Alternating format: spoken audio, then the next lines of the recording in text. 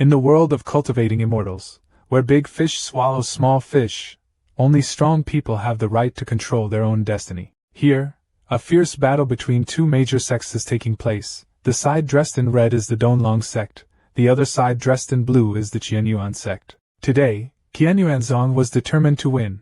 A man on Qianyuanzong's side shouted loudly, "Kill them all!" The Donlong sect's people were about to be unable to resist any longer. The Qianyuan sect would definitely win. At this time, a white-haired young man with a face full of wounds was lying unconscious on the ground. He frowned as if waking up, groaned softly, Suddenly then, he opened his eyes wide, groaned again, and as soon as he woke up, he was confused, not knowing where this was. "Speak up, where are you?" "Obviously I was in the bathroom just now." Before he could understand what happened, he was stunned by the current scene. Looking up in the air, several people were floating and divided into two factions fighting fiercely. He immediately muttered in his voice and wondered, what's going on with those people? He couldn't understand what was going on. Suddenly a pain shot through his head, making him unable to resist, but frowned and shouted, "My head hurts." His eyes dimmed, streaks of blood appeared. Immediately after that, streams of memories flooded into his head like a flash flood. The figure of a man always held out his hand to him, speaking in a voice that said, "Come here, kid." Then the image of the mother from afar bids farewell to her son and his promise to become a fairy and return. "Mother, wait for me, wait until I become a fairy and will return." Then the 1,000-step staircase to reach the Sun Mon. He used to make great efforts and determination to be able to reach the Sun Mon and whispered to himself, "Sun Mon, I must enter the Sun Mon, I want to become a fairy." Then the man standing on high looked down, spoke solemnly and said, "From today, you are disciples of Qianyuan sect. The path of cultivation is long, remember not to be lazy." The memory was like a big hammer continuously hitting his head, causing him immense pain. His eyes widened, and he sweated like an uncontrollable stream. Along with that memory was a man and two people behind him looking at him with disdain. The man raised his voice.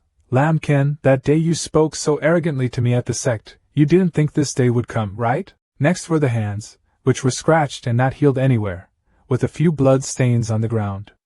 Lamken coughed continuously, coughing. While coughing, he scolded, "Damn Lai Vo Tien, you use public affairs to take private revenge." Pulling a jade pendant from Lamken's body, Lai Vo Tien's face was extremely gloating, his mouth still constantly criticizing him. "A waste like you, even if you live, will only waste the sect's resources." He ordered, "Throw him down to me." He struggled to take back the jade pendant from his hand, but it was probably all in vain. He shouted, "Give me back!" Just like that, in Lamken's sight, the silhouette of a man raised his leg high, kicked him down, and let out a taunt from his mouth, "Get down." Having been kicked out in midair, Lamken held out his scratched hand, wanting to reach out towards the ship flying in the distance. Just like that, the ship gradually flew away, disappearing behind the clouds. His breathing became more and more rapid, ha. Sweat was pouring down his face, he was breathing hard, ha. Lamken raised his hands, a panicked expression on his face, and exclaimed, "No, have I already traveled to Vietnam? I can't believe it, but it's really happening." Lamken began to deduce that, according to his original body's memories, he was just an ordinary disciple of the Qianyuan sect, injured in the Great War between the Qianyuan sect and other sects, and then abandoned by his fellow sections. Furthermore, the heirloom jade pendant was taken away. That was all he could see after that painful stream of memories ran through his head. Even though he was considered useless, he still did not forget to think about his own mission. He stroked his hand to wipe away the blood on his cheek, regaining his composure. Then continued to say, "That's not right. Now is not the time to think about that piece of jade, this is a battlefield." Fortunately, the Qianyuanzong side seems to be about to win. Small lightning bolts suddenly appeared from the air, then grew larger, making the people of the Qianyuan sect unable to understand. They were confused. What is that? Immediately afterwards, a giant bolt of lightning with great destructive power immediately crashed down. Along with that was the screams of the two men just now, "Aaa." With a bang, the ground immediately crumbled due to this destructive force. Suddenly, there was a strange lightning strike. The immortals on the Qianyuan sect side who had just turned around to look immediately became extremely frightened. One of them could not hold back his fear and shouted, "This is not good! Is host Sun Jiao Long of Don Long sect. As soon as Lamkin heard this, he immediately turned his head to look towards the source of that voice. What caught his eye was the form of a jade-green dragon with a wide mouth containing thousands of sharp teeth, and on its forehead was a unique seal that only it alone possessed. The dragon's body continued to curl in the air, the surrounding aura radiated, extremely oppressive. Standing before the huge dragon, Lamkin suddenly became extremely small. Not letting everyone wait too long, the Sun Jiao dragon began to gather an amount of lightning in its mouth. Immediately after that, the gang of Yuanzhong people directly attacked the ship's hull, causing a large hole in the ship's hull. Lamkin looked up from below. Seeing this scene, he couldn't help but sweat and stammer, "No, that's not it." There are no words that can describe the terror of that Sun Jiao dragon. Yuanzhong still holds the advantage, but with the appearance of that blue dragon, they are overwhelmed. But this is not the time to panic before the power of Sun Jiao Long. The problem now is Lamkin, how to avoid the big ship that is gradually falling below. If you don't hurry, you will be crushed as soon as it passes through. Not return. Lamkin loudly scolded, "This mouth of mine is being set up." Immediately after that, when the big ship hit the ground, a huge explosion took place, smoke and dust scattered, and it immediately burned. At this time, Lamkin was lucky enough to escape, only to be knocked to a corner by the strong wind. He felt the pain coming and cried out, "Ouch!" He placed one hand on the ground. Lying on the ground, watching the giant fire flare up fiercely, Lamkin immediately breathed a sigh of relief, admiring his luck. Phew, just a little closer. Suddenly a ringing sound rang in Lamkin's ears, making him suddenly stiffen in surprise. Huh? Immediately after that, appearing in front of Lamkin was a magical screen that was constantly flashing. Detecting that the host is in a highly dangerous situation, the universal attack system has been activated. When Lamkin saw the notification, he became even more confused and asked again, "System?" But after receiving the information, Lamkin crossed his arms and asked the system again, "Wait, what is called the law of cause and effect?" But no matter how much he called, the system still had absolutely no response.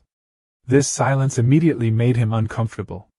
Hey, let's explain. Hello, is that there?" He was really crazy, clenched his fists in anger. His eyes were red as if they were about to burst into flames, and shouted, "Don't there even have instructions for using the product? System 3 is nothing like this." Looking up at the chaotic scene above, the people of Qianyuanzong, after having their ship destroyed, immediately ran away from the dragon's attack. They shouted in panic, "Quickly retreat, quickly retreat." They quickly retreated from this place to preserve their lives. Looking at the crowd of people in the air running away like ants, Lamkin couldn't help but curse in his heart, "Damn, some of you can fly with flying swords. But what about me?" Right at this moment, a fairy from the Don Long sect was still planning to chase and capture the enemy alive, screaming, "Don't leave out any person from the Qianyuan sect, don't let anyone survive." His eyes immediately discovered a certain teenager standing on the ground. Of course, Lamkin also realized that he had been discovered. Now he had no choice but to run away quickly, muttering, "It's gone, it's gone." Then just like that she ran away. This time, Lamkin is really done. If you don't hurry up, you'll end up dead. But suddenly, his whole body collided with something and was thrown away. He cried out, "Ah!" He had to roll several times on the ground before he could stop. Lamkin hugged his back and muttered, "It hurts." In the slowly clearing smoke, there was a sword placed on the ground. Behind him, from the crack in the wooden boat, there was a woman holding a sword in her hand, her whole body covered in blood, crouching down, looking extremely miserable, still whispering in pain. Immediately after seeing that woman, Lamkin was so frightened that he was paralyzed. Not knowing who she was, he asked, "Is there someone, a woman?" But she didn't wait for Lamkin to react and went to him, repeatedly calling out, "Good, great." The girl seemed to want to hug him, happy to see someone alive, crying out, "There is someone alive." She intended to hug Lamkin, but he quickly moved aside, avoiding that hug. Lamkin coldly stepped aside, causing her to fall to the ground. He also panicked and cursed fate.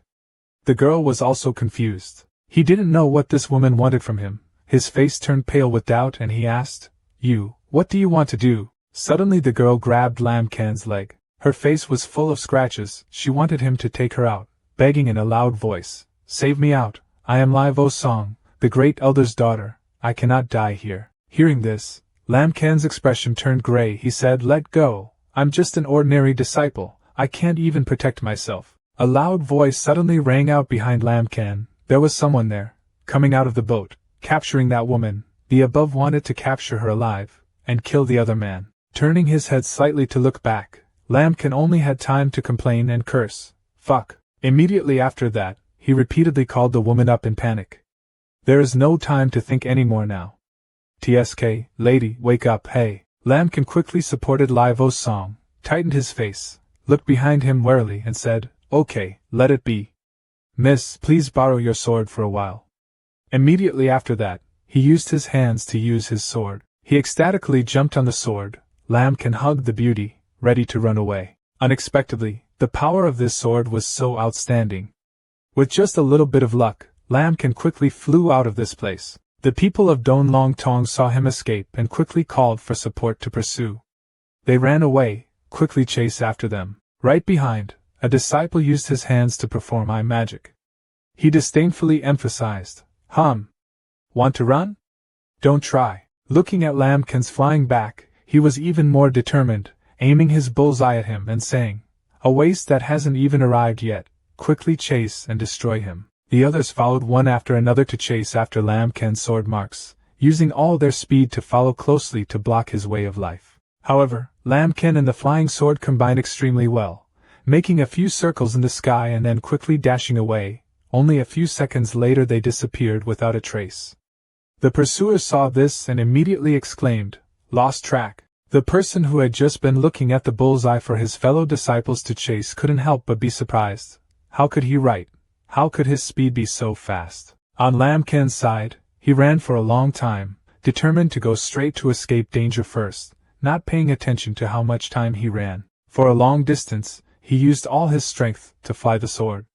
Almost all of his strength quickly decreased. Lamkan gradually felt like he couldn't continue running anymore and let out a sigh. Fearing that it was necessary, he tried activating the mode in the system, activating the 5-speed multiplier attack, immediately flying the sword to speed up his speed a bit. Lamkan's speed increased by a few points, and he couldn't help but exclaim. He didn't expect that the speed of controlling the flying sword could also trigger an explosive attack. This way, he might be able to escape. Just like that, he ran a very long distance, until he reached a canyon covered with forest. The atmosphere here was calm. Lamkan stopped, panting as if he was about to run out of breath. Looking back to check, he assured himself that he probably wouldn't chase after her anymore. Only then did the woman on his body wake up. She coughed a few times. Lamkan saw this and called out, "You are awake." Lai Vo Song felt that she had escaped a disaster. She looked around cautiously and asked, "Have we escaped? Where are you now?" Lamkan wasn't too sure about his judgment. He didn't know, but he had already flown about 7 or 80 miles away from the battlefield. Hearing that, Lai Vo Song suddenly stood up and said, "No, it's still too close. Don Long Tong has won this war and will definitely chase us, especially me." She hesitated, then suddenly softened her voice. "My whereabouts cannot be revealed." She turned her head and looked out, bewildered, and asked him, "Oh, why don't you fly anymore?" Lamkan could only stretch out the hand that was holding her, showing her that the spiritual energy in his body was weakening. He said, "My spiritual energy is not enough anymore." After that, both of them landed on the green and weedy land. It seemed like this place was quite safe to land and heal. Lai Vo Song tried to stand up on the ground, but her strength was not enough, causing her to stumble, her whole body losing gravity and about to fall. Lamkan conveniently held her and reminded her, "Be careful, she is still screaming in pain." With every touch she made on Lamkan's body, Lai Vo Song immediately felt his cultivation level. She asked in confusion, "Your cultivation level is not even at the foundation level. How could you leave me out like that? It's unbelievable." Lamkan simply answered honestly, "Well, maybe in times of danger potential explodes. What to do now? We must quickly return to the sect." Hearing the word sect, she immediately felt bored. There was a traitor in the Qianyuan sect who destroyed the flying dragon boat and poisoned me. Right now my powers are scattered and I won't be able to recover in a short time. Lamkan was also helpless to say anything. He frowned and decided there was no other way. He could only walk and see what happened. The two of them explored the current area together, temporarily not discovering anything new. Suddenly Lai Vo Song took out his bag, stopped, and said to Lamkan, Wait. He saw her pull out a magic talisman. Lamkin immediately wondered, Fu? Lai Vo Song gave it to him, she explained neatly. She could only take a risk and use spiritual power to activate it. Lamkin took the spirit talisman and asked her in question, what is this talisman? Lai Vo Song replied, the hidden talisman can block spiritual exploration to a certain extent, but it cannot stop high-level monks. He quickly burned the spirit talisman and used his energy to activate it. The system immediately updates the status, activates the attack, and hides 12 people. Lamkin could feel his luck increasing. He excitedly exclaimed, nice, this time it shouldn't be a problem. Later, the pioneer wanted to carry Lai Vo's song for a while longer, so that she could recover from her injuries. He repeated the situation for both of them to hear. Right now we're on the ground, covered by the jungle, so if we're not seen, it shouldn't be a problem. Next, which direction do we go? Lai Vo's song decided and straightforwardly pointed him in a direction, saying, to the east, there must be allies of our sect there. Lamkin immediately replied yes. Some distance away, Donlong sect's group chased here. Among them were 2 special people sent to pursue Lamkin and his allies. They searched all over the road but couldn't find any trace, so they complained, strange, a waste that hasn't even arrived yet, he couldn't have run very far, right? Where did he get so much spiritual energy? The 2 immediately discussed whether it was because of that woman or not.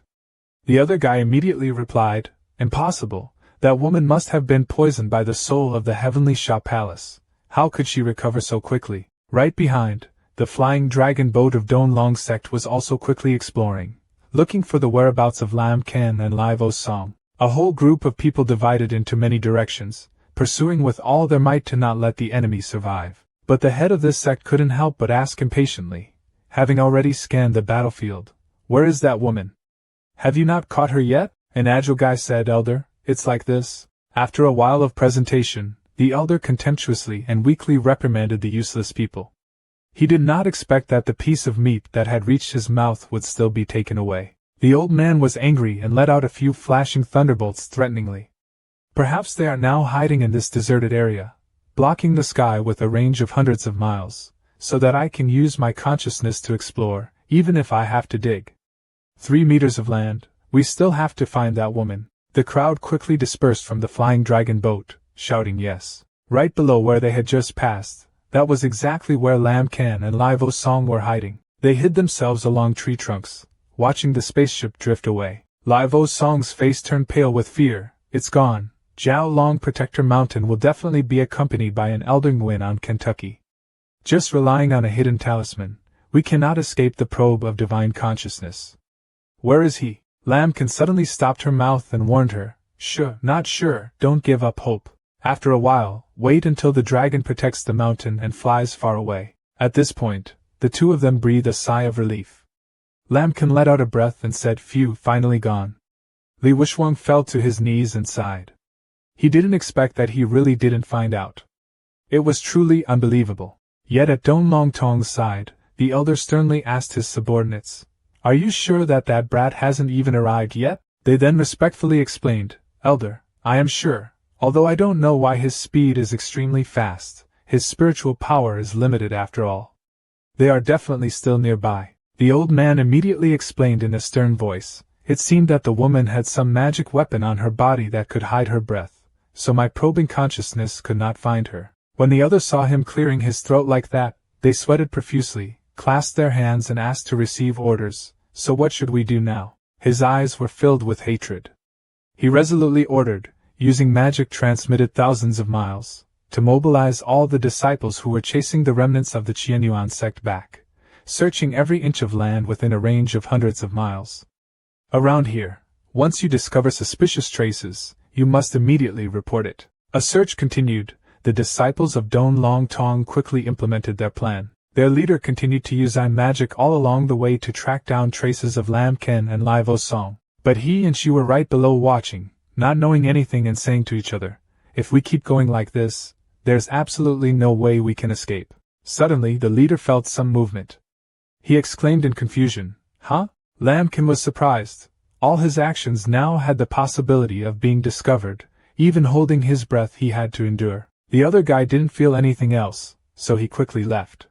He must have felt wrong. Lamkin and Lai Vo Song both looked up at the sky, waiting for the right opportunity to escape. Realizing the possibility of the situation, Lai Vo Song immediately shouted, "Quick, let's take advantage of this moment." She tried to run away, but Lamkin naturally grabbed her hand and said, "Wait a minute." Next, he covered Lai Vo Song's mouth with his hand, reminding her not to move. A moment later, a figure from the Donlong sect flew past, fortunately not seeing them below him. At this time, Lamkin let go of Lai Vo Song's hand.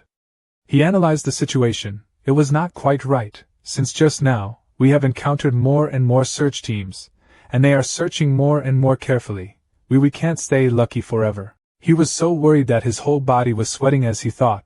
The worst thing is that the multiple magnification of violent attacks is completely random, activating with such high frequency.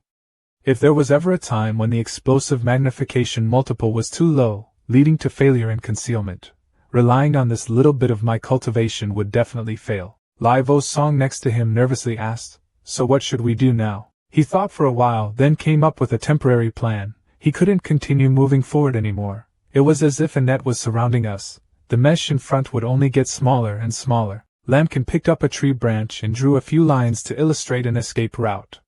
We see that this search direction comes from the front. The basic direction map was drawn. She pointed and said they also knew we were planning to run to the east, and would definitely set up a net there, so we went in the opposite direction and ran to the west. The two immediately acted according to their plan. They still encountered a few disciples of Donlong sect lurking in the west, but thanks to the spirit talisman, the two of them were not discovered. Lamkin frowned and thought to himself, although in the opposite direction, the search density was indeed much smaller, but he did not expect that this place would be guarded.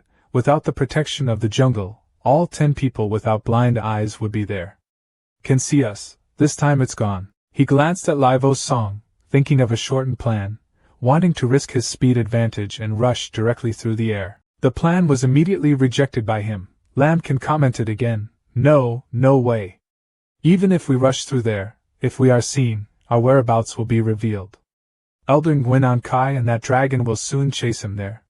By then, the situation will be worse than not breaking through the siege. Lai Vo Song saw that he was silently probing without saying anything. She absent-mindedly asked softly, "What should we do now? Do we have to take a detour?" Lamkin immediately replied, "It's too late. The search circle is getting smaller and smaller, so we can only be surrounded to death. Only by thinking of a way to use the fastest speed to eliminate him will we have any hope of breaking through." She looked at the person from the Donlong sect flying in the sky and felt extremely worried. But that person was in the bamboo stage, and with your strength you simply couldn't resist. Lamkin endured. He closed his eyes and said, "There is no way. I can only take one risk." Suddenly he grabbed the hem of Lai Vo Song's dress and pulled out a torn piece of fabric, causing her to suddenly cry out. Next, he stretched that piece of fabric, put Lai Vo Song on his back, wrapped the rope through both of them many times, making sure she wouldn't slip off his back.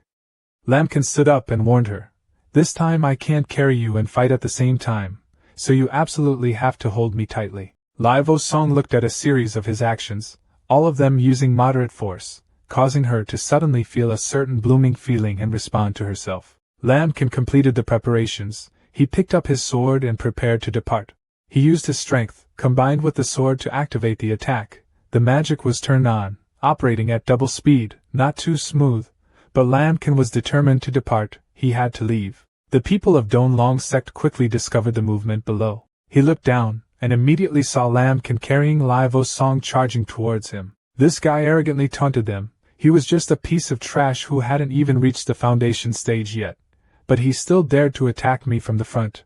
Who gave you that courage? After saying that, he jumped down and mocked loudly, not knowing how to measure himself. The disciple rushed down to Lamkin, fought with him, and unleashed a powerful sword strike. He quickly raised his sword to block the slash. Lamkin blocked this blow, and at the same time, his luck activated the attack. The force tripled. His strength increased a bit. He cried out with determination, pushing his force towards the opponent. That guy didn't expect Lamkin to burst out with such extraordinary power. He tensed his face and shouted, "This power, how can it be possible with just a small refining weapon?" 1 second without defense, he was defeated by Lamkin. He took a divine kick, launching him into the air. From that guy's spiritual energy, Lamkin absorbed it into his body, triggering a 10-person harvest attack, stealing valuable things from him. In Lamkin's hand at this moment was a small bag of items. He looked at it and thought, searching the body and still being able to trigger a violent attack, moreover, 10 times, how lucky. He gave it to Lai Wushwang and said, "It won't be long before the enemy discovers that he's dead, so help me see what's in here." She quickly opened it, looked inside for a while and then listed. There were only a few spirit stones. There was also a missing air condenser pill and suddenly she stopped, looked a little more and said, "Oh, this name is still there. A few pills of fusion pills and return to origin pills?" Lamkin asked her curiously. "Are these two things very valuable?" Lai Vo Song immediately replied, "It's normal. But for a young man, his fortune is really great.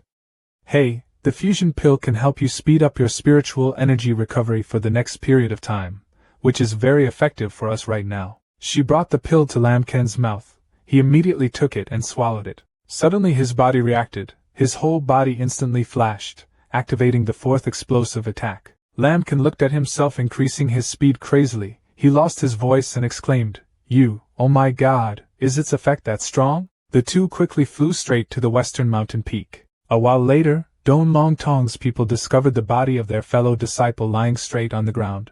Looking at him frozen in a state of tense expression, his fellow disciples judged that from the traces left behind, this disciple must have intended to directly deal with that person, but unexpectedly he was killed instead.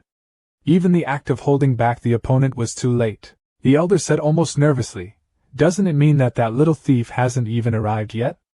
Are our Don Long sect disciples all careless people? It's just a small refining tool. 5 times 7 times unexpected incidents appear. How much energy do you have to waste, old man, of the sect?" When the disciples heard that, they were so scared that their faces turned purple. The elder's murderous aura flared up, his eyes shot out with evil eyes, threatening them, forcing them to capture that woman, not sparing any cost. "All disciples, go into the mountains to search for me.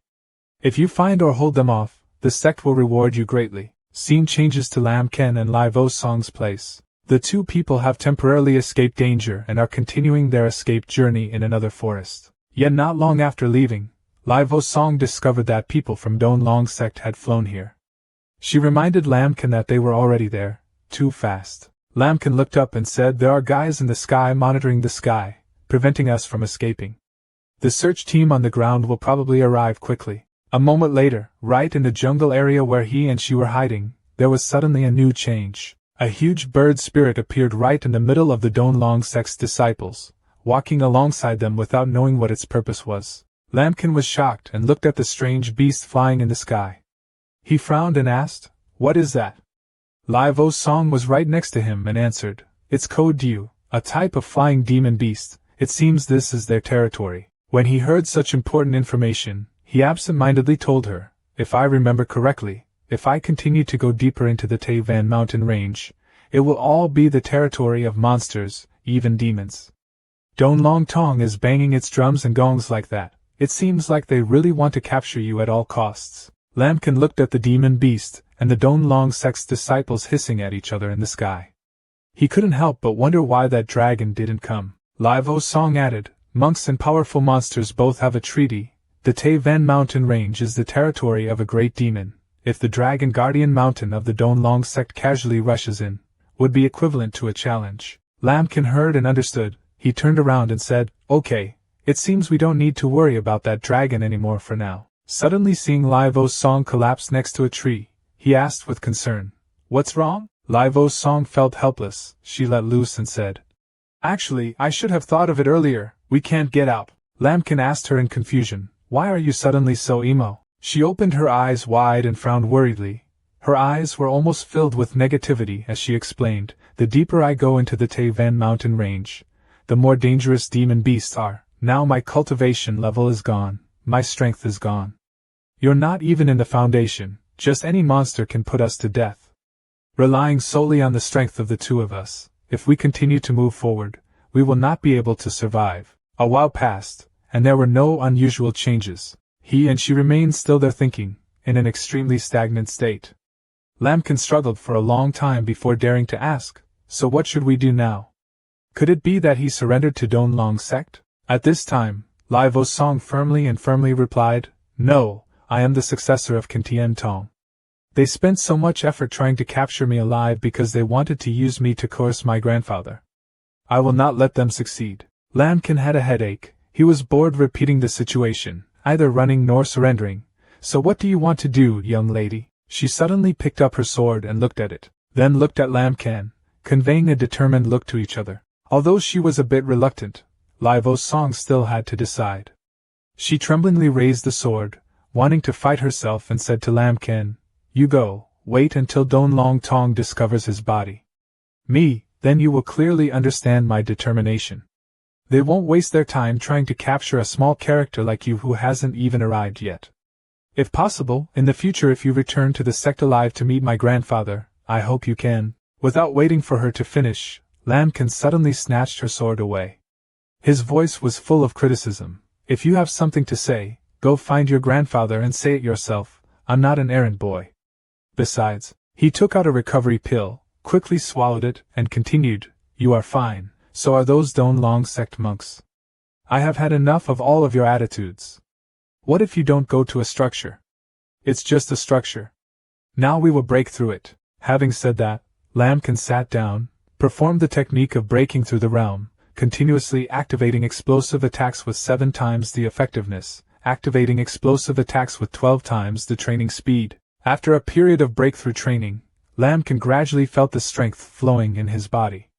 He thought to himself, indeed, no matter what he does, he can trigger a violent attack, even if it's cultivation. He continued to think thoughtfully. His effectiveness increased many times. His cultivation speed was also improved more than 10 times. Put together, his cultivation speed would be dozens of times faster than others. He swallowed another pill, and at the same time activated the attack 5 times more effective. Livo's Song suddenly became alert. She straightened her face and reminded him, "You are crazy." But he ignored her words and activated the explosive attack, increasing his training speed 9 times.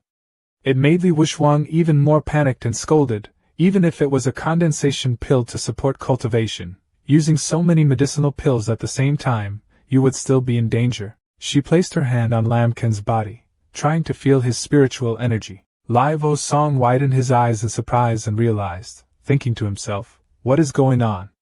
His spiritual energy is rapidly accumulating as if a bottomless cave is constantly absorbing spiritual energy. She vaguely thought, it's impossible. No matter how good her talent is, she can't have such a cultivation speed. If this continues, he will immediately. After a while, Lambkin opened his eyes in shock, frantically feeling the abundant source of spiritual energy being absorbed. He looked at his hands filled with blood and spiritual energy. His intuition told him, he muttered, "Am I considered to have successfully broken through the structure?"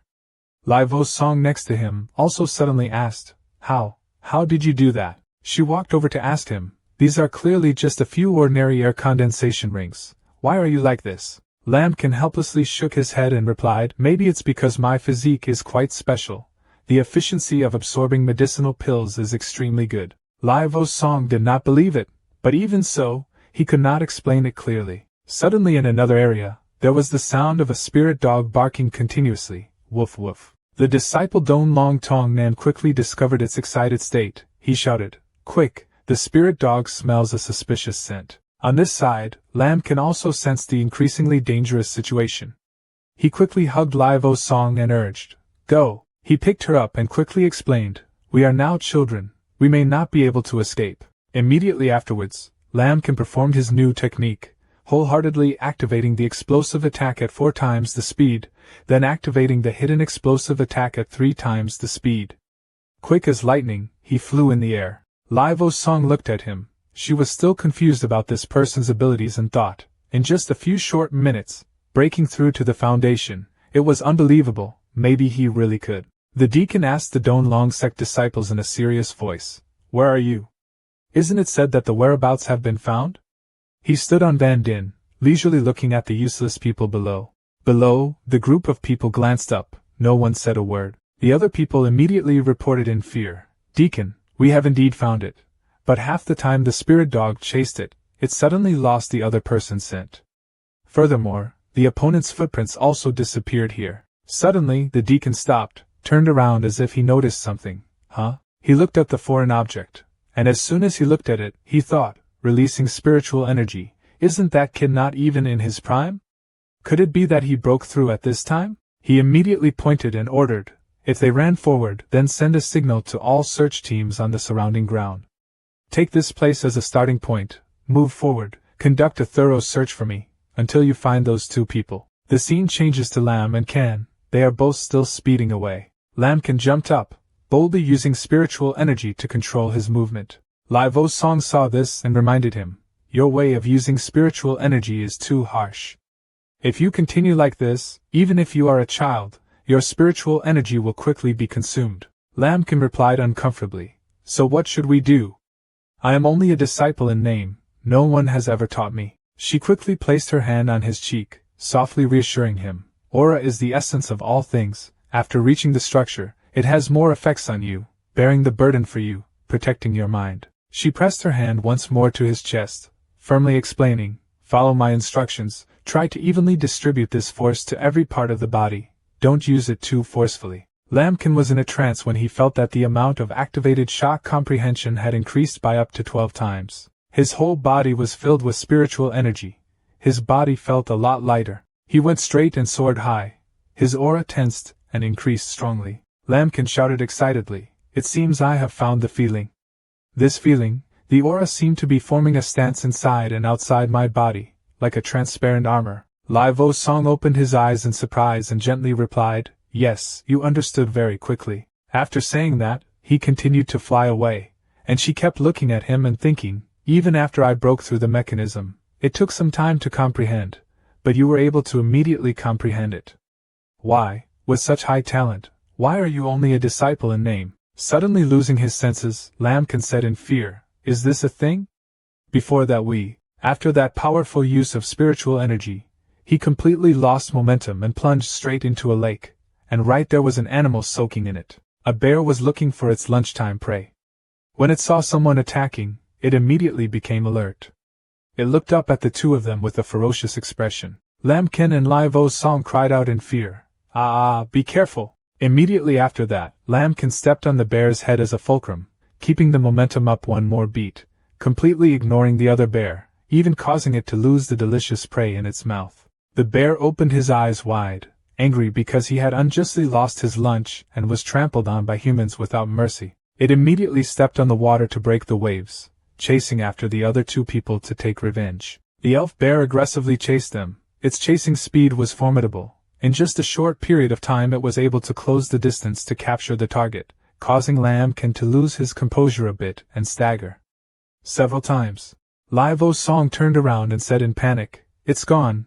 This monster has reached the level of demon soldier cultivation, equivalent to a human monk. Lamkin also realized this. He stiffened his face, turned his eyes to look at the achievements caused by that demon beast and thought in fear, it's over, the disturbance this beast has caused is too great. A fierce sound rang out, creating an aftershock that attracted the attention of the Donlong sect people. They shouted, huh? The disciple realized the situation and immediately called out to his fellow disciples. There was a monster there that was startled.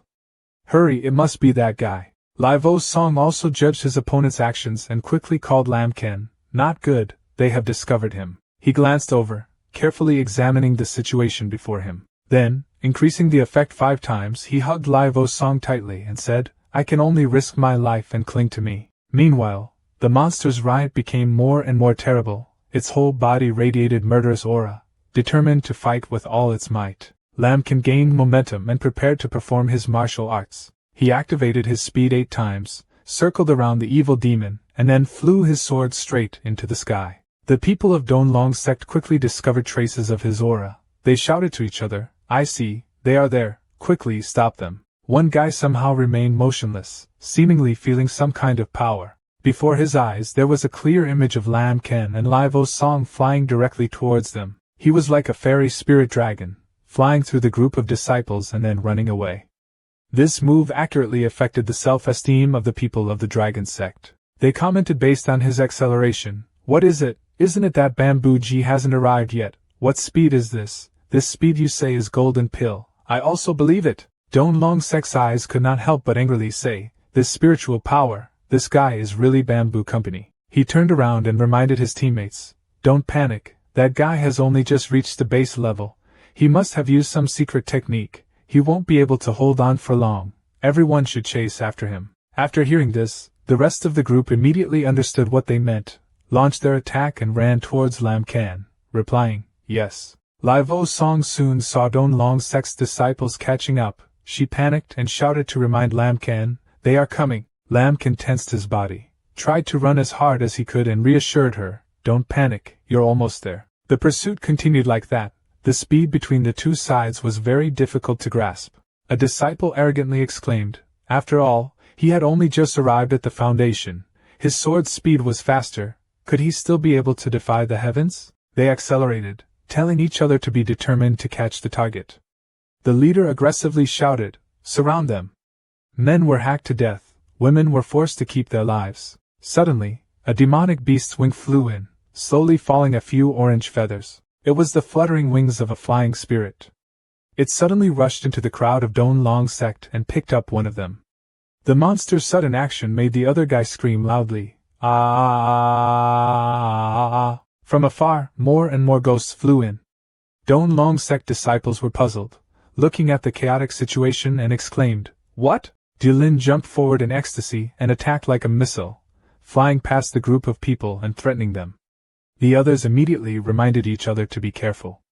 Some people even cursed at Dong, that animal with hairy hair is hateful. Realizing that the situation was not good, the Don Long Sect disciple called out, it's gone, around here is Code Diu's lair. And right behind Lam Can, there was also a bird's spirit aiming its claws. He frowned, sensing the monster's attack. Immediately, Lam Can activated his attack, dodged 3 times, and cried out with difficulty, aha!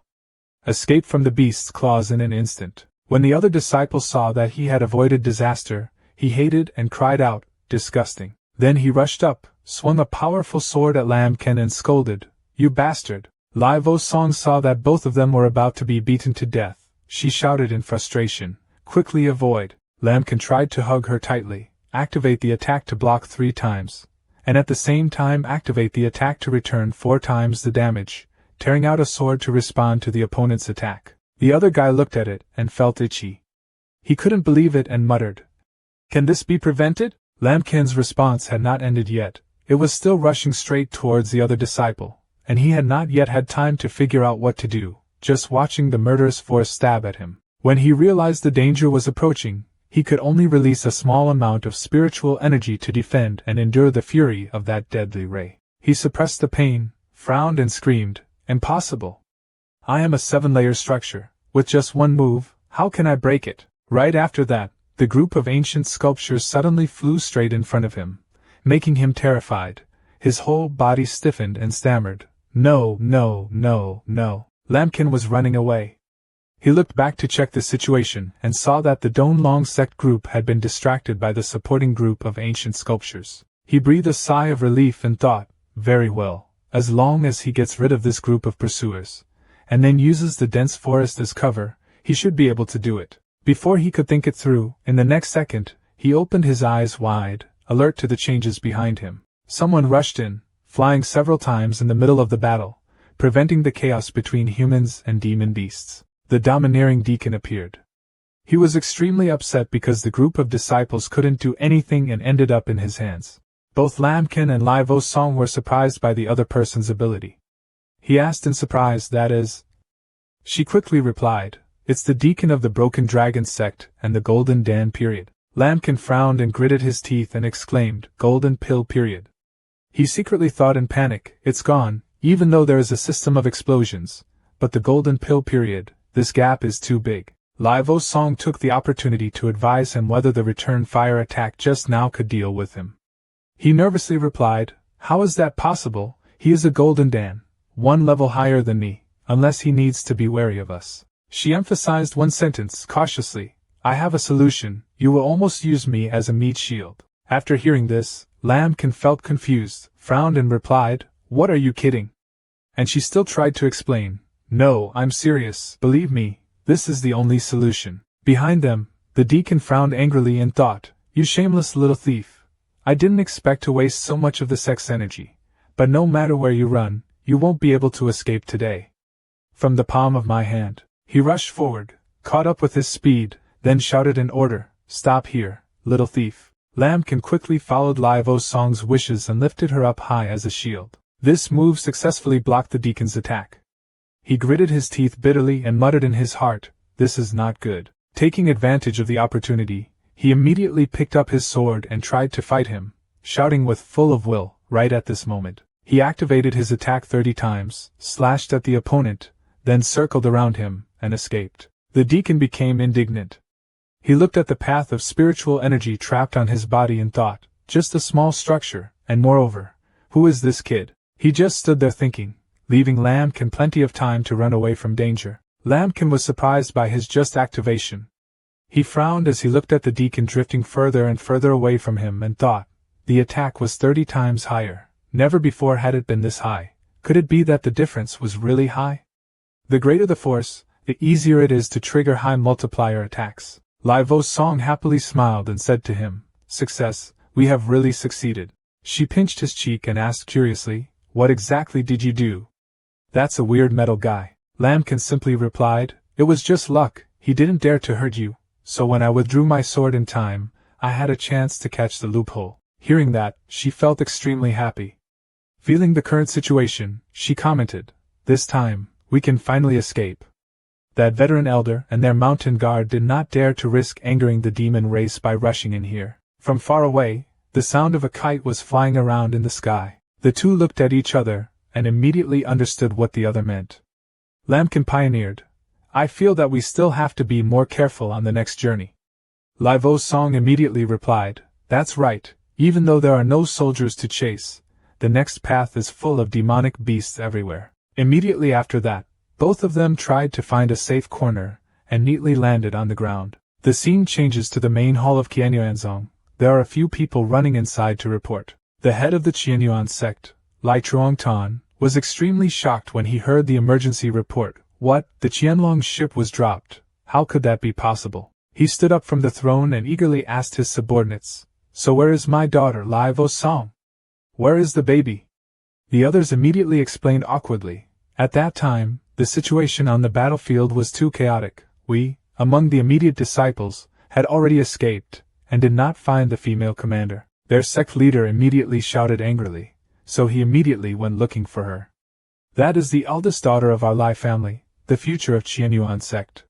No matter how many people we have to mobilize, we must find it. If you were captured by the dragon sect, then kill her and save her." The junior brother saw Lai Truongtan so emotional and immediately went to advise him, "Big brother, calm down first." Lai Truongchi honestly said that currently the Donlong sect has not taken Song Mi out to threaten our sect, which means they have not yet captured her. Perhaps some disciple in the sect had already led her out. Seeing that, Lai Truongtan also calmed down. He breathed a sigh of relief and replied, "What you say makes sense. Immediately mobilize the elite disciples in the sect, set up a search and rescue team, and will not hesitate at any cost. I must find my daughter." Lai Truongchi accepts the above orders and leaves this matter to you. "Big brother, I will definitely find Song Mi." Lai Truongtan patted his shoulder and advised, "Since the sect master ascended, our sect has constantly had problems. Right now, even my father is injured and has no choice but to go into seclusion. Only by leaving this matter to you can I rest assured." The younger brother quickly replied to him, "Now I will go arrange people." Having finished speaking, Lai Truongchi turned around and left, a mysterious smile on his lips as if he was planning something. The scene changes to a large residential area. This place is covered with a bustling atmosphere, bustling with people. In the town, the market was bustling, people were selling goods, giant horn skins were here, premium materials to make leather armor, first come, first served. Then another person announced that the Qi gathering pill had just come out of the oven, 3 spirit stones per piece, 10 spirit stones 3 pieces. All the way to the castle, Lambkin and Lai Vo Song remained silent, listening to the busy business, sometimes even hearing new news such as, John Nam Van Van Tong closed, John Nam Van Van Tong closed. Then, the bastard sect master owed hundreds of thousands of spirit stones, so he took his little ant and ran away. Some traders still sadly complained, "We are at a loss, cold iron weapons with original prices of more than 3,000. More than 2,000, more than 1,000, are now only worth 500. Hearing that, Lambkin also laughed and thought, "Damn, wandering around the Taivan mountain range for a week, all along the way having to rely on his hidden explosive attacks to avoid countless demonic beasts. Now it's finally over.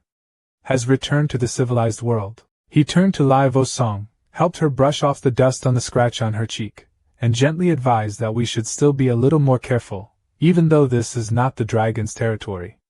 Cardboard, but perhaps there will be eyes and ears of the enemy. She quickly answered him, let's go see if we can buy the antidote pill first, then explore the sex news and then move on. Having said that, the two walked a little further, then stopped by a shop to look at things. The shop owner quickly ran out to say hello. Do you two want to buy anything? But after only saying a few words, he immediately covered his nose with his hands, his eyes blankly asking, oh my God, what is this smell? The two immediately looked at each other. Lambkin didn't feel anything strange, so he asked, what's wrong? Lai Vo Song blushed and shyly explained, maybe we've been in the mountains for so long, so we've gotten used to it. The owner of the restaurant criticized him and chased away the customers. Go away, go away. You rotten beggar, get out.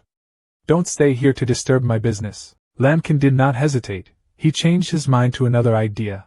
It seems we can only go to the guest station to rent a room and take a shower first. A while of searching passed, and the two of them finally found a suitable passenger station. Lambkin took out the spiritual stone he stole and happily thought that the disciples of the Don Long sect contributed some spiritual stones. A little saving would probably be enough. Next, he continued to think, he needed to bring that young lady to safety at the sect. The Qianlong sect would definitely reward him. At that time, he could rely on this reward money to buy a bunch of medicinal pills. The more he thought about it, the more excited he became. Imagining the time when he would make a breakthrough in his cultivation, Lambkin couldn't help but put on a smug face and think, there is a system here. I just need to find a place where no one will disturb me, and practice with all my heart, which is very important. Soon we will be able to set foot on Kimdan, towards Dingguinan. Finally we will reach the transformation god, step into Lian Hu, reach the pinnacle of life, marry Bak Fu Mai. He went up to their room and slowly pushed the door open. In front of her, she saw Lai Vo Song coming out of the shower, wiping the remaining drops of water from her hair, breathing out a comfortable breath and saying, phew, I finally feel more comfortable. Lambkin looked at her stupidly. Suddenly a violent shock was activated in his body. The vibration increased 3 times. She saw him just standing there looking at her and couldn't help but wonder, what's wrong with you? He immediately pretended to clear his throat and replied, cough cough, I'm thinking about how we should return to the sect next. Subconsciously he thought, when he was in the mountains, he was always busy running away. He really didn't expect that this girl would look so beautiful after taking a bath. Li Wuxuang immediately took the opportunity to continue his words. He should still think about how to detoxify me first. I have the golden pill cultivation level. As long as I can recover, if I encounter danger in the future, I won't be unable to do anything. Immediately after that, she picked up her sword and gave instructions. Let's go. First go to the treasure gathering just now. In such a small place, only they are likely to have the antidote. Lambkin immediately told the situation of both of you at this time, but your current appearance is attracting a lot of attention, so you should disguise yourself first. Lai Vo Song picked up a small silk scarf. She put on a silk scarf to cover half of her face and gracefully asked Lambkin, how about this? He unconsciously took a few steps away from her, holding his head in disapproval, feeling that it would be safer to apply a little more dust. Lai Vo Song's hands are like a fairy. He just redecorated his beauty. How can he bear to stain it again? She blushed and shouted angrily, no way. So he had to please the woman again, and they both returned to Qishan City and headed to the market to chat. They went back to where the seller was. The other person saw them and shouted, why are you again? Didn't I tell you to go away? Do not. He hesitated for a few seconds, looking at the beauty in front of him that was no longer as stinky as before, now extremely beautiful, and could only say one more word before falling completely silent. Lai Vo Song raised his eyebrows and asked him, don't what? The shop owner immediately changed his expression and cheerfully welcomed the two people. He said, ha ha ha, you two guests, don't compare calculations with this villain. Come on, please come inside. Our treasure house has all kinds of strange treasures, guaranteed to satisfy you. She walked up a few steps, turned and said to the shop owner, if that's the case, then take me to see the best antidote medicine in your shop. The other person quickly replied, okay. After that, he asked again, But he didn't know what poison the two of them wanted to cure, specifically what poison it was. Lai Vo's song was about to say, "I want to." But before I could finish my sentence, Lambkin suddenly interrupted and said on my behalf, "Just before that, I was injured by an unknown monster while in Taivan Mountain. I don't know exactly what kind of poison it was. You just need to bring out all the detoxifying pills." The shop owner immediately welcomed and replied, "Okay, then do as you two say." Having said that, he led two people inside to take a look. A few minutes later, Lambkin and Lai Vo's song stood thoughtfully looking at a pile of antidote pills of all kinds of colors. He saw her holding up a round of various kinds of things, and curiously approached her and asked, "So, is there anything that can be used?" She immediately considered the overall assessment. No, these were all low-level detoxification pills, completely ineffective against the type of poison I was exposed to. Lambkin immediately turned to ask the shop owner, "Boss, is this all the goods you have?" He said liberally, "Oh my, you two, after all Chishan City is just a remote place, these are already my best items." Hearing that, he replied, "Okay." He looked at the table containing the medicinal pills for a while, then suddenly noticed a detail. "Wait, what if these medicinal ingredients cooperate with my attack system? Not sure if it doesn't work." Lambkin took a few necessary items, then threw them to the shop owner to pay and said, "Well then, let's take these pills and this book." After paying, the two left. The shop owner just stayed, saying goodbye to them with a simple sentence, "You two go leisurely." The two of them returned to the main street of the market to practice. Along the way, Lai Vo's song reminded Lambkin, "These medicinal pills have no effect on me, it's useless for you to buy them." He immediately responded to her words without hesitation, "Not sure." Then he stepped forward and gently took off her veil, softly telling her, "Don't move yet, just trust me, let me feed you a try." Then, he suddenly put a medicinal pill into Lai Vo's song's mouth. She half grabbed it and grumbled, "Haven't I told you that this low-grade medicinal pill is impossible at all?" Even though he heard her complain like that, Lambkin still firmly urged her to swallow the pill. That down, because she was pushed too hastily. After swallowing, she immediately felt uncomfortable, coughed a few times and also tried to scold Lambkin, "Cough, cough, cough, cough, you." Lambkin supported her shoulder with one hand and gently held her hand with the other hand to help her regain her peace of mind. She was still very uncomfortable and kept scolding her. "This guy, after all, are you listening to me? Also, leave me alone." He was determined not to let go, and told her with a serious face, "No, we have to wait until the medicinal properties begin." Immediately after that, Lai Vo's song received a powerful trigger. The detoxification effect increased 6 times. Lambkin felt the aura change on her body and immediately exclaimed, "Huh?" Then Lai Vo's song and Lambkin just stood still for a while. Either of them said a word to each other, making her a little uneasy. This guy, clearly from before, why did he suddenly take the opportunity to disrespect me like that? Suddenly Lai Vo's song felt her hand heat up. She quickly raised it to look and saw a part of her power vaguely emitting a bit of aura. She exclaimed in bewilderment, "What's going on? Has the poison been partially cured? Has my cultivation level been restored to chi refining?" She quickly picked up the medicinal pill that Lambkin was still holding from just now, feeling extremely frustrated and confused. How could that be possible? It was clearly just the lowest level antidote pill. She tried swallowing another pill, but this time there was no special reaction like before. She said incredulously, "Strange, why didn't it have any effect this time? Obviously the same type of medicinal pill." She looked at Lambkin with a suspicious face, vaguely guessing, could it be that only he let her use it would be effective? What strange principle is this? Thinking about it, she suddenly walked up to him, shyly saying yes or no, you. Afraid that he wouldn't understand what she meant, she proactively grabbed his hand and insisted on asking clearly, "What exactly were you doing just now? What kind of secret magic is this?" Lambkin looked bewildered and quickly explained, "What? How can you do it? I don't know anything." Lai Vo's song didn't believe it. She gritted her teeth and tried to be bold. "You're good, you forced me." Immediately after that, she immediately stepped forward and grabbed Lambkin's hand holding the medicinal pill, quickly bringing it closer to her. She brought his hand close to her face, at the same time opened her mouth, which was holding a medicinal pill inside, and said, "Can I continue like this just now?" Lambkin was surprised by her extreme action. The source that triggered the shock attack suddenly increased 8 times. His whole face turned red. His blood was not flowing properly, But he suddenly thought, cough cough, no way, this damn girl is really asking for her life. However, he still accepted to give her a step, let go and let the remaining pills fall into her mouth. His face showed a grumpy look and said, okay, no more teasing, quickly take the medicine. The pills that Lambkin fed to Live-O's song quickly increased the detoxifying effect by 5 times. She swallowed each pill one by one, slowly absorbing and adjusting her blood. Feeling that her spiritual energy had recovered significantly, Live-O's song exclaimed in surprise, sure enough, it was unbelievable, quickly, continue, she still wanted to eat more pills. Praying for her wish, Lambkin later followed her wishes and gave her a lot of medicinal pills. After eating too much, Live-O's song quickly ran to a corner to retch. She coughed to blame herself. No, she really couldn't swallow anymore, and it seemed like no matter what. Besides, it can only restore me to the point of refining my chi. In the other corner, Lambkin was concentrating on reading the complete Lin's secret medicinal pill.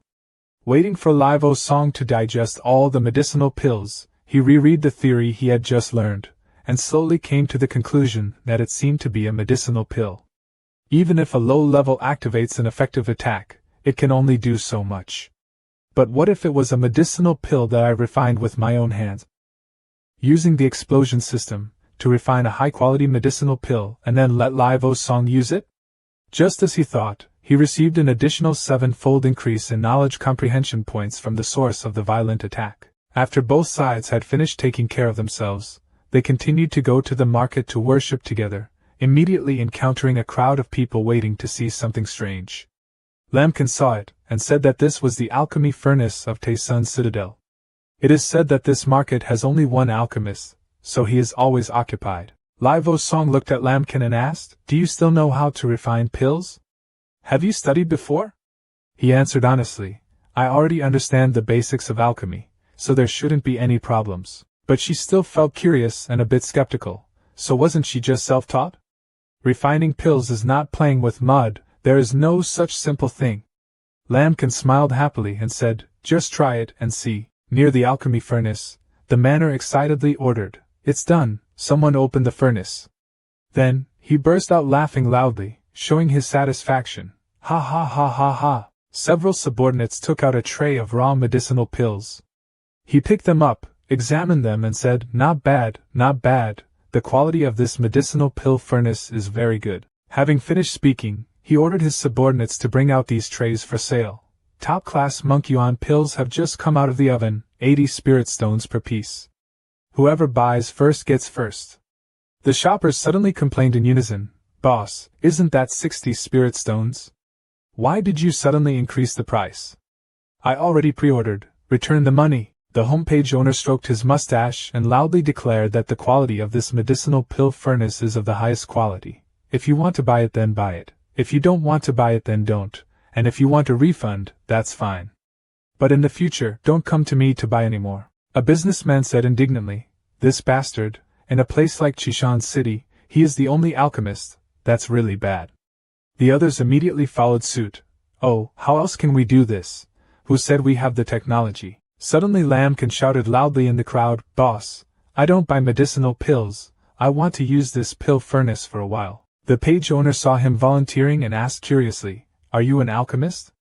Then he was a bit thoughtful. What was going on? Could it be that someone from Chishan City came from the same profession, wanting to steal his business? Lambkin frankly said, no, I just want to try it out. Isn't this furnace usable by everyone? Can I let you and your customers disperse for a while? Yet he had a cunning smile on his lips. It's not impossible, but everything has to come before and after. Lending it to you would cause me to miss out on my business. How about this? 500 spirit stones, I'll lend you an hour, how about it? Before Lambkin could say anything, Live-O's song angrily interrupted and scolded the home page. What are you kidding? This furnace was originally shared, so why did I have to give you so much money? The owner wouldn't accept losing to a girl. He also cleared his throat and shouted, there's a first, there's a later. If you want to rent, then rent. If you can't rent, then get out. If you bother me doing business again, I'll call law enforcement. That team. The other merchants could not stand his selfishness and greed and immediately protested. What are you doing? Since when did this furnace become yours? That's right. Why don't you give it to him? Use it. I can clearly see that you are afraid of someone else taking away your business. Okay, let's call the law enforcement team here and see who is reasonable. The page owner saw that group of people were all on the same side opposing him and was so angry that he couldn't speak. He thought to himself, a bunch of poor ghosts, dare to offend me today. In the future I will continue to raise the price to let you know. Face. A moment later, the law enforcement team arrived to handle the situation. They went in a large group to the alchemy furnace. The captain at the head of the squad looked at Lambkin and pioneered. I already know everything. I ask you, do you know how to refine pills? Lambkin then only answered briefly. He must know. Immediately after that, Captain No turned to the site owner and ordered him to use the furnace. He refused to explain immediately, but that would cause us to miss out on business. If he doesn't know at all, then I want him to compensate. He smiled complacently with the sinister thought in his mind. This kid didn't have any alchemy on his body. Maybe he wasn't even a newbie. He needed to scrape some of his money later. Captain No saw that the site owner's suggestion was not a problem, so he turned to ask Lambkin. His request was reasonable. Do you have any comments? He immediately replied, no. He went straight to the alchemy furnace, secretly hoping, system, you have to help me this time. Lambkin picked up the alchemy book, put the ingredients into the furnace and muttered, the ingredients for the detoxification pill have been collected enough. The next thing is to control the spirit fire. The people present at the alchemy furnace area were all attentively watching the results. The owner of the page looked at Lambkin's slow work and then criticized. This kid still has to follow the book. He is really a newbie.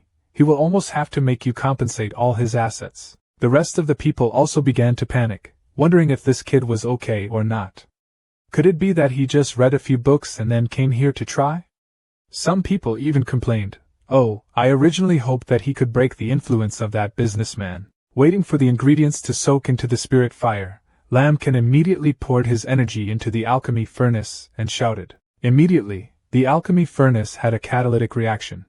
He looked straight into the furnace and was excited to receive a 7-fold increase in the explosive power of the alchemy furnace. Sure enough, even if it's alchemy, I can still activate the explosive effect. The subordinates next to the page owner saw this and immediately asked him quietly, this guy seems to be very capable. He stared at the quintessential pills that were gradually revealing their shape, glowing a striking yellow color. Even though he was a little nervous, he still disdainfully replied, just pretending. It's not that easy to refine medicinal pills, just wait and see. It will definitely be a waste pill furnace soon. After a while, the alchemy furnace suddenly moved and shook continuously. Lambkin raised his hand to wipe his sweat and said, it's done.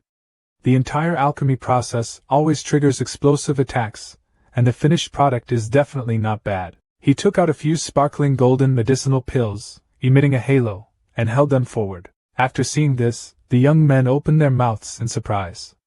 This was a top-grade basic detoxification pill. It had been refined using the most basic herbs.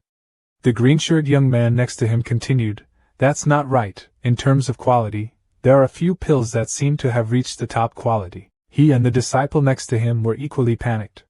The main page stammered, how is this possible? It's not mystical at all. It's obvious that this kid is clumsy with his hands and feet. How can he rely on that? The disciple was also confused and asked again, leader, even if it's a basic, top-grade medicinal pill, it's very difficult for even you to refine, right? He walked towards the young men, pointed and said, it's just luck. Then he said to Lambkin, hey kid, if you're done using it, quickly return this alchemy furnace to me, I still have to. Before he could finish speaking, the group of young men were already in a commotion. Regardless of what he said, they held the spirit stone and brought it towards Lambkin and said, do you sell this top-grade antidote pill? Price is negotiable, sell me one. The guy behind chimed in, I'm fine with top quality, boss, name the price. The other guy said, I want it too. Lambkin saw this scene and couldn't help but smile. He thought in his head that at the right time, except for the pills given to Lai Vo Song, the rest could be sold to make money, and then buy raw materials to refine a new pill furnace. He didn't hesitate any longer, happily flipped through the pages of the book and spoke up. This time he had experience in alchemy. Perhaps he could try a more advanced medicinal pill. Very soon, the alchemy furnace shook violently again, activating the alchemy explosion technique 25 times more. Lambkin looked up and muttered, The explosion multiplier is too high, the effect this time seems to be very great. As soon as they saw Lambkin come forward carrying a tray of sparkling medicinal pills, everyone immediately buzzed. This is a top-class monk's pill, is it successful? Doesn't this type of medicine only have a small chance of success? Could this kid be an alchemist from some sect? The three young men raised their hands to set up the auction table. If they missed it, they would be gone. Boss, how to sell? You named the price. I bid 200 spirit stones, I bid 250. Lambkin quickly spoke up to relieve everyone's excitement.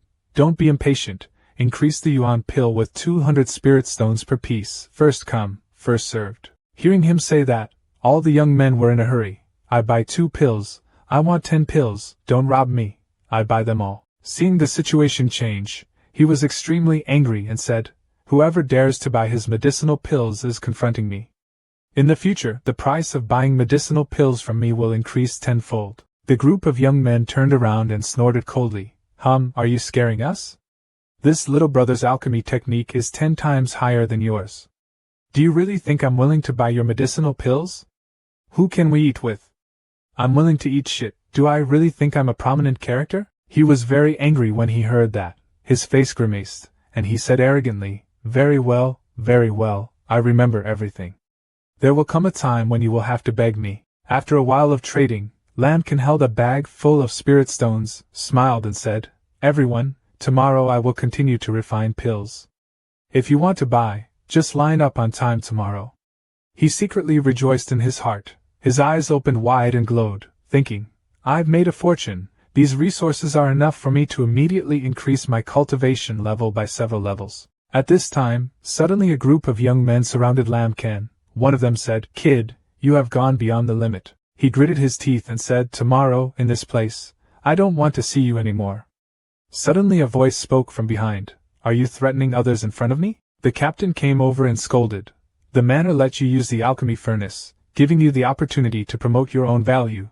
Do you really consider yourself a big person? When he saw it, he immediately changed his attitude and went to explain, Captain, no, it's all a misunderstanding. I mean, tomorrow I will leave room for this little brother. The captain's face was tense, and he shouted loudly, if you let me see you relying on your power to bully people, I will let you taste the taste of torture. Fuck off. Being relieved, Lambkin immediately turned around and smiled, thanking his seniors. Responding to his words, Captain No said, no need to be polite. I wonder if this little brother is interested in staying at our alchemy market. The treatment can be negotiated. Lambkin politely answered him, but it was not impossible to think. Captain No was also very interested when he heard that.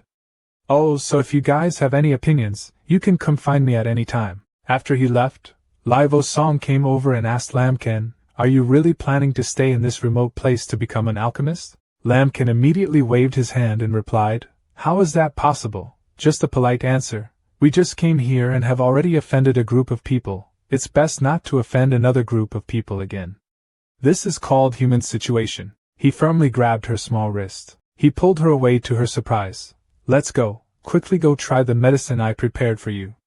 There are many more high-end medicinal herbs and treasures sold there. After a while, the two returned to their room, sat cross-legged on the bed, detoxifying. Vo Song's body emitted a rushing blue aura. Lambkin immediately asked, how effective was it this time? Activate the attack. The detoxification effect is 5 times greater. Livo Song answered him. His cultivation had recovered to the base, but he still only cured the tip, not the root. Lambkin put his hand on his chin, thoughtfully thinking, so it seems that this poison is really strong. Maybe we have to wait for my alchemy technique to break through before I can cure you. Speaking of which, Lambkin took out a medicinal pill, so using this time, I must quickly think of a way to improve my strength. Seeing Lambkin's body burst out with true energy, activating the explosive attack was 4 times more effective, activating the explosive attack 7 times faster. Lai Wushwang thought to himself, this is the situation again. His body is madly absorbing the surrounding aura. This speed is truly unimaginable. A moment later, Lambkin closed his eyes and slowly opened them. He looked at his own fist and said, this feeling, it seems like I have broken through to the 2nd level of the foundation. Livo Song was extremely surprised, rushed to use both hands to pinch Lambkin's cheeks, wondering, how is this possible? It's only been a few short hours and you've already broken through a level of cultivation? Tell me the truth, are you some ancient power who has come back to life? Lamkin was like a child holding his face in pain. How could that be possible? Li Wuxiang did not forgive him and still asked, so please explain why. Whether it is cultivation, medicine, or other things, it takes so little effort. Lamkin was embarrassed and didn't know what to do. He put his hand on his cheek and scratched it, trying to put out the fire. This happened, maybe it was just luck. She shouted, what are you kidding? How can someone be so lucky? Lamkin laughed, haha, maybe I am the chosen son of heaven. Before he could finish speaking, the system displayed a notification again, activating the attack, preventing 9 times more paralysis. His eyes widened in panic, his eyebrows furrowed, thinking to himself, what is this, blocking paralysis, what kind of paralysis? While thinking, Li Wuxiang suddenly fell on him, then slowly lost consciousness, still muttering, why did I? Lamkin quickly raised his hand to cover his nose and mouth, opening his mouth. My eyes widened in surprise. I didn't know, someone drugged me. When did that happen? He stood up in panic, still covering his nose and mouth with his hands, turning sideways and vertically, looking around. Accidentally, he noticed the white smoke outside the door pouring in continuously. Immediately, his eyes opened wide, then Lamkin activated his spirit attack, feeling 6 times more. At this point, he could see more clearly. Seeing a shadow outside the door, he shouted, damn, is there really someone coming to attack at this time? The assassin outside the door was dressed in black, covering his face, reaching his hand towards the door and smiling smugly, he. Lamkin activated his attack at 3 times the speed, rushing up to attack the assassin behind him. Just as he was about to finish off the assassin with a sword, he turned around and used a knife to block his fatal blow. At this point, he began to feel scared, sweating non-stop, his gray face screaming, this is not good, this guy is definitely not a beginner, he has fallen into a trap. Just like that, the eyeless blade pierced the perpetrator's body, sending blood flying everywhere. He was in so much pain that he vomited blood. He had no chance to resist. His face wrinkled in pain, and he let out a loud howl. Without hesitation, Lamkin pulled out his sword and gave the assassin a merciless kick. Lamkin kicked the assassin to the ground and loudly asked, who are you? Why did you sneak attack us? Who sent you here? The assassin covered his wound, his forehead sweating profusely, and stammered, don't kill me. If you let me go back, you can still have a way to live. But if you kill me now, then you will completely confront my superiors. Only until death, do you know? Lamkin activated the 7 times more threatening attack and replied, stop scaring me, tell me everything you know, otherwise I don't mind right now, I will immediately chop you into 100 pieces. The assassin was so scared that he was sweating and said, don't, I'll tell you everything. I am a member of the Gathering Treasure House, our boss has a relationship with the No Taboo sect. He looked right at that little girl and wanted. Just as he was about to continue speaking, his eyes glared and red blood appeared, as if something extremely scary was suppressing him. He helplessly cried out, After that, veins appeared all over his body, causing him to shed tears and scream in pain. Ah! After Lamkin saw the patterns on the assassin's neck, his face tensed, thoughtfully thinking, this is the end. Has this guy been put under some forbidden spell? Speaking of this, the assassin's hand trembled and he raised his voice. He groaned, "Ha!" Not long after, that hand fell to the ground again. Perhaps he was dead. Lamkin stood silently in front of the assassin's body. He was observing something. What just happened made him tense. His face was gray. He thought to himself, it's broken. This kind of evil secret method most likely still has its mark. The person behind the commander is afraid that he has failed now. Lamkin continued to analyze, originally thinking that the next journey to bring this girl back would be a little smoother, but as a result, she encountered trouble again. Why is the security of this practice world so poor? His hand picked up a cloth bag, activating a double harvest attack. He looked at the cloth bag in his hand in frustration. No, the harvest was only doubled. Why was it so unlucky? As he jumped onto the windowsill, he muttered, this place is uninhabitable now. Holding the unconscious Li Wuxiang, jumping outside, he whispered, an 8th level bamboo monk is dead. God only knows if the other side will send someone more powerful here. Don't be so small that you can't fight, then call out loud, I have to leave quickly. He rushed along the dark road like the wind. After a while, Lai Vo Song vaguely opened her eyes. She asked in a low voice, What is going on? Why did I faint just now? What is the current situation? Lam Ken's face was serious. He frowned and said, Someone is targeting us. I wonder if it is because of your status as the granddaughter of the great elder of the Qianyuan sect. Suddenly another masked assassin appeared and spoke. Oh, I didn't expect that this girl was also the granddaughter of the great elder Qianyuan sect. It seems that this trip of mine really brought quite a harvest. Seeing him blocking in front of him, Lam Ken shouted in panic, What? Still holding Lai Vo Song tightly in his arms. Lam Ken looked at him with a worried face. He was a weirdo. Was that really the case? On the contrary, Lai Vo Song immediately recognized this way of dressing and immediately raised his voice to ask, With this way of dressing, are you a member of the No Taboo sect? Lam Ken was still not understanding how she knew him, but she looked at him with firm eyes and said, You put me down first. Lam Ken dropped Lai Vo Song to the ground. She said, The Wujia sect is an ally of the Donlong sect. This time it was the two forces of them joining hands with the Tian Sha Palace to start a war with our Qianyuan sect. Unexpectedly, in such a remote place, there are also their people. The assassin pointed at the two of them and smirked. This time, in order to find your whereabouts, we spent a lot of effort, but I didn't expect to find you here, Lai Vo Song. Lady. I don't want to say any more useless words. Are you going to surrender obediently or do you want to suffer first and then surrender? The assassin smiled faintly again. Humph. Lam Ken and Lai Vo Song stood still as the assassin continued. You have been poisoned by the Heavenly Kill Palace, and now you cannot exert even 1/10 of your strength. As for him, indifferently, being able to kill that trash just now seems beyond my expectations, but that's all. Lai Vo Song clasped his hands tightly. His eyes bloomed like stars, his face turned red as he looked towards Lam Ken. He was sweating profusely, thinking, Don't be like that, I just want to bring you back, then make a big sum of money, and from then on live comfortably in the sect. But how many times have you risked your life on this way back? Now you have to go through more than a dozen levels of cultivation to fight a pill maker? I'm so miserable. Seeing that the two people were silent, the assassin continued, Kid, at such a young age, you were able to escape the pursuit and capture of the Donlong sect and escort her all the way here, which is already a huge miracle. Already? The assassin smiled. I really admire capable young people like you, that's why. He paused for a moment then continued, I can let you go.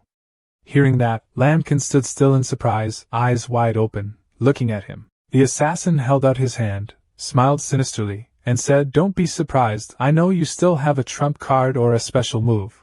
But do you think a second-level foundation monk like you can face it? Is it me who defeats a third-level golden pill monk? Seeing that he didn't say anything, he added, You still have a bright future, why do you have to sacrifice your life here? After hearing those mocking words, Lam Ken frowned in discomfort. The assassin pointed his finger at Lai Vo Song again and continued, As for Miss Vo Song's safety, you don't need to worry. Her value means that whether Donlong sect or us, we will only treat her politely. Vo Song now stared at Lam Ken with sparkling eyes. Suddenly he curled his mouth and said, Just need me. Lam Ken's eyes looked like two bullets as he looked forward and continued, Handing her over to you. Will you let me go? Hearing that, Vo Song opened his eyes wide, extremely frightened. The assassin looked up, his expression turned sinister and replied, Ah yes, that's right, I can agree with you, let you leave safely. Lam Ken stood silently, hesitating, not knowing what to do. They fell into a space of silence. Suddenly he slowly raised his hand towards his sword. Is that so? Lam Ken spoke with disdain on his face, but I refused. As he spoke, he pulled out his sharp sword and pointed forward. Because one of the things Lam Ken likes to do the most is say no to those who think they are stronger than me. He put his hand out in front of her, showing his intention to protect Vo Song. Quickly stand behind me, don't be afraid. If I said I would take you home, then I will definitely do it. His eyes glanced at the assassin.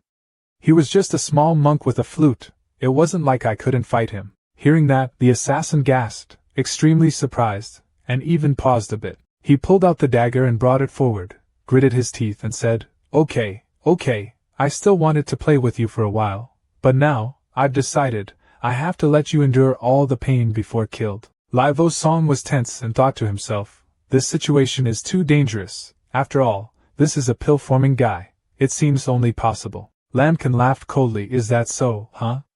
Lai Vo Song looked at Lambkin in surprise. Wait, does he want to do the same thing as last time? Lambkin grabbed the sword with both hands and brought it forward. He boldly provoked the opponent. If that's the case, then this is you forcing me to use this move. The assassin was once again worried. Did this kid really have any killer moves? This is impossible. After all, his cultivation level is only that much. Lambkin opened his mouth and glared as if he was about to unleash some trick. Suddenly he shouted, "Save my life, someone wants to kill and rob the market." At this time, he activated the sound attack 13 times faster. Seeing that, the assassin gritted his teeth and was extremely angry. "Do you dare to deceive me? Want to ask for help?" As soon as he finished speaking, he stomped his foot and rushed up to attack Lambkin, saying, "It's too late, no one can save you today." Vo Song's hand immediately reached out and pushed Lambkin back. She stood in front of Lambkin to protect her and said loudly, "Don't you dare touch me!" The assassin suddenly stopped, swung the knife into the air, seemingly bitterly blaming him, hiding behind the woman. "You shameless guy." Before he could finish his sentence, the people on the tavern floor came out and looked at the group of soldiers coming and spoke up, "Stop. No one dares to attack here." The captain angrily clenched his hands into fists and boldly walked towards the back of the assassin. The people in the restaurant were also wondering, "What's going on? Is someone trying to cause trouble at the market? Do you not want to live anymore? What happened? What happened? Hey, isn't that the kid who was alchemizing this morning?" Captain No carried his weapon and walked up to the assassin and said, "This is the Taiwan market, sir. It is not right to cause trouble here." Before he could finish speaking, the assassin silently turned and glared at him. Because of that, the captain gritted his teeth. He was startled and scared and stammered, "A monk makes a pill?" The assassin took out the command card and said, "I am a deacon of the No Taboo sect, specifically here to arrest criminals. Don't mention a guard like you. Even if your home page comes here, you have to go away. If you know what to do, go away immediately." Hearing that, the young people above were chatting. "No taboo? Is that the legendary door that kills people without blinking an eye? Oh my god, why would someone run to such a strange place like this? Why did these two people provoke the monks of the No Taboo sect? Leader, this is a cultivator, we better not get involved anymore," the soldier standing next to him whispered to him. Lai Vo Song appeared from nowhere. She ran in a hurry and said, "Everyone, don't listen to his nonsense. I am the granddaughter of the great elder Qianyuan sect, and also the eldest daughter of the Qianyuan Lai family. Today, whoever helps me, Qianyuanzong, will absolutely not forget your kindness." Everyone was now gathered in one place. Suddenly the other two spoke up. "Qianyuan sect is the biggest sect in Daikan." Next, the brown-haired guy also followed. "I heard that the Qianyuan sect fought with several sects, including the No Taboo sect. No wonder." One person in the crowd said softly to the person next to him, "Grand Elder's daughter, eldest daughter of the Lai family? Oh god, what if?" The soldier behind Captain No noticed something and quickly whispered, "Captain, this time it's troublesome. Don't talk about other things, but if something happens to this woman in our area, there are so many people here, once the news gets out, Qian Yuanzong will definitely never let it go. Where for us?"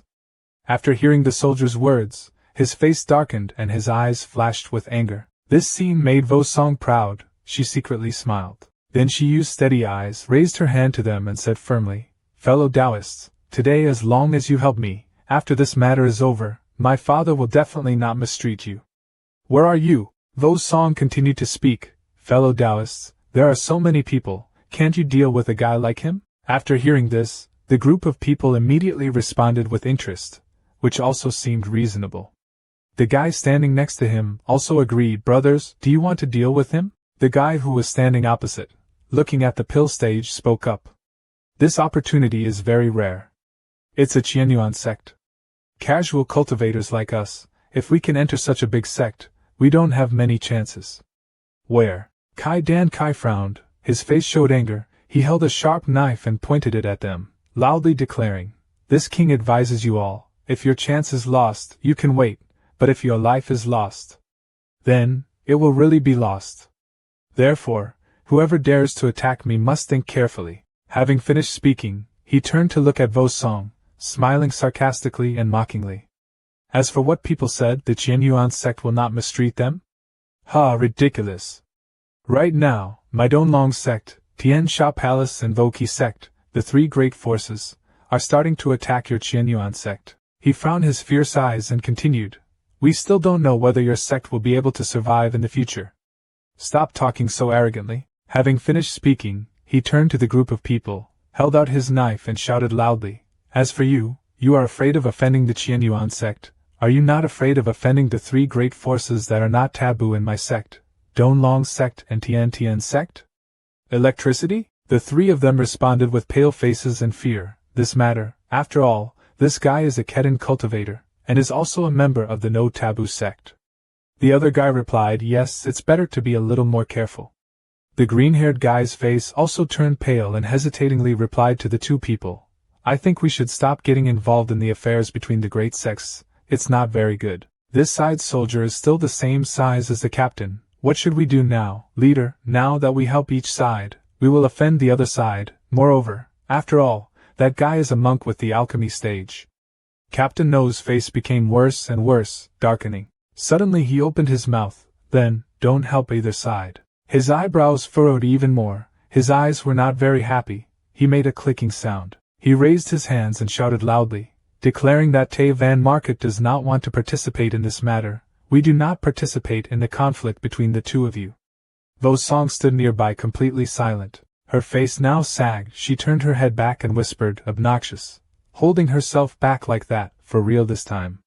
Phew, Dan Kai, standing there, witnessed this scene and immediately covered his mouth with his hand and laughed. He pointed at Vo Song and laughed loudly, mocking her, ha ha ha ha, Miss Vo Song, do you understand your situation now? I advise you still. Before she could finish her sentence, Lambkin stood in front of her, making Vo Song stunned. Then, he declared war on him. If that's the case, then let me be your opponent. We, honestly and righteously, will fight. If you win against me, you lead someone away, how about that? When the three people saw this, they took turns talking to each other. Hey, that guy's cultivation base looks like he's only a second-level foundation, right? Is this kid crazy? A second-level foundation monk, fighting a core stage monk? The guy with the bun and the other guy also responded, I don't know how to measure my own strength. I see he's been blinded by love. What an idiot. Vo Song worriedly leaned into his ear and asked, are you crazy? Fighting head-on with a pill-making monk? How about thinking of a way to take advantage of my identity too? Before she finished speaking, he turned his head to look at her and smiled, saying, don't panic, actually, I'm confident that I can defeat him. He listened to what he just said and mocked him with disdain. Are you confident that you can defeat me? What, you're not planning on hiding behind the woman this time? Suddenly he said with a serious face, just a small child, but is he still worthy of being my opponent? Who gave you that courage and confidence? Lambkin is no less, he is better than him. Isn't the formation of Dan also formed step by step? If you have a high cultivation base, will you definitely be strong?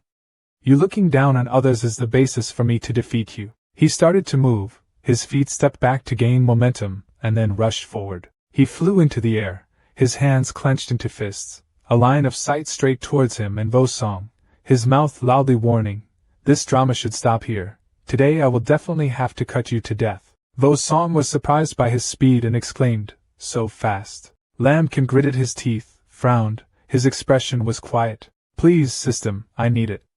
Lambkin's eyes opened wide, silently asking for help from the system. The reaction was clear. At this moment his figure appeared clearly in Lambkin's eyes. Both of them simultaneously brought their weapons towards the other, but the strange thing was that both of them avoided the opponent's attack. He thought to himself in surprise, how is this reaction possible?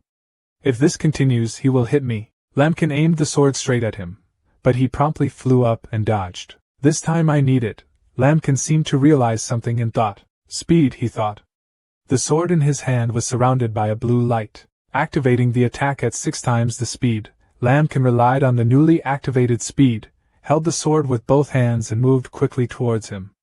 And he still maintained the same posture, one hand holding a knife pointing straight at him. He was surprised and thought, how can this speed be faster than me? He fell back to avoid it, his expression changed. A knife and a sword collided together, creating a beautiful light. He frowned, his teeth clenched even tighter, seemingly unable to bear it anymore. This time I need strength, Lambkin begged in his mind, his hand still holding the sword so tightly that his face changed color. he said loudly, force. Wait, what is this power? We must quickly mobilize all our aura to be on guard. He was confused with Lamkan's power. Thinking about it, he immediately used all his aura.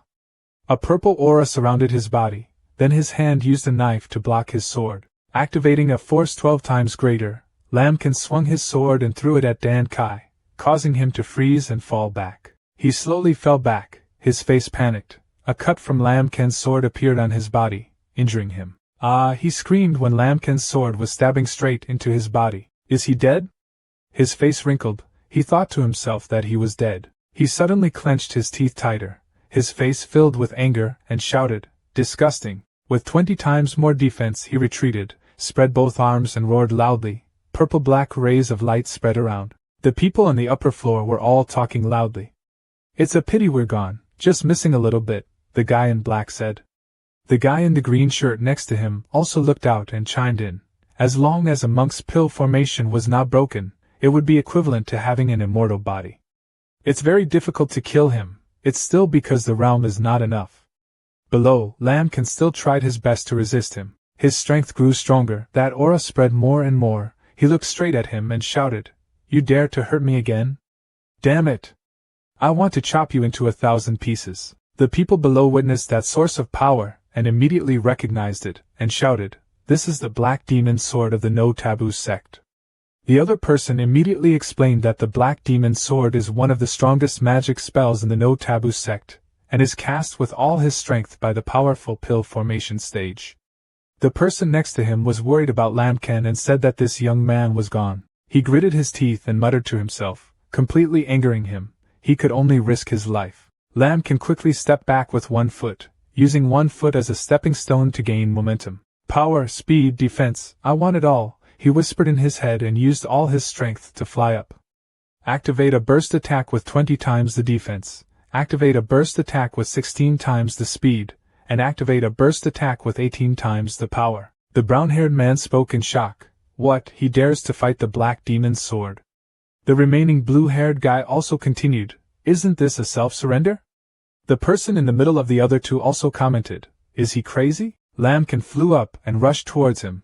His blue light and his black magic sword were moving towards each other. Lamkan's eyes opened wide. In his eyes appeared the image of a magic sword heading towards him. Boom! There was an earth-shattering sound. Smoke and dust flew everywhere. Small pieces of rock scattered everywhere. In the blue-white smoke, Dan Kai stood there laughing loudly. Ha ha!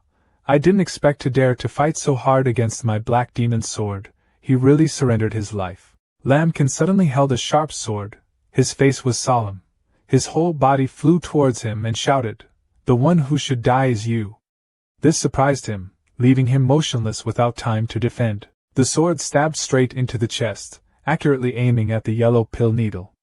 It cracked into pieces. He shouted, No! Activating the violent attack. The harvest was 5 times greater. After finishing killing him, Lamkan held a brown cloth bag in his hand and breathed a sigh of relief, then watched him fall to the ground. The 3 people on the upper floor looked down at the same time. The blue-haired man was confused and surprised. Did he kill a strong core pillar? The brown-haired man was also suspicious and asked, I'm not dreaming, am I? And the person in his middle wondered, Who is this teenager? Dan Kai's body was covered with a yellow light, and an unfamiliar voice rang out, a soul mark. With a flash, that light was expelled from Dan Kai's body in a straight line, and the voice continued to explain that it was a means of transmitting information after the alchemy monk died. Just receive the message.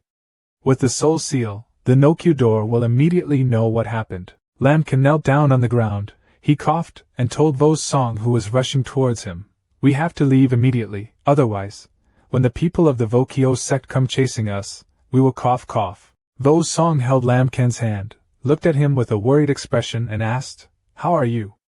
Did that guy just hurt you? Lamkan, one hand was supported by Vo Song, the other hand was raised to his chest. He grimaced, continued to cough, and thought, My body feels like it's about to split in half. Lamkan frowned, breathing heavily. No, it was probably because his body still couldn't withstand the system's force after the attack. The yellow piece of paper, like a spell, flew back into the captain's hand. He took the piece of paper and replied, Okay, I know, then turned to look at you and me.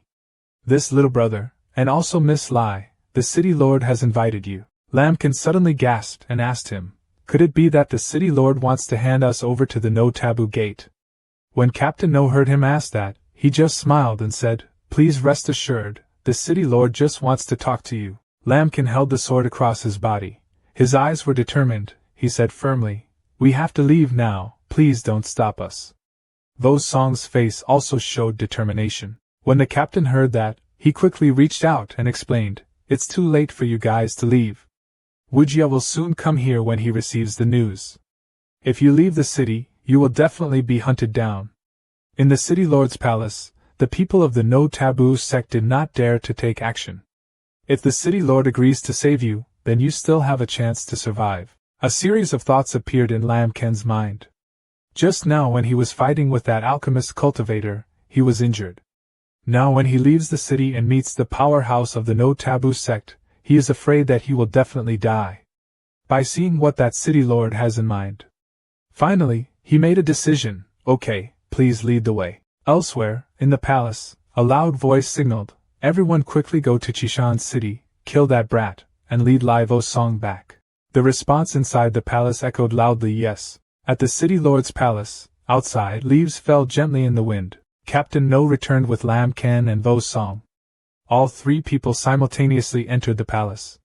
In front of them was the city lord, the person mentioned earlier, sitting high up, waiting for them. Chi Fengshan, the man sitting above, extended his hand and greeted warmly, you too, welcome to my palace. Lamkin looked up at him, his expression serious and straight to the point.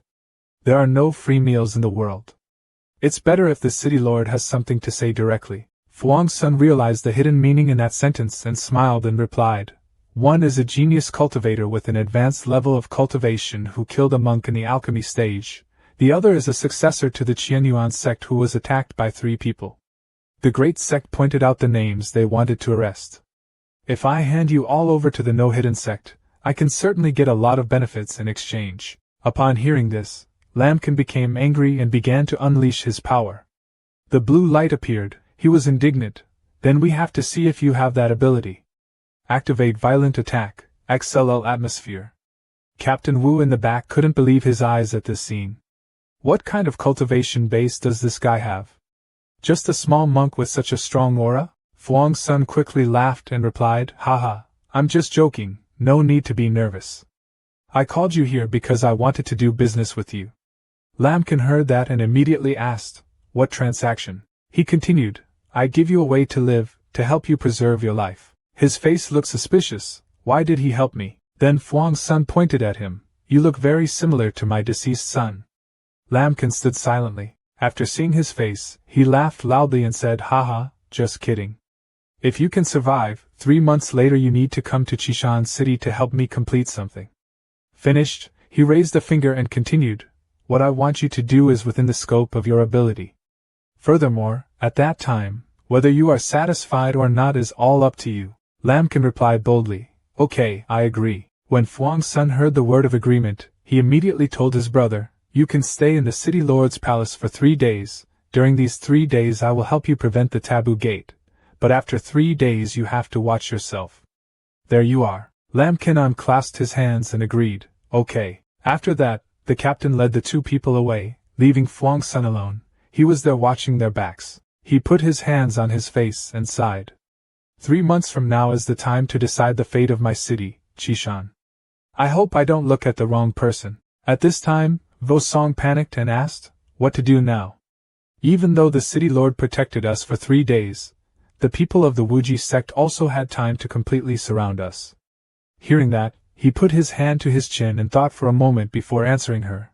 I know, so I had to find a way to survive these 3 days. He held a brown bag in his hand and reached in to get something in it.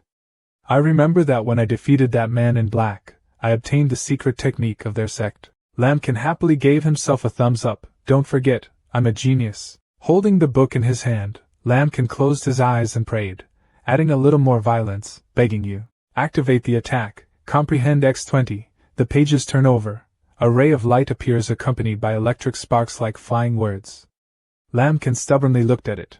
Lamkin turned each page of the book faster. Finally he stopped. We understood the general idea. Vo Song was surprised. So quickly, you have understood the mysterious shadow clone technique? How long have you been watching? Lambkin uses both hands to perform magic. Nothing is impossible, just watch my actions. 2 identical copies of the 2 of them appeared when he used his hands to transform. Vo Song opened his eyes wide in surprise, half believing and half doubting. Is this really a shadow clone? Moreover, you have an extremely high level. How did you do it? At the end of the magic spell just now, she saw Lambkin's entire body exhausted, his hands resting on his legs, struggling to breathe. Her eyes could not help but worry. She asked, "Are you okay?" Lambkin used his hand to wipe the sweat from his face. He breathed and told her, "My spiritual energy has been completely exhausted. Wait for me to rest for a while. During the next 3 days, you must practice to master this skill." Outside the city, the group of people from the Nokyu sect have now found this place. They are standing outside. The old elder stood solemnly in front of the palace. He clasped his hands behind his back and said loudly, "Elder of the branch of the No Taboo sect, Lu Not Thursday, specially came here to invite the city lord's palace to hand over someone." Creak, the sound of the palace's large gate opening. The captain stepped forward and raised his hand to stop them and announced that the city lord had an order, inviting them to stay here as guests for 3 days. Unrelated people were not allowed to bother, and after 3 days, they were free to do so. The monks behind Not Thursday were in a commotion. One of them jumped back, insolent. The fat guy next to him also spoke at the same time. "He's just a small city lord, but he dares to be so overbearing?" The other guy was angry. "Do you know what the consequences will be for offending our unscrupulous sect?" Lu Not Thursday angrily turned back and shouted, "Shut up!" The disciples behind were panicked and scared, not daring to say a word. Lu Not Thursday looked at Captain No, who was retreating inside, and said, "Okay, tell Chief Wang's son we wait 3 days, and also tell him to take good care of himself." The captain coldly turned his face inside without responding. After that, he slammed the door shut, not letting him say another word. The disciples behind were confused and wondering, "Elder, why are we afraid of a small city lord?" Lu Not Thursday narrowed his eyes, his face showed a sinister look and replied, "Chief Wang's son, it's not as simple as you think." His eyes narrowed like bullets and continued, not reluctantly, "I also don't want to provoke Chief Wang's son." At this time, Lambkin was closing his eyes, sitting cross-legged, hands clasped, his body emitting a blue aura. In front of him were also created 4 clones, 2 of him and 2 of Lai Wuxuang. He looked at the 4 clones and said, "Consider it complete. Now I will upgrade my strength, otherwise I will have no way to control the shadow clone." He took out 5 medicinal pills and said, "The remaining Xingyuan pills can be used to upgrade your cultivation level." After that, Lambkin directly threw all 5 medicinal pills into his mouth. After swallowing all 5 medicinal pills, countless violent auras flew continuously above his head, leaving him stunned. At this moment, he closed his eyes and thought to himself, "This much spiritual energy cannot be wasted." Quickly absorbing it, activating the explosion multiplies the spiritual energy by 15 times, and activating the explosion absorbs it by 20 times. Lai Vo Song walked in and saw the silent position and asked a question in his heart, frantically taking medicine to increase his cultivation but without any side effects. Could it be that he was really some kind of powerful expert? She opened her eyes wide, put her hand on her chin, thinking, "Wait, if it's true, then he's always by my side, willing to escort me back to the sect. Could it be because—" A moment later, after finishing training, he opened his eyes and exhaled, his body still surrounded by blue smoke. He raised his hand and smiled with satisfaction. Level 3 structure, controlling these shadow clones should be no problem. Then he stepped 1 foot off the bed, raised his finger to the sky, looked at Vo Song and said, "Prepare a bit." He turned around, looked straight at Vo Song's face, smiled and said, "Tonight we leave the city lord's palace." At night outside the city lord's palace, the disciples of the No Hidden sect still stood solemnly on guard. A disciple suddenly discovered Lambkin and Vo Song flying out of the city lord's palace. He immediately jumped up and shouted loudly at the others, arresting them. Lu Not Thursday gritted his teeth, raised his hand to form a purple stream of air between his palms, and said in an angry tone, "Hum." Then he rushed at extremely fast speed, soaring into the sky towards Lambkin and Vo Song. He said, "Do you still want to spread the east and fight the west?" Even though his storm-like attack was coming, the 2 of Lambkin did not resist or dodge. Immediately both of them were hit. The disciples below shouted loudly, "It's the shadow clone." At this time, amidst the white smoke, the clones of Lam Ken and Vo's song slowly disappeared. Lu Not Thursday saw this and frowned. Humph, even this little skill dared to deceive the old man. As soon as he finished speaking, he was still in a fighting stance when he saw two more people, Lam Ken and Vo's song, flying out from the city lord's palace. At this moment, he raised his guard and gritted his teeth and said, "Humph, old man, look how many shadow clones you still have." He immediately without hesitation threw another attack towards the two of them and shouted, "Ha!" Lamkin smiled slightly, disdainfully and coldly. Lamkin folded his hands, his body was full of true energy. His cold eyes looked up, thinking, "Let's see how you block it." Immediately, the mysterious shadow clone launched an attack at 15 times the speed. After being attacked, the two clones flew at wind-breaking speed and rushed forward. Just as the attack flew up, the two clones flexibly separated and easily dodged. Seeing that, Lu Not Thursday stared in bewilderment and exclaimed, At this time, he raised his hand and pointed at the two of them, shouting loudly to order his disciples, who were his true body, to chase me away. Lamkin retracted his hands, still crossed in front of him, glanced over and thought, he was not wrong in guessing, the illusory true body is made up of his aura, which he also manipulates, so he can promote the illusory division. Violent body. Vo's song stood next to him, sweating and thinking, is this a trick of the Wujia sect? It's so simple, but it looks easy. If it were me, not only would I not be able to control it in a short time. Mysterious shadow clone technique. She closed her eyes and turned her head away to think, not to mention controlling the phantom clones in such trance. After thinking about it, she went to Lamkin and suggested, let's quickly escape from Taesun Citadel. Lamkin still closed his eyes to answer her. The illusory clones left my control. At most they could only last for half a stick of incense. Once exposed, they would definitely react. Okay. Vo's song looked worriedly at Lamkin's hand full of spiritual energy. So what should we do? Suddenly, Lamkin answered and went to gather sand treasures. Hearing that, her eyes widened and she looked at Lamkin, not understanding anything. He smiled, his eyes wistful, and said, it's all for them. I want to give them a surprise. The atmosphere at this time is extremely quiet. In the gathering hall, a fat man sat with his chin resting on his hands and said dejectedly, I didn't expect that girl's identity to be the granddaughter of the great elder of Qianyuan sect. It's just a pity we couldn't catch them, otherwise we would be caught. Talented. Suddenly, Lamkin took Vo's song behind him, opened the door and walked in, shouting loudly, it's not too late. He smiled widely and said to them, maybe you guys should try. The fat man panicked, his face turned gray, and shouted loudly, guys, aren't you guys hiding in the city lord's palace? Lamkin slowly walked towards where the fat man was sitting, and said softly, very surprising, right? After that, he decisively drew his sword and rushed forward to attack and shouted, I don't have time to explain to you. Immediately, several subordinates rushed towards Lamkin and shouted, find death. Destroy him. He gritted his teeth and clicked his tongue in contempt. TSK. A stream of his sword passed by, cutting from the fat man to his subordinates, leaving them no chance to resist.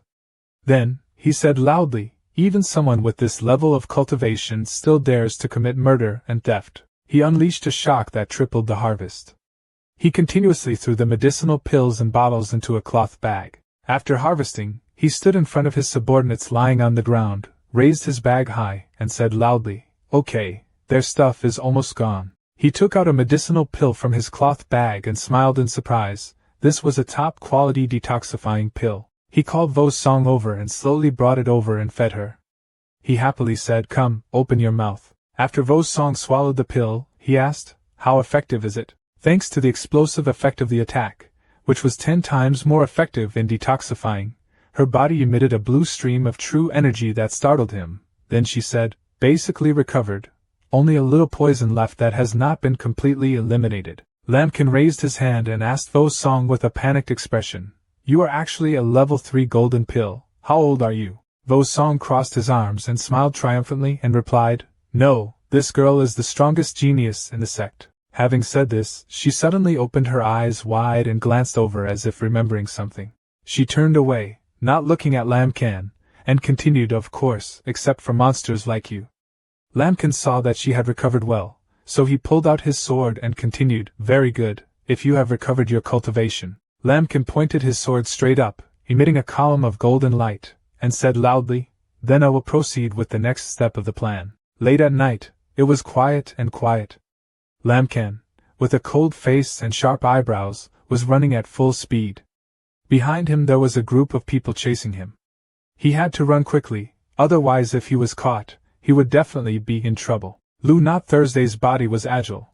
Following closely behind, his face full of determination, he raised his sword and mercilessly slashed towards Lamken. But strangely, he could only slash the air. Lamken at this moment is like a mist in the human world, nowhere to be seen, disappearing like a magic trick. It's true that one person is hiding, one person is seeking. On the roof in front, there was a ray of light like a falling meteorite. Lu Not Thursday saw his face full of anger, frowned and shouted loudly, "Damn it, I've been tricked." At this time, 3 more people ran to Lu Not Thursday. The long-haired girl said, "It's the direction of the gathering treasure house." The boy with his hair tied in a ponytail angrily spoke up, "Who is this guy who eats a tiger's heart and dares to attack the treasure trove?" The remaining boy replied, "Is this because you are not afraid of the wrath of my sect? Is it that simple?" Lu Not Thursday suddenly realized that something was wrong. Could it be as simple as this? He gritted his teeth and said, "No good, those 2 bastards used the doll as bait to lure us. It was I want to fight with Gao Bao Kak." Lu Not Thursday was angry and quickly flew to the place where the palace was gathered. He did not forget to instruct the people, "Go kill them for the old man." The girl with straight bangs quickly flew right behind Lu Not Thursday. The other 2 boys also ran behind. At this time, in the gathering palace, Lamken and Livo Song were busy when they felt danger approaching. Both of them had extremely serious faces and looked in the same direction. He held up an amulet and said, "Come here." Lamken looked serious, put his arm around Livo's Song and hugged her close. Hand raised the amulet and recited the mantra, the ultimate hidden gem. Livo's Song was shy and blushed when standing close to Lamken. The 2 stood next to each other, radiating yellow light. Lamken immediately activated the hidden attack 20 times more. Having just finished arranging and preparing everything, Lu Not Thursday and 3 of his subordinates opened the door and ran in. They quickly became somewhat panicked, but fortunately, because Lamken and Livo's Song quickly used the best hidden talisman, they were like air in the eyes of Lu Not Thursday's group. The 2 of them leaned close to each other, their sharp eyes intently observing the other people's movements. Old Lu Not Thursday's 4 people passed by them without even realizing it. After Lu Not Thursday's group searched and checked everywhere, realizing that no one was left, the ponytailed man immediately reported the situation. Elder and 2 Bao's people were all dead. Searched the entire city, couldn't find the target, all the treasures in the cave were wiped out. Their faces were very confused. Lu Not Thursday was angry, he frowned, looked uncomfortable, cursed and ordered his subordinates around him. Animals deserve to die. The 2 little animals must definitely escape to the main city. Go there with the old man to ask for someone. They immediately ran away together, coming quickly and leaving as well. At this time, Livo's Song immediately let go and did not stand close to Lamken anymore. Lamken's face had lost its cold expression just now, scratching his head and saying, "The gathering palace is closer to the outskirts of the city. Now the people of the No Kyan sect are all being led to the city lord's palace, which is our good opportunity." Livo's Song was shy, blushed and looked towards him, humming softly. The feeling of touching suddenly increased my excitement tenfold. I don't know how much time passed. Lu Not Thursday arrived outside the gate of the city lord's palace. He stood in front of the palace gate with a proud posture and shouted loudly, "Chief Wang's son, hand over the person to the old man." Lu Not Thursday's shout for someone alarmed the city, and someone immediately opened the city gate to talk to him. Captain No with a cold face stood in the middle, on both left and right were his teammates, and guards guarding the city gate. He stepped forward and replied, "The city lord told me to bring news to Elder Lu, who has already left." But Lu Not Thursday couldn't believe it so simply. He frowned and loudly denied in frustration, "Impossible, we searched the entire city, leaving only your city lord's palace." The teammate standing to the left of Captain No still maintained a cold expression, while Captain No smiled confidently, extending his hand toward the citadel, inviting him in. He replied, "If Elder Lu doesn't believe it, you can search at will." As if he was just waiting for that statement, Lu Not Thursday immediately waved his hand and ordered his subordinates to enter the palace to search. He shouted loudly, Don't think I don't dare, come find me. As soon as his words ended, a group of people immediately ran in. Captain No's teammate did not show any facial expressions, but he clenched his hands into fists, staring coldly at Louis Shou. After a period of searching, the subordinates ran out to report to the elders and searched the entire city lord's palace but did not find their target. Captain No still stood there as if to prove that he had told the truth from the beginning. Lu Not Thursday angrily pointed at Captain No's face and shouted, "Impossible, absolutely impossible, the city lord's palace must have hidden someone." At this point, Captain No could no longer let him do whatever he wanted. His eyes were as sharp as a knife. He used a cold voice to warn, "Elder Chu, letting you search the city lord's mansion means the city lord has shown respect and is not taboo, but that doesn't mean the city lord is truly afraid. No taboo." Having finished speaking, despite Lu Not Thursday standing in anger in front of the gate, Captain No frowned, coldly turned around and went inside and ordered the guards to guard the gate and close the door. Hearing Captain No's words and seeing the gate slam shut right before his eyes, Lu Not Thursday was so angry that his eyes were red, blue veins were showing on his forehead, his teeth were clenched, his eyes full of murderous intent stared at the door. Unexpectedly, Lu That Thursday would get so angry that it would lead to a heart attack. He held his left chest with one hand, reached forward with the other, and fell down. Before actually losing consciousness, he exclaimed, "I hate you." Lu That Thursday fell to the ground in pain. His subordinates ran over in panic. At the citadel, Chief Wang's son stood in a corner of the room still sparkling with lights, looking at the moon alone, quietly thinking. He didn't think he could actually survive, and he even made fun of the people of the No Taboo sect. Chief Wang's son looked at the moon, his hands clasped behind him and thought. He confided to the moonlight that with his participation, 3 months later, he was even more certain. Time passed, now along a hallway filled with shimmering candles. Loud angry curses rang out, "Trash, all trash, ducks that came to hand and then let them fly away, trash." The candle light right there had burned about half a stick. The melted candle wax scattered around the deformed body of the candle, showing that the person in this room had been appearing for a relatively long time. The people inside could not be seen. Only a heavy closed door could be seen, and a voice could be heard echoing out. Fortunately, the internal nobles of the Qianyuan sect took action, and that Lai Vo Song grew wings and found it difficult to escape. Time passed. Suddenly it was 3 days later in a forest surrounded by towering mountains. The clear blue sky looked so poetic and romantic. Then suddenly there was a ray of light passing by. It turned out that the ray of light was Lam Ken and Lai Vo Song. They were using all their strength to run as fast as possible in the sky. The two people's faces were extremely tense. Lai Vo Song said loudly, "We have run out of Chi Sun Tan. Why are you even more stressed?" Hearing that, Lam Ken frowned, leaned over, looked around, and answered her, "In Chi Sun City, although it is dangerous, there are still places to hide. Now, once we meet the enemy, we can only risk our lives." The two of them rushed together high in the sky. Below was an extremely large green forest. Suddenly the sky suddenly turned dark. Lamkin was so worried that he broke out in a cold sweat. He frowned. His worried eyes quickly looked up to see what had happened. It turned out to be due to the appearance of a large wooden boat flying in the sky. Approaching Lamkin and Lai Vo Song, the two people standing next to each other waiting for what was about to happen next. Lamkin immediately frowned and glared. He immediately pulled out the sword he was wearing at his waist and shouted loudly, "It's not that unlucky, let alone that." However, contrary to that anger, Lai Vo Song was extremely happy and smiled and replied, "No, that is the spaceship of our Qianyuan sect. People from the sect have come to pick us up." Hearing that, Lamkin was also half convinced and half skeptical, his eyes tentatively assessing the current situation.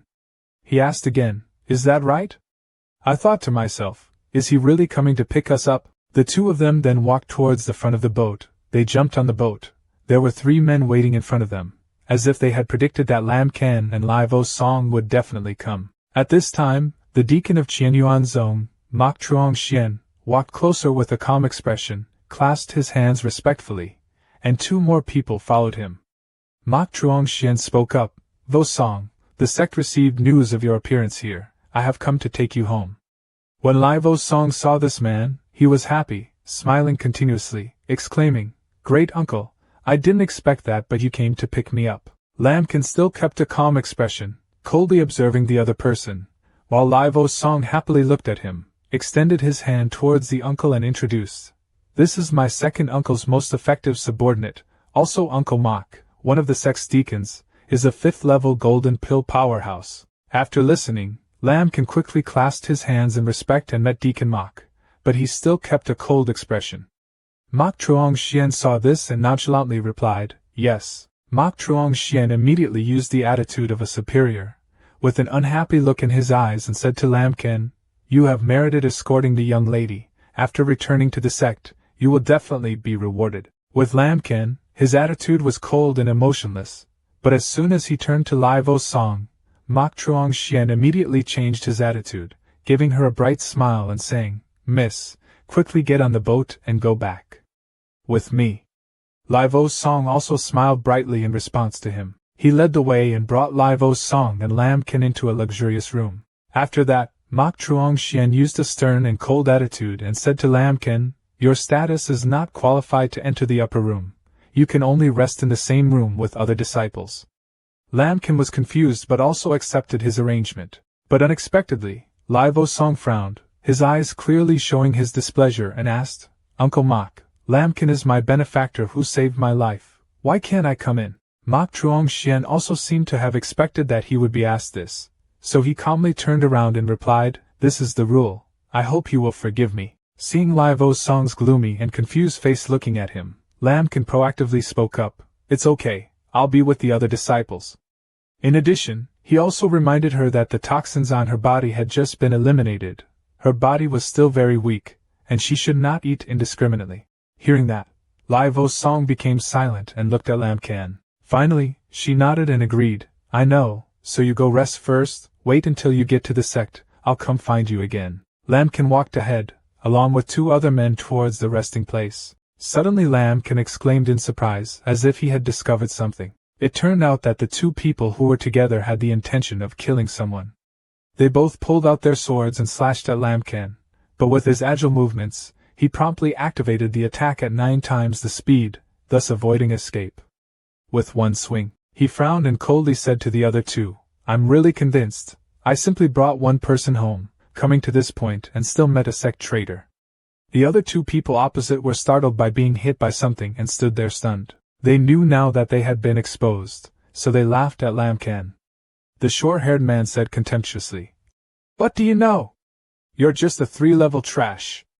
I'll kill you as easily as killing an ant." Hearing this, Lambkin also guessed some of their plot. He pondered, resting his chin in his hand to analyze the problem. He said, "Right, let me think, who will be the leader behind you?" One Mok Truong-Xian is not enough to measure. It seems to be Lai Vo Song's second uncle. Angry at Lambkin's intelligence, the other 2 immediately rushed forward. The long-haired guy ran up holding a sword and said, "This kid is very fast, let's go together." The short-haired guy heard that and replied, "Cut out his tongue later." As soon as they finished speaking, they immediately rushed towards Lambkin. Lambkin pulled out his sword, stood still, looked at the 2 men full of murderous intent rushing towards him, and said, "Okay." Lambkin's eyes were filled with anger mixed with murderous intent. He raised his sword, his whole body radiating formidable power, and spoke, "Let's send you on your way." Lambkin exerted 15 times more explosive power, holding the sword and rushing past the 2 men. The sword strike with great power knocked them down instantly. They vomited blood with stunned eyes of disbelief. Before lying down, they had to say, "No, it's impossible." Lambkin left there. Behind were 2 people lying on the ground, his face coldly muttering to himself. He had to quickly deal with the others, hoping that Lai Vo Song could buy more time, and at the same time when he just launched a raid, the harvest was doubled. In another room, 4 people were gathered together, talking and laughing and chatting. One guy asked, "Why haven't those 2 guys come back yet?" A guy leaning against the wall behind sarcastically replied, "Does it take that much time to deal with a 3-level trash?" The long-haired guy smiled and said, "Maybe he wanted to have some fun. After all, those 2 guys like to torment others slowly." As soon as he finished speaking, a sword passed through his body. Looking back in shock, it was Lambkin stabbing him. He had just performed the action 7 times, so he was extremely fast. The remaining 3 people were confused and scared. The guy standing behind exclaimed, "Those 2 guys have fallen." The short-haired guy closest pointed at Lambkin confused. "Are you still alive?" Lambkin threw the long-haired man to the ground, smiled coldly, swung the sword towards them, and said, very surprising, right?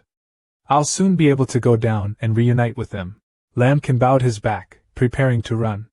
With a fierce expression on his face, he raised his sword and said his last words to the other three. Until then, you guys have a good time below. He launched a violent attack with 15 times more power, flying in one direction and slashing the remaining 3 men, killing all 3 in one shot. The attack exploded, the harvest doubled, but still did not satisfy Lambkin. With a cold expression, he exclaimed, the rate of harvest attacks is still a bit low. He left the room, talking as he walked, hoping the remaining guys could have a higher rate of promotion. In another room, the lights were shining brightly. In the room, Mok Chuang-hsien with a smiling face poured tea for Lai Vo-song sitting opposite and said, don't blame Uncle Emo for being stubborn. After all, you are also the eldest daughter of the great elder, with a noble status. How could a common disciple be in the same room? Lai Vo-song's face was a bit sad. He forced a smile and replied, I understand what you mean, Uncle Mok. Mok Chuang-hsien pushed the cup of tea towards Lai Vo-song and offered it to her. This is top-notch springtime tea. It can relieve your body's weakness. Drink it quickly, Lai Vo-song happily said, thank you, Uncle Mok. She picked up the cup of tea and drank it well, without any doubt about the person she called her uncle. Seeing that Lai Vo-song had drunk tea, Mok Chuang-hsien then smiled sinisterly, revealing his conspiracy. No need to thank, after all, you are also an important pawn. Lai Vo-song panicked and exclaimed in disbelief, what do you mean? As soon as she finished speaking, she collapsed on the table, breathing weakly, whispering that she realized there was something wrong with the tea. You poisoned me. Mok Chuang-hsien proudly laughed out loud and expressed his thoughts. Haha, it's too late now that I know. My good niece, I didn't expect you to be able to escape the capture of the Donlong sect. You caused us a lot of trouble. Lai Vo-song's face turned pale. He shouted angrily, it turns out, the sect's insider is you. Mok Chuang-hsien smiled and shook his head to deny, no, I don't have that much courage. Lai Vo-song's face immediately darkened. She couldn't believe what she had just heard. She asked in confusion, you mean, the one who betrayed the sect is second uncle? No, he couldn't. He had no reason to betray the sect. Realizing that Lai Vo-song was still naive and could not believe the truth, Mok Chuang-hsien turned away and laughed loudly and said, ha ha ha, the deputy sect master is right. You and your father are both equally stupid, but the value is good.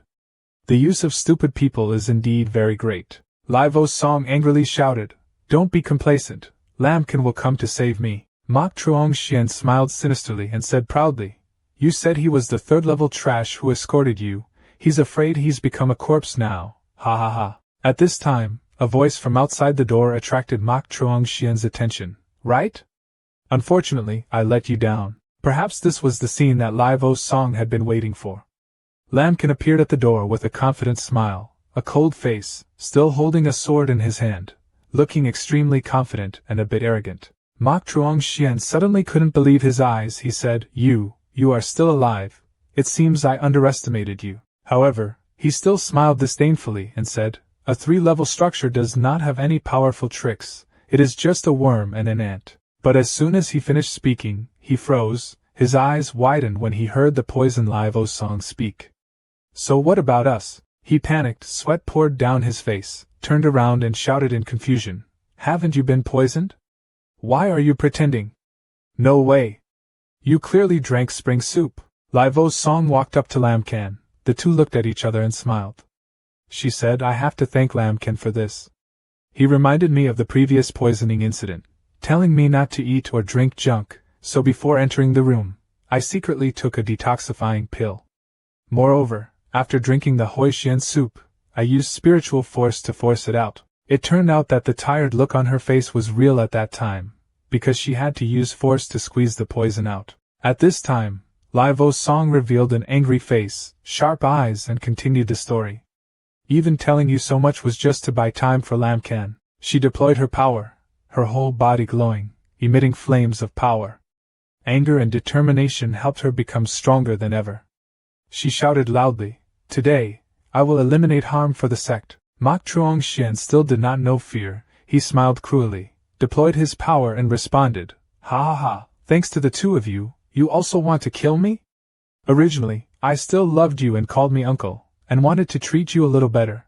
but now maybe I can only let you experience a little suffering. He used the power of darkness to push his hand towards Lai Vo Song, who was standing opposite. At this moment, Lai Vo Song's whole body glowed, using both hands to display power. His eyes filled with confidence and shouted loudly, "Mother Dan Seal." Her flower-shaped power touched the evil power, the two sides creating a huge collision. Unfortunately, Mok Chuangxian's strength was too great, pushing Lai Vo Song back. She was in pain but did not collapse. He smiled triumphantly and said loudly, "Who gave you the confidence to think you could win against me? Relying on your body living in luxury?" But Mok Chuangxian had forgotten about Lam Can. He was now behind him, using his sword at 7 times the speed to stab him. "He's really awesome, I noticed it right away." His eyes were cruel, his teeth were clenched in anger. He exclaimed, Immediately turning his back, pushing an evil force towards Lam Can, Mok Chuangxian said, not knowing whether to live or die. Lam Can quickly jumped up and swung his sword towards Mok Chuangxian. The sword is extremely strong at this time because the attack is 13 times more powerful, colliding with the evil power, and the sword repelled Mok Chuangxian's power. Lam Can rushed towards him. The sword stabbed straight into his arm decisively. Mok Chuangxian opened his eyes wide in disbelief, looking at his torn sleeve. He was actually slashed. Anger and humiliation made him furious. He clenched his fists, deployed all his strength, rushed towards Lam Can and shouted, "Animal!" A giant fist-shaped power rushed towards Lam Can. Mok Chuangxian's madness was clearly revealed, but he also had incredible strength. Lam Can gritted his teeth, looked serious, deployed his power, and launched a violent attack at 11 times the speed. Mok Chuangxian used a burst attack at 11 times the speed to attack Lam Can. While attacking him, he thought to himself, "This brat, this punch from me, even a second-level alchemist cannot avoid it." He panted, his face grimaced and said, "Let me see how far you can avoid it." After that, Mok Chuangxian put all his strength into a giant hand to attack him. Lam Can did not have time to defend himself, so he was immediately crushed. He lay on the ground, unable to get up. Thinking to myself, still not strong enough. This Mok Chuangxian is much stronger than the alchemy cultivator of the previous No Taboo sect. He saw that he was still alive after the attack just now, and confidently said, "But there is still a little bit of breath left, so take another one of my moves." Seeing that Mok Chuangxian was about to attack him again, Lai Vo Song immediately attacked him from behind. She shouted, "Mysterious sword formation." At this moment, thousands of swords appeared and attacked him. Realizing that there was a bad omen, he immediately turned around and thought in surprise, "This is a profound level practice." To protect himself, Mok Chuangxian shouted loudly, "Jiap Kwang Min." Then, a golden armor appeared, immediately protecting him. At this moment, her face darkened, then she frowned and shouted, "Go!" Thousands more swords rushed to attack him. The attack was both unexpected and strong, leaving him unable to defend. The golden armor could not withstand her attack and began to break. The first fragment appeared in the shoulder. After that, the body also begins to crack and crumble. Finally, it couldn't stand it anymore and broke into small pieces. He was thrown into the wall by the force of the powerful attack, causing a loud noise. Lam Can lay on the ground admiring her when he witnessed the scene just now. He thought to himself, "This is the power of the profound martial arts. It seems that in the future I will also have to learn some strong martial arts. Otherwise I will be at a disadvantage in battle." Mok Chuangxian suddenly burst out laughing. Ha ha ha ha ha. His laughter surprised both him and Lai Vo Song. Not understanding what was going on, he slowly stood up, smiled and said, "Unfortunately your mysterious sword formation cannot break my golden pill. In the end, the winner is still us." Suddenly, the poison in her body kicked in, making her unable to continue fighting and falling to her knees. She coughed and said, "This guy." Then she turned her head to look at him and said, "Lam Can, I can only rely on you." He slowly stood up, holding strength-enhancing pills in his hand, curling his mouth and saying, "No problem." Then, he stuffed all the medicinal pills into his mouth. Lam Can's power suddenly and surprisingly increased. Activating explosive attacks healed 13 times more. Activating violent attacks restored spiritual energy 8 times more. He confidently smirked and provoked Mok Chuangxian. "Come, your opponent is me." Right now, he was angry, gritted his teeth and rushed towards him. He raised his fist and shouted, "You ignorant boy, take a few pills and still want to beat me." He used the explosive trigger to speed up 25 times to avoid his attack. Mok Truong Xian still stubbornly shouted, it wasn't over yet. He did not hesitate to respond, come. The two of them did not give in to the other, continuously attacking each other, activating the flash attack 9 times faster, activating the flash attack 14 times faster. Then the two of them leaned back against each other, either one willing to give in to the other. Right at this moment, an announcement rang out, activate attack, 22 times faster. He used all his strength to punch him. The punch grazed his face, causing him to almost fall into danger. At this moment, with his fist surrounded by a black light, he angrily shouted, little mongrel, if you have the courage, don't avoid it. Lambkin not only did not get angry but also teased him back. He said, we don't call this avoiding but walking the dog. He thought to himself, that's true. Although Lai Vo Song's profound level technique couldn't kill him, it did cause him a lot of injuries and his strength was clearly reduced. Being called a dog by his brother, Mok Truong Xian was extremely angry and shouted, you little beast deserves to die. I must chop you into 100 pieces and go to Yulam prison. A cube box appears trapping him and him together. Lai Vo Song below reminded him, Lamkin, be careful, the Yulam prison will constantly shrink the space, and without the golden pill cultivation level, it cannot be broken. He smiled cunningly and rushed towards him, without hesitation said, hee, now, let me see where you can run to. He also did not accept defeat, seriously responding to the attack saying, just what I wanted. At this moment, the two rushed at each other without hesitation. Lamkin thought, the system will give some support.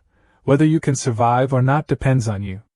Speed, power, damage, activated all for me. The system accepted his decision, activating a strike with 25 times the power, activating a strike with 20 times the speed, activating a strike with 10 times the damage. The punch collision between the two caused a huge explosion that cracked the dark prison. At this time, Mok Truong Xian's face clearly showed that he was exhausted. Before he could calm down, he was stabbed straight in the heart.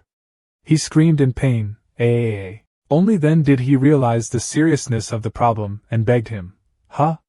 No, please don't kill me. He frowned and replied, okay, I ask, you answer, dare to lie and I will break your needle. Hearing that he would forgive him, he immediately agreed and quickly replied, okay, I know, I will definitely tell you everything, as long as you don't kill me. He said, okay, as long as you're honest now, I won't kill you, but if you dare to do anything again, don't blame me. After that, Lamkin used force to throw him aside. He picked up the bag he was carrying. The system immediately announced that when activating the attack, the harvest would be tripled. Staring at the bag in his hand, he asked, besides you, is there anyone else here to surround us? Mok Truong Xian immediately responded to him, no, this kind of thing cannot be beat around the bush. Lai Truong Chi only sent me. He continued asking, how did you contact Lai Truong Chi? He answered him, use a sound transmission charm, the deputy general advised. After capturing the person, immediately contact him. He thought while speaking, which also meant that Lai Truong Chi did not know the actual situation at hand. If that's really the case, if we follow the correct procedure, maybe we can get home safely. Lai Vo Song angrily asked Mok Truong Xian, second uncle, why do I want to betray the sect? He is the person my father and grandfather trust the most. Why would he do this kind of thing? Lamkin also frowned. He responded to her in panic.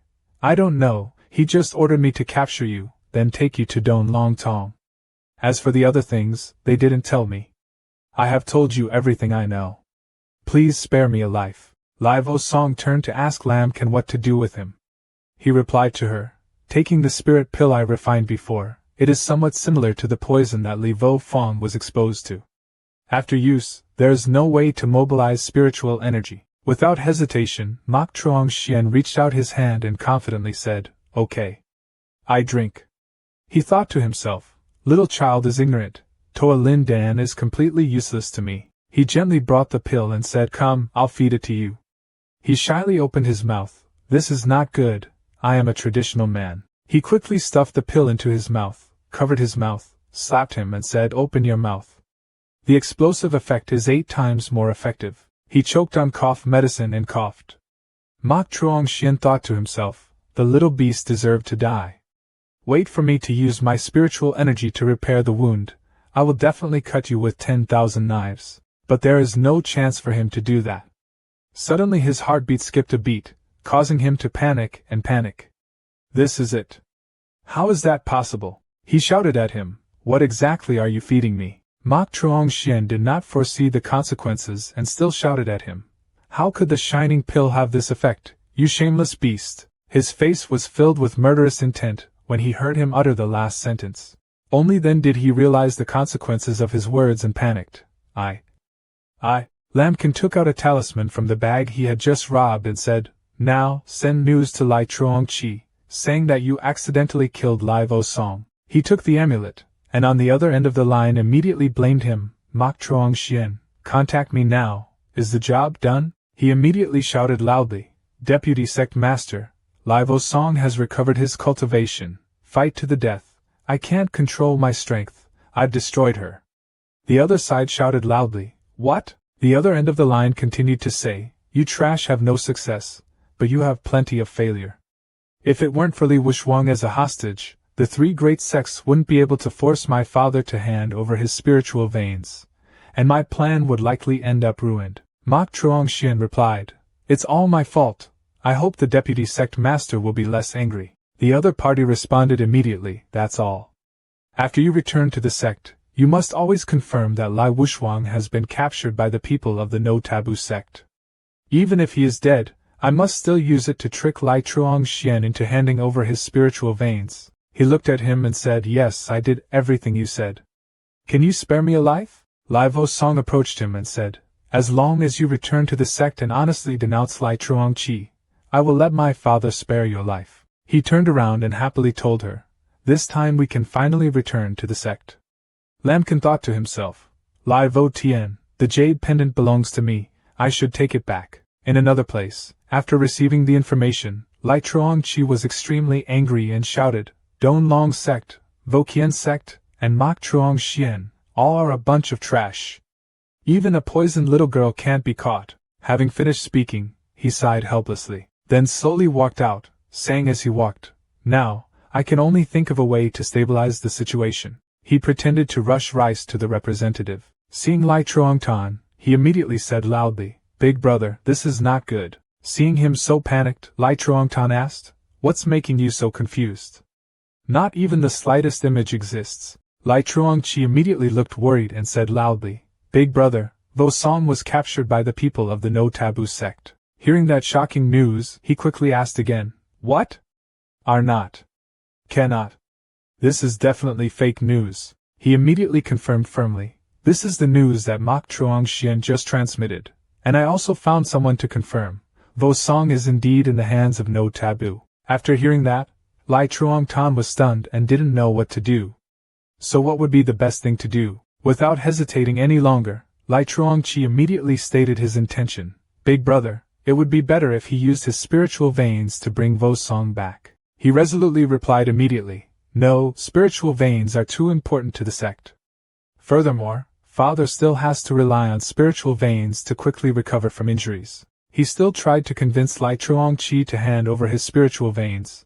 But Vo-song was not only your daughter, but also the future of the sect. Once something happens, the loss to the sect is immeasurable. You have a headache and don't know how to solve it. First, wait until Mok Chuang-hsien comes back. I want to ask him personally. If there is no other way, please go to the No Taboo door to negotiate. He smiled triumphantly because he had achieved his goal, yes.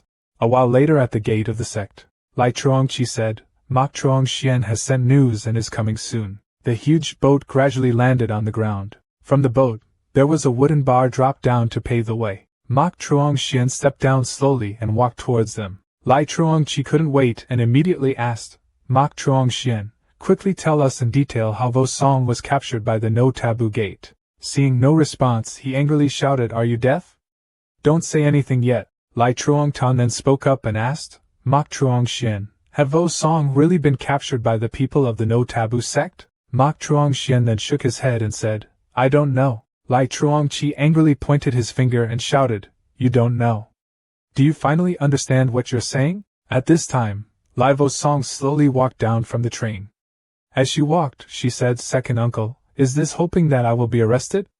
Seeing that scene, he couldn't hide his surprise. In his mind he thought, No, that's impossible. Wasn't it killed? He angrily turned towards Mok Chuang-hsien and silently scolded, Mok Chuang-hsien, You dare to betray me. Seeing that his daughter was not arrested, Lai Truong Tan burst into tears of joy. Vo Song. My child is back. Lai Vo Song saw him and quickly walked over. She jumped into the arms of her worried father, happily saying, Dad, I'm okay, you don't need to worry. Holding Lai Vo Song in his arms, he cried and said, It's okay, I thought I wouldn't see you again. She turned to him and said, Thanks to Lamkan, he protected me all along the way. Lamkan clasped his hands to pay respects to Lai Truong Tan and pay his respects to the sect leader. Lai Truong Tan thought to himself, 3-layer structure. He couldn't hide his concealment and said, Wu Song, don't talk nonsense, he can't even protect himself. How can I protect my child? As he said, he turned to look at her. She angrily shouted, Dad, what I said is true.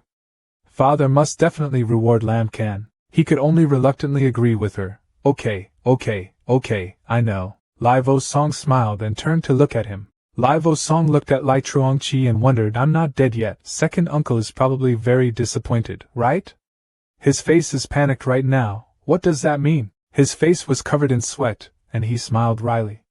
Vo Song's son was safe and sound, and his second uncle was too happy. Vo Song didn't say anything, just snorted coldly. She angrily turned towards Mok Truong Xian and shouted, Tell me everything you know. Mok Truong Xian opened his mouth and was speechless. Ah, great. Suddenly he knelt down on the ground, raised his hands, and explained in fear, Sect Master, I was just helpless. As he spoke, he pointed his finger at Lai Truong. Unexpectedly, before he could finish speaking, he was stunned as if something stopped him.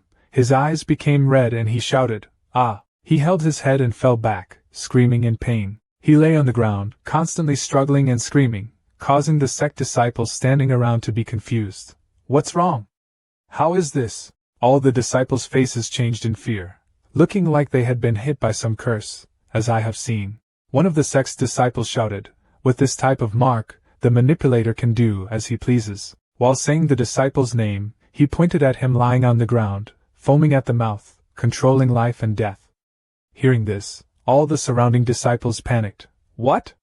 What about this? Mok Truong Xian at this moment clenched his teeth tightly, foam continuously flowing from his mouth. Then he lay motionless, seemingly dead without even having time to close his eyes. Looking at him lying there, all the people seemed frozen, no one moved, no one said a word. A disciple quietly walked towards him. He slowly put his hand in front of his nostrils, checking to see if he was still alive. After checking his facial expression, he immediately changed and shouted, Patriarch, he's dead, he's out of breath. Lamkan glanced at him and thought, Damn it, this Lai Truong Chi really still has tricks up his sleeve. Lamkan stood staring at Lai Truong Chi and did not let go. He was sweating profusely, and could not forget to exclaim in his heart, How dangerous! It's a good thing Sir taught me the soul control technique, otherwise it would have been troublesome. Leaving his thoughts, he went to Lai Truong Tan and said, Big brother, everyone blames me for not looking at people well.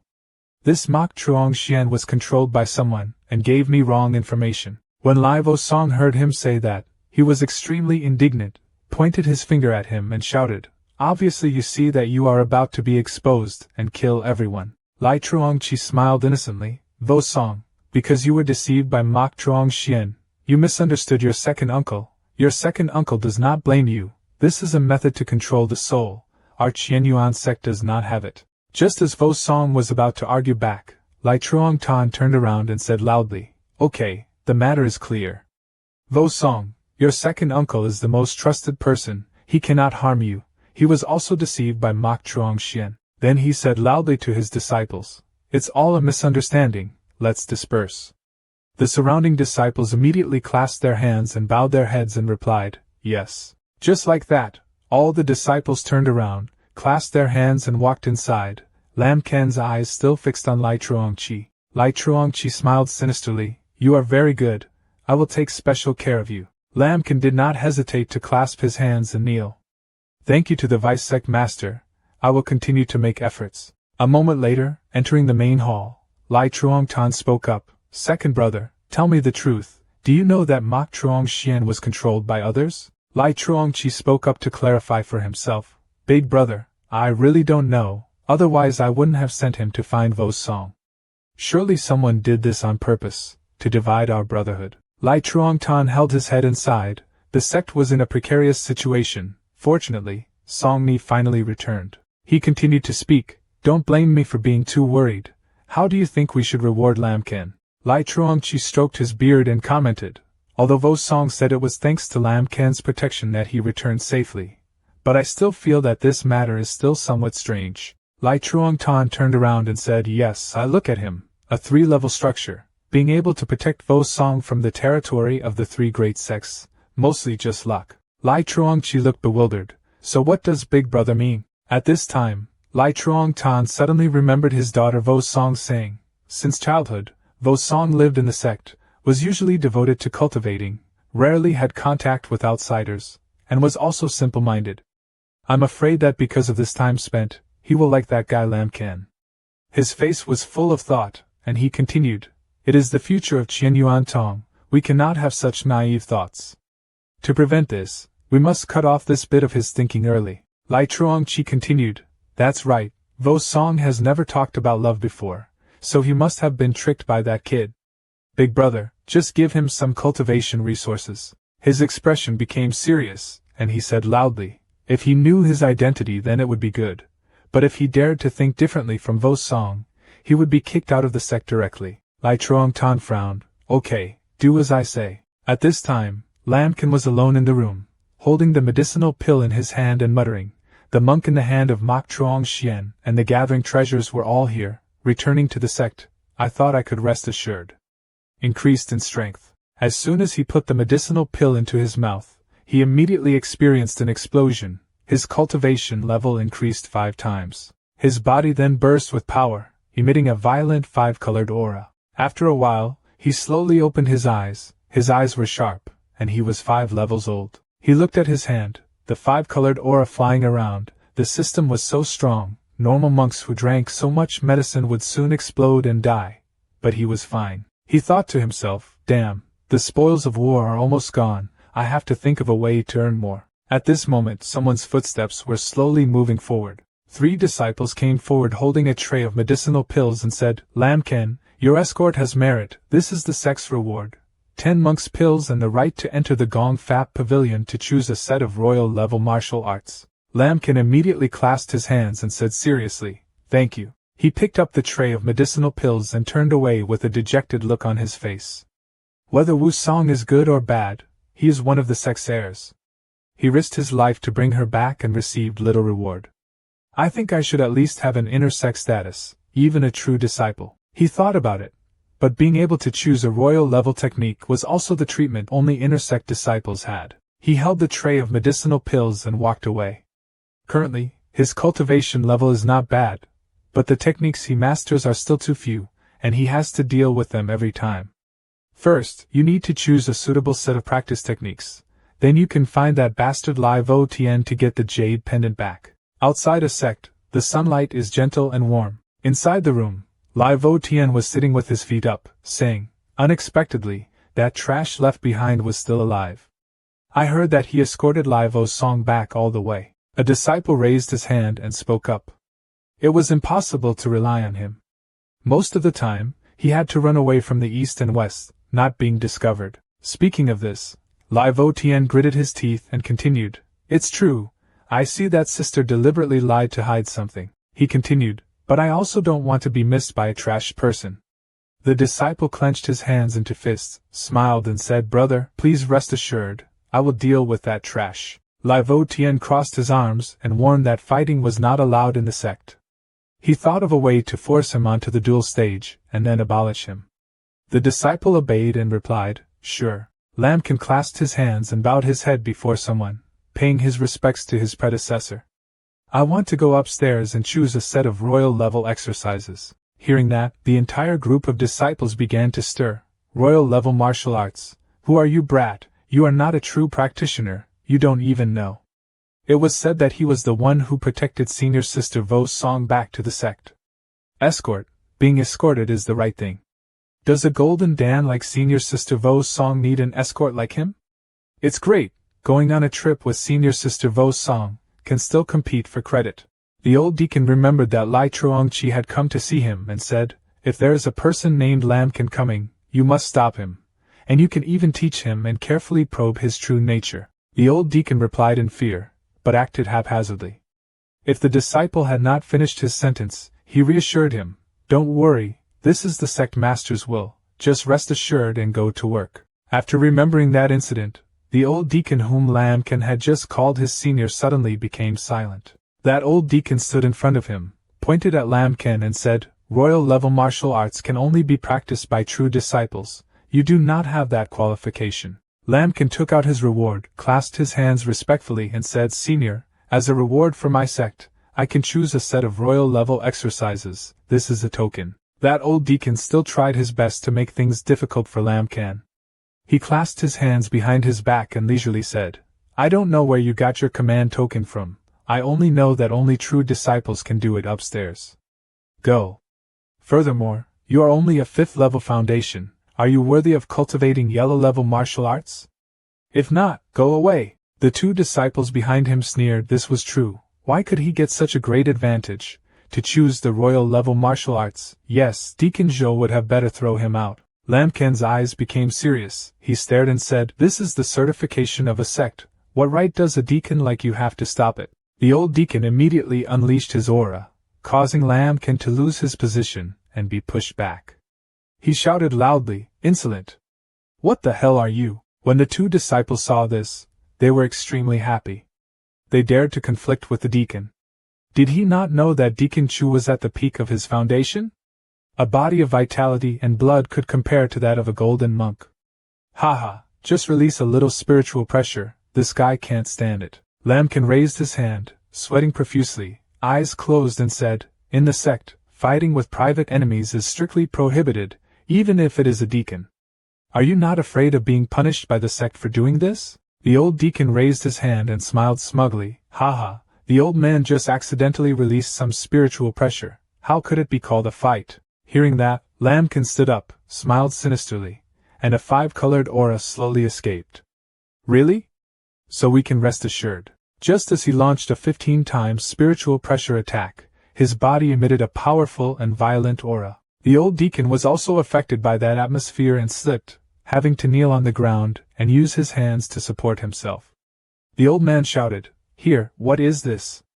No, a 5th level martial artist cannot have this kind of pressure." All the disciples stared in surprise. "What's going on? Why are my legs shaking? This guy, he really..."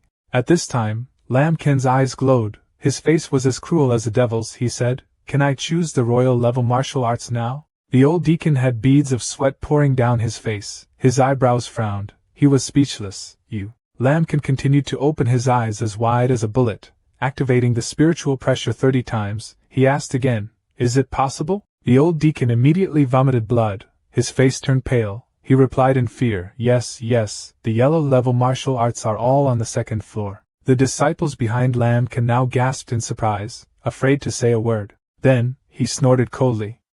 Then he boldly walked forward. His steps slowly went up the stairs. In front of the neatly stacked exercise books, a voice rang out, "Yellow grade lower grade Qiankun Chun, yellow grade lower grade Ice Heart Formula, yellow grade middle grade Town Mountain Fist." Lambkin stood in front of the practice rack, opened a book and muttered, "Although these practices are of good quality, they don't seem to be suitable for me." Suddenly he glared as if he discovered something. He turned around and noticed a glowing exercise book on the shelf, a royal grade high-grade martial art, Tai Su sword technique. He quickly opened the book of exercises to read.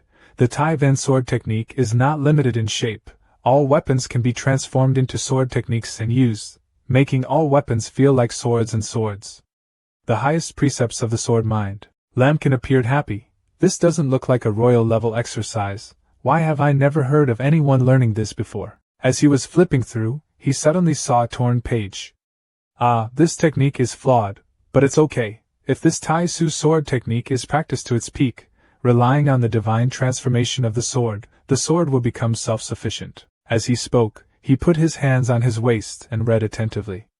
In accordance with his explosive attribute, the power was probably extremely positive. After a while, he went down to the 1st floor and gave the exercise book to the old deacon, saying, "Please print this exercise book." The old deacon replied that there was no way to cast the seal, and the sect's regulations said that in order to avoid wasting time practicing, only the practice that the previous person had successfully cultivated could allow the disciple to cast the seal to practice. Speaking of this, his face also changed color, and this sword technique is flawed. Do you think you are a peerless genius? Lambkin held up the exercise book and said, So I don't have any seals, is there no problem practicing here? The old deacon turned away, crossed his arms and said, It's up to you, but it's only limited to 1 hour. After that, regardless of whether you succeed in cultivating or not, I will take back this sword art. Without saying much, he sat down with his legs crossed. The surrounding disciples saw this and were surprised. He wanted to practice the exercises right here. Was his brain in water? It's not easy to choose a royal-level martial art, but to choose a weak, shabby one, it's a waste of opportunity. It's better for me. In the exercise book just now, it was written that the so-called gods are extremely variable. They do not have swords, but they also have swords. Only by transforming into swords and sword energy will they be able to access the divine aggregates. Lambkin read and thought strangely. Why did he have a feeling that the person who left this sword art was like using a pen instead of a sword, using each move to write this sword art? At this moment, countless sword techniques from one position to another continuously appeared in his mind. It made him extremely surprised. Here, the system suddenly exploded and his understanding increased 30 times. At this moment, he immediately entered the spirit. At this moment, the space around him was a dreamscape.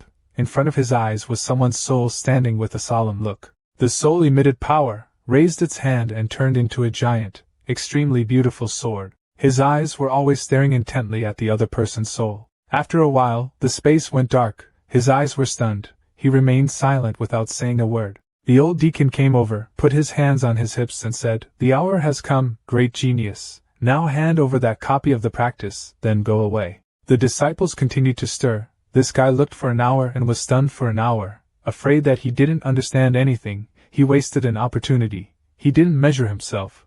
Who would choose the broken version first? No one has practiced it yet. Lambkin quietly put 2 fingers to his mouth, as if he were performing the sword technique he had just learned.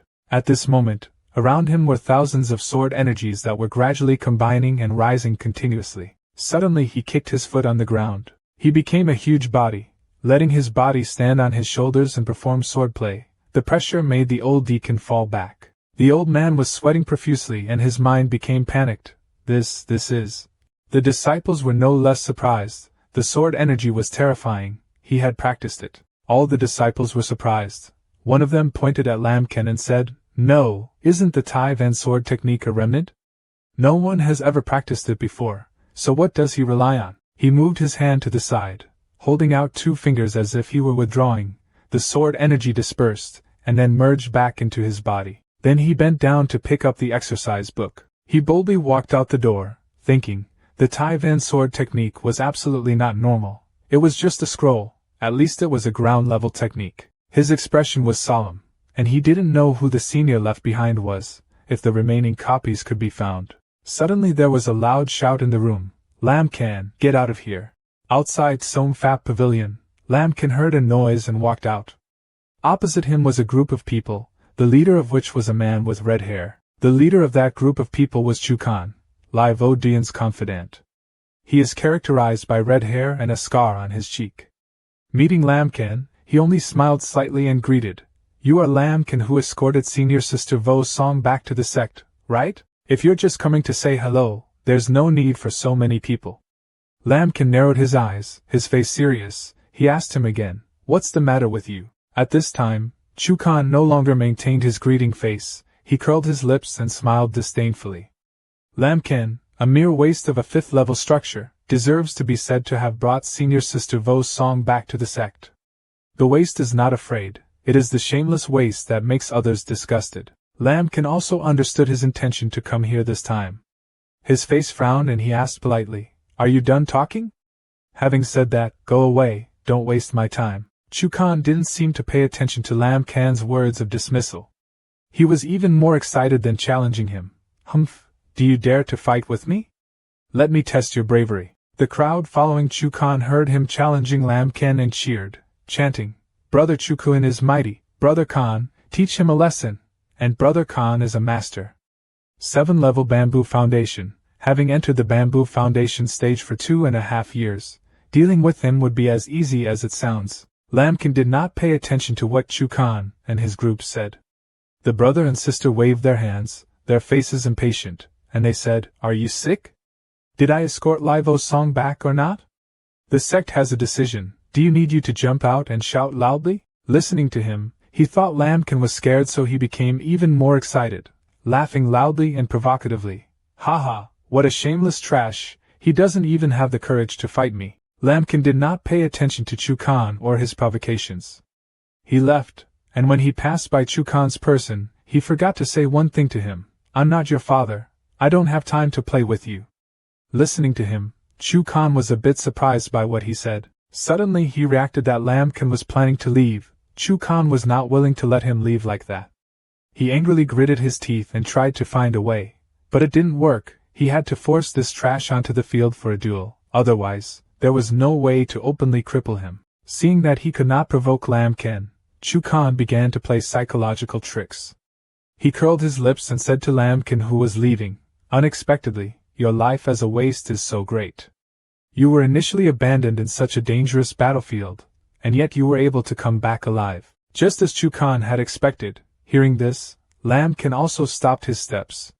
His face darkened, calling him, "Wait." Lambkin turned around, his face serious, and asked him again, "Are you the person next to Live Otn at that time?"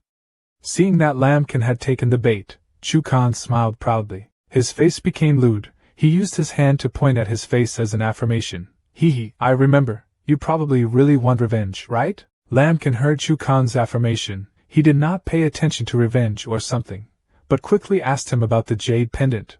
"Where is my jade pendant?" Chukan's face was itchy. He put his hand on his chin, thinking, then said to Lambkin, "Are you saying the jade pendant was stolen from you?"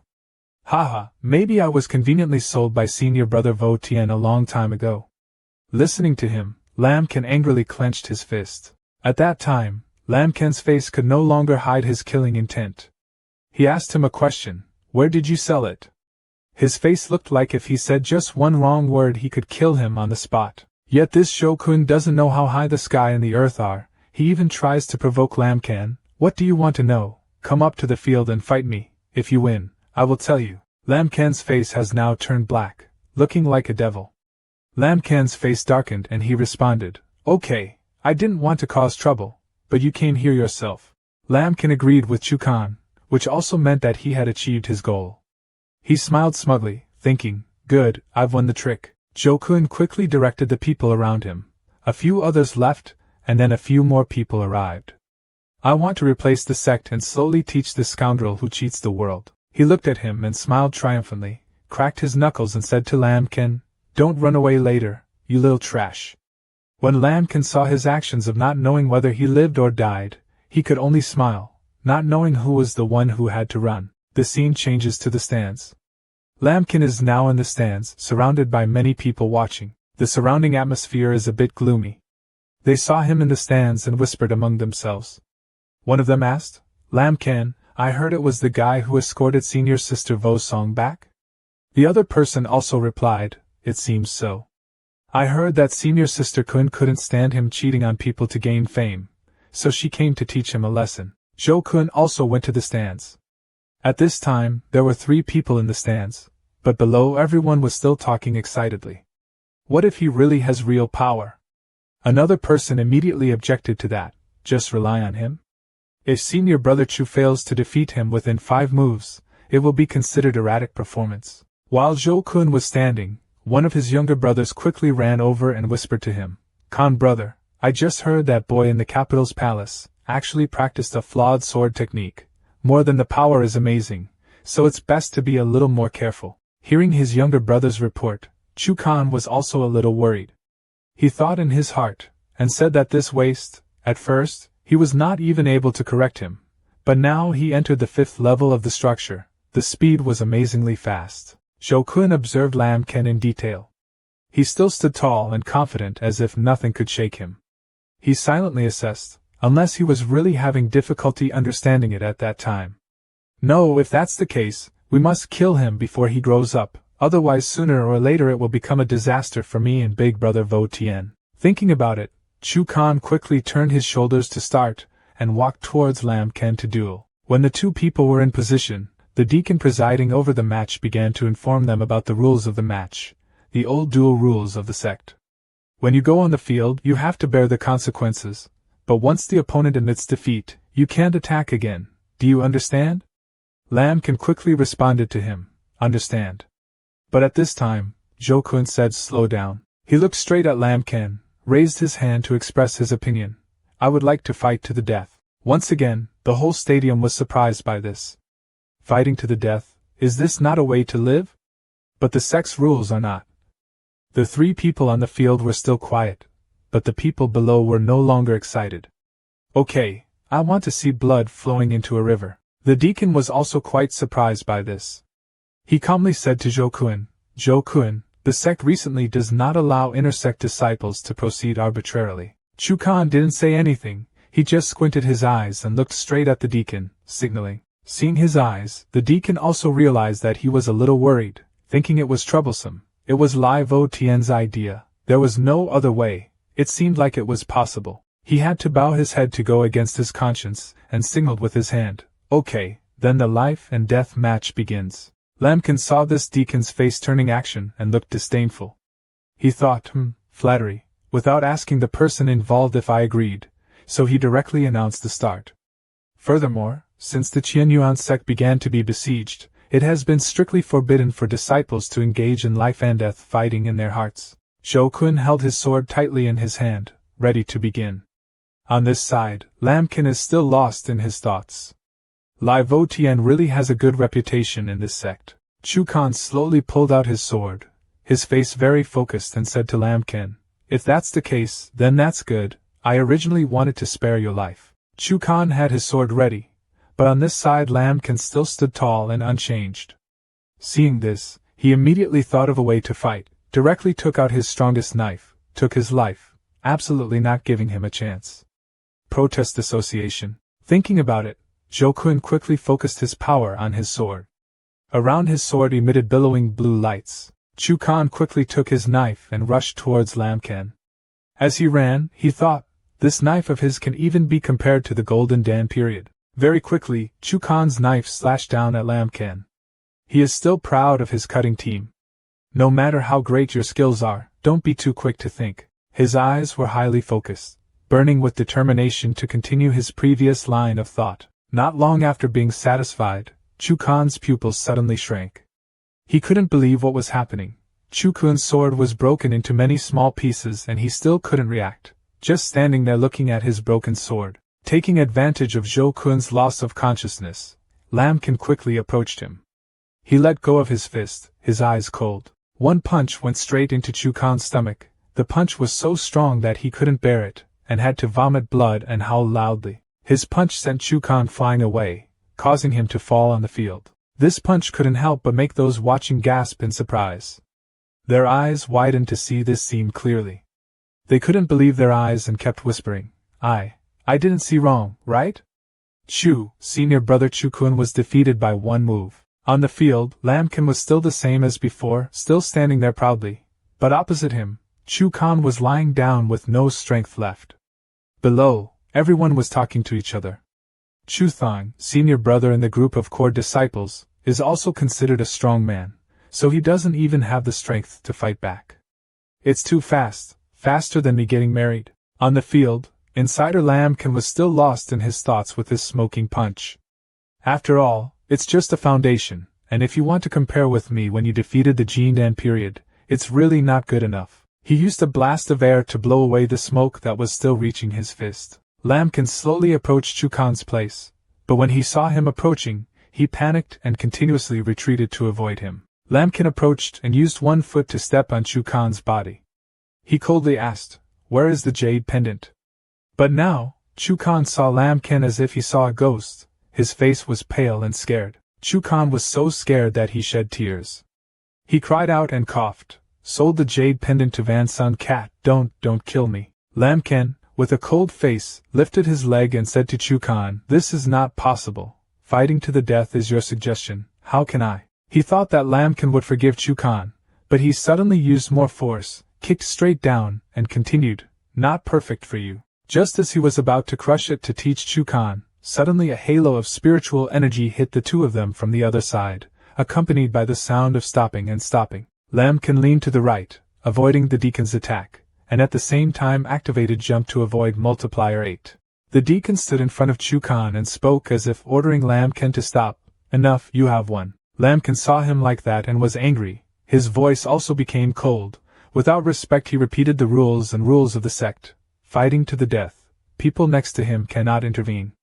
Is this person trying to break the rules? The deacon saw the determination in Lambkin's eyes, pretending to be conciliatory, but actually wanting to protect Chukan and his fellow fighters, finding a place for tolerance and generosity. In his heart, he hated the cold eyes looking at that failed Chukun.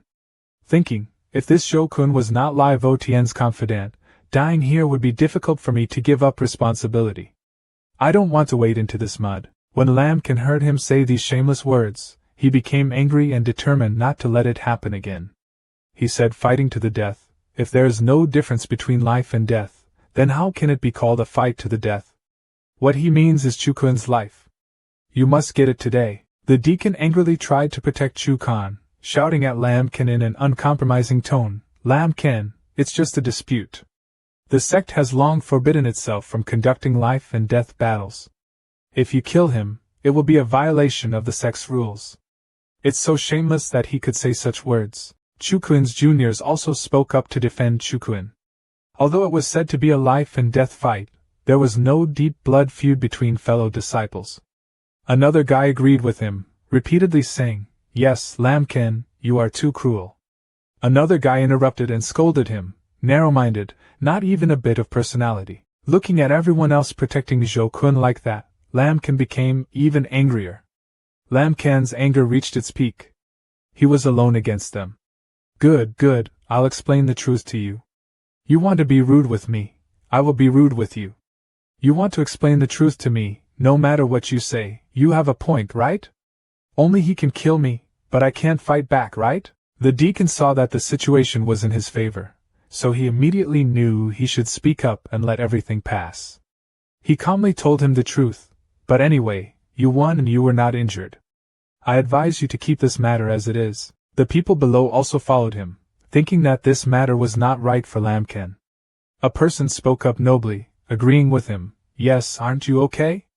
The guy next to him also agreed with that person. Furthermore, based on senior brother Chukan's character, his subordinates would definitely be merciful, and would not be enlightened at all. Lambkin burst into anger, angrily looked at the group of bodhisattvas who lived hypocritical lives, turned around and challenged. If Lambkin summoned his sword technique, which was countless swords. After that, he stood eloquently and continued his question, What if I don't follow? The deacon was stunned and couldn't believe that Lambkin would actually do it. He stammered out a threat, Lambkin, what do you want? Don't force the old man to take action. Don't think that defeating Chukan will make you invincible in the world. I am actually a level 3 golden pill powerhouse. Lambkin didn't say much, he pulled out his sword. The blade in his hand glowed. Lambkin interrupted him, the golden pill monk. He concentrated very hard and quickly rushed to Deacon Lambkin, while kicking and screaming at him. It's not like I've never killed him. The deacon saw him rushing towards him. He quickly waved his hand and shot a beam of light to confront Lambkin's sword. Behind him is Chukun, who is extremely scared. The deacon saw Lambkin's sword rushing towards him. He quickly opened his protective layer to block his attack. When the deacon saw that Lambkin refused to yield, he angrily scolded, Insolent! Who do you think you are? Lambkin was not afraid of him. He even answered that question boldly. Who am I? I am your father. He continued to attack. Thousands of swords appeared in the sky. The swords seemed to be waiting for his command. Lambkin boldly declared to them, Today, even if the heavenly king came, he could not save him.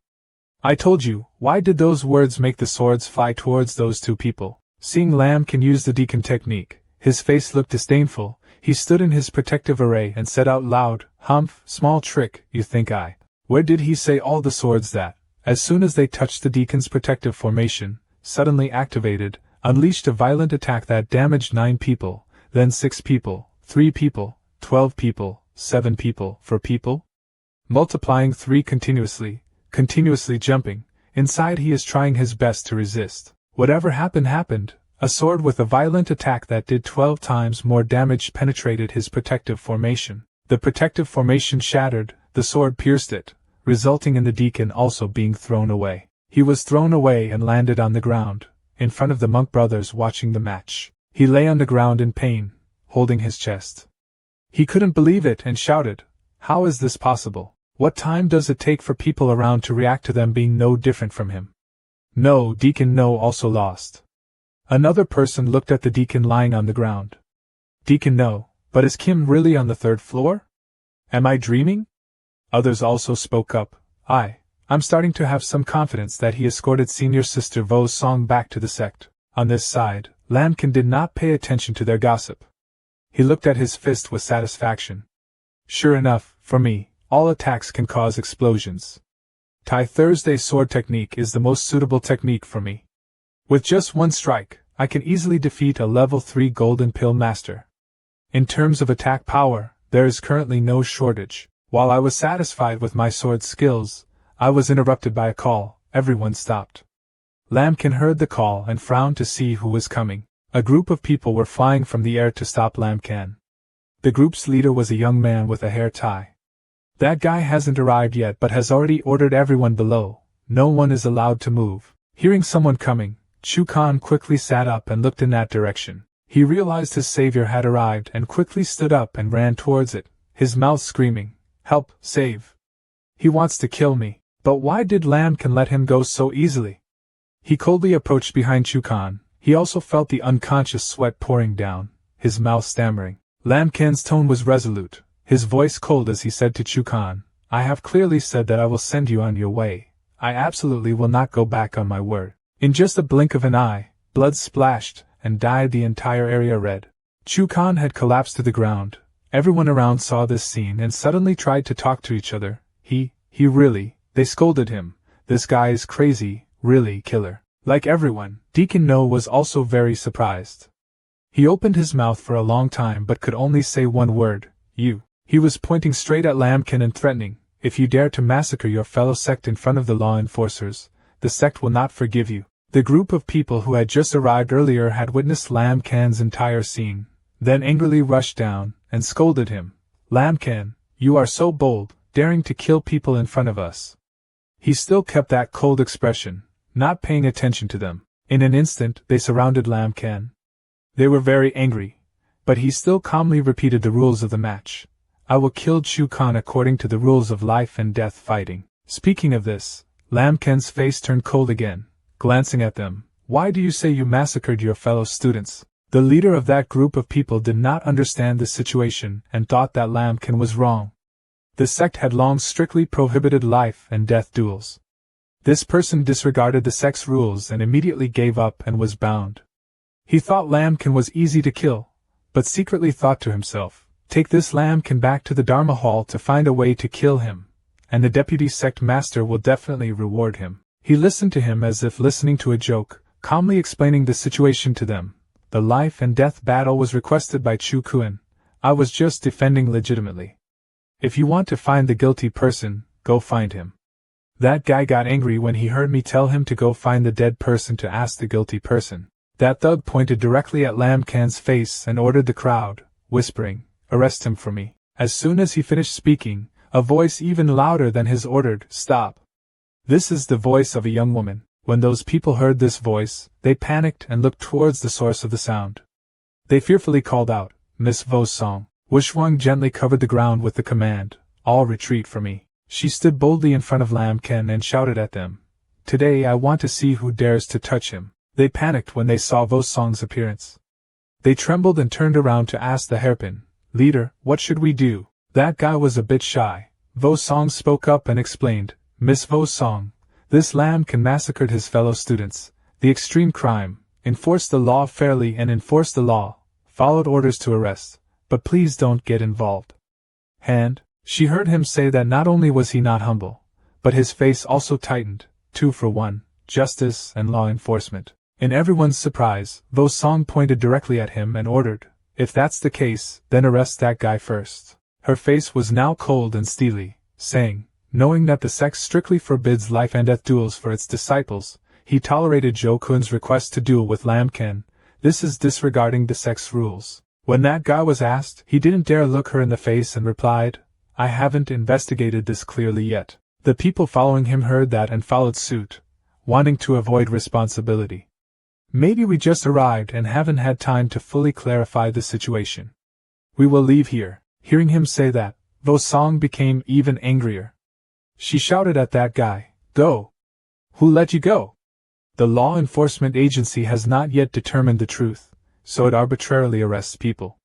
Your liver is very big. Then she pointed straight at him and said, "Be honest here for me," and that guy was a little nervous and sweating when Vo Song pointed at his acupuncture points. Lamkin was a bit surprised because he was the victim and had not spoken up yet, but Vo Song was very angry and came forward on his behalf. She was still angry. She said to Lamkin in their face, "Lamkin, this guy has bad intentions towards you, and even slandered you. Go, give him 2 hands, let him remember for a long time." Hearing what Vo Song had said, Lamkin proudly smiled and followed her words. "Okay." Lamkin quickly started his arms and legs, his face sinister, getting closer and closer to that guy. Lamkin gave a chilling smile. "Then I won't be polite anymore." But that guy saw this expression, this action, combined with what happened before. When he saw Lamkin approaching, he panicked and sweated like a shower. Just as he expected, a heavy slap was delivered to his cheek. The slap was so strong that his face was dislocated and his teeth were broken. "Lamkin is still interested in counting, so I'll give you a slap." In fact, with just 1 slap, that guy fell to the ground and cried out, "Ah!" The other guy saw the power of Lamkin's slap and was so surprised that he gasped. He couldn't believe it. The guy whose face was slapped in the wrong direction couldn't believe it either. He held his red and swollen face and said, "You really dare to attack?" He was angry and was about to continue cursing when he suddenly realized something. "What is it?" It was Lamkin with a black face. In that guy's eyes, Lamkin is now like a living king of hell approaching him. "I even cracked my knuckles," he told him. "I didn't just dare. Guess what if I beat you to half your life today?" Seeing Lamkin's fear, that guy quickly turned around to find an excuse to escape. He ordered his men, "Go, let's go." The others were a bit surprised to hear him say that, but then obeyed. Ah yes, they left.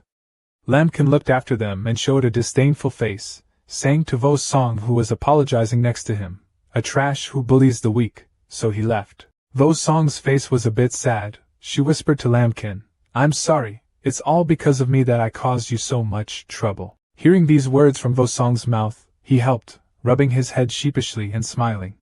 The reason this time is not, me and your Duong Quinn originally had some conflicts.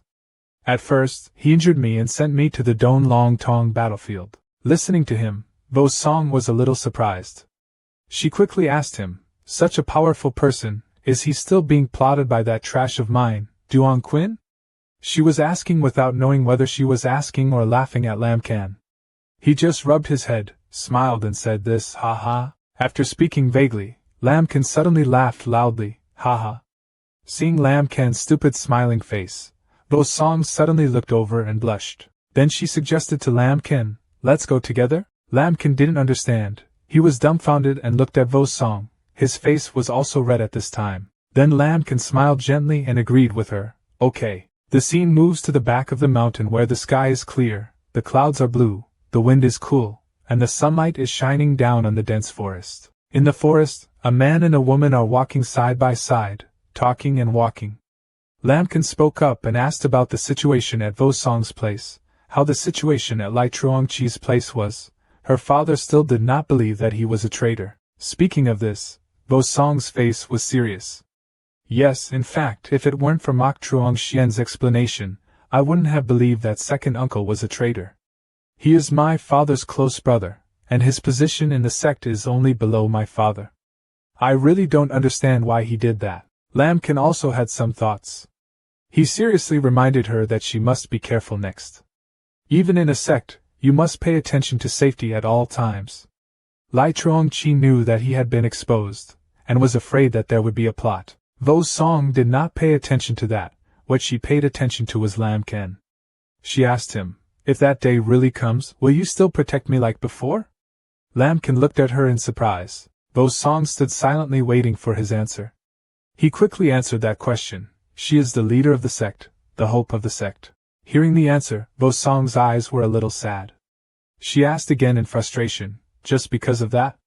She continued to ask, So what if I am not the sect master's daughter, but just a normal person? Lambkin honestly replied, probably the same. Hearing that, Vo Song excitedly asked him about the reason. Being asked, Lambkin shyly scratched his cheek.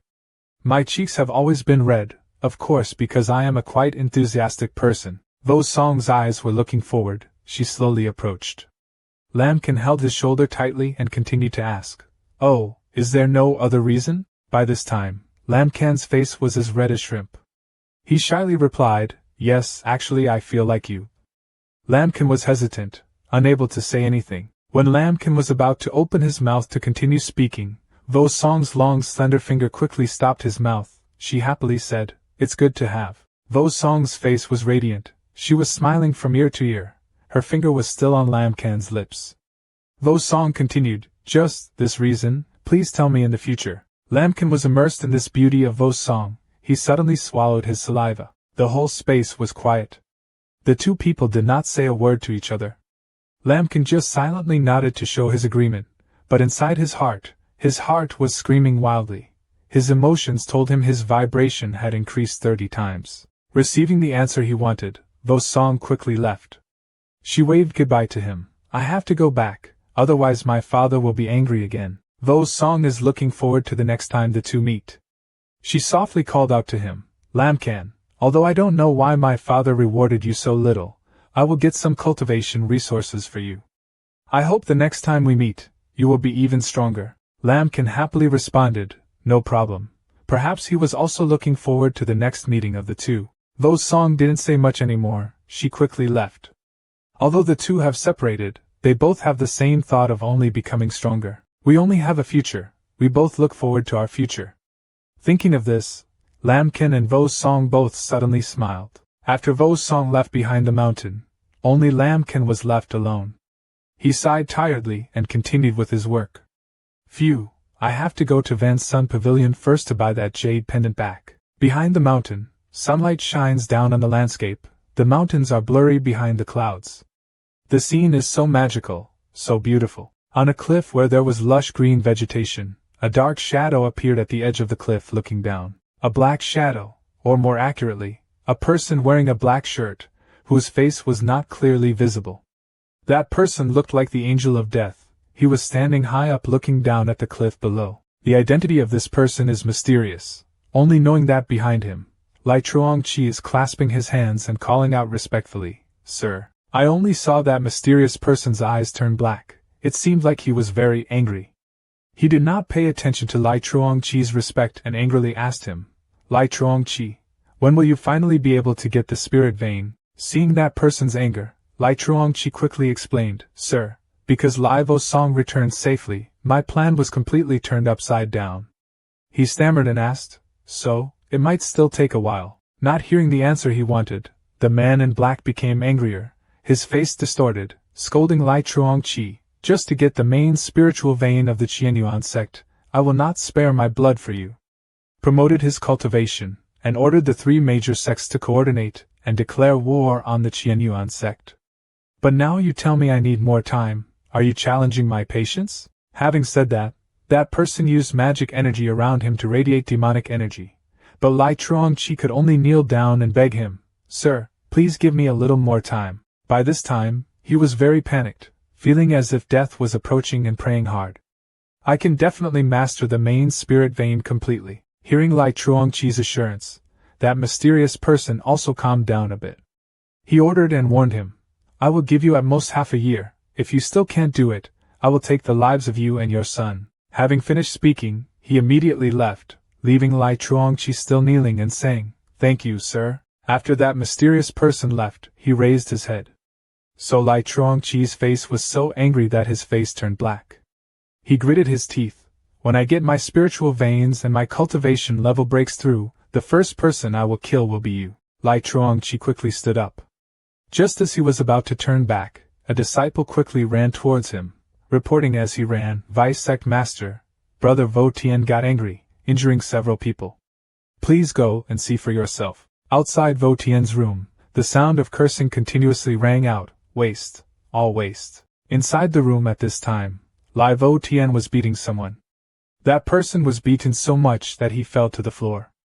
Lai Vo Tian beat and scolded, "Even a fifth-level structure can't deal with it. It deserves death. It deserves death." Lai Vo Tian was so angry that he picked up that disciple's collar. He was so angry that his eyes turned red and he gritted his teeth. "In your hearts, you guys are laughing at me, right?" The unfortunate disciple whose anger was vented by Lai Vo Tian could only respond in panic. "No, I don't dare. The more I talk, the more angry the fire in Lai Vo Tian's body becomes. I just don't dare. In fact, my heart is mocking me. Even a waste can't deal with it, right?" Lai Vo Tian's expression is now very scary. That person could only stammer and reply, "No, no." Lai Vo Tian did not accept that answer. He used a great force to pull that person up. He seemed crazy and strangled that person. Lai Vo Tian's expression at this moment seemed to have lost his reason, shouting, "Yes, that trash lamb can deserve death. You also deserve to die." The person being strangled could only panic. That side was strangled by Lai Vo Tian until his eyes widened, his mouth began to foam, and his hands could no longer resist due to lack of oxygen. I thought he would log out from here today, but Lai Chuangqi kicked open the door and walked in. He ordered Lai Vo Tian to stop. Thanks to that, the other person can keep alive. Lai Vo Tian released the subordinate in his hand and shouted loudly, "Father, quickly, quickly think of a way to destroy Lam Can." Lai Chuangqi saw his son lose his temper like that and shouted, "A small lamb can makes your heart and soul confused. How can you become a great master?" Lai Vo Tian refused to listen to his father's teachings and continued to scream. Now that waste can actually defeat a third-level golden pill cultivator, he must have stepped on bad luck and gained some kind of opportunity. If we let him continue to grow, sooner or later it will become a disaster. Lai Chuangqi frowned in reproach. "What, now you know how to be afraid? I have long warned you to cultivate well. Only if you are strong, you have nothing to fear." He sighed and continued, "Your analysis is correct. This lamb can must be eliminated soon, otherwise it will be very troublesome." Lai Vo Tian heard his father agree with him and analyzed. "But he can now defeat the third-level golden pill deacon. I am also just a golden pill in this matter. I still need my father's help." "Just okay." After listening to his precious child's analysis, Lai Chuangqi put his hand on his chin and thought for a long time. After that, he immediately ordered his subordinate who was still trembling on the ground to clarify for me what Lambkin was doing right now. Not long after, the investigative subordinate returned and reported, telling the deputy sect master that someone saw Lambkin leaving the sect, seemingly heading in the direction of Van Sun Pavilion. After hearing his subordinate's report, Lai Vo Tian immediately affirmed that the 10,000 mountains and jade pendants were definitely jade pendants. Then he turned to Lai Chuangqi and told him everything. He had destroyed Chukan. It was because he was searching for the location of his ancestral jade pendant, which was initially conveniently sold to 10,000 mountains by his son. After listening, he smiled and said his thoughts. It seemed that the jade pendant was very important to him, otherwise he wouldn't have been in such a hurry to go to 10,000 mountains to buy it back. Good thing, if he was like Lai Vo's song who always stayed in the sect, I wouldn't be able to arrest him. Then, he took out a token to call someone. Immediately a voice came from the token. That person asked, "Lai Chuangqi, are you rare? Why are you looking for me?" Lai Chuangqi immediately stated his request. "There is a person named Lambkin who will come to your thousands of mountains to help me destroy him in a reasonable way." The other person briefly asked again, "How much is the price?" Lai Chuangqi also quickly offered the price for this mission, 50,000 spirit stones. "Wait a minute, I will use the talisman to send you Lambkin's appearance." The other person found the price quite attractive, so he agreed and replied, "Okay." On a beautiful sunny afternoon, the space at Quan Tian Market was a bit quiet. Lambkin gently landed here from the air. He quickly walked over and joined the stream of people walking around the market. Lambkin happily praised, "Quan Tian Market is truly the largest 2 Tian market near Qinguintong. Compared to the original Taiwan Market, it is really a place where chickens don't even bother to defecate." After that, he also arrived at the door of the place he wanted to go, the 10,000 mountains. He raised his face to look at the splendid citadel right before his eyes and exclaimed, this was the place, the 10,000 mountains house, one of the largest merchants in the immortal world. A man came from somewhere to Lambkin and greeted, "Yo, welcome to visit." That person is the treasurer of the 10,000 Mountains Palace, he thought to himself. Looking at his distinctive appearance, it was him. Thinking so, on the surface he still warmly asked, "What is this young brother's request?" After observing for a while, he silently criticized in his heart, "Is this the person Lai Chuangqi spent 50,000 spirit stones and wanted me to deal with? Looks ordinary, nothing stands out." Lamkin immediately said his intention when he came here. "I have a piece of jade pendant that someone sold to Van Sun Kak, and now I want to buy it back." Shopkeeper Vang immediately asked, "What is the name of the jade pendant, and what is its rank?" Lamkin held his head sadly and replied, I don't understand this either. I only remember that the jade pendant was 1 inch long, with a complicated seal on it." Treasurer Vang looked surprised and then quickly said, "Oh, then let's go take a look." Lamkin happily replied, "I'm sorry." Half an hour later the two of them were in a large yard when Treasurer Vang asked, "The jade pendant you said was really sold to 10,000 mountains?" He looked a bit sad and said, "You want to buy it back. I'm afraid it will be difficult." Lamkin frowned and quickly asked again, "Why?" Treasurer Vang immediately replied that this jade pendant was kept in the internal treasury by Van Sun and will not be sold anymore. But in his heart he thought uncomfortably, "I even specially went to check it out and thought it was a good thing." What? He remembered the shape of the jade pendant and criticized it in his heart.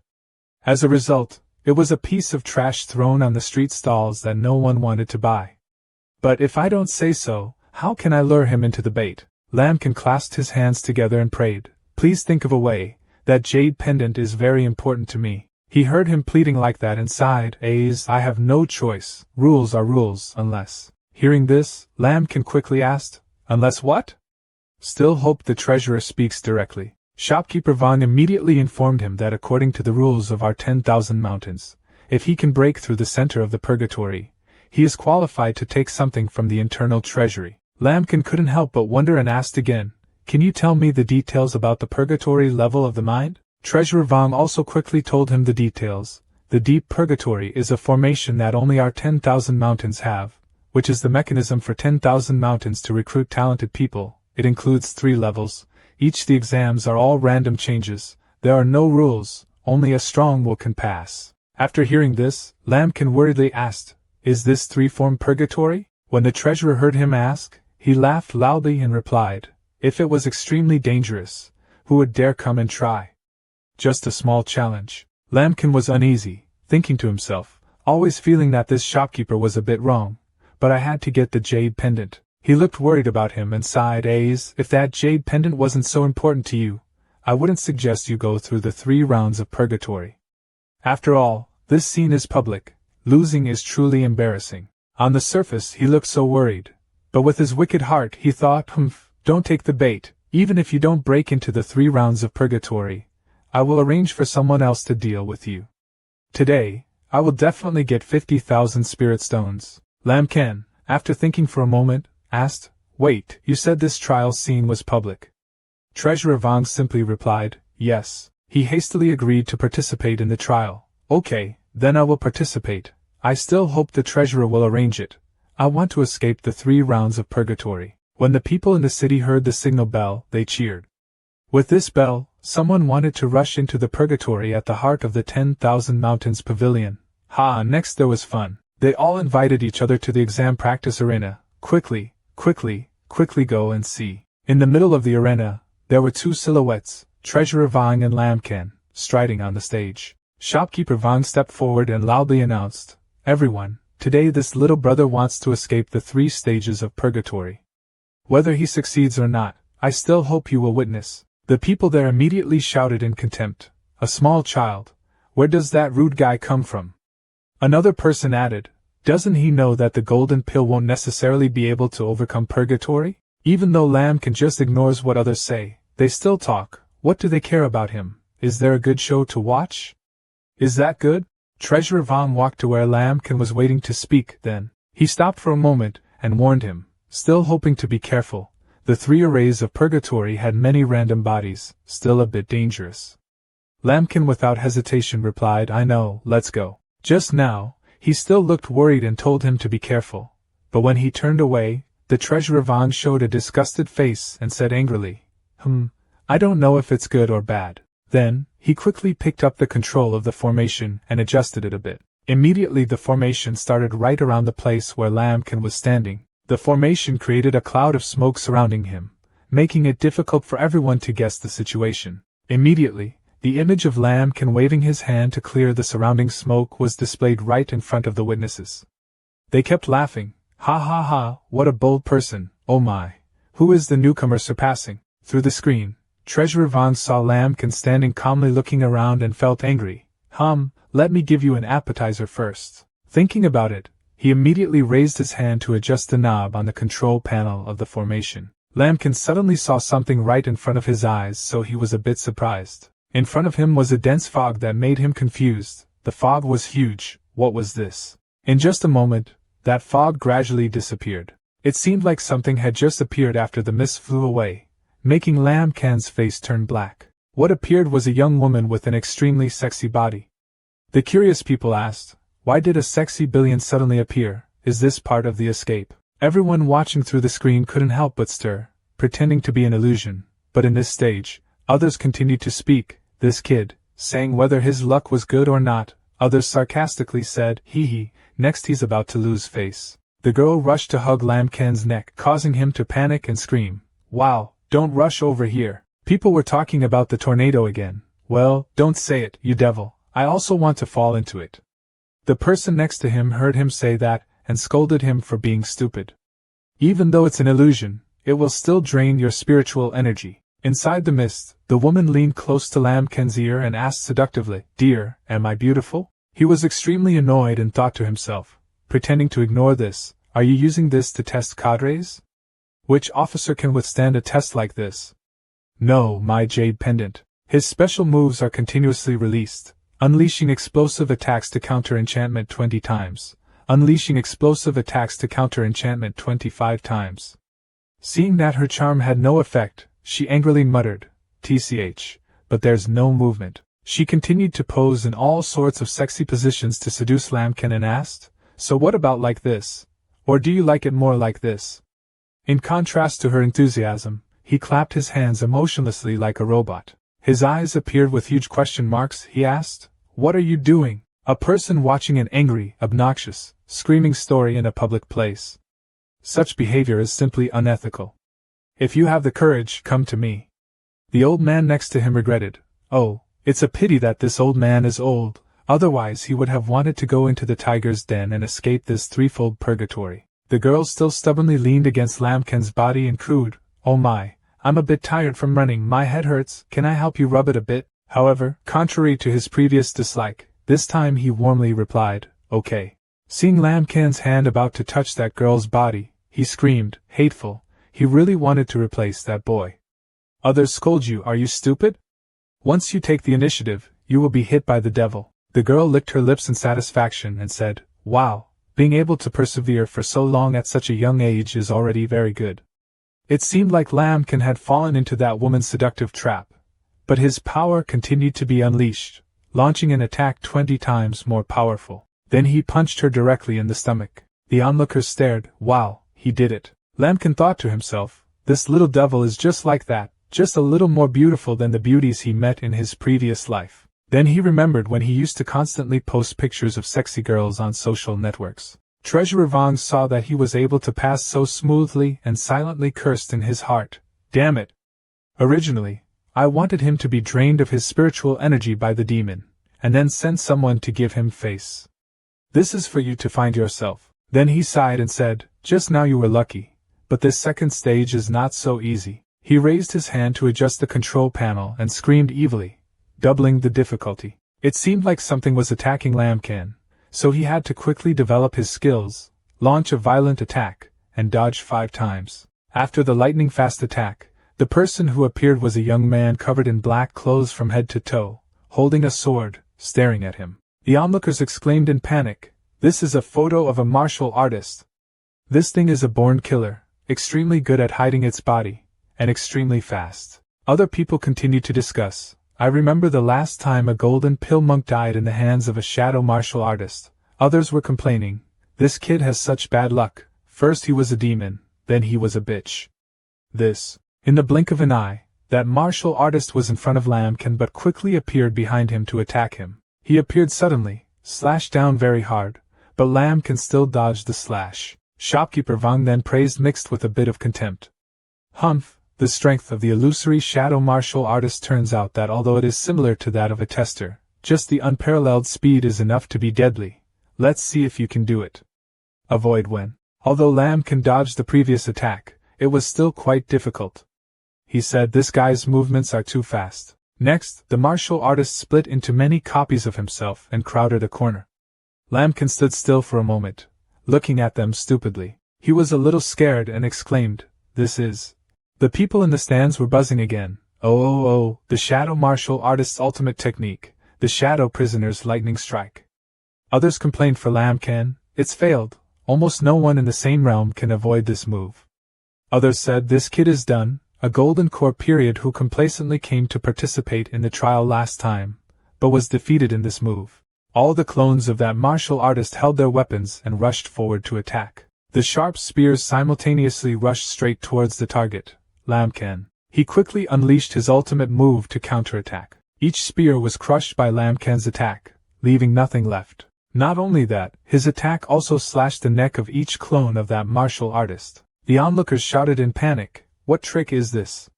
Others were confused and asked, "Has the martial artist's great move been cracked? How is that possible?"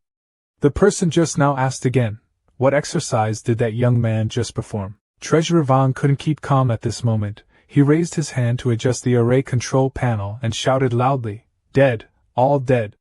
Disgusting, you forced me." The difficulty has been increased. This time martial artists appear more than before. Then the group of people flew away all at once, suddenly appearing and disappearing, extremely terrifying. An ego held a sword and slashed straight at Lambkin, but luckily he reacted quickly and still escaped the slash. Then a series of sharp spears were launched straight at him. Lambkin also immediately turned on the protective curtain to protect himself. Shopkeeper Vaughn then smiled evilly and said, "Being able to force me to increase the intensity of the formation to the maximum level is considered a bit of skill, but that's all." Lambkin now takes out a sword and summons a series of sword talismans, always ready to attack the opponent. His sword talismans were immediately ordered to rush up and stab straight into the shadows of the martial artists flying everywhere. The onlookers who were worried about Lambkin said, "That's it. The teenager couldn't find the opponent's position at all, so he could only passively defend." Others also worriedly said, "But passively defended in the end. Will also reveal shortcomings." Lambkin was sweating profusely after a while of fighting. He spoke nervously. "This guy is extremely fast, and also uses sneak attacks like a ground mouse. We need to find his true identity, otherwise sooner or later he will be killed." His eyes seemed to glow and asked, "Where is the true body, the true body?" As he spoke, he launched a violent attack, revealing 12 times more. Those dark shadows were still flying around as if wanting to tease Lambkin. Suddenly he summoned many sword talismans and exclaimed, "Found it." The swords immediately rushed forward and attacked the martial artist. In just a moment, the martial artist's ego and body were killed by Lambkin. His blood splattered everywhere. The onlookers were extremely surprised and said, He killed martial artist Shadow." Other people also chimed in with a few sentences. "That's actually a shadow martial artist, who can kill a golden pill monk." People on the other side loudly asked how strong this young man was. An old man next to him looked amused and said, "Immeasurable future, immeasurable future." Treasurer Vaughn saw that Lambkin was so strong and cursed in his heart.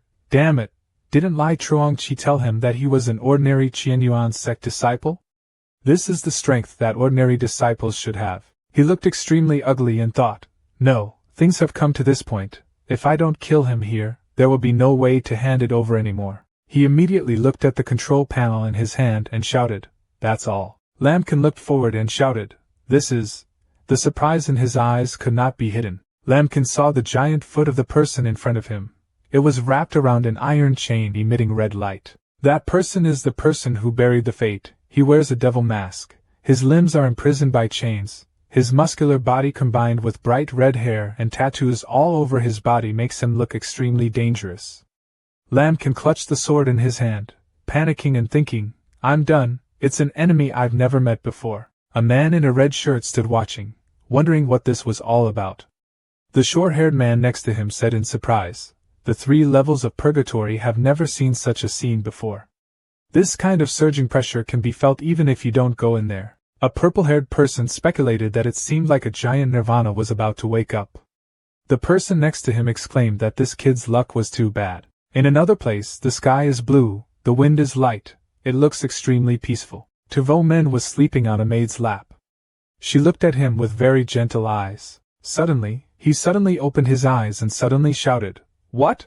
Immediately after that, he immediately sat up hastily. Tuvo Men's face was extremely gloomy. He lowered his eyes and thought and spoke. Why was the person who buried his fate released? This is the most dangerous level of the 3 levels of purgatory, never opened before. After that, Tuvo Men stood up, clasped his hands, looked interested and said, I actually want to see who has such great ability. He was full of spirit, and walked out of the main gate with the maid beside him. He clasped his hands behind his back and continued, Come, let's go take a look. At the same time, the dead man opened his mouth full of sharp fangs towards the other person. His giant body was now surrounded by a black aura. Lambkin felt it for a moment. His whole body began to tremble, and he used an explosive attack to counteract the pressure 30 times higher. He immediately took a defensive stance, carefully guessing, under pressure, could it be that in front of him was a powerful demon cultivator? A person standing there watching in horror said, Devil masks and tattoos, are they really the burials of people and demon cultivators in legends? Oh my god, didn't he offend the 10,000 Mountains Pavilion 30 years ago, and then be killed by 2 primitive cultivators? A man in purple continued, He is indeed dead. It seems that the 10,000 Mountains refined him into a humanoid figure and dropped him into the heart of purgatory. A person with short hair next to him was sweating and exclaimed, Wow, no wonder it's called the heart of purgatory, but it still hides a purgatory like this. The 10,000 Mountains Pavilion is so terrifying. While the crowd was still talking, the deceased had already swung the iron chain on his body. The chain rushed away, showing that he had used quite a bit of force. As soon as the dead man launched his move, Lambkin immediately used an explosive attack at 8 times the speed. In the blink of an eye he retreated, at the same time telling himself that he could not be entangled by the chain. Lambkin continued to use explosive attacks to defend 21 times more. He felt the force of the chain's attack and thought incredulously. The force was so direct and filled with demonic energy. While lost, Lambkin's body was hit by the chain. He fell directly down. He suddenly cried out, Ah! However, with flexible movements, Lambkin quickly regained his balance. He commented with difficulty, So strong, much stronger than something like Mach Truong Xian. A few people outside stood watching and discussing. The person who buried his life was a primitive cultivator. Even if he became a humanoid, he could not use martial arts while he was still alive, but his body also had the strength of a top golden pill cultivator. A chubby man chimed in with a worried voice. This young man is only a 5th level structure, and it's basically difficult to fight against. A blue-haired teenager with a serious expression looked at shopkeeper Vang standing to the side, with a question in his heart. 3 times in a row, he accidentally tried such a dangerous thing. This kid offended thousands of stars. Shopkeeper Vang is currently smiling extremely sinisterly, proud of himself, actually forcing me to use it to bury someone's life, boy. Based on the strength of level 5 foundation, if you die in this guy's hands, you can be proud. Suddenly, something rushed up at lightning speed. It turned out that it was a burial. He used his strength to jump up and float in the air. Lambkin lamented in his heart, No good, he is high up, which is disadvantageous for me. Burying the fate in an attack position, the iron chain did not know when it turned from 1 to 3. More and more chains were hitting Lambkin. He couldn't help but exclaim in his heart, Wow, it's very difficult to avoid. While he was still having difficulty avoiding the chain's attacks, the victim rushed down without warning. Faced with a situation that hung by a thread, Lambkin decided there was no other way. He could only risk it. As he finished speaking, the yellow light of 3 swords appeared in front of him. He shouted, Tai Su sword technique, violent emptiness. Following his words were countless swords rushing towards the dead man. The distance between Lambkin and the deceased's body was narrow, and the man was slashed twice by his sword. At the same time, Lambkin also spat out a mouthful of blood because of his attack. The fight between the two created quite a stir. An explosion occurred. The people around saw that both of them couldn't tell clearly whether they won or lost and immediately became excited, upset. But they could fight evenly. This kid was very good. Tuvo Men was no exception, extremely surprised by the match result. He exclaimed, So strong! What is this name's background? After that, Tuvo Men turned and ordered the maid next to him, Go and find out why this young man broke into the third level of purgatory. The maid immediately respectfully replied, Yes, young master. She finished speaking and left, leaving Tavo Men alone to observe the battle situation. At this time, the two people, Lambkin and Burial Man, stood up, on both sides facing each other, and Burial Man roared and threatened. Immediately after that, he used amazing speed to rush towards Lambkin with an extremely angry appearance. In contrast to him, Lambkin was extremely excited. He excitedly shouted, Okay! Pleasure! Pleasure! Arrive! Continue! Lambkin called out the name of the move, using the magic to transform the sword. The sword energy formed itself, and following the swinging movement, countless yellow swords appeared. He continuously used more moves, unleashing a burst attack that attacked 17 times, unleashing a burst attack that attacked 9 times, unleashing a burst attack that attacked 14 times more, and the attack was as strong as a storm, causing death. I couldn't help but raise my hand and use the iron chain to shield myself. Soon, he arrived in front of Lambkin. He was filled with horror and exclaimed, So fast. Then, he used his strength to slash the sword in his hand into the pile of chains wrapped around his hand to bury the victim. However, something unexpected happened. The sword seemed to be sealed in place. Lambkin then panicked and shouted, No good, the sword can't be pulled out. Looking at the dead man's fist right before his eyes, Lambkin thought boldly that it seemed like he could only deal with one strong punch. As soon as the words ended, Lambkin put all his strength into his legs to prepare to attack. Lambkin's body rushed at extreme speed, at the same time calling out the name of the move, consuming energy, opening the sky. He used a violent attack to attack 39 times, using 2 fingers to hit the deceased shoulder. Barry's fate also refused to be weak. He used his strong fist to counterattack. Lambkin hastily used the starting attack with 35 times the defense to defend. Both of them used all their strength. History repeated itself again. Both of their bodies were once again knocked backwards. Lambkin helplessly knelt down, his knees hitting the ground hard, creating a not small sound. However, the one who suffered the loss this time must have been buried.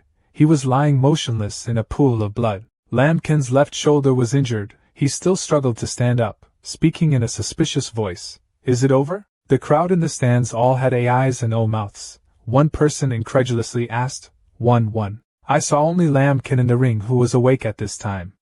The people watching the match immediately exploded. He faced Hangman Nan from the front, but he actually won. Truck Code defeated Kim Dan Din. Grant. Lambkin looked up at the stands, despite the constant exclamations. What is this? Inexplicable, inexplicable. On one side, Tavo Men still leisurely observed the battle situation. Knowing such unbelievable results, he burst into excitement and said, Talent, truly a talent. Which sex disciple is this kid? This young man will definitely take it back. As soon as Tavo Men finished speaking, the maid came to the side and presented, Young master, I have already asked the question. That young man was a disciple of Kintien Tong. This time he came to buy back the jade pendant, but for some reason, Vang the shopkeeper got involved in this matter. Tavo Men heard the maid's report, raised the beautiful green jade pendant in his hand, looked at it for a moment and thought, So that's it. It seems like this person and I have a predestined fate. The most annoying person at this time was the treasurer Vang.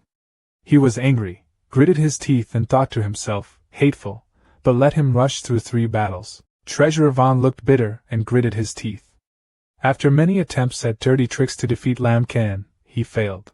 I couldn't help but think wildly in my head, no, such a gifted and strange person, I absolutely cannot let him live. If I don't wait for him to grow up, I will definitely die. Even if you are a God-given genius, but you have no background, as long as you die here, no one will pursue you. At the same time as he was thinking, he began to cast magic in his palm, preparing to sneak attack Lambkin. Unfortunately for Treasurer Vang's plot, from above, a blue stone flew at the speed of light. Breaking through his protective barrier and crashing to the ground, the treasurer seemed to freeze on the spot, not knowing what was happening. The stone hit his right leg, causing him to fall to the ground and scream in pain.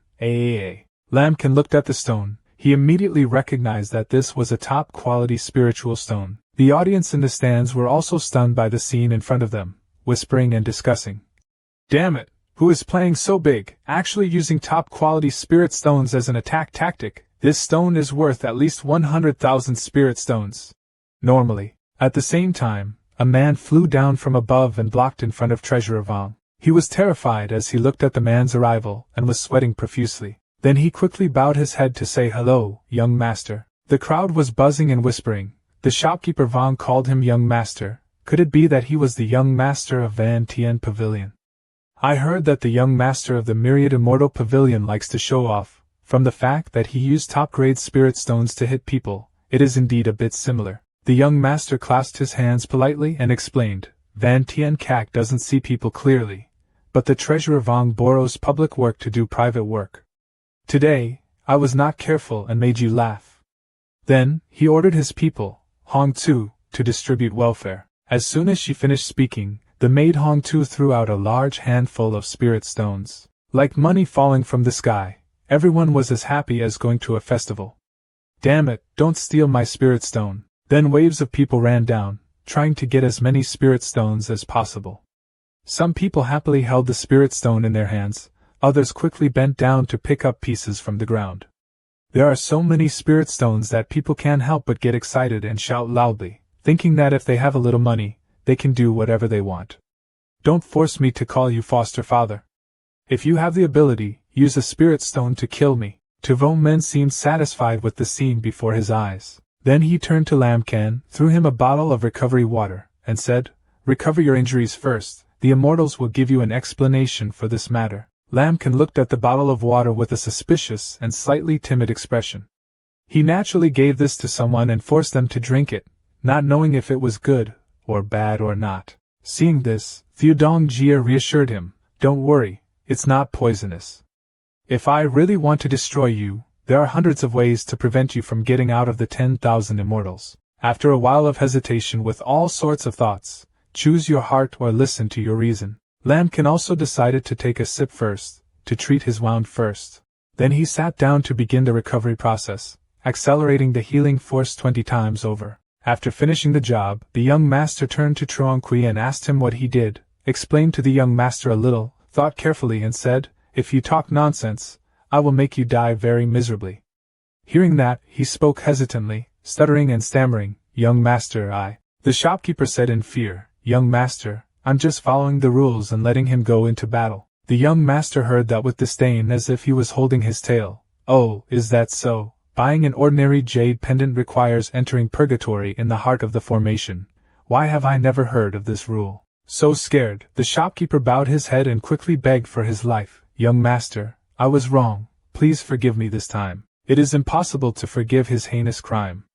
The young master replied without mercy, "I once gave you a chance, but you didn't appreciate it.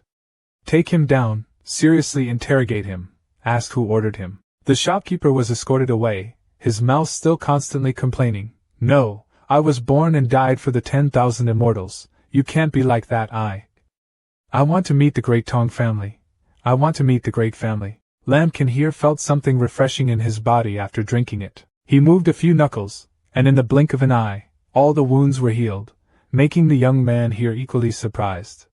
Looking at him, I thought, even though I gave him the best healing medicine, it took such a short time to recover from his injuries. This guy is definitely not simple. Without wasting any more time, Lamkin directly told Vomen, "I have gone through the 3 rounds of purgatory, can that pearl be sold yet?" Vomen didn't say much and gave it to him without any problem. He took the pearl. Right now, that thing was in his hand. Unexpectedly, when it just touched the palm of his hand, Lam Can's soul also fell into the abyss. At this moment, he was filled with doubt. What was this? Some kind of illusion. Then his soul landed in a strange land, surrounded by blood red. Dead bodies were lying on the ground. The desolate scene made everyone terrified. He looked at the corpses in front of him and couldn't help but exclaim, "There are so many corpses, and they all seem to be the corpses of top powerhouses. What happened here?" Suddenly Lamkin discovered something and was startled. A pair of huge bright yellow eyes appeared in the middle of the bright red clouds. It let out a terrifying voice pointing towards Lamkin. "I found you." Lamkin's face was now full of fear. Lamkin suddenly woke up. It was like a daydream. Thousands of questions appeared in my mind. Just now, where was that? What secret did this jade pendant hide? Why did strange phenomena appear when I touched it this time? Like this. Putting aside countless questions, he thought, it's about the jade pendant. Wait until he returns and then find out, and clarify this guy's purpose first. The young master smiled brightly and asked, "Are you interested in talking?" Lambkin hesitated before the young master's polite invitation. Me, also. Before he finished speaking, that guy made a very good offer, 1 hour, 10,000 spirit stones. Why don't you try? Immediately the hesitation disappeared. He agreed immediately without any doubt. Maybe, then I thought to myself, this guy had a chance to kill me, otherwise it would be better to get some spirit stones. A moment later, in the backyard of Van Tien Pavilion, young Master Dong is sipping and enjoying his cup of tea. He looked at Lambkin and said, "You have to ask first, that jade pendant is really yours?" Lambkin replied, "The jade pendant that was passed down as a family heirloom was just taken away by someone before." The young master continued, "The shopkeeper Vong revealed that the jade pendant was sold to us by Lai Vo Tien of the Qianyuan sect." With a bit of curiosity in his voice, he said, "I once met Lai Vo Tien, an ordinary talented disciple. He probably doesn't have the ability to snatch the jade pendant from your hand." Lambkin replied, "There are times in the river, there are times in people. The me at that time was truly no match for Lai Vo Tien." Hearing that, the young master did not interrogate him further to make things more difficult. "Okay, everyone has their own secrets. I don't feel comfortable asking them all. Going straight to the point, I see that you have great potential, and would like to invite you to become the honorary servant of our ancestors." Lambkin wondered, the worship of the myriad immortals requires at least the 7th level of golden pill cultivation. Why do you value a foundation like me? The young master stretched his arms calmly, a bit as if he was confiding in his words, "Having money, being arbitrary, you don't know the suffering of rich people. Every day when you open your eyes, you are filled with spirit stones as thick as mountains, the kind that suppresses you. This force really makes us suffer." Lambkin looked at this young master complaining about the suffering of rich people. His face also looked a bit helpless, not understanding what the rich people were thinking. Probably because he despised Lambkin. "I was poor, so Tavo Men didn't bother to say more. Leave it alone, you don't understand either. To serve the honor of the Myriad Immortal Pavilion, we do not necessarily have to choose to cultivate alchemy at the 7th level, or higher. A few cultivators with great potential are also within our target range. So, think a little." But he didn't feel like this opportunity was worth taking, so frankly speaking, there was nothing good about being an honorary servant. Vo Men also explained, "First, you can enjoy 10,000 spirit stones every month. In addition, honorary servants who buy anything at Van Tien CAC will receive a 30% discount. Finally, serving honor is extremely free. We only need to help out when we, the 10,000 immortals, come to the point of life and death." Then he proudly continued, "Of course, based on the strength of our 10,000 immortals, there is still no one in the entire northern region that can threaten us." Hearing that the deal was quite big, Lambkin was not in a hurry to make a decision, but first he had to consider it first. He wanted to continue to become strong and needed a lot of resources. If there was help from the myriad immortals, getting resources will be much easier. This can be done. Finally, he made a decision, and I agreed with you. Having just invited a talented person to be his soldier, the young master was very happy. "Smart, because to show my sincerity, I will give you a small gift first." Then, a maid brought a long wooden box and placed it on the table. Lambkin opened the lid of the box. A red sword appeared. Master Dong introduced, "This sword is called Tian Yiyan. It was accidentally obtained by us 10,000 fairies. The material is unknown, although now this is just an ordinary spirit sword. But hey, you might be able to experience its inherent power in the future." Lambkin is feeling very strange right now. What's going on? Why do I feel an inexplicable familiarity with this sword like I did before? Then he slowly reached out his hand. Carefully holding the sword, it suddenly vibrated. The corner of the young master's mouth curled up, thinking, indeed. He laughed and said, "Ha ha, this sword has been with us for 10 years and still has not found a suitable owner. It seems that this sword is destined for you, take it." Lambkin was grateful for the young master's kindness and thanked him very much. Master Xiaodong generously replied, "It's just a small matter. You can talk about any difficulties. As long as the spirit stone can be solved, it's not a problem." His mouth was smiling, but in his heart, Lambkin was silently cursing him, that hateful rich man. Although I really wanted to ask him for 18,000 spirit stones, his purpose was still unclear. It's best not to owe this guy any mistresses. Lambkin took a bag from the table and proposed to Voman. can you help me exchange all the spirit stones into monk's pills? Tuvo Men said, it doesn't matter, how many increase yuan pills do I need to give you, but you want to use increase yuan pills to increase your cultivation.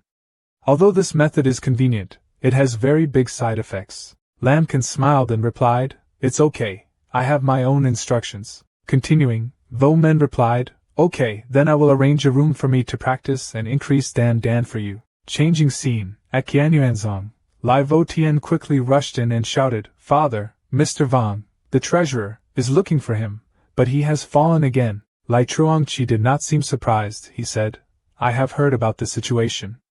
That Lambkin can actually break through the Purgatory Center? No, this kid's potential is truly too scary. Lai Vo's song that year was not so exaggerated. In the entire cultivation world, I have not seen a monster like this for many years. Seeing the danger, he angrily gritted his teeth and said, we must quickly eliminate him. Vo Tian stepped forward to tell his father, but his father, a top-level golden pill powerhouse, could not kill him. This time, it was someone who personally took action. As soon as Truongqi heard the sentence, he shouted loudly, stupid! If I could personally take action, I would directly arrest Lai Wushuang, so why are you still dragging your feet here? He calmed down and continued to say, Lai Truongtan, although he did not believe that I would betray the sect, he was not without any precautions against me. It would be easy for me to kill a bamboo structure now, but the danger of exposure is too great. Lai Vo Tian was still not satisfied. He vehemently objected. So how?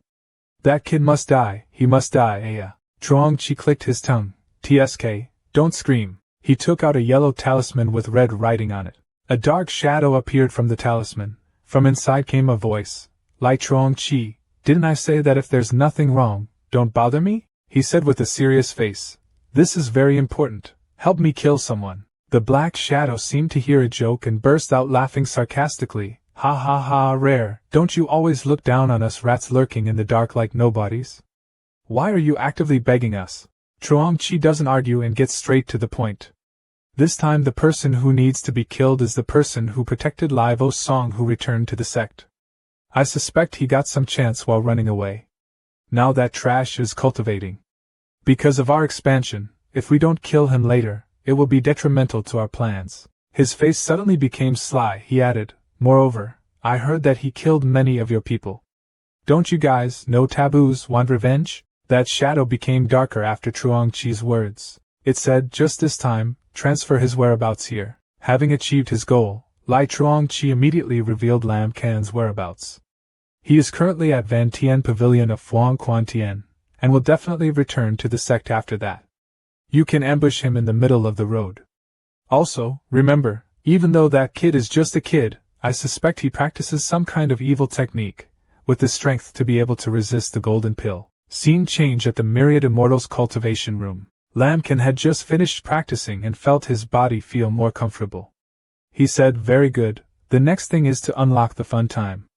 Having finished speaking, he reached for the plate of monk's hood pills in front of him. Quickly he took one pill and swallowed it. Then Lamkin took a deep breath. Right at this moment, yellow light emitted around his body, and the system immediately displayed a notification, initiating a violent attack, absorbing 20 times more. Then he slowly opened his eyes. Looking at the beautiful lights in his hand, he excitedly said, 6th floor structure, the effect is not bad, continue. Swallowing pill after pill in batches, the effect continues to increase, absorbing 15 times more from exposure to explosive shock, absorbing 22 times more from exposure to explosive shock, absorbing 10 times more from exposure to explosive shock.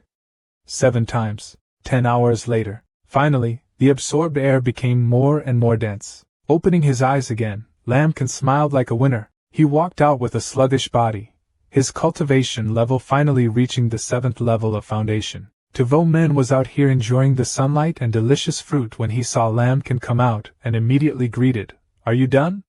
Wait, you? Looking at Lamkin, he was startled and couldn't believe his eyes. Other cultivators absorbed that much Tang Yuan Dan at least for half a month, and you were done in 10 hours. Lamkin waved his hand and humbly replied, Maybe I absorbed it a little faster, but I just said that, but in my heart I thought differently. Having a system is of course different. Vo Men gave a thumbs up with a shiny smile. So fast, I would call you the fastest man in this world. In contrast to the young master's praise, Lamkin said, "Why do I feel that your words are insulting me?" Tavo Men laughed and replied, "Ha ha, no." After that, I told him the information I knew. Before sending Treasurer Vong on his way, I called someone to interrogate him. "The person who sent him to kill you is Lai Chuangqi. That's what you're doing, kid. But you can actually make 3 characters of the Qianyuan sect respect you so much. The future absolutely has capital to blow." When he heard the news that it was Chuangqi who did it, Lamkin knew his suspicions were right. He immediately knew it was him. He was planning his move in his heart, fearing that Lai Chuangqi had learned about the fall of Treasurer Vong. Now that he has estimated my strength, he is afraid that this time it will not only be the golden pill, but he may even send the Prime Minister to block my way.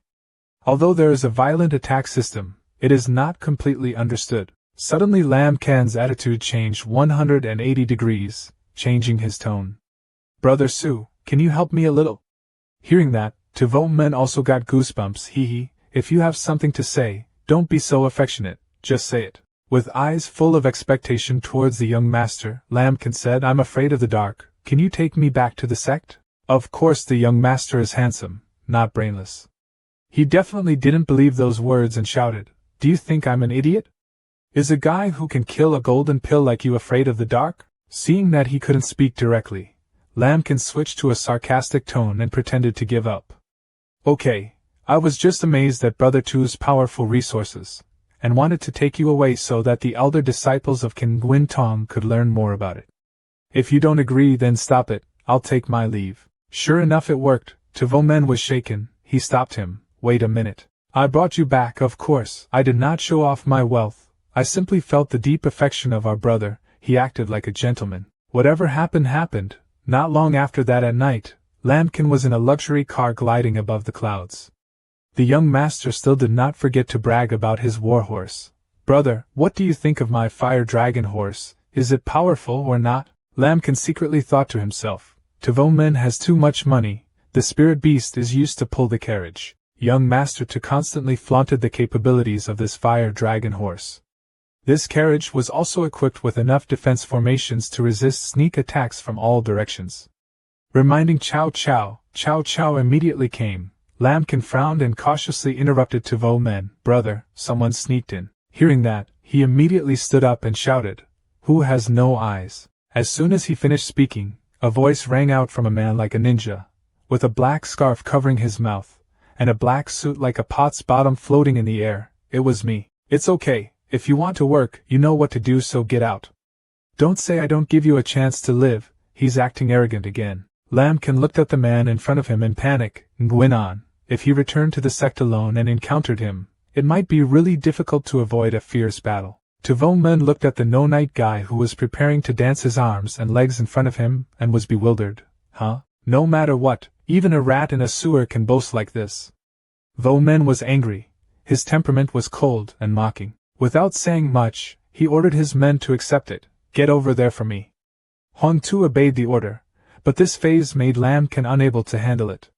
So violent? The fire dragon horse just rushed in front of that guy. He smugly chuckled. At the same time, he started to attack. Heaven has a way you don't go. Hell has no door, just rush in. Before the attack could reach his body, the dragon horse easily blocked it. Not in a hurry to give up, he continued to launch the next attack.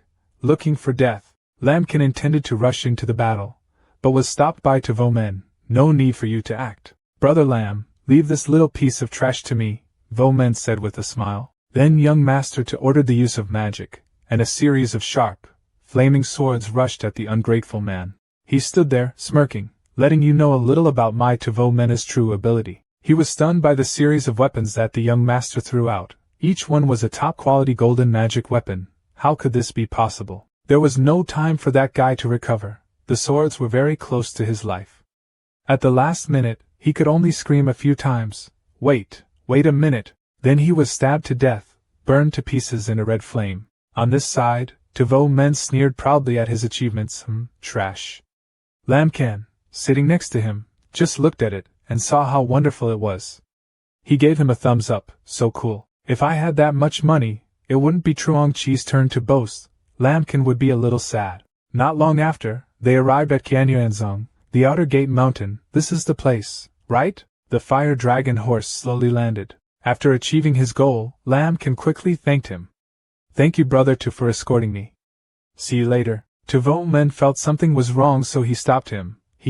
Wait, didn't you say, take me in with you to open your eyes to the disciples of the original sect? Lambkin started pretending. Now the duck holds its head and cries, oh. He scratched his head and smiled, forgetting to tell brother that if you want to enter, you just need to directly present the card to the sect. Naturally, there will be a deacon to welcome you. I am not qualified to take you into the sect. Knowing that he was being used, Tavo Men said, that means you are looking for me to be a bodyguard for free, right? Not waiting for the young master to get angry, Lambkin quickly picked up his sandals and ran away. Senior brother, I'm sorry, I have something to do. I'll contact you later. One shot soared high into the sky without a trace. A spitting sound came from Tavo Men. Then he laughed out loud. Ha ha, interesting. The young master liked him more and more. Hong Tu next to him reminded, young master, why are you so tolerant of him? If I change to someone else, I'm afraid I'll be buried soon. Could it be because of that jade pendant? Tavo Men turned back and replied, that's right, it's because of that jade pendant. Hong Tu continued, you've seen it, it's just a normal jade pendant, you can't even enter it at any level. There's absolutely nothing special about it. He smiled handsomely, you don't know this. 20 years ago, when our 10,000 Mountains Pavilion was first established, we accidentally received a treasure that could eliminate demons from the body. This story was spread by the enemy Chamber of Commerce at that time, leading to many demonic cultivators besieging and attacking our 10,000 mountains. At that time, our Su family was in despair, but a man carrying a heavenly sword on his back came through the air. With just a few swords he cut down several of the strongest demon cultivators, saving us thousands of mountains, and the thing hanging on that man's waist. Then, the image of a jade pendant appeared in his words. It was this jade pendant. Hong Tu curiously asked, what happens next? Vomen said that after he took that treasure, it disappeared and was not seen. After half a month, only the Tien Abyss sword flew back and fell into our 10,000 mountains. Then an image of a red sword appeared in the amazement of the slaves here. She finally understood, so that meant Lambkin could be that person's descendant. No wonder the young master was so tolerant of him. But why didn't the young master tell him directly? He smiled faintly and replied, the time has not yet come, you will understand later. From today help me look closely at Lambkin's movements. The young master still wants to get closer to him. Hong Tu obeyed and replied, yes, young master, so are the spirit stones still scattered or not? Vomen rubbed the hair on her head and said, it's a waste of words, people have come, don't spread spirit stones, how worthy of my status. After saying that, a series of spirit stones fell onto the Qianyuanzong. A few people in there were shouting with joy. It was so crazy, someone scattered spirit stones at the gate of the sect, they made a fortune. Could it be that it was time for me to pray for the sect to be successful? The patriarch blessed me, come a little more. Lambkin stood in a corner thinking, I probed again and again, even intentionally tricked him, but this Tavo Men was still very tolerant of me. In the end, he wanted to get something from him.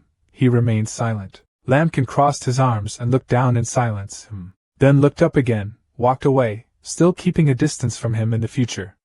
Now, the most important thing is to take the time to stabilize your cultivation. He waved his hand, no longer wanting these useless things, then went to Chishan City. A foot stepped out of the room. Lambkin's fire burned fiercely, filled with spirit. After more than 2 months, my cultivation level has finally stabilized completely. His current strength is only a little less than the 8th level of his foundation. Now his will has reached its peak, and his face clearly shows determination. He now came to a large lawn, surrounded by countless trees.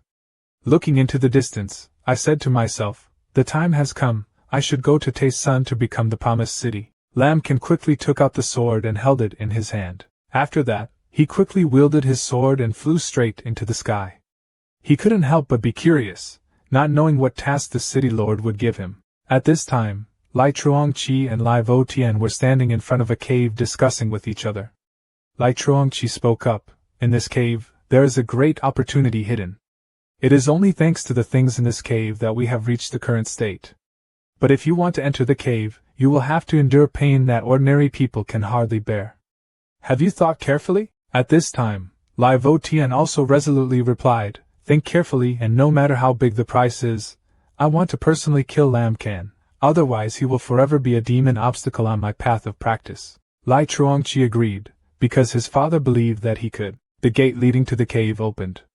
Lai Chuangqi pointed at the gate in front of the cave and called Lai Vo Tian, "Go." Lai Vo Tian used all his will to boldly step inside the cave, not forgetting to say the words to reassure him. "You can definitely break through, father, wait." At this time, Lai Chuangqi looked at Lai Vo Tian's footsteps entering the cave and couldn't help but feel a little restless. So he had to comfort himself. "Son, when you go out again, it's time to destroy Lam Can, because wait for your child." Having said that, Lai Chuangqi raised his hand. The cave scene has disappeared. Now there is only a large empty space surrounded by hills and mountains. Not a trace of the cave gate left. Lamkin was looking down at the city in the air and saw something strange about the city today that made him wonder why it was so bustling. Seeing countless people coming to the city, he curiously asked, "What's going on?" "It feels like there are quite a few people coming to Tay-sun." Seeing Lamkin coming up, Captain No quickly came to welcome you. "Little friend Lam, when you entered the city with the sword, the city lord knew and specifically ordered me to welcome you." Right at this moment, Lamkin clasped his hands and said, "Thank you." Chi Fengshan was now sitting on the chair and said, "Been waiting for a long time." At this moment, he saw Lamkin enter. Chi Fuangsun quickly walked up to Lamkin happily, shaking hands happily. "You came on time, kept your word, I really didn't see the wrong person." At this moment, he crossed his arms and said solemnly, "First of all, don't rejoice too soon. If you ask me to do something very dangerous, I will refuse." Chi Fengshan quickly responded. Of course this was his right. Lamkin continued, "Can you tell me what's going on?" Immediately after that, he said seriously, "I hope you will help me get a coffin from the secret police station that is about to be opened." Hearing the name, secret police, he had some doubts in his mind. He rubbed his chin and asked Chi Fuangsun, "Secret police force, what is that?" When he slowly explained, "It was normal that you didn't understand. Kwangsat Secret Realm is a special secret realm, located in the Kaivan mountain range, which opens once every 3 years. Practitioners under the Yuan Ing can enter.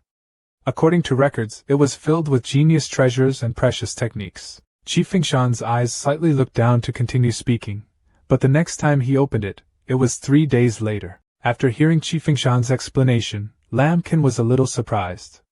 No wonder so many people came to a small place like Qishan City, and only monks with the primeval level and below could enter. "I would say it's not very dangerous." But he quickly asked him, "What is the origin of this secret scene? If it wasn't the first time it appeared, why hasn't it been searched until now?" Chi Fengshan's expression was a bit sad. "Speaking of which, my Chi family also has a bit of insight into this secret realm." Chi Fengshan and his brother were talking when 2 figures suddenly walked in and interrupted their conversation. "Uncle Chi, I heard that you are looking for an assistant again. We want to know more." Then, the 2 figures entering were Ho Loi and Ho Din. The 2 of them boldly walked towards Lam Can. Ho Loi spoke to Lam Can and asked him, "Are you the assistant Uncle Tay invited here?" At this time, inside the city lord's palace, the leaves were blowing in the wind. Back inside the city lord's palace, Chi Fuangsun was introducing the 2 people in front of him to Lam Can. "Let me introduce to you, these 2 people are cultivators from the Ho family, young talents of the Ho family, Ho Loi and Ho Din. This time entering the secret realm, they are your teammates." Chi Fuangsun pointed his hand at him and introduced. "This person is called Lam Can, a disciple of Qianyuan sect." Ho Loi quickly spoke up, seeming to despise Lam Can. "Huh? How about King Gwin Tong? I heard that you are about to be beaten to the door. Furthermore, the small 7th-floor structure is also worthy of entering the secret realm with us." Ho Din then continued, "Uncle Chi, are you intentionally pulling our brother's hind legs?" Chi Fuangsun spoke up on Lam Can's side. "Don't underestimate Lam Can. He once directly killed the Golden Dan powerhouse." Seeing this, he looked down on Lam Can with a smug face and smacked his lips. "Ha ha, Golden Dan is also divided between strong and weak. Not entering the Golden Dan stage can be called a Golden Dan powerhouse. Are you worthy of defeating a dog or a cat?" "Uncle Chi, we 2 brothers don't want to team up with trash." Lam Can silently asked again, "So what do you want?" Ho Loi raised his voice, a proud smile clearly appearing on his face. "It's very simple. If you can block 3 moves from my 2 brothers, I can reluctantly let you follow me as a handyman." He continued, "This time I can also share some leftover rice and soup with you. If you can't help it, then go away." When Lamkin heard him confess, he felt discouraged and said, "No need." Hodin smiled smugly, "Ha, I guess you're smart, so go away." However, in response to the politeness and generosity of the people around him, Lamkin spoke up, "No, I said no need, just." At that time, he smiled triumphantly and looked at the two brothers Ho Loi and Ho Din. He said and waved his hands. "If only you could block my 3 moves. If you can block, I can barely resist. Keep you two as handymen." Faced with Lamkin's somewhat arrogant expression, Ho Loi and Ho Din, who witnessed it, did not seem to believe it. Both of them were about to attack him. Ho Din shouted, arrogantly, boasting shamelessly. The two brothers, Ho Loi and Ho Din, rushed forward together, combining swords to teach Lamkin a lesson. Ho Loi came forward and threw his fist, letting you know how to talk to strong people in the future. At this time, Ho Din also raised his voice and raised his fist. "Today I will give you a little lesson to your unrestrained trash." Lamkin was surrounded by a mysterious green energy in a heroic fighting stance. Lamkin alone seemed to have to give in to the other two guys, but he could easily block the attacks from the other two at the same time. The other two were easily defeated, launching an attack that multiplied his strength 18 times. Standing in front of the counterattack of the two brothers Ho Loi, Ho Din could not help but be surprised. His face showed surprise as if he could not believe his eyes. How could this be possible? This guy deserves death. Ho Loi quickly drew his sword. The two of them rushed forward. This is what you were looking for," Chi Fuang's son quickly warned. "Lamkin, be careful, that is the Ho family's low-grade golden magic weapon, Tam Noyet Double Dao."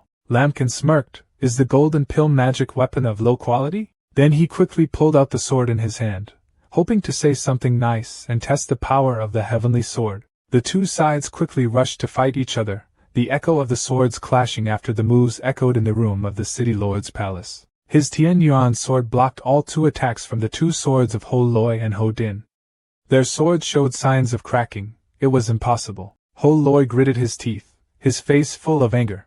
How could a bamboo magic weapon hurt our golden pill magic weapon? Lamkin was extremely proud to use the Tian Yuan sword to block the swords of Ho Loi and Ho Din with a violent attack. The weapon's power was 12 times greater. In a space that was extremely large enough for the 3 of them to fight each other, Lamkin's strong power caused the 2 of them to be thrown far away and scream, "This kid, wow, hateful." After defeating them, Lamkin looked at them contemptuously and said, "Even my 2 moves can't block it, it's too embarrassing, my place doesn't collect trash." The 2 of them struggled to stand up and shouted, I want you to die." At this moment, Chi Fuang's son radiated pressure and spoke, "Enough." With a serious face, he glanced at the 2 Ho people and said, "You 2 provoke Lamkin in front of me.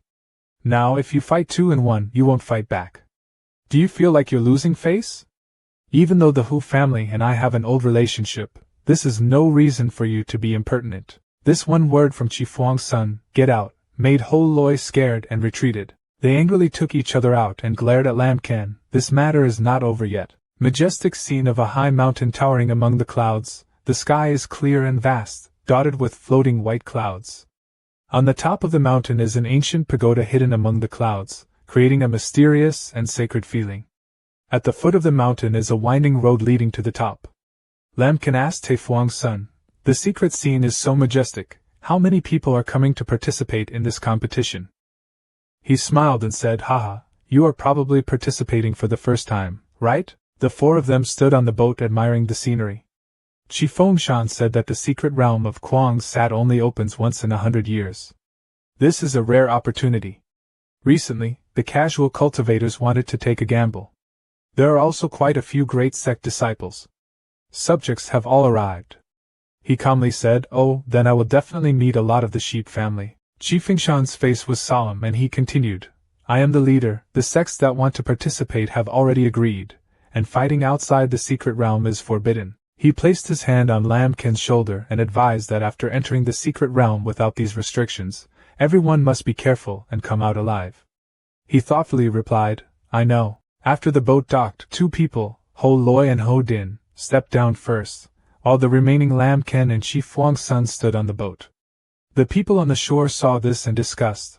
The people of Qishan City are here. Whether Chi Fengshan is good or bad, they are considered the host. Why can't they come? Everyone is talking. Those 2 people are brothers Loi and Din of the Ho family, right? Looking at Lamkin, They did not hide their mockery. Why was there still a bamboo structure rolling around there? Ha ha, then it remains to be seen whether he can survive or not. Ho Loi wanted to save face and said, standing with a piece of trash like you. Lambkin frowned, even I can't beat him. How could he say this sentence? Lambkin did not hesitate and said directly, then you can go away. Ho Loi was furious, preparing to draw his sword and shout, you.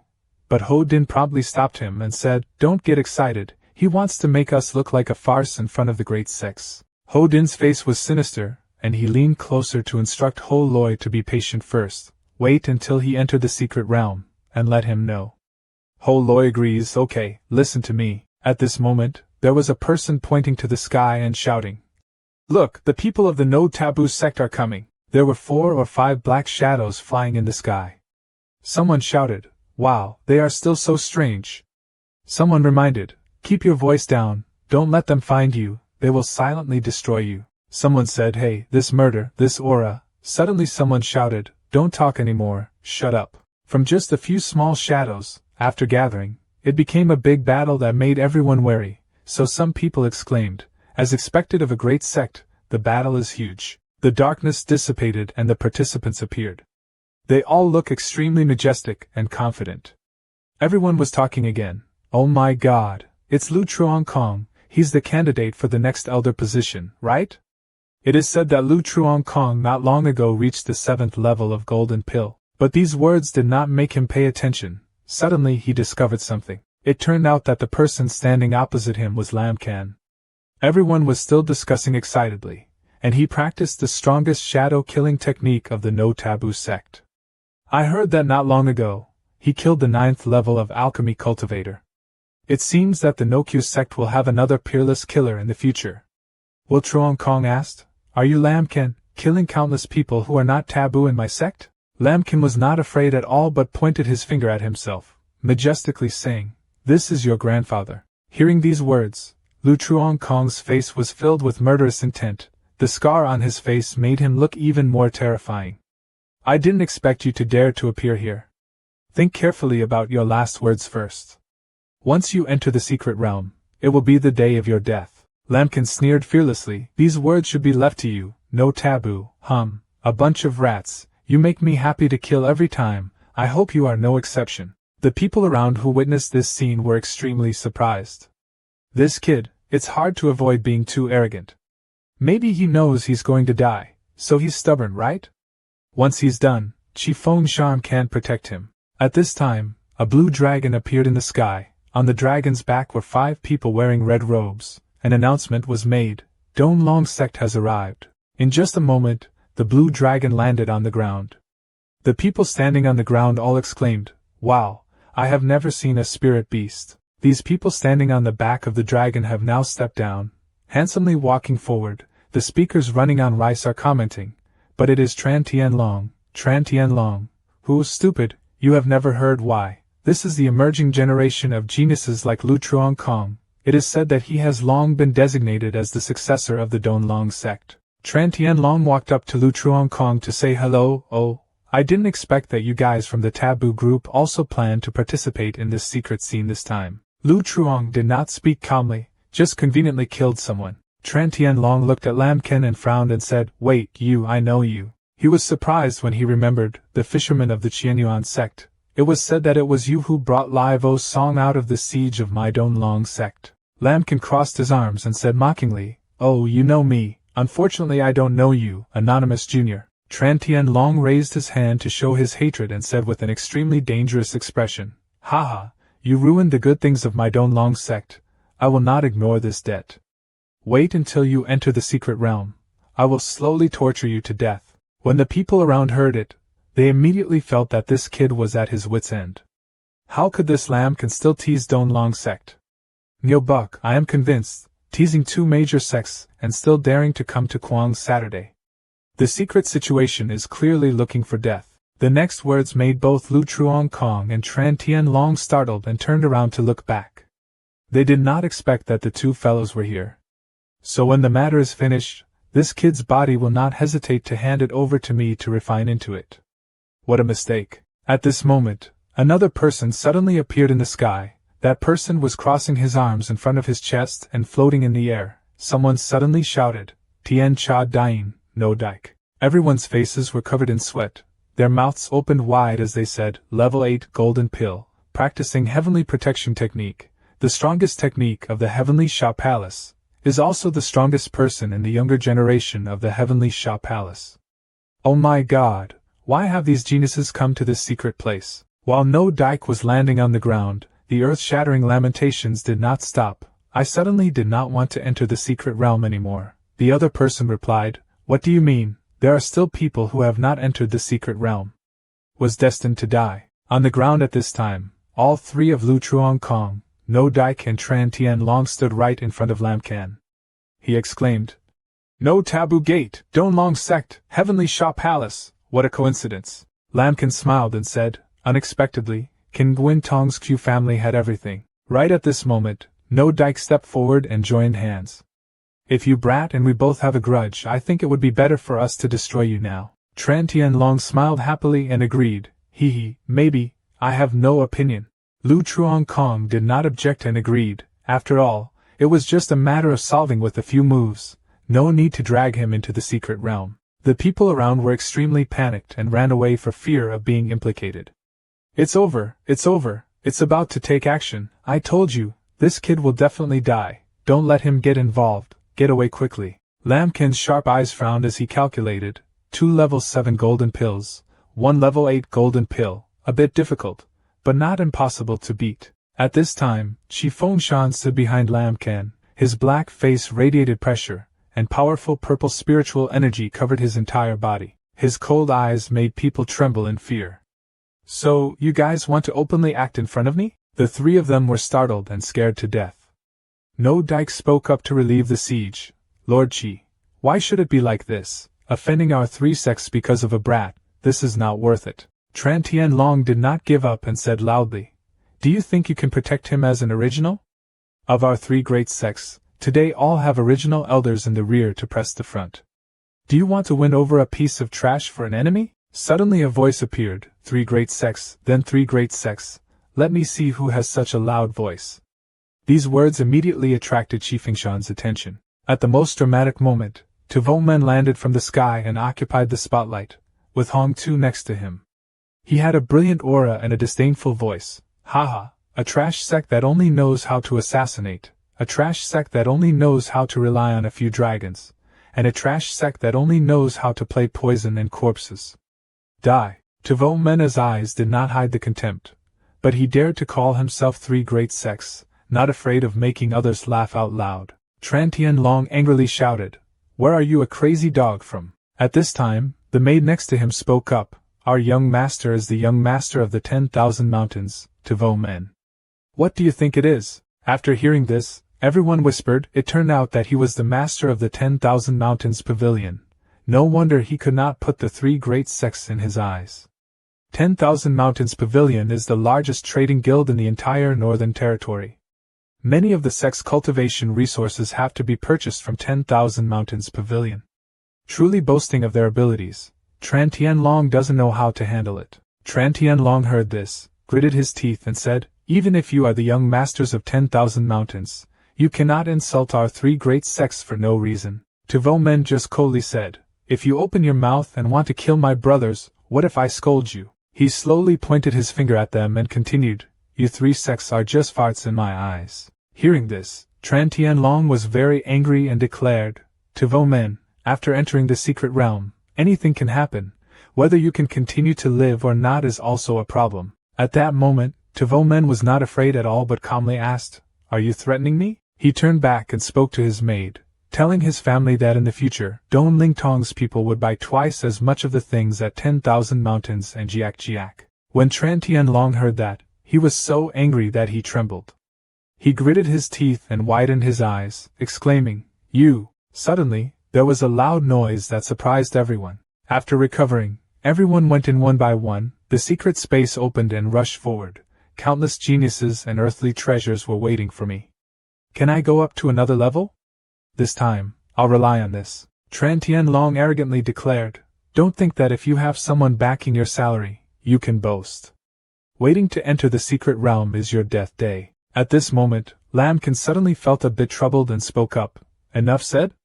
Having said that, quickly leave and I will personally see you off. Before entering the secret realm, Tran Tianlong did not forget to say, I hope that by then you will still be able to keep your mouth shut. Tavo Men spoke up and asked, Brother, I thought I advised you not to go. You definitely didn't listen. How about letting my brother rush in with you? Chi Fuang's son also came over and said I asked you to do your best. Lambkin heard and quickly replied, Okay. Tavo Men's maid spoke up somewhat worriedly, Young master, I can't follow you into the secret realm. After entering, please be careful. Seeing that, Tavo Men gently turned and smiled and replied, Rest assured, rest assured. After that, Lambkin and Tavo Men quickly jumped up. The two of them quickly moved into the secret space, where there were countless blue lights interwoven with the starry sky. As soon as they entered, countless streams of spiritual energy surrounded the two of them. At this time, there were still many other people around. The two of them are still slowly entering the secret realm. Tavo Men warned, I heard that after entering the secret realm, everyone will be separated. Brothers, remember to find me. Lambkin immediately replied, Wherever there are the most spirit stones, there will be me.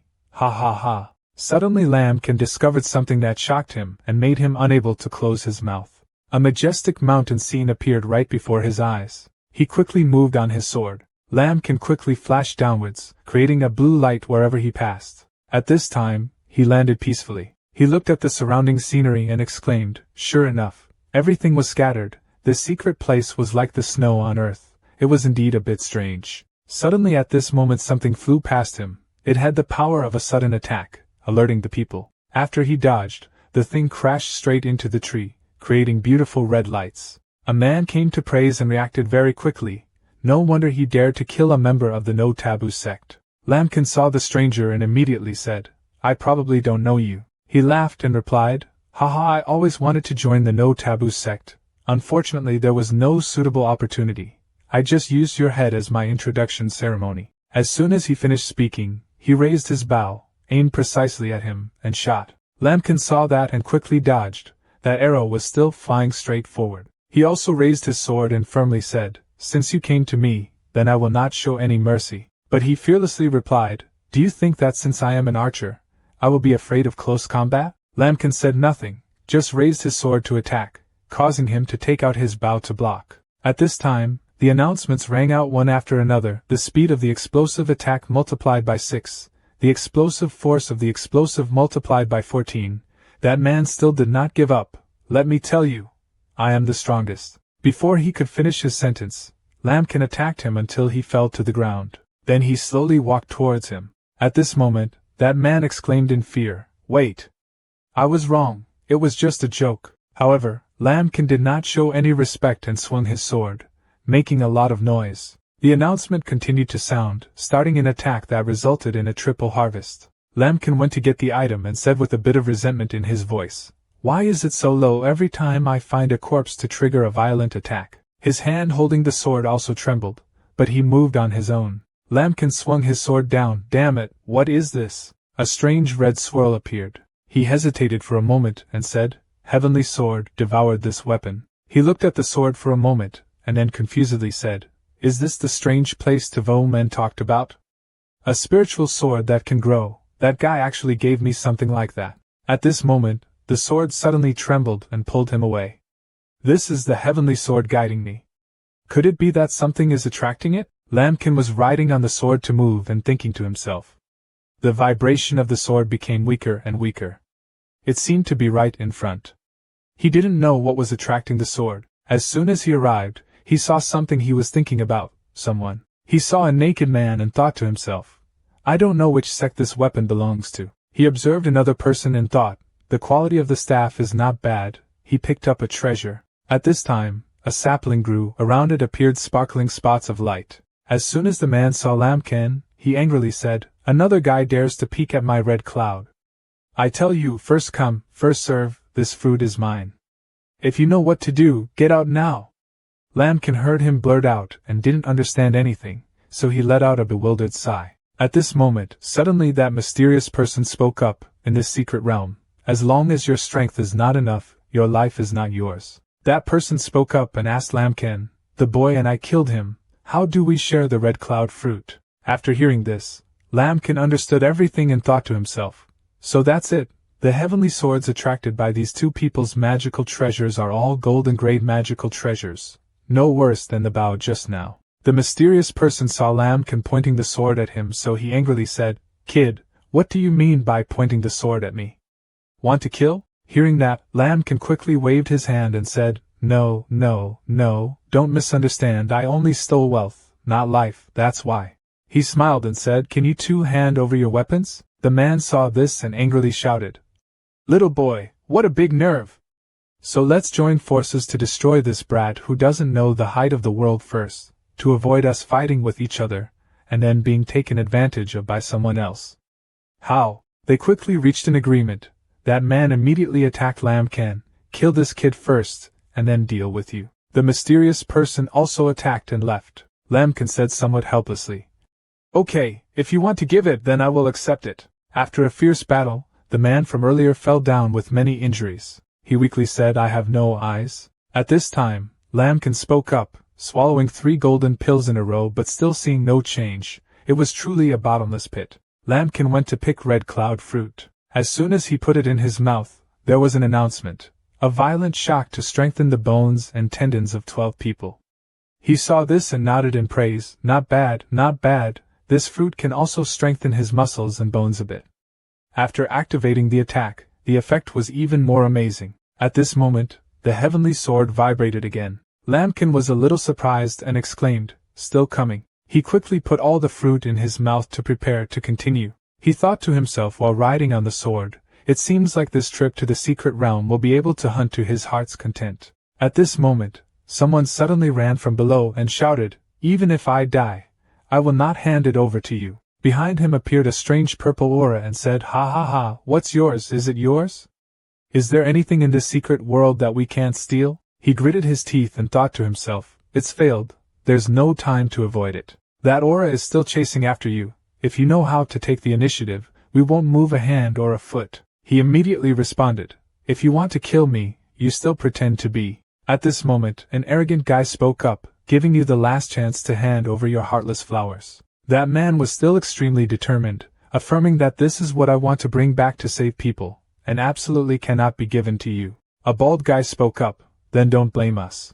That man gritted his teeth and said, "It's almost there." After he attacked the opponent, he exclaimed, "Yo, this magic weapon of yours is not bad." That disciple was a little worried and thought to himself, "Disgusting, I'm about to be unable to stand it." At this moment, someone suddenly burst out laughing. The short-haired guy said arrogantly, somewhat interestingly, "Let's see if you can withstand this attack." The other man tried to help and thought to himself, "I can't help it, I could die here." At this moment, a powerful swing attack came. He was quickly thrown far away. The man holding the hammer sneered and said, "Don't drink the wine offered. If you want to drink the wine, you will be punished.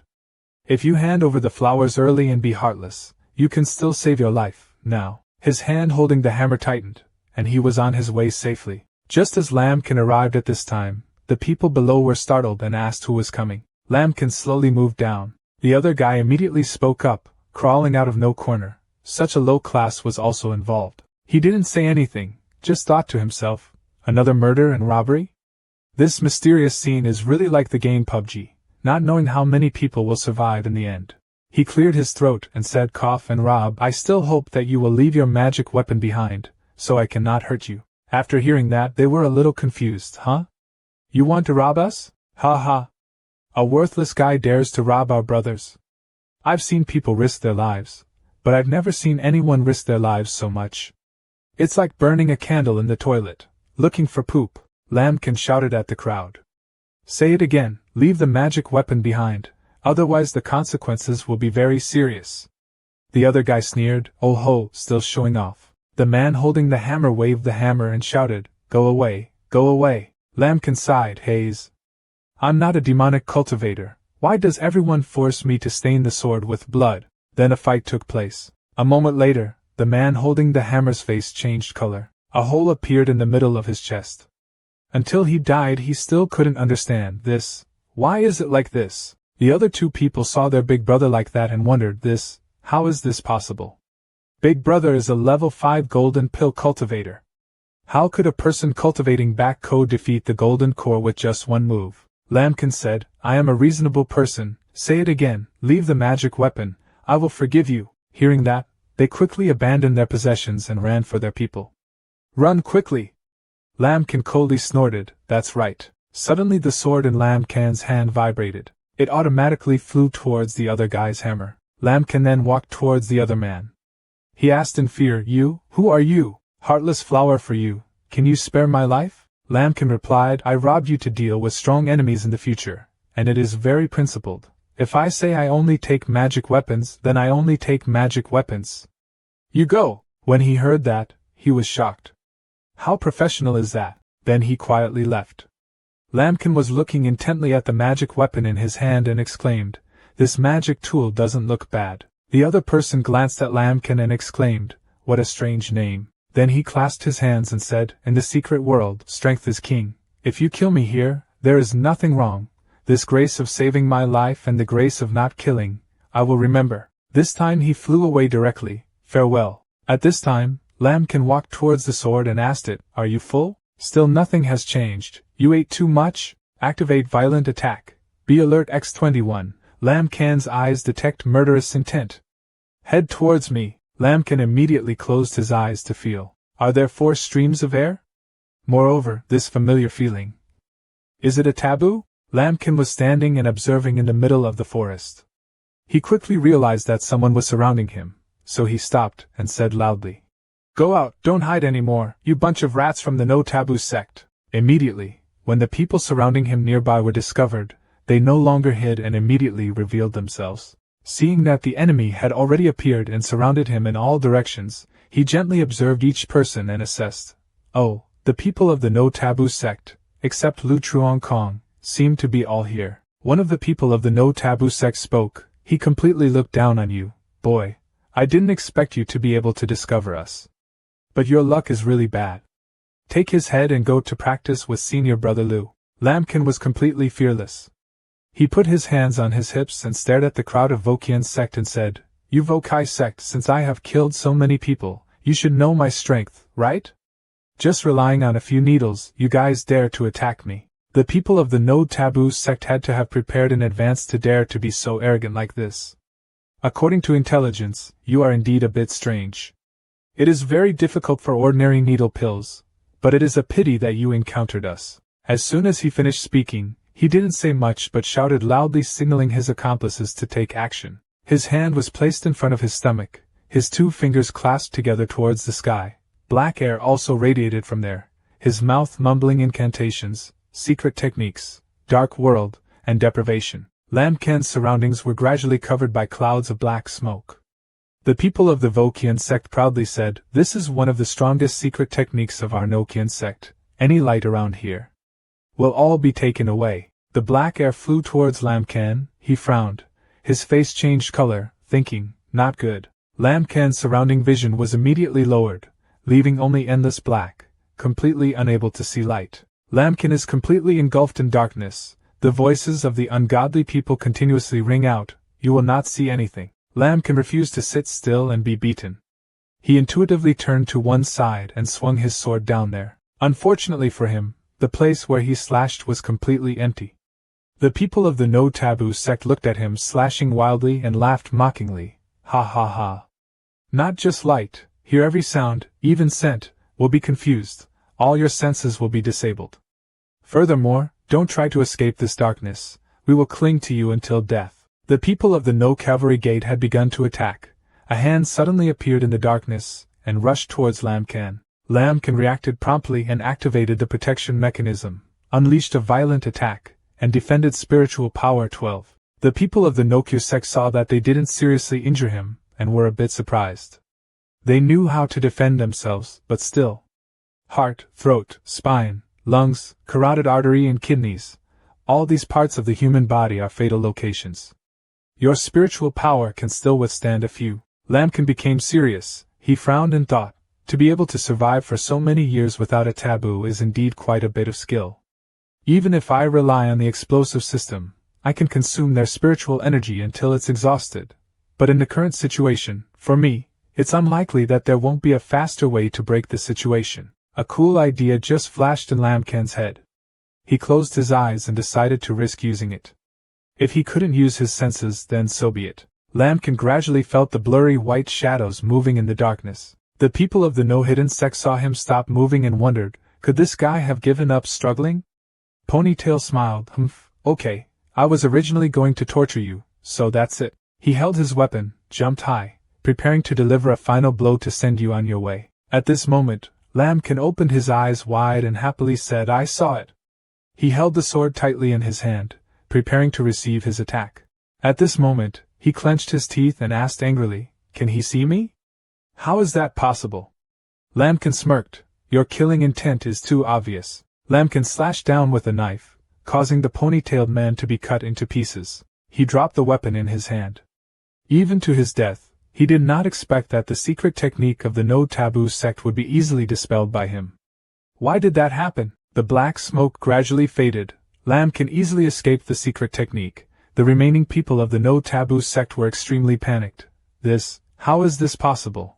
No one has ever been able to crack this secret technique before. Lamkin turned around to look and summon many swords. You guys, don't even think about it. Lamkin shouted loudly, making a great sword move, then continuously threw swords towards the group of ungrateful people. They defended fiercely. Some people were even blown away, even though they used all their strength to fight back. In the end, the group of people from the No Cavalry Gate failed and collapsed. Lamkin waved his hands and looked at the people of the No Taboo sect lying all over. Therefore, a rat in the gutter will always be a rat, and once it sees light, it is nothing. There were a few guys who were lucky enough to dodge the rain of swords. They pointed at him. Don't be complacent. Lu Truong-Kong is not like us, he will definitely kill you. Hearing that name, Lamkin immediately laughed contemptuously, summoning 3 swords. Lu Truong-Kong, huh? He threw 3 swords forward, piercing the chests of the remaining 3 men. If he doesn't come looking for me, sooner or later I will find him. The 3 unfortunate men could not avoid it in time, only had time to cry out pitifully, before breathing their last breath. Lamkin thought for a moment and said, but I thought he would be anxious to find me. But now it seems like killing me is just a convenient thing for him. Could it be that that guy still has a mission? Lamkin sat down next to the corpses, used his shovel to attack, multiplying the harvests by 2 to get the good stuff. After a while of gathering enough into his pocket, Lamkin was bored. His drooping lips kept criticizing. There was nothing interesting. This group of people had nothing worthwhile. The attack rate was also pitifully low. Lamkin looked over to see one of his swords absorbing other swords. These swords are just fine. Seeing his sword glowing bright red, Lamkin was surprised. I'm finally full and want to evolve. Lamkin walked over and pulled out his sword. The surrounding red light gradually dimmed and then disappeared. Lamkin carefully observed his surroundings, excited. Even though there was no change on the outside, it had actually turned into a golden pill-level magic weapon. Seeing the sword trembling and wanting to eat more, Lamkin's face was unhappy. Your mouth and tongue are so greedy, you just evolved and want to eat. Lamkin helplessly knocked down the 2 bags of items he had just looted. I'll try to find out if there are any remaining magic tools left by this group of people. Suddenly Lamkin discovered something valuable. He opened his eyes and stared at it. Lamkin picked up that object to look at it. This is a yin and yang positioning card. This thing seems to be divided into yang cards and yin cards. After entering the spiritual energy, the effect is like a walkie-talkie. In this secret realm, the No-Kyu can only communicate with each other. Lamkin immediately understood and said loudly, Lu Truong-Kong. Lamkin smiled, used magic to locate the yin and yang card, nodded and said to himself, if that's the case, that person's voice just now is probably like that. Lamkin contacted Lu Truong-Kong, impersonating his human voice. Brother Lu, where are you now? At that moment, Senior Brother Liu's voice rang out. He kept saying, what's wrong? I just found traces of the target. Where are you guys? Hearing that, he quickly replied, Senior Brother Lu, it's like this. Just now we met that bastard from the Qianyuan sect. It took a bit of effort, but despite the mission, we finally defeated him. Immediately after that, with a cheerful and excited voice, Senior Brother Lu continued, oh good. If there is no more important matter, I have already made arrangements, locating you according to the instructions of the yin-yang card. At that time, he happily replied, okay. Having finished speaking, a long light purple thread appeared on the yin yang card, leading straight to Lu Truongkong's place. Lamkin summoned a sword and stepped on it. The sword gradually lifted him high in the air. Lamkin let the yin yang card show the way. He controlled the sword to follow the instructions. Lu Truongkong, next sent you on your way. At Lu Truongkong's place, after contacting his subordinates, he immediately put the yin and yang cards in his pocket. Lu Truongkong landed on a large piece of land and looked back. Go out, I have seen you. A strange girl was hiding behind a tree. When she saw that she had been discovered, she was startled. Lu Truongkong let the person on the other side show up, so he swung his sword and attacked. The girl dodged and shouted, "Why do you keep following me?" Lu Truongkong looked at her in confusion. "Miss Temi, why do you have to avoid me like that? I intentionally came to this secret police station to be your friend." The hooded girl turned out to be Miss Temi. She warned him harshly. "I don't want to be friends with you at all." Lu Truongkong didn't care about that. He smiled perversely.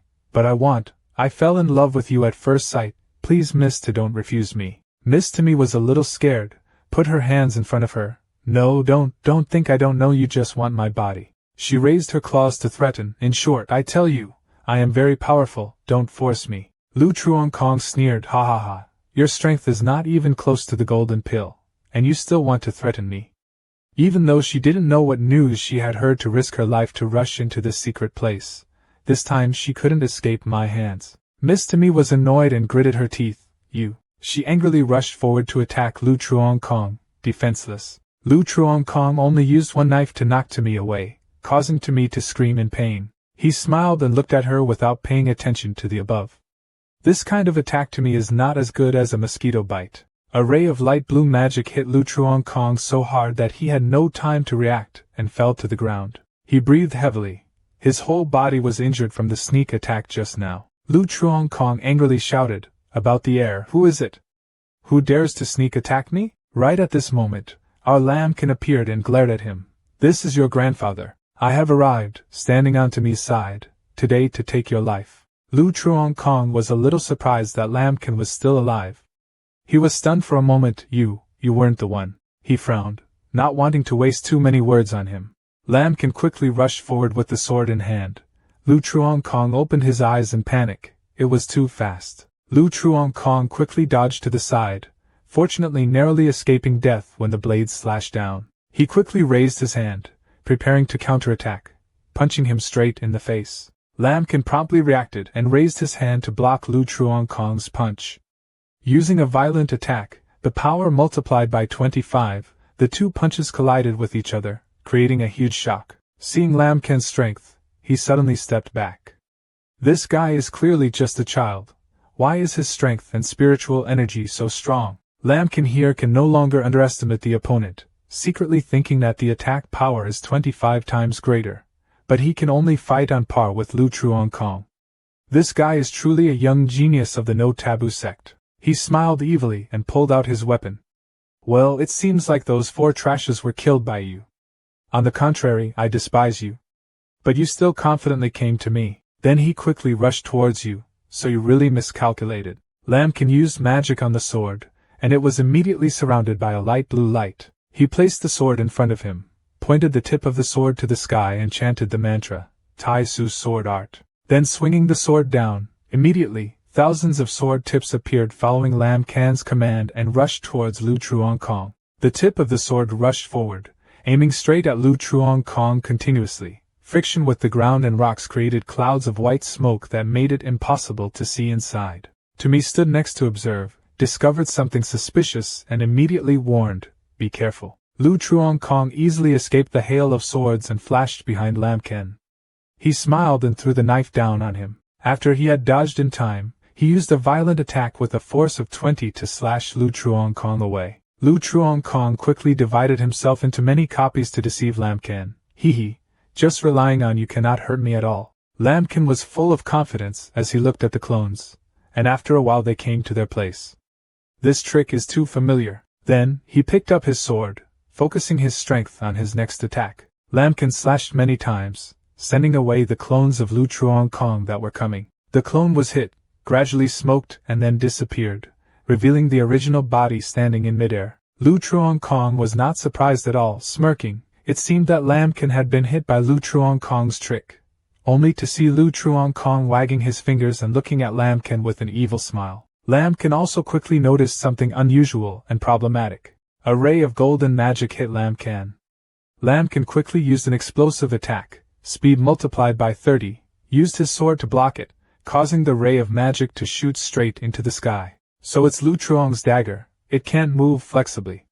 Lamkin observed and muttered, the magic weapon automatically found the enemy, that's it. Lamkin launched his sword directly to pin Lu Truong-kong's dagger to the tree trunk. Lu Truong-kong's dagger was pierced and could not be controlled. Seeing that, he angrily waved his hand and tried to control his dagger. But when he couldn't, he panicked. What kind of evil spirit are you using? You're actually devouring my Truong-kong dagger. Lamkin now rushed to Lu Truong-kong's place. He strongly punched, wait until you die. I will go to your grave to tell you. Then he punched Lu Truong-kong straight in the body. But Lu Truong-kong disappeared into thin air. The fragmented pieces quickly scattered everywhere. Some hid on the ground and behind trees. Lamkin's whole body was immediately tied tightly by strange black ropes. Lu Truong-kong only now emerged from the ground to praise, I didn't expect you to actually be able to force me to use the shadow killing technique. It turned out that Lu Truong-kong used his ultimate move. Lu Truong-kong crawled up half of his body and said, no wonder so many people died in your hands. But unfortunately, this is the end of your life. Lamkin fell into a situation where he was tied up but was not afraid but challenged. So what? Why don't we see? Tomi was already behind Lu Truong-kong, jumping up and making a sudden attack. Tomi used his claws to slash. Lu Truong-kong quickly dodged. He threatened, you slut, later I will let you know the price of being disobedient to me. Taking advantage of Lu Truong-kong's attention, he quickly looked towards his sword and urged it. Once you've eaten enough, quickly do the main thing first. The sword seemed to understand its owner's intention and rushed forward to cut the rope for Lamkin. Lamkin quickly escaped the constraints and stood majestically looking at Lu Truong-kong with the sword floating in midair. That made him extremely shocked. He couldn't believe his eyes. How is that possible? Your sword can actually cut my shadow. Lamkin firmly holds the sword. Nothing is impossible. I have seen through all of your moves. He waved his sword towards the sky and shouted loudly, great sword technique. Lam Fong. Around Lamkin immediately appeared thousands of neatly arranged swords. Lamkin pointed towards Lu Truong-kong. Thousands of swords received the order and rushed straight forward. Lu Truong-kong was startled and frightened, hastily running away. No. Before he could run far, he was hit, causing him to writhe in pain. Lu Truong-kong quickly dodged everything and ran away, not forgetting to promise, next time, wait for me, Lamkin. Looking at Lu Truong-kong running away and disappearing, Lamkin sighed. These sect geniuses cannot be underestimated, they have many life-saving tricks. But you can't run away. Lamkin pulled out the yin and yang card he had stolen earlier, intending to find out Lu Truong-kong's location. But Lu Truong-kong was cut off long ago, and now it is impossible to grasp his location. Lamkin nodded. His reaction was not slow. Even the connection between the yin and yang card had been cut off. Only then did Lamkin pay attention to Tomi. Lamkin turned to ask, are you okay? Miss Tomi backed away cautiously. Suddenly Lamkin's sword trembled continuously. He scowled and tapped the sword, then scolded, if you only know how to eat, aren't you afraid of choking to death? Lamkin laughed and waved his hand at Tomi. It's okay, my sword is a bit naughty, don't pay attention. Only then did Tomi let down her guard and spoke up, thank you for your help just now, Lu Truong-kong, that bastard, wait until I find that thing, sooner or later one day I will kill him. When Lamkin heard that she was Lu Truong-kong's enemy, she laughed. If she was Lu Truong-kong's enemy, the enemy's enemy was her friend.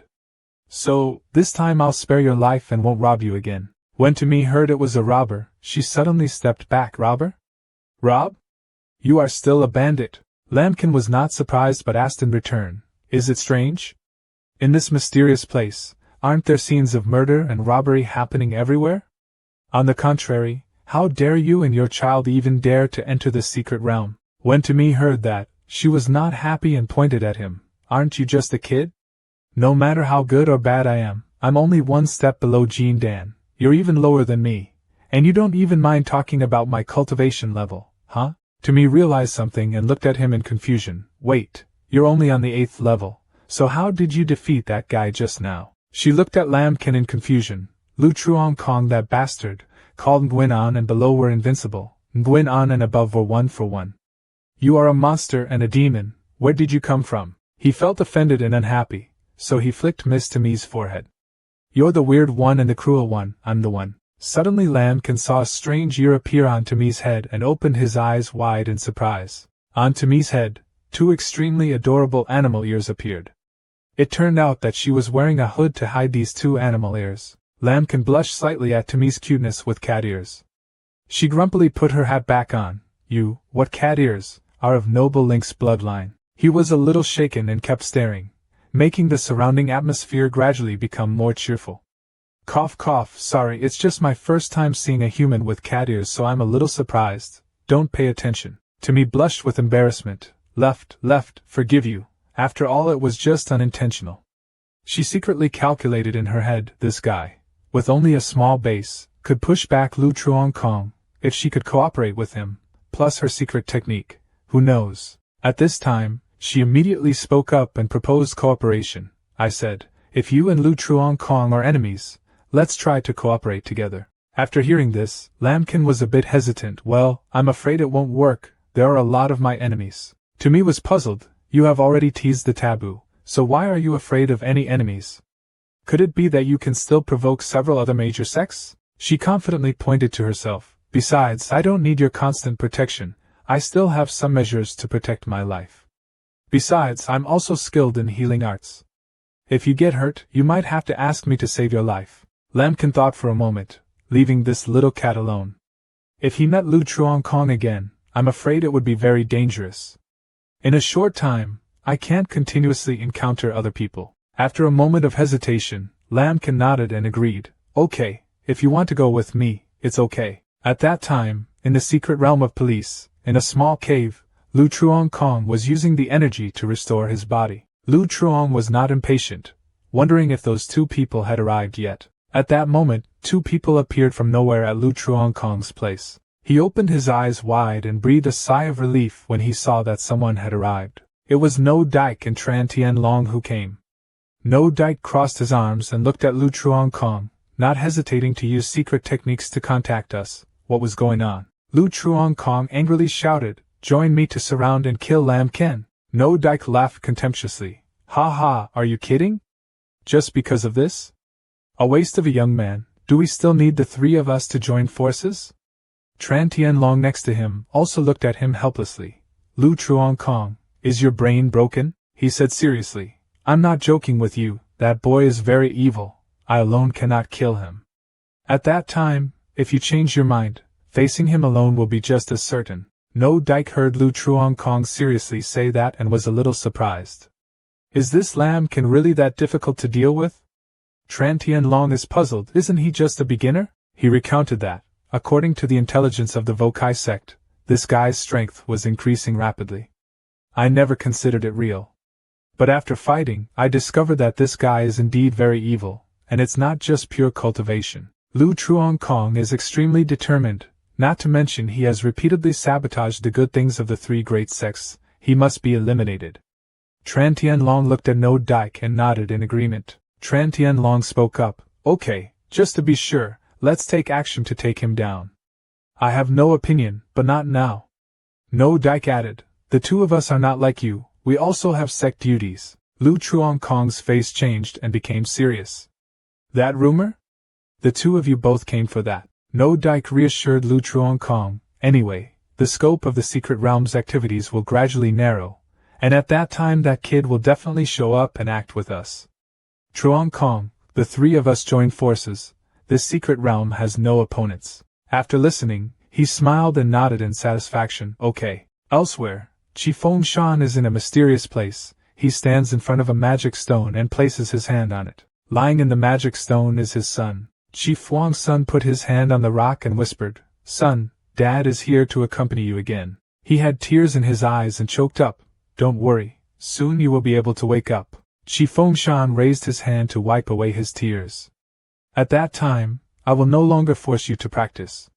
You can play however you want. No matter what you ask, I will agree. Having said that, he slowly walked to the mirror. Chi Fengshan sadly asked, "Old ancestor, if I get the Truong Sinquan, my child, can he really wake up?" The mirror heard the question, and a figure gradually appeared inside. Inside revealed a man who was an old ancestor. He replied, "Maybe." Chi Fengshan nodded and bowed. "I understand, please rest assured." He immediately turned on his heel and left. He opened the door wide and swore to himself, "I will definitely do as you say, soon my son will be revived." Chi Fengshan is full of momentum. No matter who brings out the Truong Sinquan, no matter how much it costs, I will have it. At Lambkin's place, he was excitedly jumping everywhere, scattering palm trees, mysterious ice grass, and yet there was also long Axakan. He eagerly picked all kinds of herbs. This one was a bunch of berries. To me is not at all interested in these kinds of plants and trees, stupid. I don't even bother to look at these low-level genius earth treasures. When he heard that, he objected, although sparrows are small, they are still meat. Listening to her tone, there are still many good things in the secret realm of the police. To me immediately answered, "Of course." To me explained, "I have already made a detailed guide. The best things in this secret realm are all hidden by barriers and formations. Only when the time comes will they appear." He wondered, then how do we find such good things, and specifically how long do we have to wait? To me immediately changed her mind, so I went to take a look. She jumped up on a high mountain to easily observe. To me's eyes opened as wide as a cat's. To me muttered, "Aya Aya, the cultivators in the northeast are in big trouble." To me, after carefully observing, pointed in that direction, looked down at Lamkan, and said, "Look, it's already begun." He heard her say that and immediately rushed to her place to easily observe. Lamkin looked intently at the scene ahead but puzzledly asked to me, "What started?" "Formation? In the ephemeral mountains and forests in the distance, there is a layer of blue curtain covering a large space." He widened his eyes in surprise and suddenly asked, This is... To me immediately explained that with each period of time, the miasma surrounding this secret realm will gradually narrow the scope. Inside you will be poisoned. Using spiritual energy to protect your body is useless, you can only stay away. Lamkin suddenly felt familiar. He remembered the familiar image of a survival game and frowned and asked, Isn't this a scam? Why is it becoming more and more similar to PUBG? In the distance, a few people were running away from the miasma. They were standing on swords and rushing straight forward. One person turned back and shouted a warning, "Miasma is coming, go quickly. You can't stay in this place for long, get to the safe zone quickly." Suddenly, a magic array appeared below the crowd, causing them to stop. One person looked at it and asked in wonder, "What's going on? This is..." 3 robbers suddenly appeared from nowhere, all of them carrying weapons that looked very dangerous. The person with the hair tie panicked and warned, "It's a blocking formation, there's an ambush." The hair stroker raised his sword and smiled vilely, threateningly, "Get it here." A few minutes later, all 3 unfortunate people were knocked down and lying on the ground. The guy stroked their hair and rummaged through their belongings, smacking their lips. They were beggars again. They couldn't find any treasures. It was really unlucky. The guy with the bun urged, "Big brother, soon the bad gas will come, let's withdraw." The guy who stroked his hair turned around and frowned. His eyes radiated murderous intent, and quickly said something, "Wait here a little longer, there will be more opportunities." The bald guy who had been observing with binoculars had discovered a new person, and immediately announced that there were 2 more people. The speed was very fast, about 3 minutes to arrive. The other 2 guys also looked seriously in that direction. The guy brushing his hair smiled brightly and brushed his hands off. "Okay, it looks like there's finally a decent guy. Quickly clean up and move on. Remember, step by step, we make it strong, make it big, create splendor." Lamkan, with eyes full of determination, was on the sword, carrying to me along, flying high in the sky. She grabbed his hand tightly, opened her eyes with difficulty, and then lamented, "Your speed is too fast." Suddenly the 2 were ambushed by bandits. They spread out an ancient magic array and jumped up to surround the 2. The guy who stroked his hair held out his knife, then smiled a despicable smile and threatened, "Take it out." Lamkin didn't say anything but just looked at him with eyes full of indignation. Just a few minutes later, the robbers were easily defeated by him. He rummaged for useful items, but did not expect someone to block his way. Looking at this group of people, they must have fooled quite a few people. Lamkin took it out of his pocket and exploded, hitting Harvester 4. Tommy stood aside, watching everything with some admiration. This guy, in the end, is a demon from where he came from. Everyone in the crowd just now was a strong alchemist or higher, yet he killed them all in just a few moves. It was certainly not luck that he could defeat Lu Truankong. Tomi raised her hand to her mouth solemnly and gently reminded, the closer we get to the center, the more people there are, the more likely a fight will occur, especially us. Lambkin nodded and smiled, then he threw the hair stroker's bag away. I understand this, both running and killing, he said with boredom. The two of us have low cultivation levels, everyone who sees them wants to take a bite. Lambkin turned to look at Tomi. She was suddenly startled. He said, as for you, I have this strength, and you with this level of cultivation, how dare you come to this secret place? She wiggled her tail mysteriously and crossed her arms with a forced smile. I also have my own trump card, but since I've followed you, it seems I don't need to use it for now. Lambkin held the sword in his hand, moved forward and said, let's go. If you meet some enemies at that time, quickly run away yourself first. In the center, everyone gathered quite a bit, actively asking each other, brothers, how is the harvest? The strong men of all sects are about to arrive. A few people asked each other questions, but in general nothing good happened. A white-haired man said provocatively, boy, your pockets are quite full, aren't they? Some people use vigilant eyes to observe and be wary of everyone around them. At this time, Lambkin and Tomi slowly landed below. As soon as they appeared, he said, this must be the center of the entire secret realm. The entrance to the barrier will soon open here. As soon as he set foot down, everyone's attention was on him. A group of people looked at them and smiled contemptuously. One guy said itchily, I didn't expect that the two juniors could also come here. They all had bad intentions when they saw that Lambkin had a lower level than them. I don't see why it's better to kill them first. You can't get the treasure, you can't go home empty-handed. Lambkin smiled, holding the sword behind him, his body burning with anger, saying, so, try driving. Suddenly, behind him, there was a sword rushing toward him at extremely fast speed. Lambkin quickly reacted and quickly dodged back. He glanced around and silently asked who attacked secretly. The people who targeted you before exploded. Someone robbed me first, damn it, dared to rob me of my money. Who is it, you motherfucker? Who did it? Stand up for me. Two sneak attackers immediately appeared. One of them said annoyedly, can't kill this kid. The man in black reached out and used magic to retrieve the sword, he said. The sword bounced out of the ground and moved towards its owner before Lambkin's eyes. The guy in white looked at everyone who was dissatisfied. He crossed his arms and said arrogantly, what? Both of them glared at everyone with eyes as if they had just lost a lot of rice.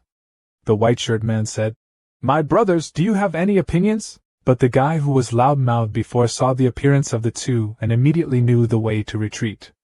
He was a fox brother. He couldn't provoke them. The man in black slightly raised one side of his mouth and smiled contemptuously, saying, Lambkin. The guy in black called out to attract his attention. He challenged, we finally found you. Lambkin suddenly glanced back. Tomi looked at him wonderingly, is he your enemy again? Lambkin shrugged his shoulders, not taking his opponent seriously at all, and considered it the same, just two guys coming to give him his head. The guy in the white shirt was angry. His veins were showing, you're really boasting too much. Let me tell you, we all had the opportunity to be in this secret world before, but now things are different. The man in black also followed suit and shouted, besides, do you think that before that was our strength? There is Chi Fengshan out there protecting you, I see it now. Having said that, the man in black did not know how to measure his strength, swung his sword and rushed straight towards Lambkin. He said, who can protect you? When he saw that, he was extremely angry, swung his sword out and shouted, aren't you afraid? Then I'll send you on your way. The guy in white attacked at the same time. He called out a big hammer to attack from above. You kid is crazy. Surprised, Lambkin looked up at him with discomfort. The white-clothed man confidently smiled and said, let's try the top-quality golden pill magic weapon I found in this secret realm. Watch me smash you into mush. Lambkin stuck his sword into the ground and looked at him, radiating extremely great murderous aura. He said contemptuously, the magic weapon is petty. He used the knife to slash the direction of the hammer, causing it to deviate from its attack trajectory. The white-shirt man was surprised when his attack was easily blocked. What? A giant weapon rushed towards Lambkin, but with 7 times the speed, Lambkin could easily dodge without encountering any obstacles.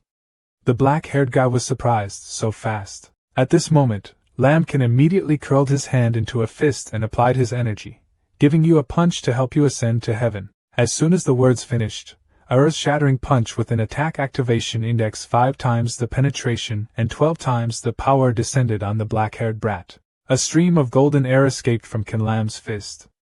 In a disdainful voice he said, "The level of difficulty to deal with is far less than that of Lu Truong, so I say, you guys are just a bunch of people giving heads." After Lambkin's palm strike, the white-clothed man's cheeks turned white. His mouth was filled with fresh blood. His throat only had time to make a gasp before he passed out on the spot. This scene directly made the black-shirt man standing behind him so angry that his blue veins appeared on his forehead.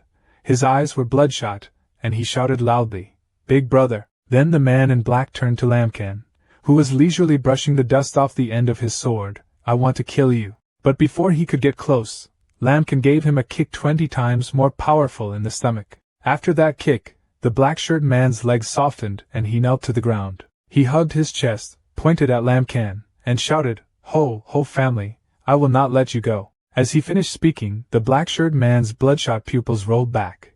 His choked throat could only emit broken cries. "Ha!"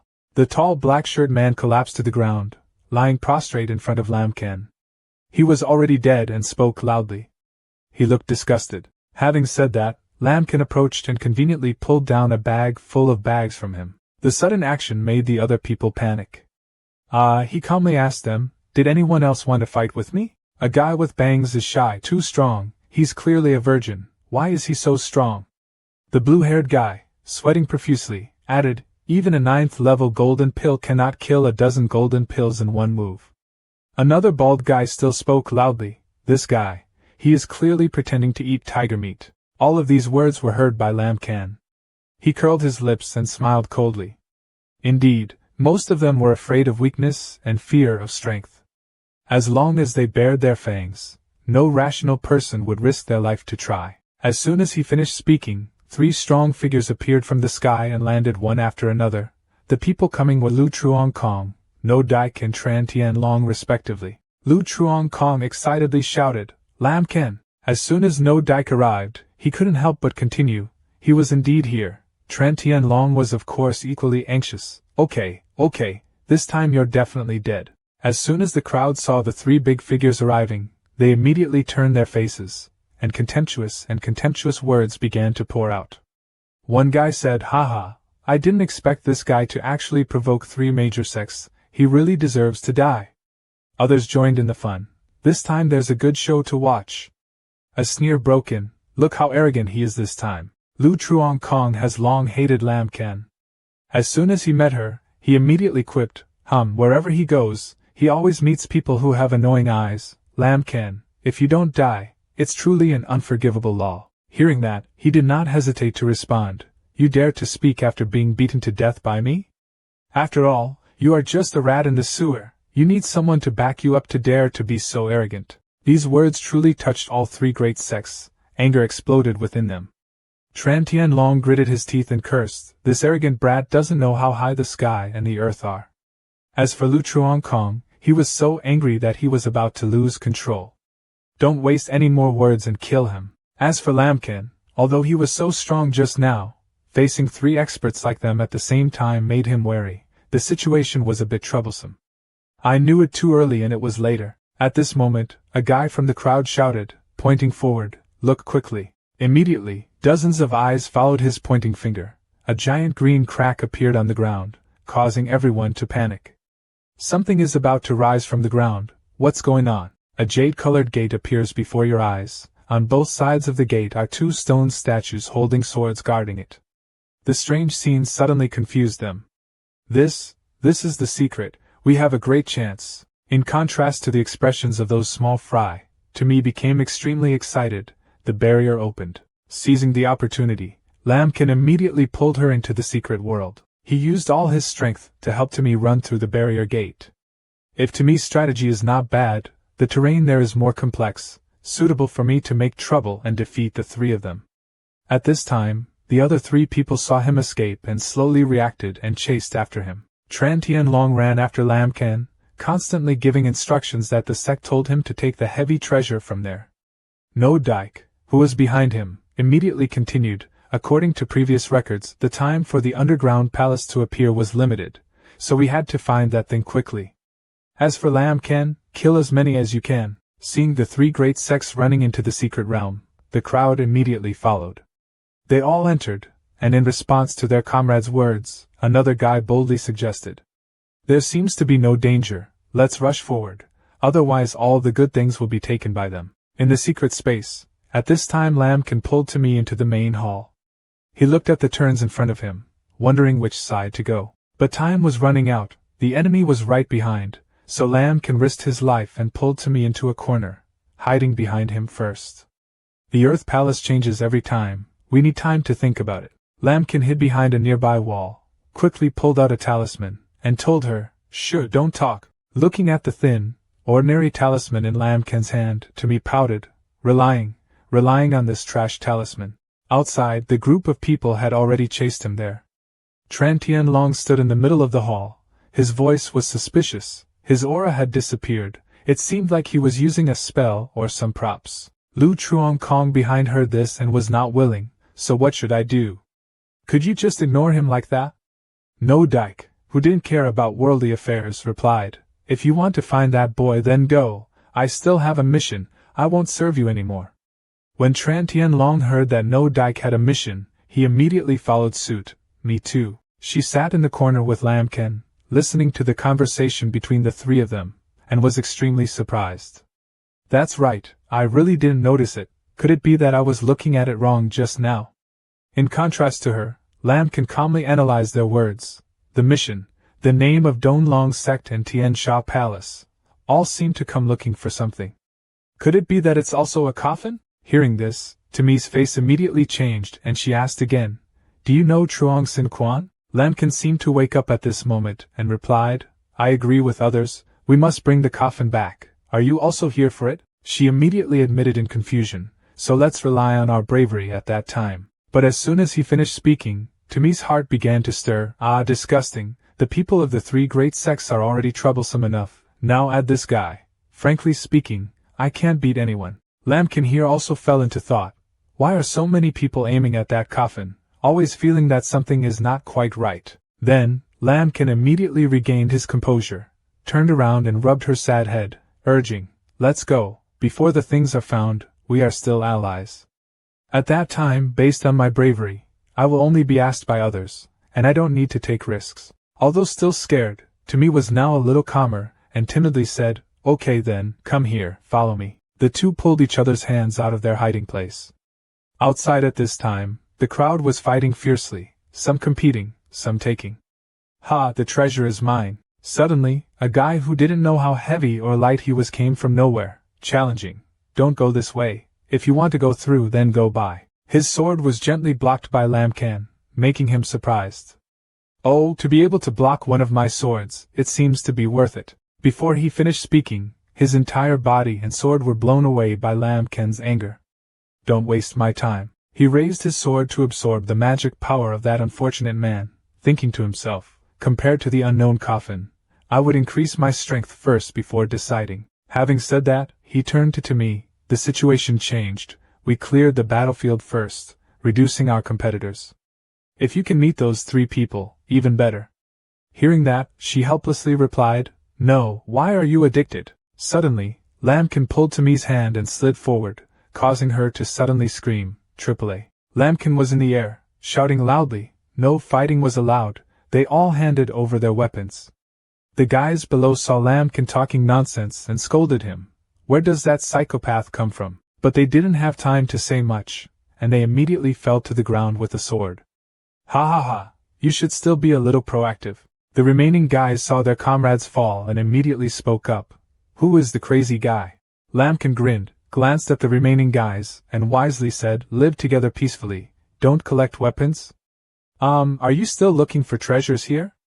"Okay, it's mine too." The battle ended, the victory was completely on Lambkin's side. Several men with dirty faces lay flat on the ground. A guy in a yellow shirt sighed, "Oh my god, is there no one who can handle this kid?" A man in a blue shirt gritted his teeth and replied, "Why haven't the people of the three great sects brought this bastard to justice?" On his side, in the posture of a winner, happily holding a heavy bundle of treasures in his hand. Wisely indeed, a horse that does not eat grass is not fat, and a person is not rich if he is not corrupt. At this moment, he immediately noticed a crowd fighting nearby. A white-clothed teenager was holding his chest. The boy behind him greedily said, "Kill him. Thuong Lon truck will be ours." Another person continued, "Let's see how long you can persist, hee hee, even a third-level golden pill dares to come here and die." As soon as this guy finished speaking, a sword rushed in and cut off his throat. Lam Can's hand gently blocked the white-clothed teenager, Thuong Lon truck, in front of him. "So it seems to be the material to refine the top-grade crystal. I want it." After dealing with the bad guys, he turned around and gestured to the teenager. "We meet again." This was the person he had conveniently helped before on the road. This time we met again. He owed Lam Can another favor. The happy face couldn't help but take the initiative. "Big brother, I understand that the magic weapon you took away was something I later found in the secret realm." Lam Can looked at the young man in front of him and said frankly, "This time, what I want is Thuong Lon truck."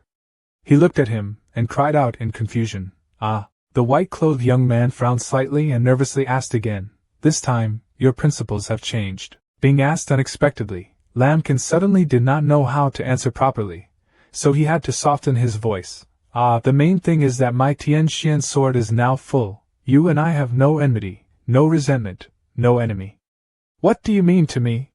"This Tsung Lon truck is also something I want to use, not to mention I am a principled person. Let's go like this." Having said that, Lam Can immediately pointed his sword at a nearby guy. "All of you, surrender your weapons here as I compensate him." These words scared a few brats pale. The guy whose sword was pointed at was filled with anger. This is also called having principles. The accomplices behind had no choice but to be helpless. "Consider us unlucky, right?" Several defeated brats knelt in a long row, obediently offering their weapons in front of him. He turned back to look at the white-clothed young man, smiled and said, "I will compensate you for these things." When he heard such a good thing, he was immediately happy and excitedly praised, "Big brother, you are really a good person with principles." At this moment, a column of golden light suddenly bounced up. Tommy felt the movement, and was excited. The spiritual energy fluctuation was so strong, it was definitely Truong Sin Quan appearing.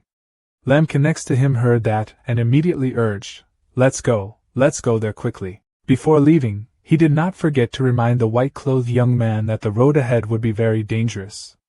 "If I were you, it would be best not to come closer." As soon as he finished speaking, he turned around and ran as fast as he could, saying back, "Big brother, you don't need to say anything, I'll go myself. Report in advance." The few gangsters who were still aggressive just now were losing ground and began to intend to retreat. "What should we do now?" The yellow shirt guy was confused. The brown-haired man standing there replied briefly, "Weapons are no good, let's get out of here." The red-haired guy lying on the ground groaned, "This time in the secret scene, there are only more evil monsters.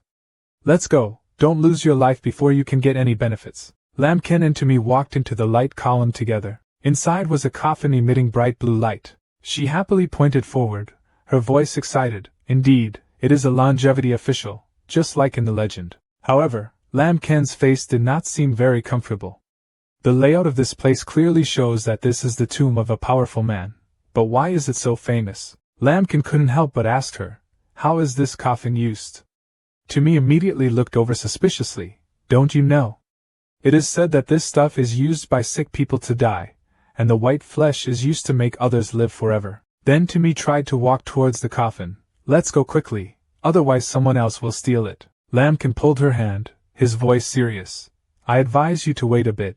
The first person who touches it will definitely explode to death." At this moment, a group of hooligans rushed in from nowhere, cheering, "Ha ha ha, this treasure is mine." But before he could take a few steps, countless ascetic souls emerged from the ground. They ferociously rushed towards the leader, causing him to panic, and wave his sword to chase them away. What the hell was this? White souls flew around him, slowly draining the opponent's vitality. No Dyke had also arrived at this time. As soon as he arrived, he spoke in a contemptuous voice, excited, "This peerless treasure, can you bunch of trash just cause chaos?" No Dyke's appearance immediately made the crowd panic. A loud-mouthed guy spoke up, "No Dyke of Tian Sha Palace, we know you are only one person." Another person immediately continued, "Yes, there are so many of us, How can we be afraid of you alone? This word seemed to give more motivation to the guys behind. They simultaneously shouted to each other, "Let's go up, kill him first." But before they could touch No Dike's body, he sent them all flying. A few people who had not yet had time to run up saw this and panicked. They ran away with all 3 legs and 4 legs, quickly running away. No Dike looked at the people who were still talking loudly and now had to run away. He immediately threw the seeds of death at them. Now he wanted to run. It was too late. The seeds that stuck to the hoodlums immediately germinated. They grow quickly into flowers shaped like vicious monsters. The flower monsters were like bloodthirsty demons, constantly chasing the remaining guys who were trying to escape. Tommy hid in a corner and witnessed the scene. She immediately broke out in a cold sweat. It was too strong.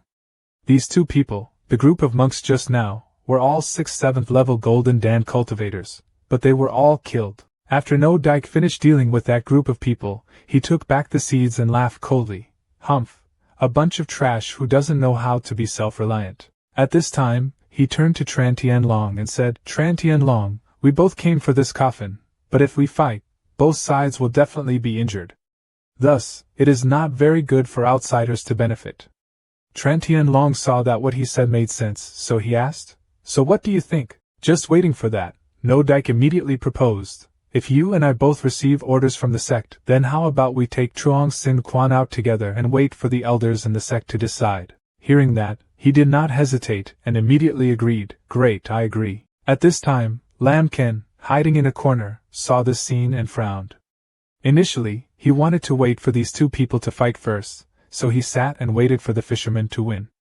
Now it seems that if immortality really has such an effect, both public and private, I have to think of a way to ruin the good things between these 2 people. Having said that, Lam Ken immediately turned to me. "Next, you have to take care of yourself. I have to think of a way to risk it." As soon as these words fell, Tommy's face turned pale. "Do you want to challenge the 2 of them? You are crazy." But a person with high determination like Lam Ken does not have the mind to listen to advice. He held the sword and rushed forward, his voice determined, trying to kill one person first. The moment Lam Ken appeared, No Dike and Tran Tianlong immediately noticed. Tran Tianlong was surprised. It was that kid. Meanwhile, No Dike smirked, originally planning to wait until the immortal Mandarin was brought out and then deal with him. But he did not expect that this insect would dare to take the initiative to come. No Dike stretched out his hand towards Lam Ken and ordered, "Cut him into 100 pieces for me." Using this guy's body to train ghosts would definitely be very good. Immediately, a series of green demons rushed towards the enemy. They frantically attacked Lam Ken, causing the damage index to constantly fluctuate, 10 times, 17 times, 12 times, 8 times, then 21 times. Lam Ken was surrounded by them on all sides and immediately fell into a difficult position, cursing silently. In this situation of constant attack, how could these corpses and ghosts endure like this? What the hell is that? Meanwhile, No Dike's face was not much better. My Fong Niu Hot Ho are all people who had a certain level of cultivation before they died, so how could they not receive a few moves from this brat? No Dike gritted his teeth and looked at his group of demons, then suddenly made a decision. If that's the case, blow me up.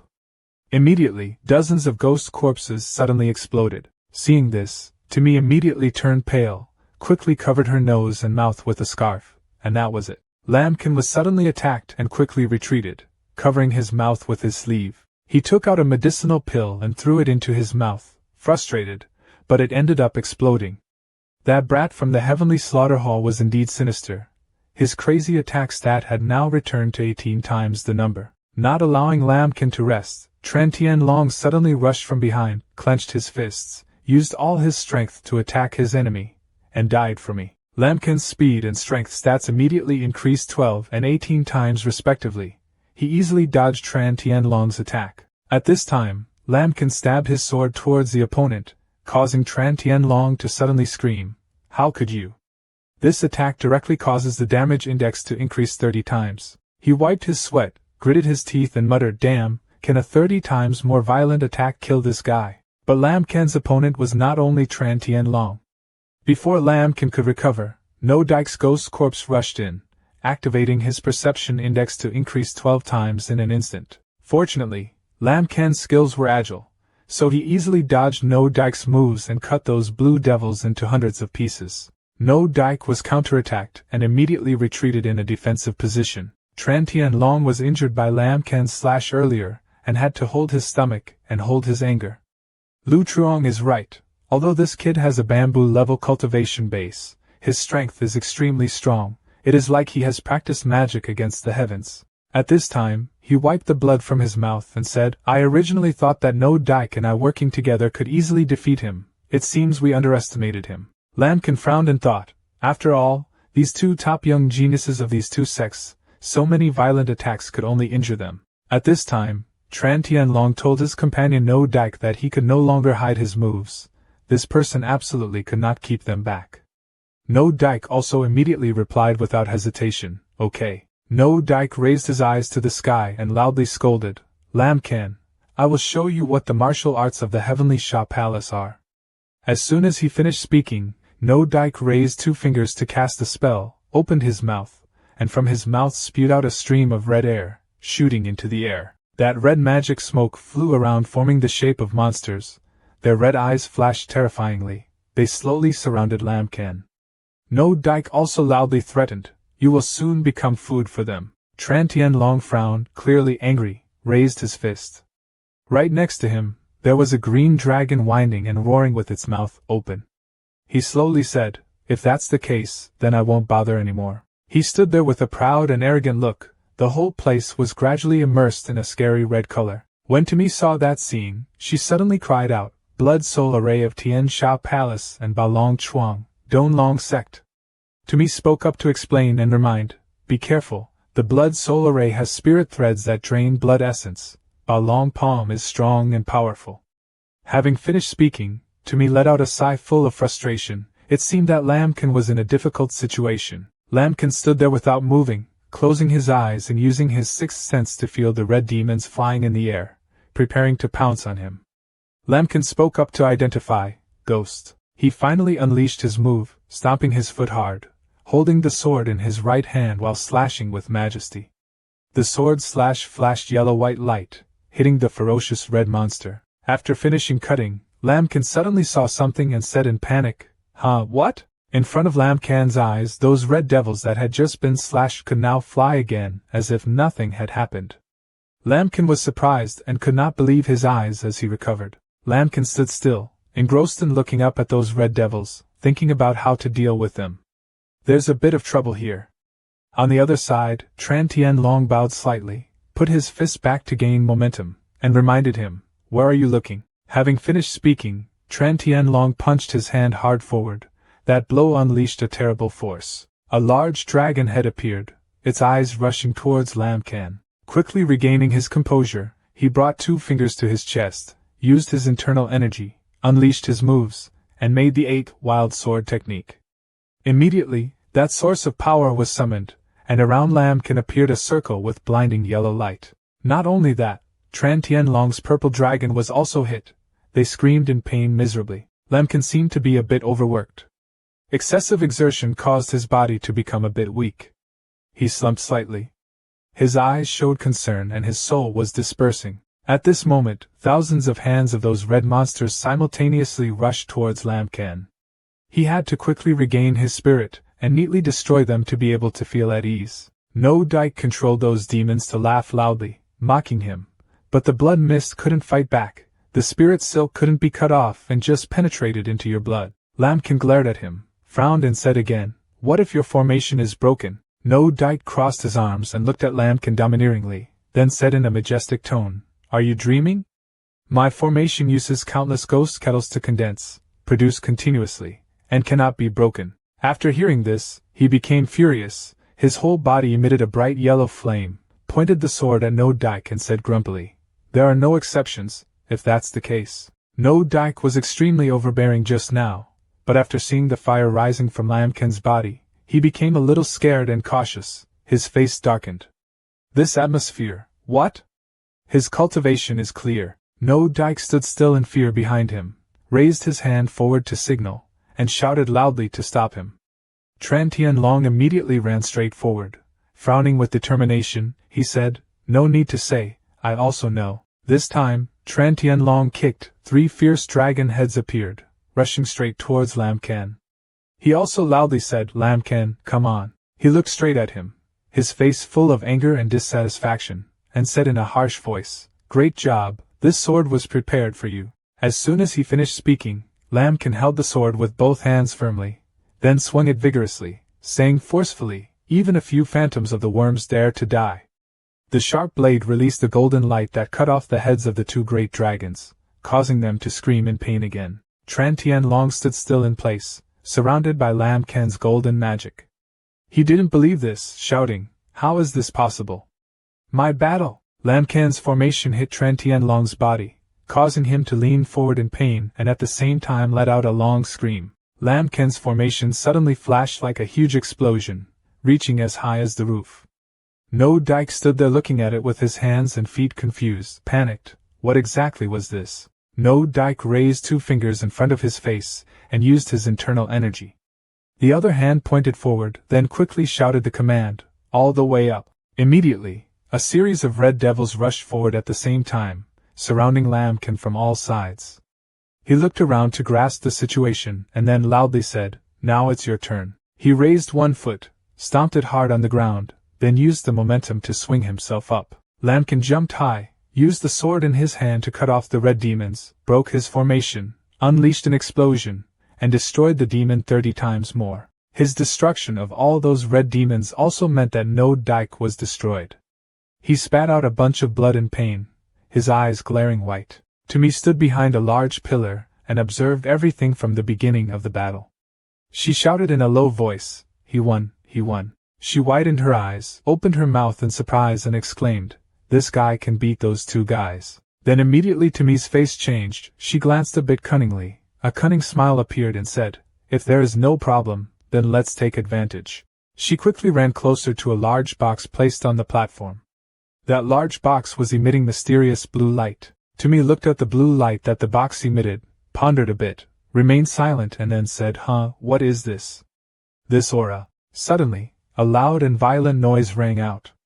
Tumi quickly turned to look. In the middle of the cellar, 2 bright and strong golden lights suddenly emitted. Lam Kan was also standing there. She was panicked and confused. "What happened? Isn't it over?" He looked at that phenomenon then frowned. His face also darkened with an unsightly expression and said, "These 2 guys are indeed not dead." No Dike and Tran Tianlong appeared from that bright light. Tran Tianlong raised his hand to his head and scratched, and said, "But you can pull the old man out. Let me see who dares to touch the dignity of the Tian Sat Palace." The 2 of them talked to each other provocatively. Tran Tianlong said, "No son, why did this guy also appear? Could it be that your nephew is also being pressured by others?" No Dike glanced over and smirked and said, "Great Saint Tran, it seems there is another genius, just like that, forcing us into a desperate situation." Lam Kan's face turned pale, darkened, and his tone also changed a bit. This fluctuation of spiritual energy is even greater than the power of the 9th level golden pill. It can only be a primeval soul. Tumi stood in the distance, witnessing the reappearance of those 2 men who had not been destroyed, but was also a little worried, trembling in fear and whispering, "Truly an old monster, a trick of a monk. Save the body of the juniors. When the juniors are in danger, it will trigger."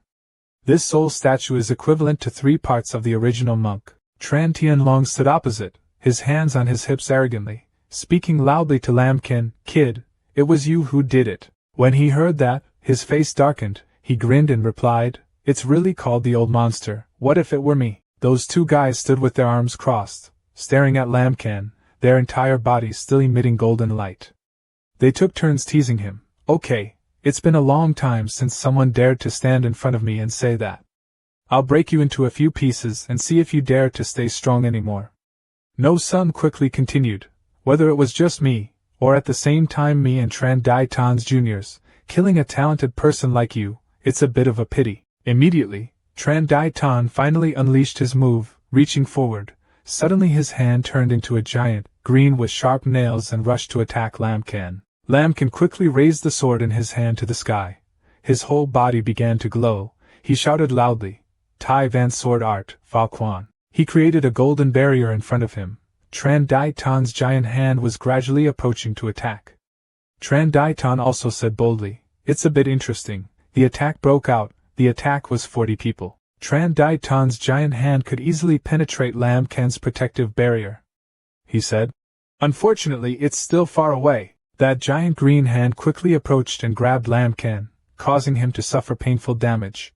He raised his face to the sky, screamed miserably, unleashed a violent attack, and defended 35 people. Then Tran Tianlong controlled his giant hand and pushed him hard, causing him to fall backwards. Lam Kan knelt down, put the tip of his sword on the ground to prevent himself from continuing to slide backwards, his face full of pain, and said, as expected of the original hero, 40 times stronger and still unable to block a single move. Those two guys looked at him a bit surprised. Tran Dai Tan said, "Oh, I'm not dead yet. No wonder I forced my juniors into the path of death." No Sun smiled lightly and said, "Tran Dai Tan, I haven't seen you for so many years. You're still the same. Leave me alone." No Sun raised his hand, and from nothingness a white hand appeared and approached our Lam Kan. He said, "It's okay, one strike can't solve it, so add another strike." Suddenly a voice appeared in his head. No way, the power of those two old men is very strong. Even though he heard that, Lam Kan still stubbornly created sword blades to stand up and counterattack No Sun. He and his virtual swords rushed towards that giant bone hand and shouted, "I don't believe it!" But his virtual swords were nothing compared to that bone hand. They were all broken without leaving a single scratch. Although he failed, he tried to continue using internal energy to push himself up. He was so dissatisfied that he said to himself, "Humph." Tumi saw him struggling like that and sighed and said, "That bastard, even a strong man in his prime, dared to swing his sword. It's really bold, but unfortunately." She shook her head in frustration. "Even I couldn't help you. I could only secretly take the immortal officer away. Don't blame me." As she was about to leave, Tumi saw the jade pendant worn on Lam Kan's belt glowing. This caught her attention and turned back. The jade pendant has a strange shape of a horse's head, surrounded by a green aura. Seeing that, Tumi's eyes widened and suddenly asked, "That jade necklace, how could he have it?" The defeated Lam Kan was knocked to the ground, creating a shocking explosion, from which the explosion emitted a mysterious red gas. He picked up the jade pendant that had fallen to the ground and said, "The gap between Truck Ko and Nguinan was very large." From the smoke and dust, Lam Kan knelt down and said that he could only rely on the system's explosive attack to open a bloody path to help him escape. When No Sun saw that he was still alive after being covered in onions like that, he asked, "Hey, why aren't you dead yet?" No Sun continued to use his internal energy to create a ray of red palm force that shot straight towards Lam Kan.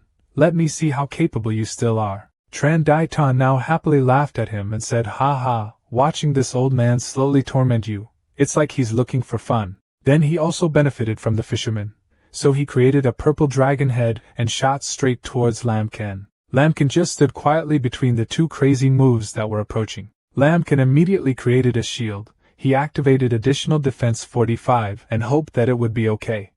He said, "System, don't drop that chain." When two moves hit the shield, he activates an additional 45 counterattack. Because he had to fend off two moves from the two original heroes, Lam Kan's whole body trembled, but he still gritted his teeth and endured. Tran Dai Tan's face showed an evil smile. "Haha, he is truly a peerless genius.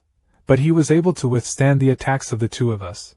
But how long can you hold out?" Lam Kan's whole body trembled. He gritted his teeth and said, "Is it still impossible to attack more than 45 times? Will I really have to die here today?" Suddenly a dark shadow flashed out from behind him, shocking him greatly. From behind, Lu Truong Kong held a knife and rushed forward, intending to stab Lam Kan. He said, "Brother, I finally waited for this opportunity. Go die." When Lam Kan saw Lu Truong Kong behind him, he sweated profusely and thought, "I'm done." But unexpectedly, from behind, Tumi in half-human, half-animal form rushed forward like a god, using her claws to gently touch Lu Truong Kong's cheek, causing him to fly away. She said, "If you want to kill him, you have to go through me." Lam Kan behind him also suddenly exclaimed, "To me!" An angry Lu Truong Kong used some kind of strange power that made his blade extend. He shouted, "Well, then let me deal with you, then kill you." Tumi was tied up by Lu Truong Kong's blade and suspended in the air. She looked at him with eyes full of dissatisfaction. When he tied her up, Lu Truong Kong smiled triumphantly and said, "Wait until I bring you back to the sect and take your bloodline. I will make your life worse than death." When Tumi heard that, She was immediately angry. She radiated murderous aura and said, "Don't dream." Then she radiated an immense source of power, and destroyed the thing that was binding her. Will Truong Kong was surprised to see that Tumi could use the previous move to break the blade. He shouted, "The art of returning to the ancestor, you can actually use that move." No Sun heard that and immediately said, "No wonder he wants to have you. You have Huai Mu's blood on your body. If you can fuse with Liao Truong Kong, it will increase the power of the missing police officer. Times more." Tumi frowned and grimaced. "Now it's my turn." Having finished speaking, she gathered energy in her hand and pointed it towards him. Immediately, Tumi launched that ball straight at Lu Truong Kong. That ball creates a ray of energy. It can chase the designated target. Although Lu Truong did not hang his legs on his neck, he tried to run but failed. He thought to himself, this move can track the opponent. Not long after, he was hit in the back and let out a scream. When he was hit and fell to the ground, he immediately used the move, Shadow Kill. Lu Truong Kong immediately turned into a shadow. That shadow divided into many paths, but the main goal was to attack Tumi. But she was one step ahead. She raised her foot. Her cold face said, "Low talent." Having said that, Tumi stomped on the ground, creating a shock wave. That wave grew larger and covered the vast surrounding surface. Will Truong Kong was under too much pressure to appear because it was too painful. He was thrown a distance by the force of that blow, his back rubbing on the ground and screaming, "Ah!" Lu Truong Kong gasped helplessly. He raised his head with difficulty and cursed to me, "You." No Sun was using his palm power when he turned and said, "Tran Dai Tan, the brat of the no taboo sect seems to be unable to hold on any longer. With the combined skills of our three great sects, if this kid dies here, when he goes out, it will be difficult for him to speak to the no taboo sect." Hearing that, Tran Dai Tan just smiled and replied, "Anyway, he's had enough. So kill that kid first, then go see Nikomata's bloodline." After saying everything, those two men immediately increased their firepower aimed at Lam Ken, causing his energy shield to gradually crack. He glared at the broken mirror before his eyes and thought to himself that he was done. When the shield was completely shattered, Tumi rushed to push Lam Ken and her away, before two attacks exploded and narrowly saved him. She said quickly, "Get away," but in return, she was also hit. She and Lam Ken were able to avoid that fatal explosion and safely escape death. Tran Dai Tan wondered and asked No Sun, "This is," then heard No Sun explain, "the Nikomata's natural supernatural ability can appear suddenly in close range." Then No Sun urged Tran Dai Tan to quickly chase after him. "Don't let them run." At this time, Lam Ken, after running a long distance, he said, panting, finally extending the distance. When he looked back, he discovered that Tumi had been hit in the back because he was supporting himself. He was injured. Even though she was seriously injured, she still told Lam Ken to run quickly, ignore me. Even though Tumi said so, he was still determined to take her with him because she saved his life and took care of his injury. He activates 17 times more attack speed. He said, "Don't even think," but there was always a surprise waiting for him. From behind, No Sun and Tran Dai Tan were closing in on him. Lam Ken turned back to observe, thinking if he could. From somewhere an invisible hand touched his forehead, teaching him extremely skillful sword moves. Remember to take a sword move, use the will to protect to slash the sword move, and this sword move is called. After understanding those words, he put the sword in front of his eyes and closed his eyes tightly. He shouted loudly the name of the Tai Van sword technique, Noya Chi Fai, and at the same time he also activated the attack 60 times more violently. From the sword, a column of energy shot straight into the sky, lighting up the area. No Sun and Tran Dai Tan both suddenly gasped when they saw this scene. Both suddenly asked, this level of sword intent, can a kid like him do it? Then all the beams of light combined to blind the two of them, causing them to cry out. Taking advantage of that opportunity, Lam Ken and Tumi immediately disappeared from this place. When those two opened their eyes, only a few rays of energy remained, and the person had disappeared. No Sun turned and said, "Tran Dai Tan." Tran Dai Tan replied, "I already know that this kid has unlimited potential.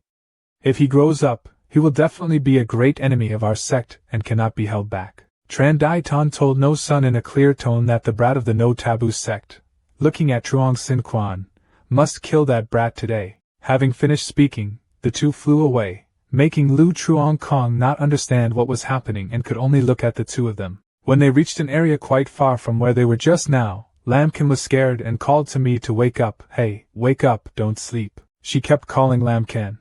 If you bring me with you, I'll just die of fatigue, but he shouted to her. You help me block a fatal attack, I'll leave you, you're no better than an animal. He activated the attack at 40 times the speed. As he walked, he said, a little faster, a little faster. To me was so moved to see Lambkin care so much for her that she shed tears. She secretly thought to herself that, indeed, like what her father said, the family members who owned that jade set protected the family. We are like before. He gradually walked towards the exit, to a forest, but the place was full of miasma. Lambkin felt the miasma in front of him and immediately said in panic, Here, you take a pill of some kind. While taking him, asked the system, this is a life-related matter, please help. After that, Lambkin helped me down, then gave her the pill and said, keep it in your mouth, you will be fine. Then he activated a 32-fold detoxification attack. He carried her across the miasma area. As he walked, he muttered, with the concentration of miasma, 32 times higher, it should be enough, rush forward. No Sun and Tran Daitan stopped in front of the miasma. Tran Daitan said, he rushed into the miasma. No Sun continued to add that the miasma of the secret realm was extremely poisonous, only the original cultivation level could withstand it, if he rushed in he would definitely die. But Tran Daitan still did not believe it, and said, that kid is very strange. With his basic cultivation level he can actually fight the two of us. I'm afraid he has other special tricks. The two of them looked outside, filled with miasma, but there was not a single sign in sight. Then the two rushed into the miasma area. As they walked, they said, if they chase the living, they will see people, and if they die, they will see corpses. Lambkin is currently trying to carry to me and escape as quickly as possible. After passing through the miasma area, he could still feel the two people still following him. He silently cursed those two old men. His murderous intent was still aimed at him. You bastards, you two old dogs. He took out the amulet and activated the concealment charm 24 times. Tran Daitan wondered why Lambkin's aura suddenly disappeared. It was clear that he was still here just now. No Sun also didn't know, maybe he went in another direction? Tran Daitan retorted, it's impossible, I always locked his breath. They did not know that Lambkin was hiding under the tree behind them. Lambkin trembled and muttered, the concealment charm was just a low-level spell. I didn't know if it could fool the original cultivator or not. No Sun immediately thought of a way. It's okay, in the miasma he can't run far. The old man can force him to appear and he accumulates a kind of energy in his hand. When No Sun released the energy, Lambkin's hiding spell lost its effectiveness. He thought to himself, he deserved to die. Then he used 19x speed to move away. But in less than 3 seconds, the other two guys discovered it. They happily exclaimed there. While flying up, he continued to think, what should he do? Tumi was afraid that she would implicate him, so she called Lambkin, let me go, you have a better chance of escaping alone. He angrily shouted, shut up. At this time, Tavo Men was lying enjoying himself on a bench. He was thoughtfully thinking, life is so lonely. The treasure of genius that they desperately fight for me it's so easy to find, it's boring. He raised the glass of water and continued thinking. He didn't know how Lambkin was doing. That kid, not to mention lost in a secret world, but from the sky, he was flying by. Tavo Men saw him and suddenly asked silently, HM? Tavo Men had to rub his eyes a few times to see if he saw correctly. It was Lambkin. When it was him, he immediately waved to me and shouted for Lambkin to come here. Brother, stay here. Lambkin also quickly discovered it, and happily said, it's you. He landed and looked at Tavo Men. Help me save people first. When he saw to me, he asked, is this cat ear a member of the Tu family? Lambkin quickly called out, don't waste your time asking, do you have medicine on you? The higher the rank, the better. Tavo Men immediately held out his hand. In his hand was an orange pill, which he said was a rejuvenating pill. As long as he had one breath left, he could be saved. Hearing that, Lambkin immediately gave the pill to Tumi to take and activated an additional attack that healed 30 times more. After drinking, her face immediately became better. Behind are No Sun and Tran Daitan who are chasing at full speed. No Sun shouted, stop! Lambkin turned his head and looked in panic. Damn, why did these two old dogs chase away so quickly? Tavo Men came along, wondering if someone was chasing you.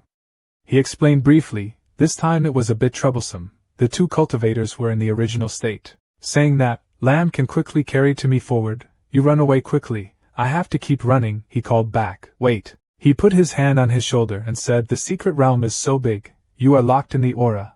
How long can you hide in the miasma? Faced with the dangerous situation, Lambkin nervously replied, you can run as long as you can.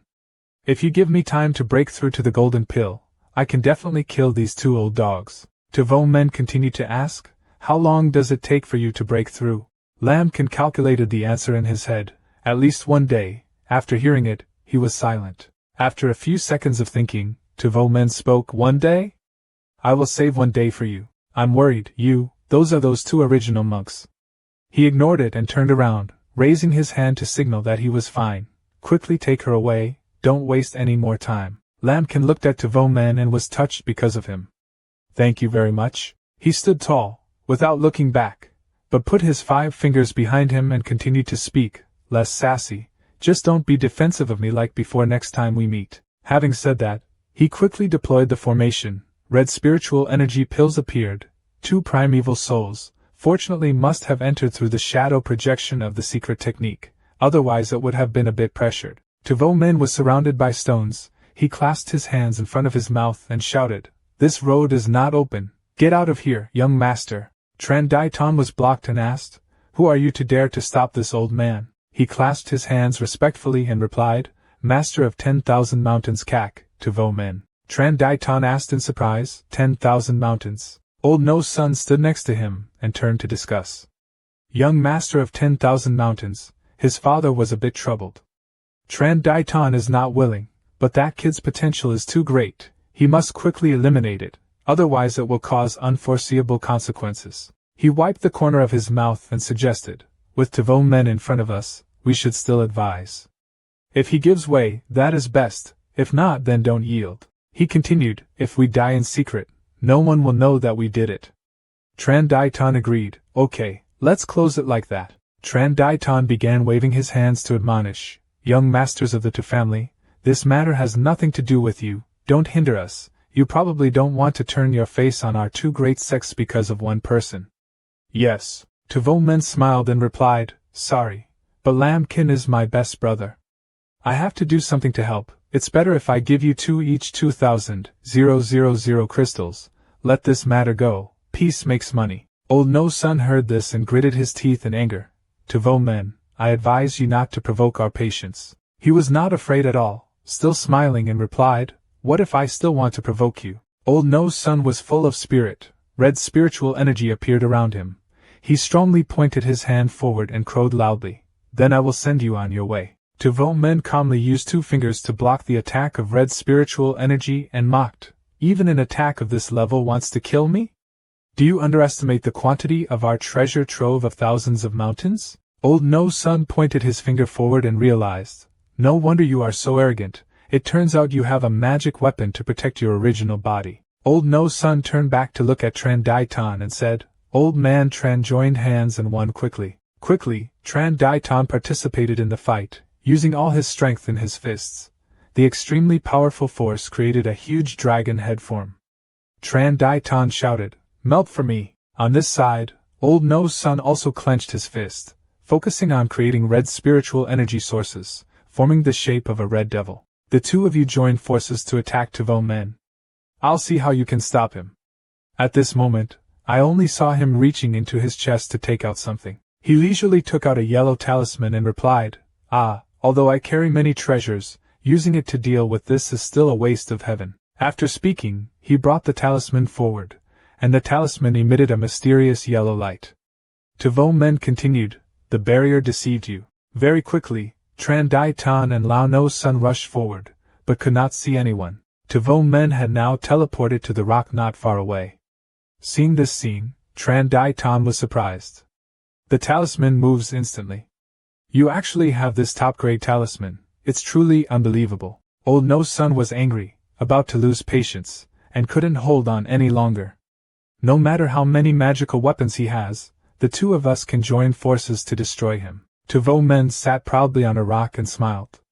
If you really want to do something, then I can only accompany you. He brought the mountain and river table forward and shouted, Sun and river. A new space appeared that imprisoned the 2 of them. Tran Dai Ton panicked, not knowing it was the mountains and rivers. Unexpectedly, his father even gave him this. As long as you are imprisoned by the mountains and rivers, you will fall into a special field. He tried his best to punch and destroy it. The barrier only cracked a little. Tvomen smiled proudly, controlled the mountain and river table and said, "Good game, it's starting." Suddenly, countless small flames appeared, making the two men bewildered and scared. The two of them used all their strength to create a barrier to stop the falling meteorites. Tvomen put his hand on the mountain and river table and shouted, "Dike Mountain!" A giant rock 10 times larger than the other two combined was floating in the sky, causing the two guys to look up in shock. Tran Daitan shouted loudly, "It's just fake! Break it for me!" With just one punch, the stone shattered. Tvomen held out his hand and continued shouting, "Winha!" A torrent of water rushed towards the place where the two infamous men were standing. Tran Daitan didn't mind him, so he quickly punched him again and again. "This is a trivial matter, watch me destroy you." Seeing that the opportunity had come, Tvomen immediately jumped up to launch the final move. He said solemnly, "It is now." He shouted, his heart pounding, and the two of them were immediately controlled, standing stiffly and motionless. After finishing the deal, Tvomen breathed out a sigh of relief, thinking to himself, fortunately, using the heart-devouring formation to pull their spiritual world into an illusionary state. As long as they had enough spirit stones, they could hold them for a day. At the same time, on this side, Lambkin put to me down under a tree and said, "You take care of your injuries first, I'm worried. The two primordial cultivators are chasing us, we won't be able to escape." He reassured me and said that it was not certain. As long as I could upgrade to Kim Dan, the situation could turn around. She explained further, "You don't know how terrifying the nascent soul cultivator is. It's not something the Golden Dan stage can fight against, let alone the Golden Dan stage that just broke through." Lambkin took out 2 bags and said, "Don't worry, I will take you out of the secret place safely." Having said that, he quickly sat down and deployed the needle. Lambkin thought to himself, in the past few battles, his cultivation had already reached the peak of the 9th floor of the Foundation stage. Originally, I should have refined the Breaking Realm pills to break through to the Golden Pill Realm, but I couldn't find the pill furnace right now, so I could only forcefully absorb these earthly genius treasures, activate the explosion, and absorb 40 people. 2 hours later, yellow spiritual energy appeared around him. Lambkin gradually opened his eyes. If he wanted to upgrade to the Golden Pill stage, he had to constantly compress the spiritual energy in his body, eventually forming the Golden Pill. Then, in front of his chest, a beautiful needle was created, and this was also the most dangerous moment. If you don't control your spiritual energy well, you will perish. The needle begins to absorb the surrounding aura to condense. That needle is gradually getting bigger and bigger. Then that golden pill was also completed into an extremely magnificent one, activating the violent attack. The golden pill formed 10 times more. When Tumi saw that he was cultivating and had formed a golden pill, she was surprised and asked, "This has already formed into a golden pill, worthy of being a descendant of that family, truly a peerless genius." Lambkin was thinking about the condensation of the golden pill.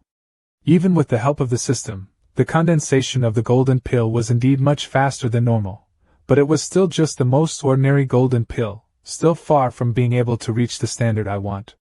Next is to transport the small heavenly cycle. The golden pill will become a bit stronger.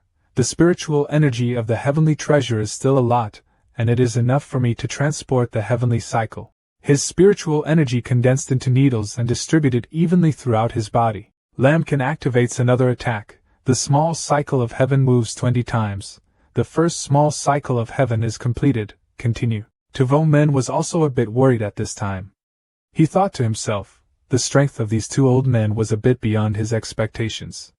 I'm afraid the mind-devouring array won't be able to control them for much longer. Inside, No Sun and Trandat were staring outside. The 2 of them glared and said, "Your drama should be over." Having finished speaking, No Sun and Trandat destroyed his mind formation. Tvomen couldn't help but be shocked at the scene before his eyes and sweat. He suddenly panicked, but then they also knocked him out from behind.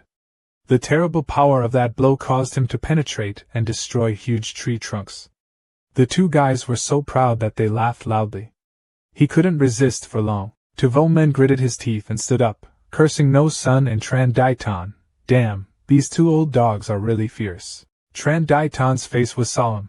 "Sun Ha Ban is truly extremely powerful. we will not be able to resist. It's just a pity that you are only a 9th level golden pill and cannot activate all the spiritual energy of the mountains and rivers. Now that your magic weapon has been destroyed, let me see what tricks you will use against us. Tavon Men leaned on a nearby tree with one hand, coughing.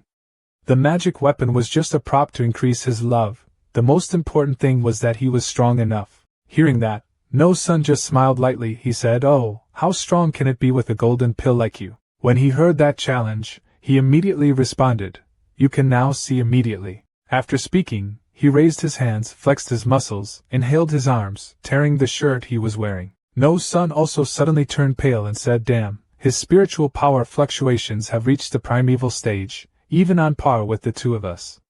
Just what kind of magic did he perform? Tran Dai Tan was also surprised by Tavo Mena's power but still reassured that it was definitely some kind of magic that allowed him to break through his cultivation in a short time, but it would probably have to pay a big price. He just smirked, then said, "Next." Then Tavo Men moved behind the other two guys, raised his fist as big as a pillar, prepared to punch, and said, "I will play with you." No-Sun smirked, "You underestimated me too much," and he summoned an evil spirit. But as soon as No-Sun finished speaking, he punched him, creating a shock wave that sent him and Tran Dai Tan flying far away. Tran Dai Tan had difficulty using his legs to block the thrust of that attack. Then he took a stance and rushed forward to throw a punch at Tavo Men. "Really strong. Let me come and test you." Tavo Men also held out his fist to attack him. When the two fists collided, they created a shockwave. But it seemed that the weaker person was Tran Dai Tan, causing him to be pushed away. He clenched his fists, smiling excitedly. With no small amount of strength, Tran Dai Tan stretched out his hand towards Tavo Men and asked No-Sun to come up and fight him. The scene was transferred to Lamkin's place. Tumi wondered in his mind, he could actually go 35 small cycles. The limit of a normal cultivator is 6 small cycles. A genius cultivator can only go its only 28. She worriedly continued to think, 35 small cycles, no one in the entire Northern Territory has ever achieved it. He was almost exhausted at this point, only missing one small heavenly cycle to reach 36 levels of great perfection, but his spiritual power was not enough now. Lamkin's surroundings emitted a golden aura. His mind continued to think, having come to this point, I can't reach the 36th level of great perfection. I'm not willing, let's give it a try. When Tumi saw him, even though she was exhausted, she still took the risk, so she tried to stop him and quickly stopped. Obviously your spiritual power is not enough. Forcing yourself to rush to 36 cycles of heaven will kill you. He still didn't say anything but just focused on continuing his process. Lamkin was exhausted but couldn't stop, had to rush through. System, depending on you, I will activate the attack, restoring 50 times more spiritual energy. He activated the small celestial cycle's explosive attack 30 times more, screaming in pain. Finally, Lamkin successfully refined it. A spirit pill appeared in the middle of his chest. Tumi was also surprised. The 36 small heavenly cycles were completely moving. What did he do in the end? She walked over, patted his back, and asked, "How are you now?" Lamkin used his hand to pat her head. "Don't worry about me, I'm okay now." His eyes clearly showed determination, his face showed a smile. It was time to kill those two old dogs. At this time, Tavo Men was being overwhelmed by No-Sun and Tran Dai Tan and was knocked back. His face turned pale, he gritted his teeth and endured the pain. No-Sun and Tran Dai Tan burst out laughing. Tran Dai Tan said, "It seems your forbidden magic is no longer effective. In the end, the golden pill is still the golden pill and can never defeat the original." Tavo Men raised his hand to wipe his mouth. Hee, young master, I can prolong the time with you guys for this long. Even though he said so, in his heart he still prayed that Lamkin would come to his rescue. "Brother, please hurry up, I'm about to not be able to stand anymore." Tran Dai Tan was angry. "Humph, delaying our time for so long," he said as he created a ball. "This crime deserves to die." After saying that, he created a set of claws and launched straight at him. Tavo Men had no choice but to say, "No way, father, the life-saving magic weapon you gave me, it seems that it can only be used here." But at that moment, he immediately ran forward, holding Tumi in one hand, blocking him in front of him. Lamkin immediately threw a punch to destroy Tran Dai Tan's move. Tavo Men sat down with a pale face. "You're finally here, I almost died." He grumbled helplessly, holding his sister with one hand, and blasting the original monk's attack with the other. Perhaps there is no one in this world as cool as you. Lambkin left to me at Tavomena's place to look after her. Let's go kill those two old men first. Even though he was angry, he still had to do it. Hey, consider me your servant, helping you stop the enemy and help you take care of your sister. But when he turned to talk to her, he immediately changed his mind. Change your attitude 180 degrees when talking to her. Come on, it's all excellent medicine. Don't be polite, drink it quickly. When Trandaitan saw Lambkin break through the golden dan, he asked, Have you broken through the golden dan? He angrily pointed straight at Trandaitan. That's right, so the one who died today will be you two old dogs. No Sun was angry and insolent, thinking that you who broke through the golden pill were invincible in the world. Having said that, the two immediately launched their most dangerous moves and rushed to attack Lambkin. He activated level 40 defense, and easily blocked those two attacks. Lambkin provoked No Sun and Trandaitan. Is that all? Trandaitan and No Sun angrily shouted, Damn, what's wrong with this kid? It was obvious that he had just broken through the golden pill, so why was his defense so strong? Next, he got into a fighting stance. Now it's our turn to counterattack. Saying that, Lambkin rushed forward at lightning speed, creating a tornado. Trandaitan's face was deformed, his eyes widened and he exclaimed, The speed is too fast, be careful. But before he could finish his sentence, Lambkin was behind No Sun. When Trandaitan saw it, he could only stare blankly, uttering one word, kidney. Lambkin slashed his sword at No Sun. He said, If you like to play with corpses, I will turn you into a corpse. Saying that, he slashed No Sun's back extremely hard, causing him pain to the point of numbness. No Sun was slashed by Lambkin and flew to the ground, causing the ground to burst and surrounding rocks to fly out. Trandaitan angrily threw dozens of punches at him. Hysterical, watch me destroy you. Those punches went in all four directions around Lambkin, but those punches were easily blocked by him with the shield in his hand. The situation has now turned around. He is the winner. He triumphantly said, still the same sentence, that's all, and he gathered strength in the palm of his hand. Trandaitan was confused. No, that's impossible. Even if I was a primitive cultivator, my strength just now wouldn't be able to block it so easily. Lambkin only replied, That could only be because you are too weak. Then he threw a powerful palm at Trandaitan. He was angry, daring to look down on me. After saying that, he also threw a dragon head-shaped palm at him. But now the loser is Trandaitan. Lambkin immediately used the move. He shouted loudly, Tai Hu Den Yuan, Kai Tian. That move was so strong that it broke the power of Trandaitan's palm and hit him right in the chest. That punch caused Trandaitan to cough up blood in pain. From behind him, a spirit appeared. At that time, with an angry expression, he kept staring at him. When Lambkin turned back, it turned out to be No Sun's move.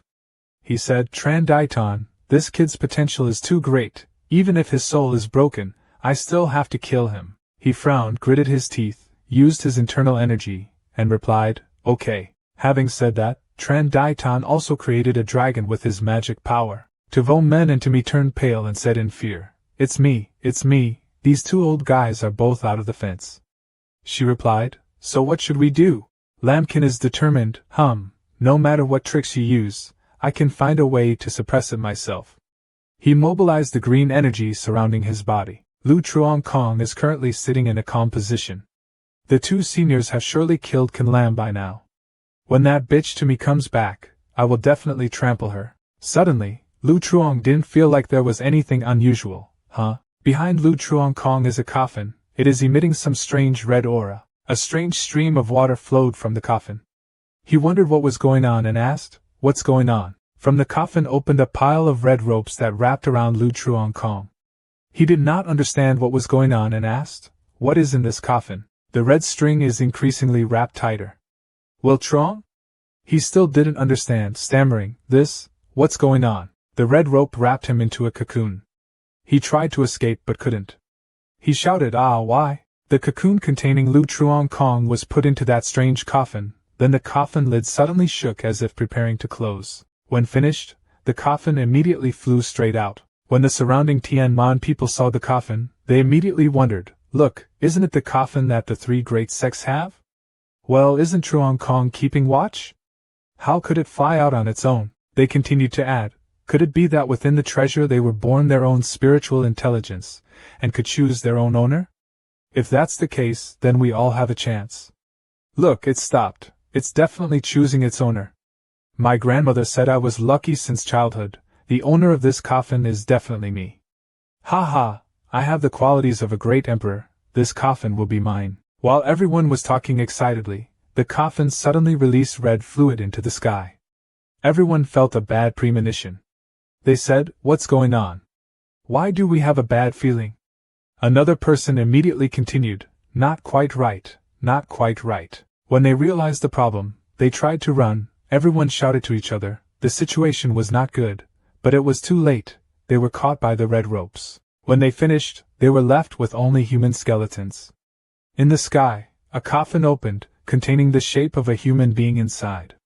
From that body appeared red tentacles. A person in the coffin stepped out and pointed in Lam Kan's direction. He said there was food. Then he drove the coffin in that direction. At this time, Lam Kan was having a very difficult time fighting No Sun and Tran Dai Tan. His face showed a disdainful smile and said, "If your real body comes, it will still be a bit troublesome. But it's just 2 soul statues, watch me cut you down." Having said that, Lam Kan tightly grasped the sword and rushed forward with determined eyes. In an instant, he cut the 2 soul statues of No Sun and Tran Dai Tan in half. Finishing the move, Lam Kan turned around and sheathed his sword. Behind him were the bodies of 2 soul statues. Those 2 guys shouted, "How is that possible? A person who has just condensed into a golden pill can actually destroy our memories." But suddenly a coffin appeared in the sky. No Sun immediately asked, "What's going on? Why did the longevity official fly here on his own, not Liao Truankong?" From the field of light, tentacles shot out, capturing No Sun and Tran Dai Tan. They tried to escape but couldn't, so they asked, "What the hell is this? It's not good, it's sucking our souls. Quickly cut off from this body." As they were swallowed, the other 2 screamed in pain and despair. When Lam Kan saw this scene, he immediately asked, "What kind of situation is that? Does the immortal Mandarin actually generate consciousness on his own?" A red vortex appeared from the field of life. This thing was completely different from the legend, and had a bad feeling. Tuvo Men immediately walked towards him. "This power, karma fire, that is the fire of karma. Stay away from it. That thing is the nemesis of every monk." Lam Kan immediately turned back and asked, "This longevity Mandarin definitely has a problem. It seems like it wants to attack the sky. Does it want to destroy the secret realm?" He immediately asked again, "Destroy the secret realm? How is this possible? What level of powerhouse must be able to do that?" As expected, that red tornado broke part of the sky. Lam Kan looked at the secret realm destroyed by that red tornado, and said helplessly, "The secret realm is broken." Chi Feng Shan turned his head back, frowned, glanced behind him and said, "What is this feeling?" He looked behind him with a puzzled expression. The wind blowing around him carried white smoke flying in the dark space. On the dark gray wall in front, hangs a ghostly mirror. Inside the mirror appeared the image of a black shadow wearing a witch's hat, speaking, "It is Engip Ma. Engip Ma has broken the secret police force." Chi Fuang Sun's face was still wrinkled in confusion. His eyes still glanced out and said, "Nia Ma, why is there this thing in the secret realm?" Hearing that, the mysterious soul in the mirror opened its eyes, glowing mysteriously, and answered, white smoke still rising in the air. "Now is not the time to argue about this issue. Now I exist as a spirit and cannot leave here on my own. You can only take me to the secret realm of the murder. You must stop the demons, otherwise Chishan will be in danger, not to mention resurrecting your son." As soon as that mysterious soul finished speaking, his voice was somewhat threatening. Hearing that, Chi Fuang's son immediately took out a blue bottle, opened the lid and said, "Okay." After opening the vase, he stood there pointing the vase's nose towards the mirror. A sparkling blue light radiated and was collected in Shi Fengshan's face. All around emitted a purple-blue light. Enchanted. After retrieving that vase, Chi Fuang's son flew out of the palace on his sword, surrounded by a protective air bubble, saying exactly one word, "Go." Outside the secret realm, Lam Kan was standing there trying to close the cracked secret realm. In the middle emitted a stream of red light, black air surrounding the place, sharp rocks. Sharps also flew out from there. In the distance, the people of the fairy gate were standing there. Tran Dai Tan stood farthest away, looked at the scene in front of him, and exclaimed in surprise, "The secret police force is broken." Another guy standing below said in fear, "This fire. Oh my God, where is the fire of karma? The long-haired guy also spoke up. What happened in the end? The fire in the crack radiated outward, causing the people of the fairy gate to panic. From inside the crack, Lambkin came out, carrying to me. Behind him is Tavo men. All three people rushed out of the secret space, through the fire to get out. He happily said, finally arrived outside. There were still people inside the secret space at this time. The people of the immortal gate were in pain inside, surrounded by black smoke. The farthest guy shouted, "The secret is destroyed, quickly, quickly run out." The long-haired guy spoke up and reminded, "Be careful of that fire." There's another guy shouting, "Ah!" Full of pain, tears flowed from being burned by fire. After Lambkin successfully took to me out, as soon as he set foot on the ground, a voice rang out, "Lambkin, you destroyed our soul statue, killed our disciples, don't try to run today. Exit. Even if the Heavenly King comes, you will still die." He summoned his weapons and slowly said to the other two, "In the end, the one who will swallow the souls of your statues and disciples is not me. But it's okay, if you want to die then come." Being provoked by Lambkin, Truong Lam was extremely angry. He gritted his teeth and said, "Do you think that if you defeat a soul statue with 1/3 of our strength, you can defeat our deity? Today we must." But before he could finish his sentence, from within the mysterious realm, a coffin fell out, surrounded by red sparks. The box burst out, attracting the attention of all those people. Truong Lam and Looney stood there and suddenly looked up with extremely curious faces. The white-haired old man spoke up and said, "Second, that monster is also out." The people of Tianmon stood there in fear, their bodies trembling, their faces pale, and sweat poured out. They said in fear, "That is the rumored Truong Sin Quan." Another person, named below, also added in fear, "How did it become like that?" From above, the bald guy flew towards him and asked, "Hey, the kid just ran out there, what happened inside? Where are the other disciples of our sect?" Lambkin stood there and then turned back and glanced at him with uncomfortable eyes. Chi Feng Shan was flying high, still holding the green vase, looking down and saying, "It is indeed the fire of karma. But why is it on Truong Sin Quan?" When they saw Lambkin, Timi and Tavo men stood below, wondering what it was. Flying down below, standing behind him, angry and a little worried, Chi Fuang's son said, "Are you okay? What happened in the end?" Just glancing behind, Lambkin replied, "Not sure." The eternal fire suddenly appeared, swallowing many people. Turning back, he continued, "Speaking of which, where did the news about the longevity view that can help you live forever come from?" This question made Chi Fuang's son silent, unable to say anything. Hearing Lambkin ask that, Timmy standing behind also spoke up and said, "That's right, isn't it said that longevity officer can revive the dead? Now this situation doesn't look quite right." Both of them spoke, causing Chi Fuang's son to hesitate and be speechless. Suddenly, Chi Fengshan's vase flew high, making Chi Fengshan surprised and said, "Old ancestor." The vase flew high, surrounded by a beam of light. It said, "The longevity pass has been taken over by demons. I must go eliminate the fire of karma, otherwise the longevity pass will sooner or later be destroyed. Your son has no hope of being revived." Saying that, the old man in the vase flew towards the burning red coffin in the air. The whole crowd watched as the ancestor in the vase flew away. Lambkin said, "Revive the second son, old ancestor, eliminate the fire of karma." Pointing in that direction, he turned back and asked Chi Fuang's son, "Who told you that coffin could revive your son? Is it some kind of ancestor?" Hearing Lambkin's question, he didn't dare look straight at him, so he replied, "That's a trace of the soul of my Chi family's ancestor." He understood the secret realm very well and was the first group of cultivators to go in and search that year. Suddenly Lambkin's face turned serious. He raised 2 fingers, and golden swords appeared one by one. He said, "I am." He raised his hand and threw those swords towards the green vase.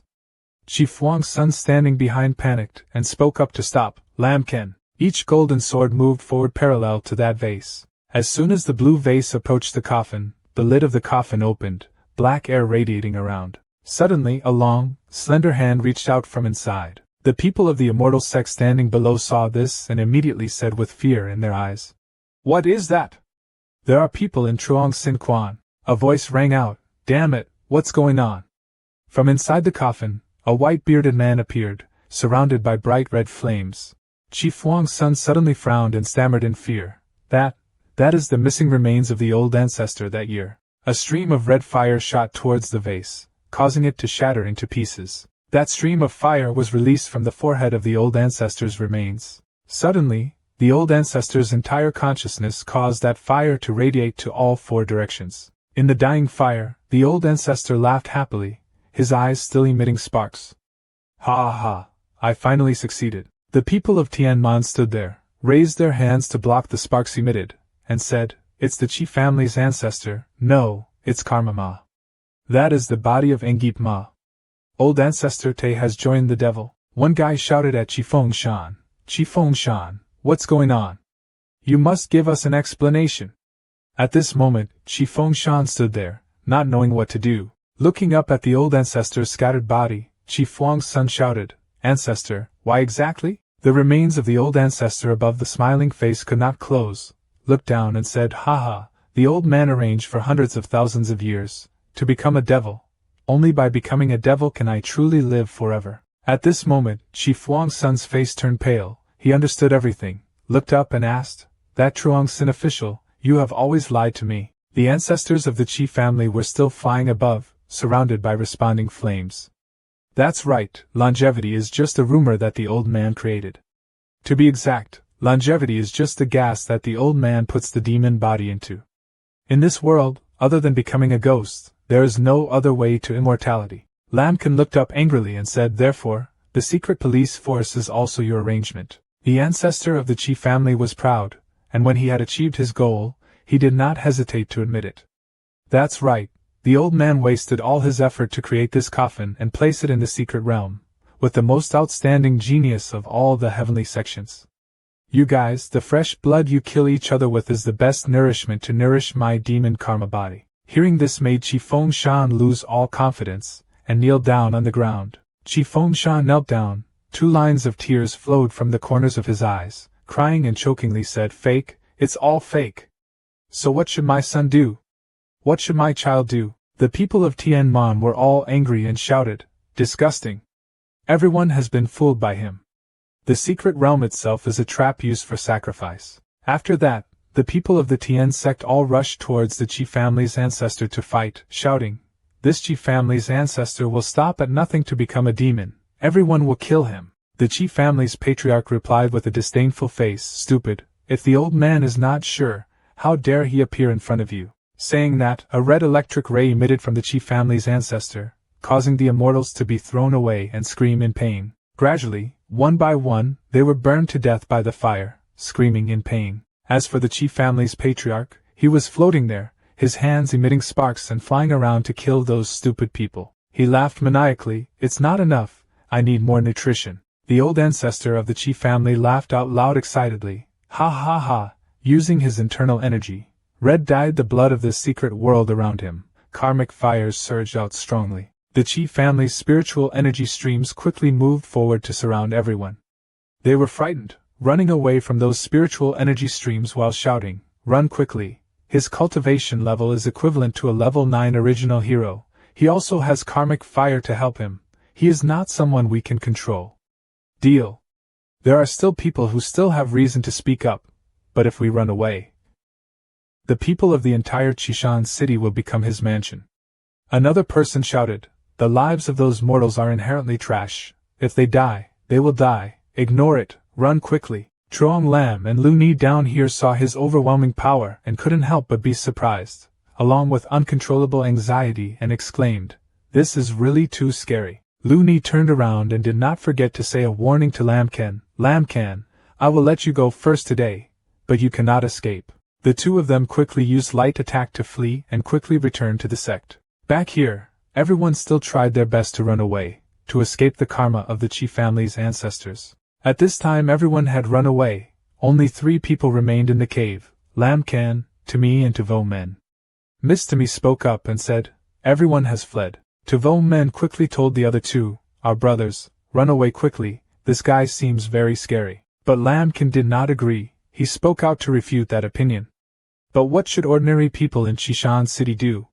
If that monster can't catch a monk, I'm afraid it will kill a normal person." When Tuvo Men heard Lam Can say that, he was so anxious that he scratched his head and panicked a bit. "Whoa, At this point you still have to worry about taking care of others, protect your own life first. At worst, we should go back and call for help, there will be someone with so many sect elders to deal with him. Lamkin remained silent, and did not say anything to Tavomen, he just gently turned his head to look in the other direction. The direction that Lamkin looked at was the view of Taesun's citadel at the foot of the mountain. He stood thoughtfully. Then Lamkin was determined, his hands clenched tightly, and said to Tavomen, "No, I won't go, I want to try, can I stop that monster?" But this sentence and his determination could not help but make Tavomen surprised at what he heard. He quickly reacted, "You are crazy, I saw that he could only run away. Even though you defeated those 2 old dogs, they only had 1/3 of their strength at that time, so don't expand any further." Lamkin did not listen to him and quickly interrupted what Tavomen wanted to continue saying, "Not to expand, I regret my life." He pointed in another direction and continued, "But with regret for life, there was only one limit." Lamkin's face narrowed, showing determination. "Whatever I want to do, I must do it." Tavomen was a bit surprised by Lamkin's attitude. He unconsciously repeated Lamkin's words, making it right. Lamkin said what he thought. As he spoke, he slowly pulled out the sword from behind his back. "Yes, of course I can run," then use excuses like, "My strength is still not enough, no matter how the sky falls, there are other experts to defend me, I can't save those mortals," to justify myself. The more Lamkin spoke, the more excited he became. His face was steadfast, his voice became determined. "Those things are just excuses, don't do anything, don't even try and run away. After that, I couldn't do it when I saw people in a whole city being sacrificed by that guy." Lamkin turned back to look at Tavomen and asked him one last thing. "Help me protect me. I want to stay and fight ghosts." At this time, Tavomen was extremely worried about Lamkin, but he could only stammer. Then Tavomen could only helplessly hit his head with his hand, sighing, "Consider me unlucky, making friends with someone like you." He quickly regained his composure and said loudly, "I will give my life to you today." Having stood and listened to the other 2 arguing, to me now spoke up, I won't go either." She was enthusiastic. "I believe in you, we can definitely defeat that monster." Then whatever happened, the ancestors of the Chi family discovered them below. He glanced at it, as if it was a good season. He laughed loudly when he discovered that they were still there, but there was still one of them who hadn't run away. The Chi family's ancestor stood on the coffin and looked at the 3 people below. "So he would benefit from you guys first. Karma fire appears around you." When he arrived, the sky was also black. It began to move towards the 3 fire karma people. While planning to attack Lamkin, Defuang's son suddenly appeared. He helped him block that attack. He stood in a defensive position and said to his ancestor, "Elder Qifeng Shan is here, please advise." When he saw that the person who interrupted his good deeds was Qifeng Shan, he became even angrier. "Qifeng Shan, you dare to rebel against this old man, how bold!" The more he spoke, the stronger and more karmic fire he emitted. At this point, Qifeng Shan resolutely refuted him. He summoned his sword, gripping it tightly. If he had become a demon, he would of course be an enemy of the human race. "I am the city lord of Qishan, of course I have to protect the safety of the people in the city, risking my life with you." Old ancestor Qishan was completely angry. He unleashed his power. "Good, very good. Since I respect you as my descendant, I still want to spare your life. Then I will swallow your rebellion first, and then massacre the entire Qishan city." When Qifeng Shan heard him say that, he quickly took his sword and rushed towards him in the bewilderment of the 3 people below.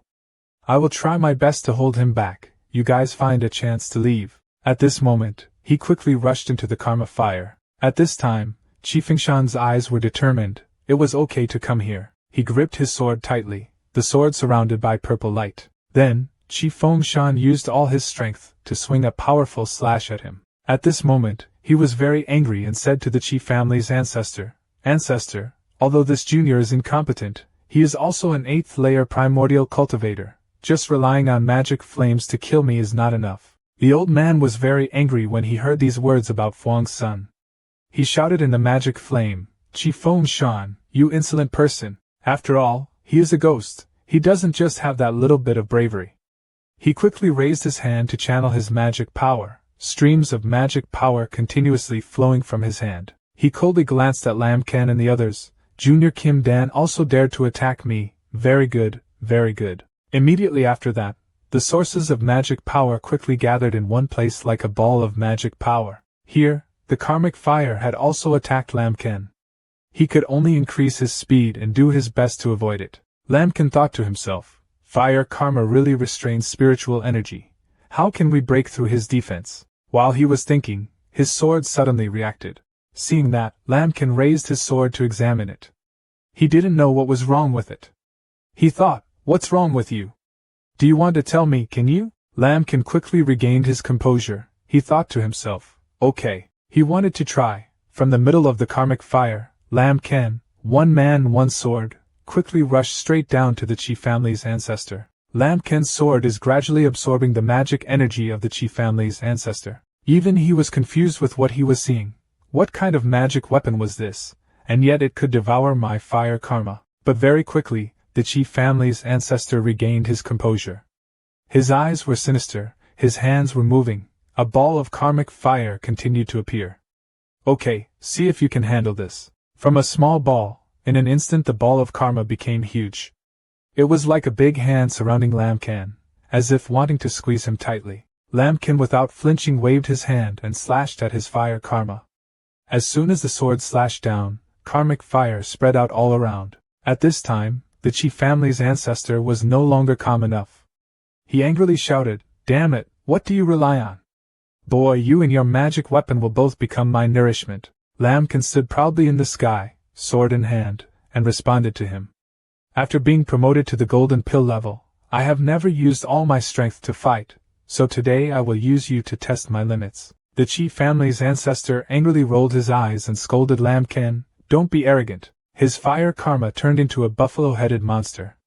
The Chi family patriarch in the center shouted loudly, die for me. At the same time, Lamkin firmly raised his sword and pointed it straight to the sky. The sword emitted a blue light. Lamkin concentrated on reciting the formula, Tai Hu sword technique. Immediately, the light emitted by the sword flew straight into the sky, forming a vortex of light. Under the attack of demons, he calmly continued to recite the mantra, Noyet Chi Fi. The demon of the Chi family's ancestor quickly rushed towards Lamkin, and he also quickly launched his attack. Lamkin swung his sword towards the monster. That huge beam of light quickly confronted the monster's arm. He activated a 60-fold attack. Besides attacking, Lamkin also activates his defensive attack 40 times more. A protective circle appeared before his body. Lamkin secretly calculated, relying on Tai Hu Kim Kuyet and the system, it was just about equal, too strong. Lamkin was able to block the old ancestor's attack, which made him feel very excited. He was still smiling, but his smile had become crazy. Yet you were able to block one of my attacks, proving that you have the strength to fight against the original cultivator. Such a genius, I like to eat the most, haha. But then he looked regretful and said to Lamkin, unfortunately, in the end you are just a golden pill, a genius with unlimited future like you, fighting me and not running away, that is my biggest mistake. I will abolish you, then slowly enjoy your flesh and blood. At this point, Chi Fengshan spoke. He summoned the spiritual formation and the ban. The forbidden spirit formation is a confinement formation. Around it are purple lights. They are surrounding and imprisoning the Chi family's ancestor. He was surprised by what Chi Fengshan was doing. The Chi family's patriarch asked again, using the secret technique passed down from the Chi family to ban me? He quickly used all his strength to hit the formation to escape, which was truly ridiculous. At this time, Chi Fengshan was also attacked, but he still tried to continue using the formation. Chi Fengshan kept the formation and told Lamkin, I have locked him up, you destroy his fire karma. Lamkin received the order and quickly responded, understood. He quickly gained momentum, jumped up in front of the Chi family's ancestor, held his sword tightly in his hand, and swung the sword from behind with all his strength. It was thought that the French battle could weaken him, but he was still strong enough to deal with Lamkin. The Chi family's patriarch used his bare hands to catch Lamkin's sword. His face became angry, scolding, damn it, watch me crush your vitality. Lamkin thought he was weak in this situation, but suddenly his sword emitted intense spiritual energy. It joined forces with you to attack him. Even the ancestors of the Chi family were surprised at the situation where the two of them could not believe their eyes about what was happening, exclaiming, impossible, absolutely impossible. Chi Fengshan, still protecting the Dharma, told his ancestor that without the help of karma, today he would definitely be sealed by me. Quickly, the formation covered all three people. By this time, the Chi family's ancestor was really angry. His face was dark, his face was not willing. He wanted the fish to die and his net tore with them. Damn it! I must crush you into 10,000 pieces. He held out his hand to apply the merit. The ancestor of the Chi family drove his coffin straight into the protective array of Chi Fengshan. The impact caused his protective array to crack. The coffin continued to attack the formation. Chi Fengshan could only defend, but how could his strength compete with his ancestor? As a result, the protective formation was broken and he also suffered a very strong backlash. Phew! The reaction was so strong that he spat out blood. Thanks to that, the Chi family's ancestor was able to escape the imprisonment. He quickly jumped towards them and attacked, venting all his anger into the attack. Kill you! I must kill you! The coffin quickly opened. Inside the karmic fires escaped. They quickly rushed towards Chi Fengshan, who was still injured sitting on the ground. They surrounded him. Lamkin saw that scene and worriedly shouted towards Chi Fengshan. Unexpectedly, he waved his hand and tried to run to him, but which Chi family patriarch let him go like that? He quickly jumped in front of Lamkin, let go and attacked him. You die for me. He acted very quickly. Lamkin only had time to defend. He took a few steps back to avoid the attack of the Chi family's ancestor, and at the same time activated his defensive attack 45 times. Tavo Men saw that Chi Fengshan was in danger. He quickly released the talisman to him, aiming to rescue Chi Fengshan. He was in a situation where he was hanging by a thread. The coffin was gradually approaching as if it wanted to swallow him. Immediately, Tavo Men's talisman stuck to Chi Fengshan's back. Quickly, Chi Fengshan was teleported to Tavo Men. He was absorbed by fire karma, so he is now a bit unconscious. I know, and Tavo Men is relieved because he was able to save Tai Fengshan. Luckily I also have a teleportation talisman. Over here, Lamkin and the Chi family patriarch are still fighting each other. He swings his fist at you. Fire karma is ineffective against you, so the old man will personally beat you into mud. Faced with the attack of the Chi family's ancestor, Lamkin could only use the formation to protect himself. He continuously activated the defensive attack 40 times, then activated the defensive attack 47 times, and his punches continued to land. Lamkin gritted his teeth and endured, thinking, no, I can't passively accept the beating, otherwise sooner or later I'll be killed. Thinking so, Lamkin stabbed his sword to attack him but was caught by him. The Chi family's ancestors teased him, but he could only devour the fire of karma. In the end, it's still a normal golden elixir. Lamkin did not flinch, but instead asked with interest, So this golden pill magic weapon can cut you. Lamkin poured all his spiritual energy into the sword. He used the sword to pierce the body of the Chi family's patriarch in his bewilderment. By the time he reacted, it was too late.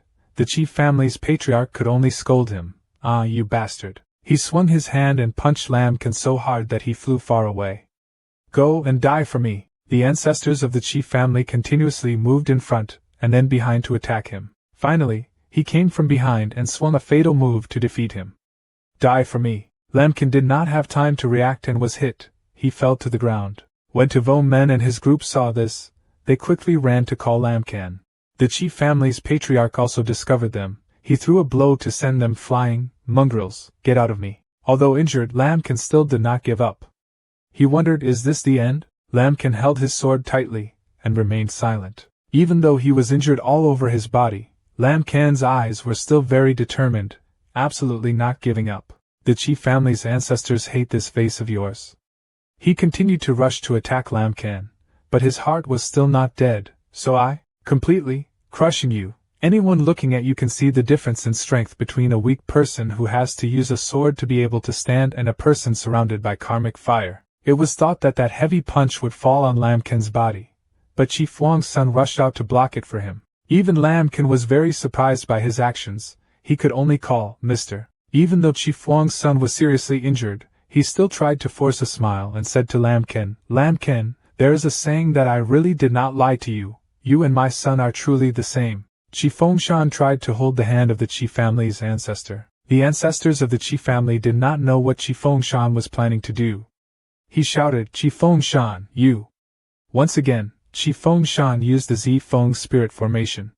Purple light sources once again emitted, surrounding the two people. A skeletal hand appeared in the sky, preparing to capture them.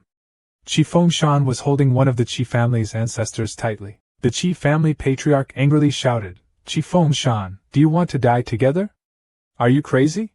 The old man raised his hand to attack. Qi Feng Shan still held one hand, unable to dodge his attack. A bruise on his cheek, he still maintained his expression. Qi Feng Shan turned to look at him, his mouth smiled and said, Ancestor, the ghost rose for the Qi family, and also fell for the Qi family.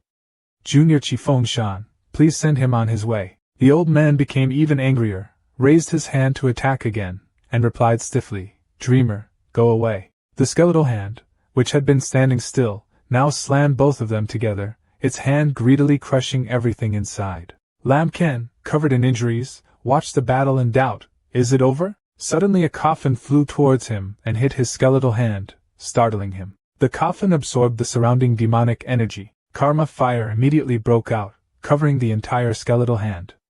The three people were all panicked. Tumi covered her face and spoke. He escaped. In a cloud of smoke, he slowly stood up. He held himself with one hand, his face filled with murderous intent, and said, Qi Feng Shan, do you think you can seal me at the cost of your life? You are so naive. This is the body of that karma demon. His eyes turned red and stripes looked like monsters. His face smiled smugly. No one could escape. He rushed straight towards the three people like a wild animal that had just found its prey. The old man shouted, Die! Lam Ken, sword in hand, rushed towards him, not forgetting to remind everyone, run quickly. They both rushed forward. He was faster, knocking the sword in his hand away. Lam Ken's face turned pale and he suddenly said, What? The old man's hand squeezed his neck tightly, not giving him time to say another word. The old man smiled sarcastically and told him, Become the old man's nutrition.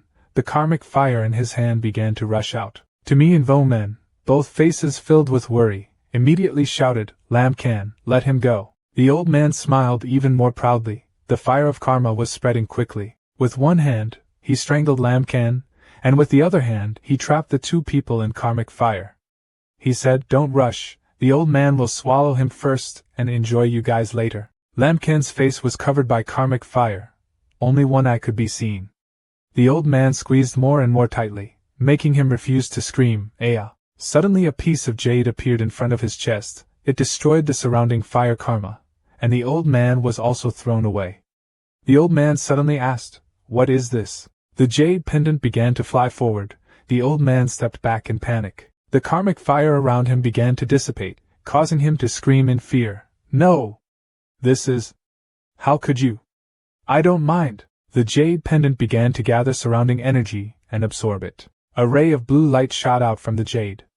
His face became frightened like someone about to be executed. The blue light shot through his body in the blink of an eye, making it impossible for him to dodge, and the fire karma was also destroyed. Lam Ken slowly opened his eyes. The pain from earlier had made him faint. He looked up ahead and thought, Is this place again? Behind him appeared a giant eye with scary red irises. Lam Ken slowly turned back. His eyes opened wider, more veins appeared. Lam Ken's eyes looked at it. His eyes widened, blood in his eyes began to flow down. His irises also changed color. More blood flowed. He looked at it, and as if he saw something familiar speak, This is it. A white mist gathered into a circle. Tumi shook Lam Ken's body and called him in panic. Lam Ken, wake up quickly! He woke up, his eyes still filled with blood. He began to look up. Lam Ken saw Vomen fighting with the Qi family's ancestor next door, and the dragon jade also continuously shot out energy to bind him. Vomen turned down and saw that Lam Ken had woken up and shouted, Lam Ken, hurry up. He immediately grabbed his sword and replied with a serious face, No, whatever it was just now, we must take advantage of this moment. Lam Ken quickly rushed forward. He was surrounded by jade pendants. Only the final blow remained. Lam Ken jumped up and jumped in front of the old man, using his sword to slash the javelin.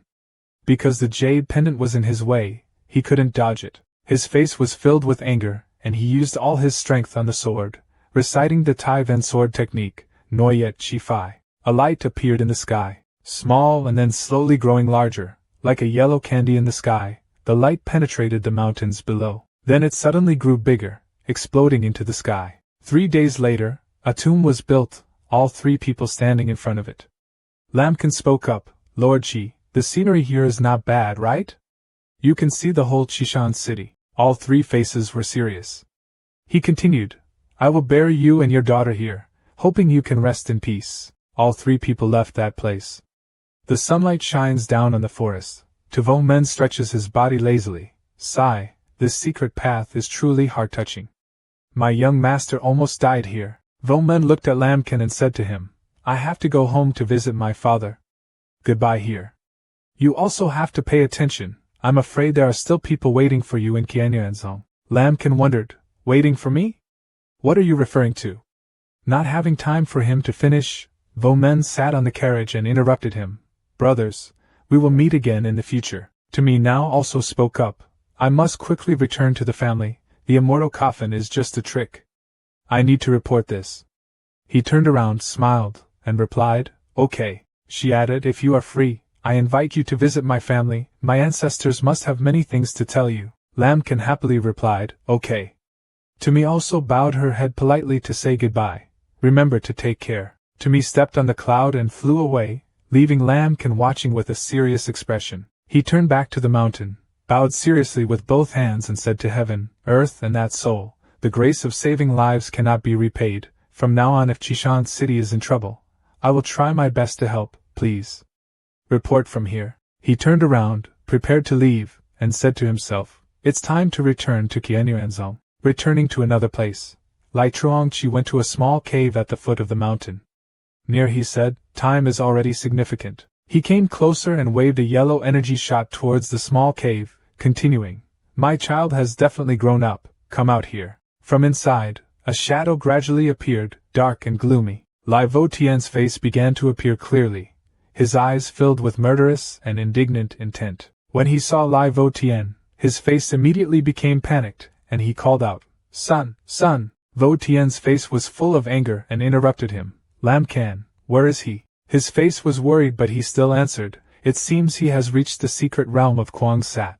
But according to the latest news, that place seems. His face began to smile darkly and terrifyingly like a madman, and said, It's okay, I just need a rough location to find him. His face became even more deformed. But now I'm so hungry, I need a large amount of flesh and blood to nourish my health. The words he said made the listeners goosebumps. Lai Truongqi's face also showed fear. His face clearly showed fear and worry.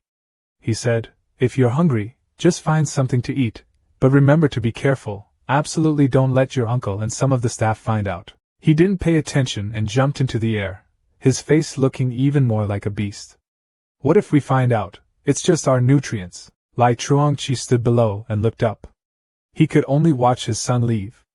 After becoming a ghost, will it have such a big impact on the mind?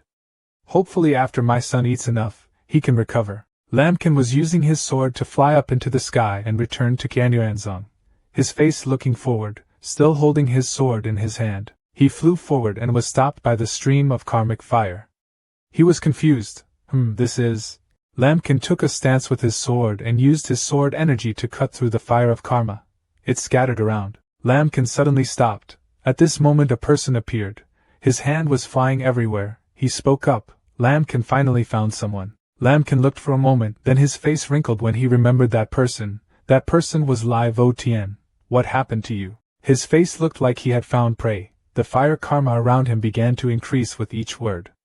Did something happen? It's all given by you, do you know? Every day we think about how to kill people. One more second of life makes us unable to eat well or sleep peacefully. Lambkin also replied, Okay, let's settle the resentment between us today. He smiled sarcastically at him. He rushed forward like a beast of prey, just as I intended. A yellow halo appeared around Lambkin, sending him flying. He shouted, Get out! He licked his lips in surprise but mostly with pleasure. Needle needle, people come to needle point again. His face showed satisfaction, he nodded continuously and added, Okay, your blood must be very delicious. The karmic fire on his body continuously radiated. Lambkin's face was a bit angry. He used his hands to chant magic. Swords began to appear around him as he thought. This guy is no longer human, no ghost, more like a bloodthirsty demon beast, At first glance he looks a lot like the Qi family's ancestor. As soon as Lam Kan raised his hand, the swords simultaneously rushed towards Vo Tian. He raised his hand, a barrier appeared, destroying his swords. Don't think that I'm still the same Lai Vo Tian as before, he chanted to turn the blood into a rolling wave. Standing in the middle of the rings of blood, he smiled with satisfaction. An attack of this level is of no consequence to me. Lam Kan used his sword to slash into the river of blood, and the blood immediately spread around. His face was angry and he asked him, "The smell of blood is so strong, what did that animal of yours do?" The announcement sounded, "Critical attack activated, defense X30, Lam Kan continuously dodge dangerous attacks." He stood there, his face satisfied, smiling crookedly. "It's just killing some common people. Rest assured, as long as I kill someone, my blood ocean will be much stronger." Lam Kan heard this and shouted angrily, "Lai Vo Tian, you!" The notification sounded again, activating the critical attack X27, and he suddenly turned back. At Lam Kan's feet, blood spread out as if it were a prison for him. Vo Tian's body seemed to be one with that blood. He secretly thought, "This sea of blood is a bit strange, it is completely impossible to know where Lai Vo Tian's real body is." Wait, could it be that? Lai Vo Tian suddenly rushed forward to attack. Lam Kan immediately raised his sword and slashed across the person and spoke, "Hit, for me." But it was just an illusion, not an essence. On the contrary, it was a notification sound, activating a fatal blow, reaction X15. The sea of blood has now covered nearly half of Lam Kan's body. He tried to search but couldn't hit it? Cheerful laughter rang out in the air. "In this sea of blood, I control the existence of everything. You cannot hurt me at all. The only outcome is to have my blood drained by me." After hearing this, Lam Kan immediately smiled and understood, "So that's it then." He raised the sword high and began to recite the spell, the talismanic sword art, Lam Fong. Lam Kan straightly stabbed his sword into the sea of blood. The sword cut through the sea of blood. The notification rang continuously, activating a critical attack injures X3, activating a critical attack injuring X14, activating a critical attack X26. Lam Kan's sword pierced the sea of blood and slashed down on Vo Tian's body. Vo Tian was cut down by the sword and immediately spit out blood. "Ah, Lam Kan, what do you rely on? What do you rely on to attack like that?" Lam Kan did not let him recover, so he slashed.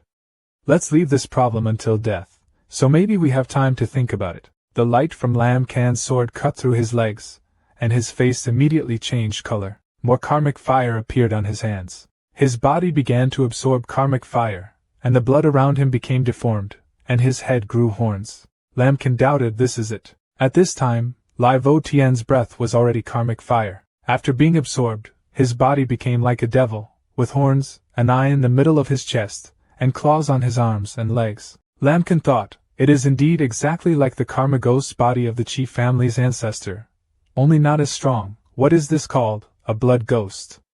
Lai Vo Tian became a ghost again. Damn, Lai Truong Qi could have. The karmic fire around him was swirling in chaos. "Lam Kan, do you know what hardships I went through? How much torment I endured in that dark place? How many times I almost died here? But I survived because I wanted to crush you with my own hands." Lam Kan seriously replied, "If you have become a devil, then it is no longer a personal grudge." He rushed forward and attacked while saying, "This is a personal grudge, I will make you my nourishment." Lam Kan's voice was cold. "Lai Vo Tian. If it was before, it would have been a bit troublesome to deal with you, but now, not to mention I'm already a golden pill, but even your family's value. It just gives my sword a full meal." As he finished speaking, Lam Kan swung a sword and slashed Lai Vo Tian's body across. When he was hit, he screamed in pain, "Aya!" He sweated and wondered, what kind of evil spirit is this? This is impossible. What does it rely on to be able to absorb my blood?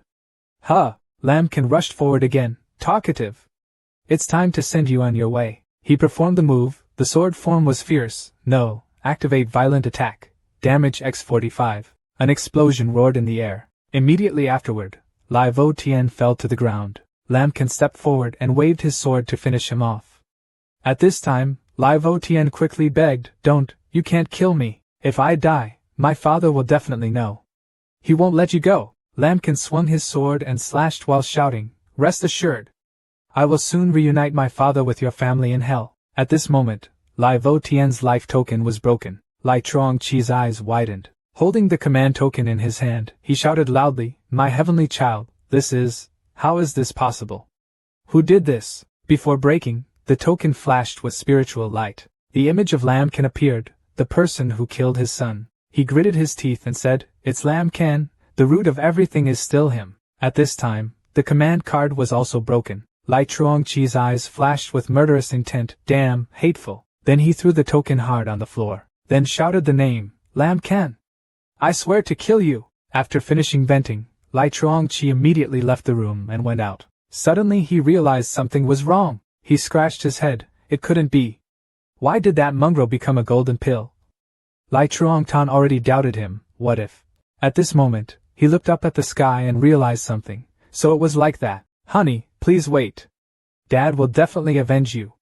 He broke his words and flew away. A moment later Lai Chuangqi went to a deserted mountain. The old man raised his hand. In front of him was a cave. As soon as he stepped inside, he thought to himself that this must be the place. Then he shouted loudly, "Sir!" Standing in front of a red puddle, he clasped his hands and said, "Lai Chuangqi would like to see you." A figure slowly emerged. It was Lai Chuangqi. "Your son just left not long ago. What's wrong with you?"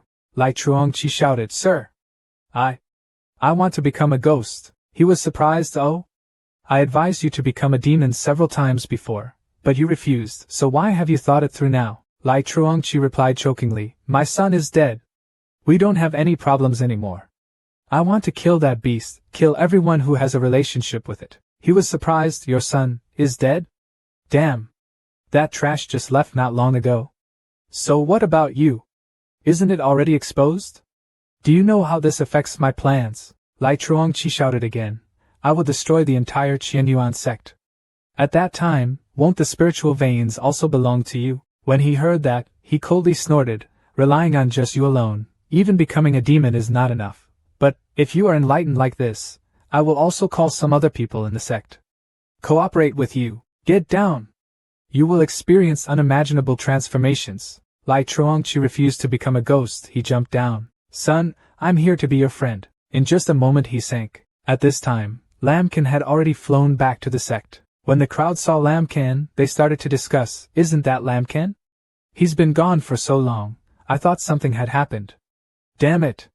This kid, oh wait, his aura, is it already a golden pill?" Lamkan observed for a while and felt that this place did not exist. Then he rode the flying sword and left. Many people immediately wondered, "Why did you leave?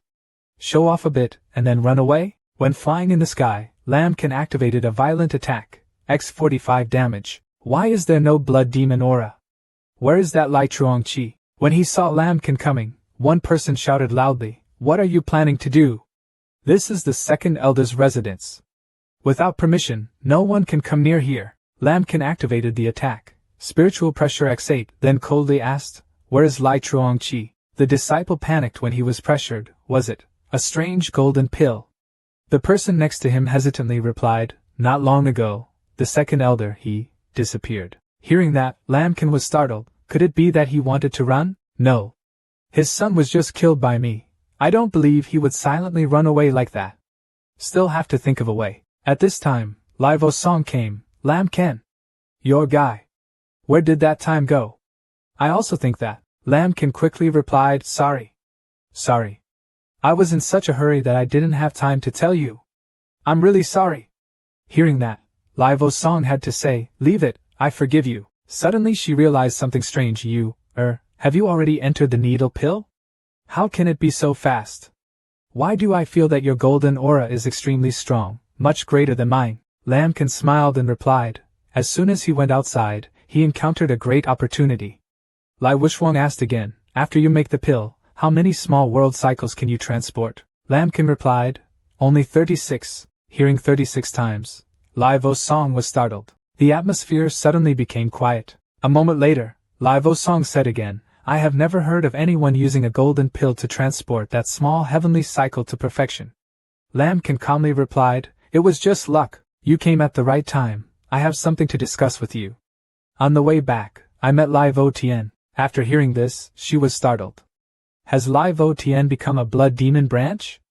No wonder the villagers around our sect have disappeared recently. My father also sent people to investigate, but found nothing. Lamkan replied, The important thing is Lai Chuangqi. In case of becoming a demon, his father certainly cannot be unrelated.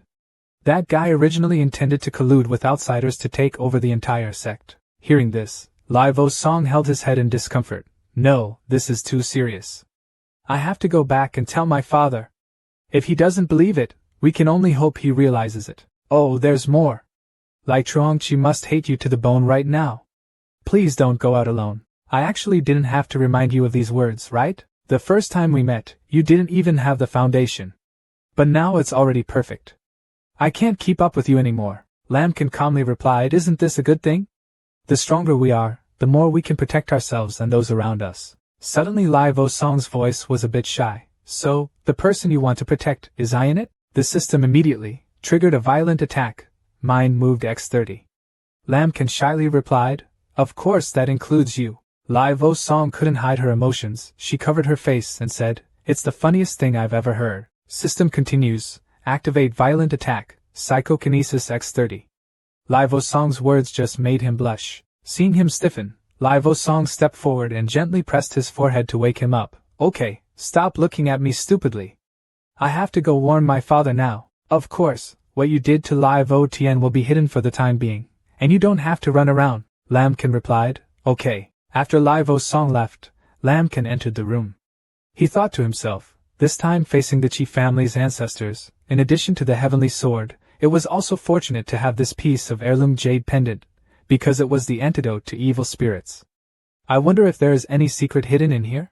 This time I have to be a little more careful. I have to put my consciousness into the jade pendant, and see what happens. At this moment a ray of consciousness is separated. Lambkin slowly entered another space. This place is the space of that jade pendant. Suddenly Lambkin's eyes were a bit startled. The space here suddenly changed. Lambkin was a bit worried. That giant was no longer there. It seemed that this time it seemed to be safe.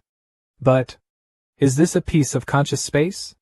Is there no clue? A strange object suddenly appeared in front of Lambkin. What is this? He immediately touched it. The space changed again. Lambkin shouted in panic, what place is this? Suddenly, Lambkin's eyes flashed a terrifying light. Lambkin suddenly lost gravity and fell. Not long after, he tried to escape from that abyss, sweat pouring down his forehead. He held his head in pain. What the hell is this?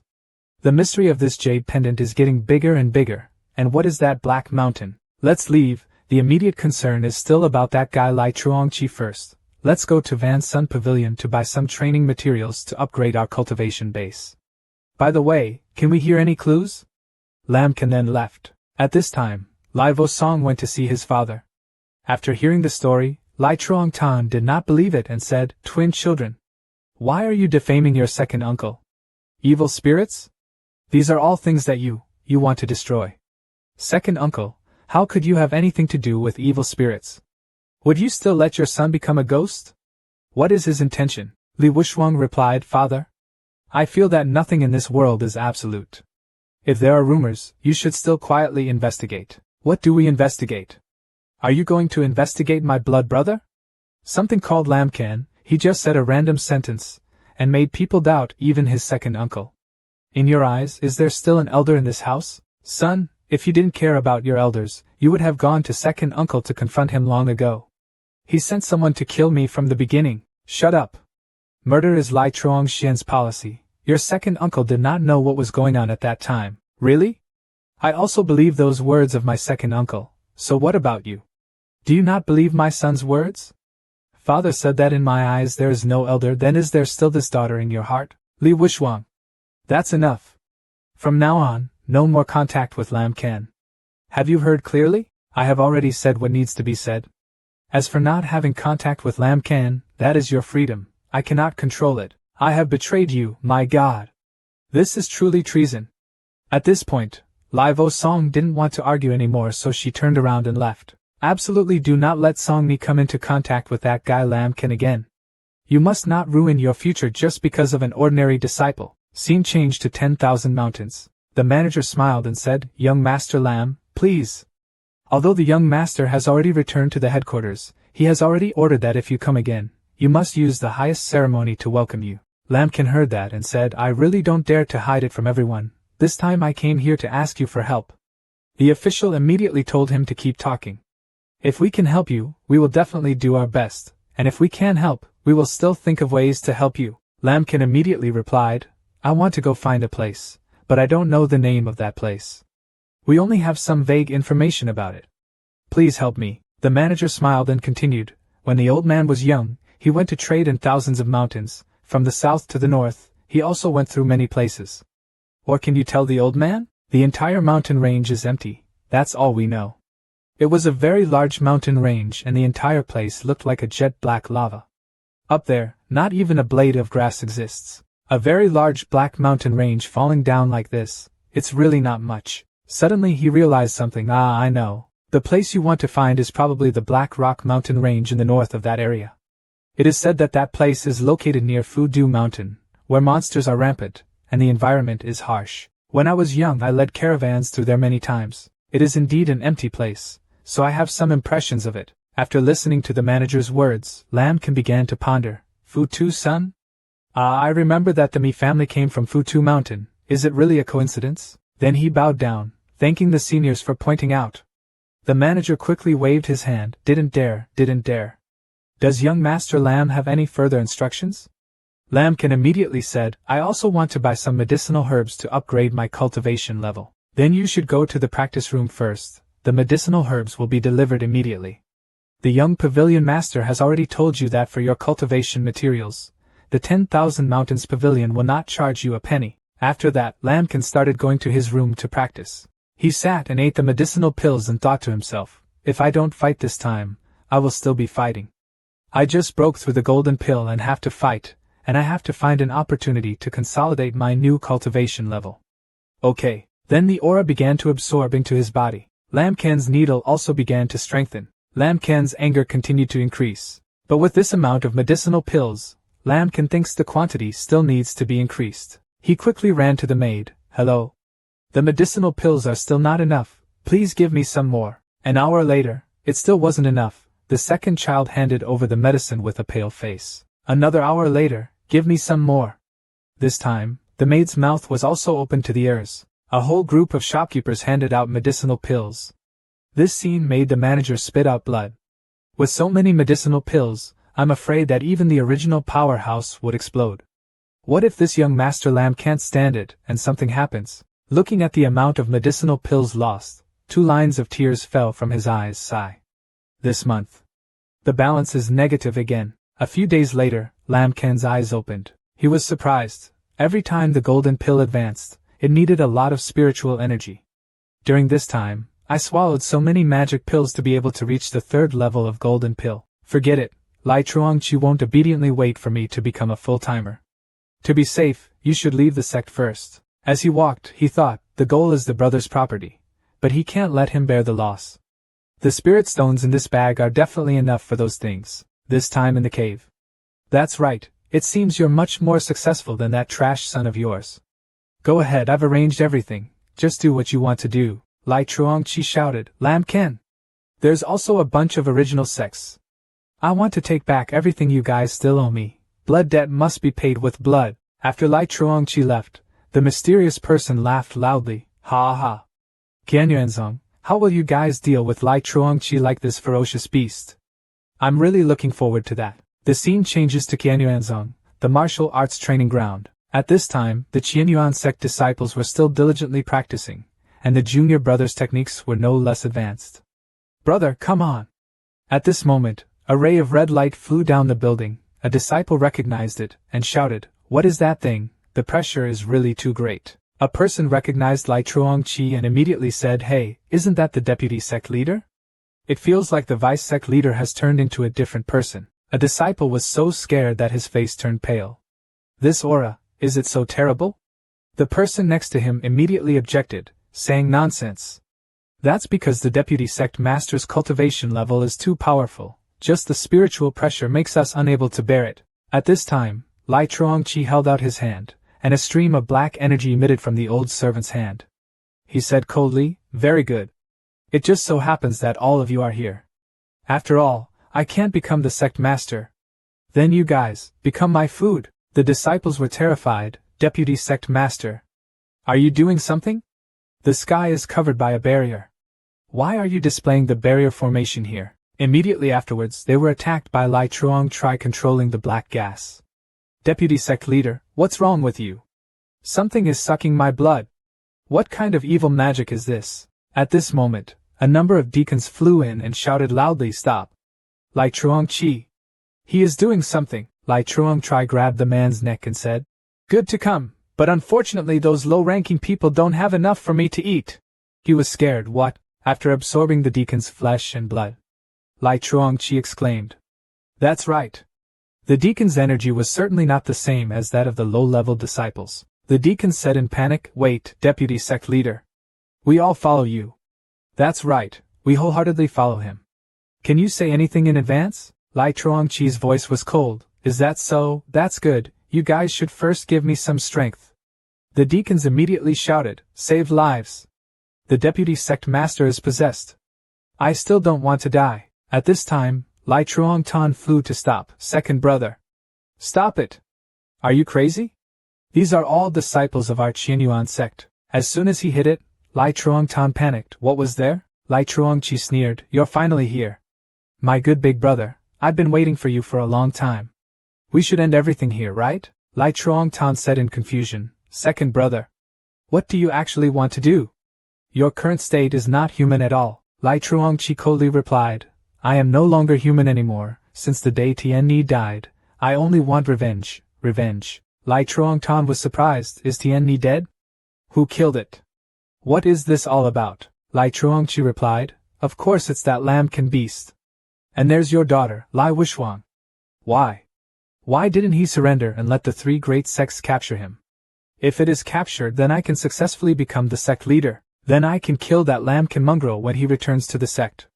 And my son will not have a demonic mind, let alone kill that bastard, and then my son will not die." Lai Chuang Tan immediately questioned, "Lai Chuang Chi, you, Wu Shuang, being chased is actually all a layout you arranged. When Lai Vosong came here, I told Dad. He has gone completely crazy. Let's control him together." Seeing Lai Vosong, Lai Chuang Chi immediately attacked her. "Li Wushuang, just when I was about to look for you, you actually came to my door, so where is that little thief lambkin?" Lai Chuang Chi quickly walked over to block the attack. "Wu Song, be careful. His aura is not good right now. Definitely practice forbidden magic. I am not his opponent." Then he turned to Lai Chuang Chi and asked, "Why? This sect is where you grew up. You are also my brother, blood is thicker than water. Why do you have to do that?" Lai Chuang Chi replied, "Because you are an idiot, you are not worthy of being a sect leader. The position of sect leader should belong to me. But those things no longer have meaning, because you all have to die. The entire Qianyuan sect must be buried with my son." After speaking, Li Chuang Chi immediately attacked and a bloody hand flew out. Lai Chuang Tan immediately flew up to stop. "I'm here, don't you dare touch my daughter." Seeing this, Lai Vosong was extremely worried. "Dad." But Lai Chuang Tan's attack was blocked by Lai Chuang Chi's finger. He said disdainfully, "Ha ha. Is this your all-out move? What an eyesore. Do you still think I was Lai Chuang Chi back then? Lai Chuang Tan. You will always be trash in my eyes." As he finished speaking, he waved his hand and Lai Chuang Tan was immediately sent flying back. Below, Lai Vosong immediately swung his sword and performed a move, a mysterious sword formation. Lai Chuang Chi simply waved a barrier to block it. "Just relying on this little skill, do you still want to confront me? My niece. That beast lambkin seems to really like you, right? Then I will kill you first, let him experience the pain of losing a precious loved one." Before the power of Lai Chuang Chi, Lai Chuang Tan quickly turned to everyone and gave orders. Everyone obeyed. "Lai Chuang Chi has entered a ghost. Come with me to kill him." At this moment a loud voice rang out, "Do you still want us to attack the deputy sect master?" The disciples quickly ran away, farting. "Scamper. This is not a battle that ordinary disciples like us can participate in. Go quickly and call the elders and deacons here. This problem is absolutely not our turn." Lai Chuang Chi laughed loudly. "Ha ha ha. Is this the Tian Nguyen sect led by you? Lai Chuang Tan, a piece of trash like you. Yet he was able to sit in the position of acting patriarch for so many years." Then he waved his hand to attack Lai Chuang Tan. Lai Chuang Tan retorted, "Don't you dare. Eat mine here." After finishing speaking, a large sword slashed towards Lai Chuang Chi. He quickly used both hands to block that large sword. Then use a strong punch to break that sword. Lai Chuang-tan was immediately attacked and vomited a mouthful of blood. Lai Chuang-chi laughed loudly. Ha ha, trash will always be trash. Even if you use all your strength, you won't be able to hurt me at all. Look up and see what the daughter of the murdered person will be like. After finishing speaking, he directed his attack towards Lai Vo-song. Lai Vo-song quickly dodged, really hateful. But this attack made Lai Vo-song extremely difficult. Her face turned black, she was in danger. At this moment, a huge spiritual hand blocked Lai Chuang-chi's attack, saving her life. That's the Great Elder, he flew to stop. Second Elder, it's not too late to stop now. Lai Chuang-chi said with red eyes, turned around. Stopped? Just relying on your old man's lies? Besides, now it's all happened. Do you still want to turn back? Do you think that is possible? Lai Chuang-tan. I don't know how to teach a son, but I actually taught a cruel bastard like you. If you don't stop, then today I will have to clear the house. The Great Elder used a palm to strike straight at Lai Chuang-chi. He immediately created a barrier to block it. This old man. Surely you are seriously injured now and have not recovered yet, is that right? Why are you so eager for me to die for you? The Great Elder, who was looked down upon, took out his silver mirror. You insolence! Even though I'm old, I still have enough strength to teach a bad guy like you a lesson. Lai Chuang-chi coldly snorted. Don't think you can kill me with that silver flower glass. We are no longer the same as before. The Great Elder immediately poured his strength into the silver flower mirror and broke it for me. That power broke Lai Chuang-chi's protection layer, making him extremely difficult. Immediately after that, he lost his strength and fell down. The Great Elder shouted loudly, Lai Chuang-chi, you have done such an evil thing. From today onwards, you will be imprisoned, never seeing the light of day. Lai Chuang-chi laughed loudly again. Haha. The Great Elder attacks again, you bad boy. Lai Chuang-chi was completely possessed this time. He said contemptuously, this trick won't work on me. Then simply raised his hand to block the attack from the silver flower glass. Honeysuckle's attack was countered. The disciples' faces were filled with panic. It's dangerous. Everyone hastily ran away, quickly. Everyone ran away quickly. Elder Tai Thuan couldn't believe his eyes. How could this be possible? Lai Chuang-chi laughed loudly. Ha ha ha! This old man. This is your retribution. If I cannot inherit the Qianyuan sect, then I will destroy it. After finishing speaking, Lai Chuang-chi attacked again. The Great Elder created a protective barrier and reminded everyone to be careful. An unprotected disciple quickly shouted, Great Elder, please save me. But before he could be saved, he was killed. Great Elder, please save me. Don't. I don't want to die. Run quickly. Escape quickly, a dissatisfied disciple said. Lai Chuang-tan. The name does not suit you. When the Great Elder heard that, he snorted coldly. His whole body was sweating. Damn it. Why does this blood light suppress spiritual energy? At this moment, a sword fell from the sky straight down on Lai Chuang-chi's body. The barrier that protected him was broken. The person who came was Lam Kan. He blamed himself for being late. As expected, this old dog has also become a demon.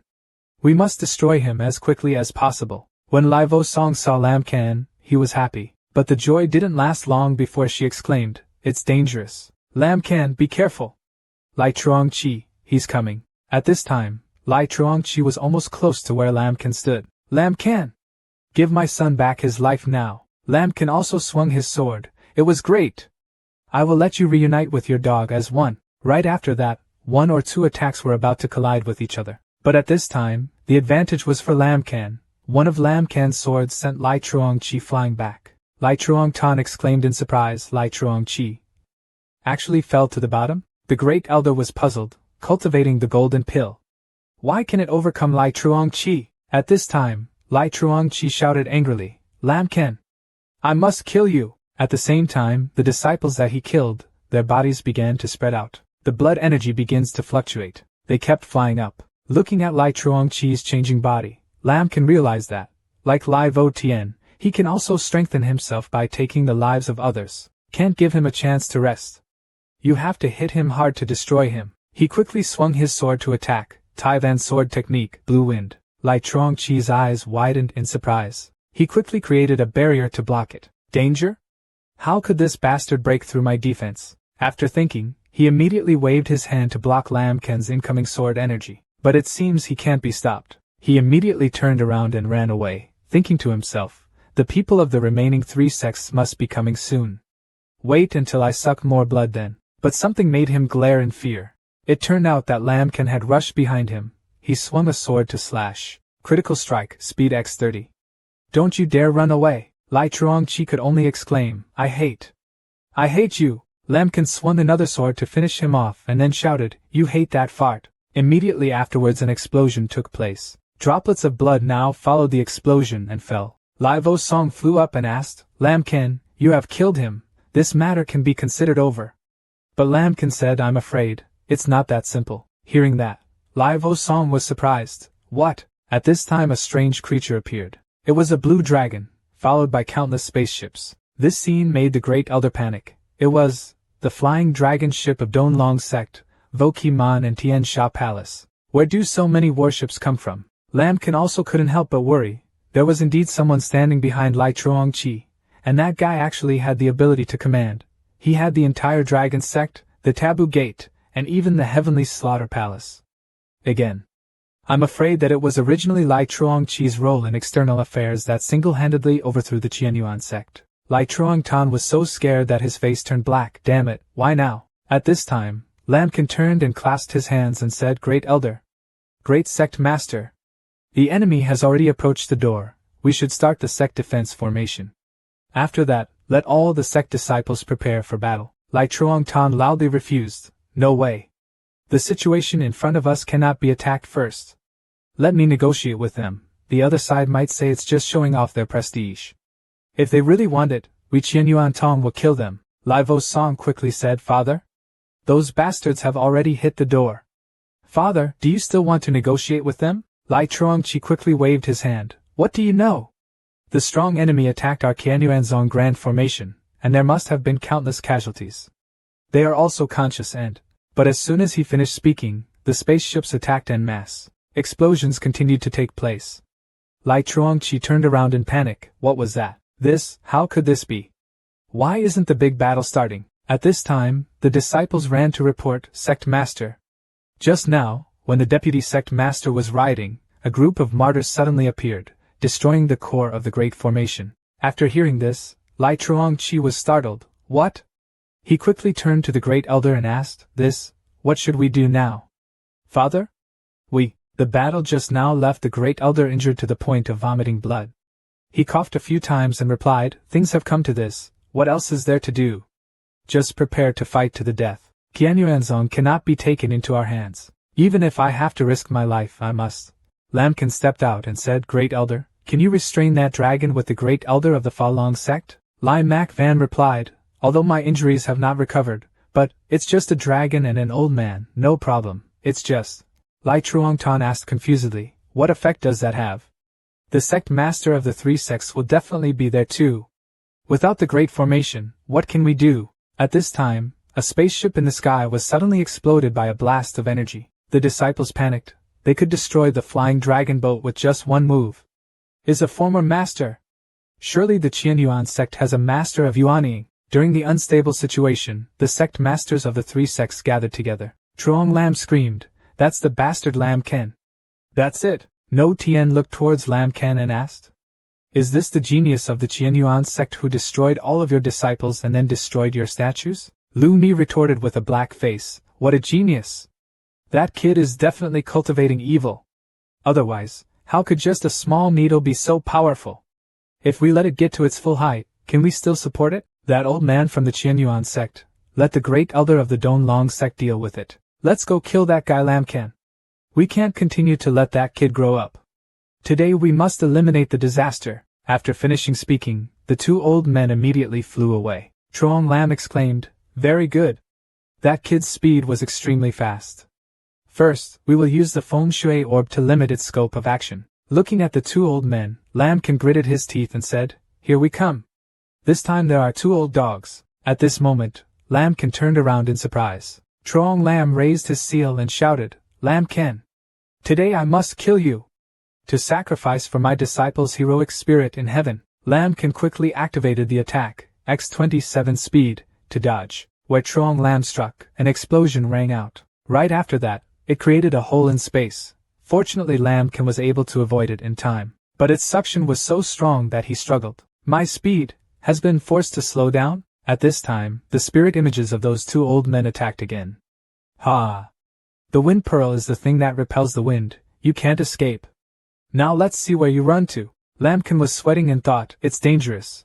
My speed is limited, I can't avoid it. He quickly activated Violent Attack, Defense X47, created a barrier to block it. But after only a few seconds the defense was broken. The two old men rushed up again. The old man sees that you won't be able to stand it much longer. Lambkin was now knocked back. He tried to regain his balance and silently calculated that the spirit images these two people used were much stronger than when they were in the secret realm.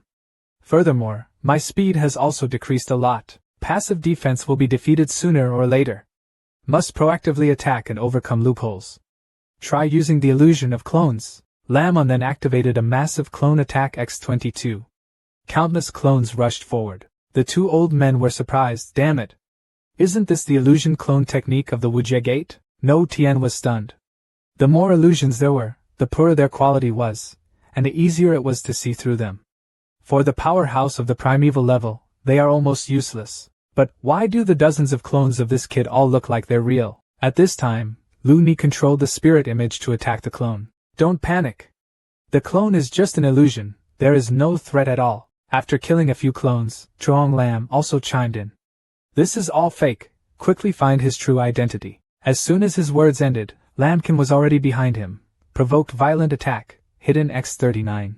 When he realized it, Lamkin was swinging a sword and slashing at him. But he was able to dodge in time. But Lamkin's goal was not him but to seal the pearl, causing it to shatter. The space suction hole gradually closed. Chuang Lam gritted his teeth in bitterness. It's tough. This guy actually rushed forward to destroy the seal. What to do? At this time, Lamkin waved his finger and sarcastically said, now, let's continue playing. Lamkin's goal this time is not those two old men but the spaceship the disciples are on. Lu Ni immediately shouted, damn it! Stop him! Ah! The disciples also rushed up to support the sect leader. Kill that brat!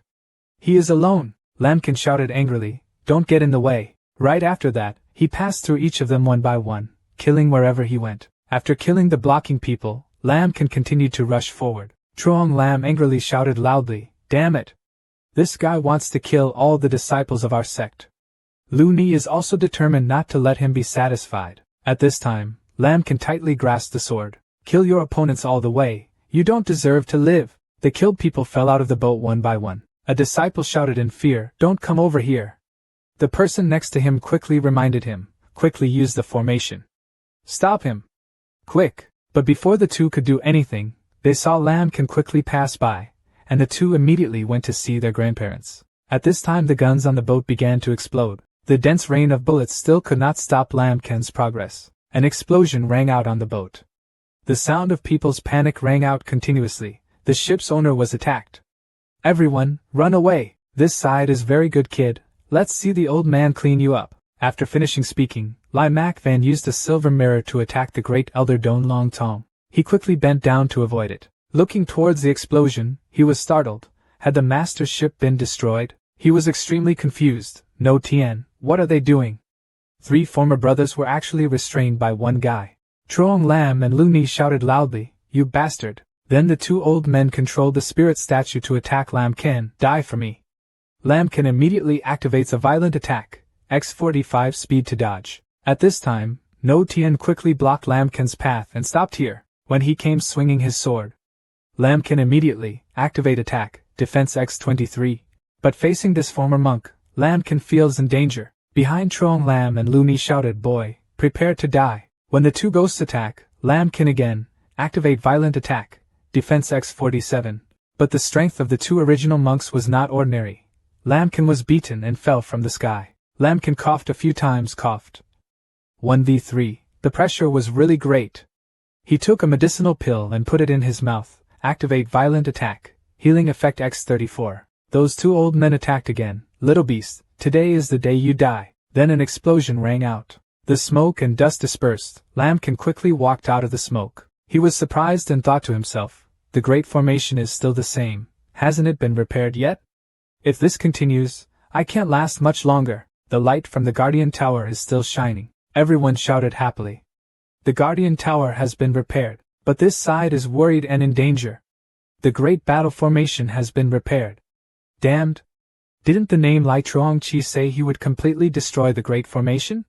Where is that name? At this time, the Great Protective Formation has completely restarted. Lai Vosong breathed a sigh of relief. Finally, the Grand Formation had successfully restarted. Then she shouted loudly, "Please activate the Heavenly Battle for me.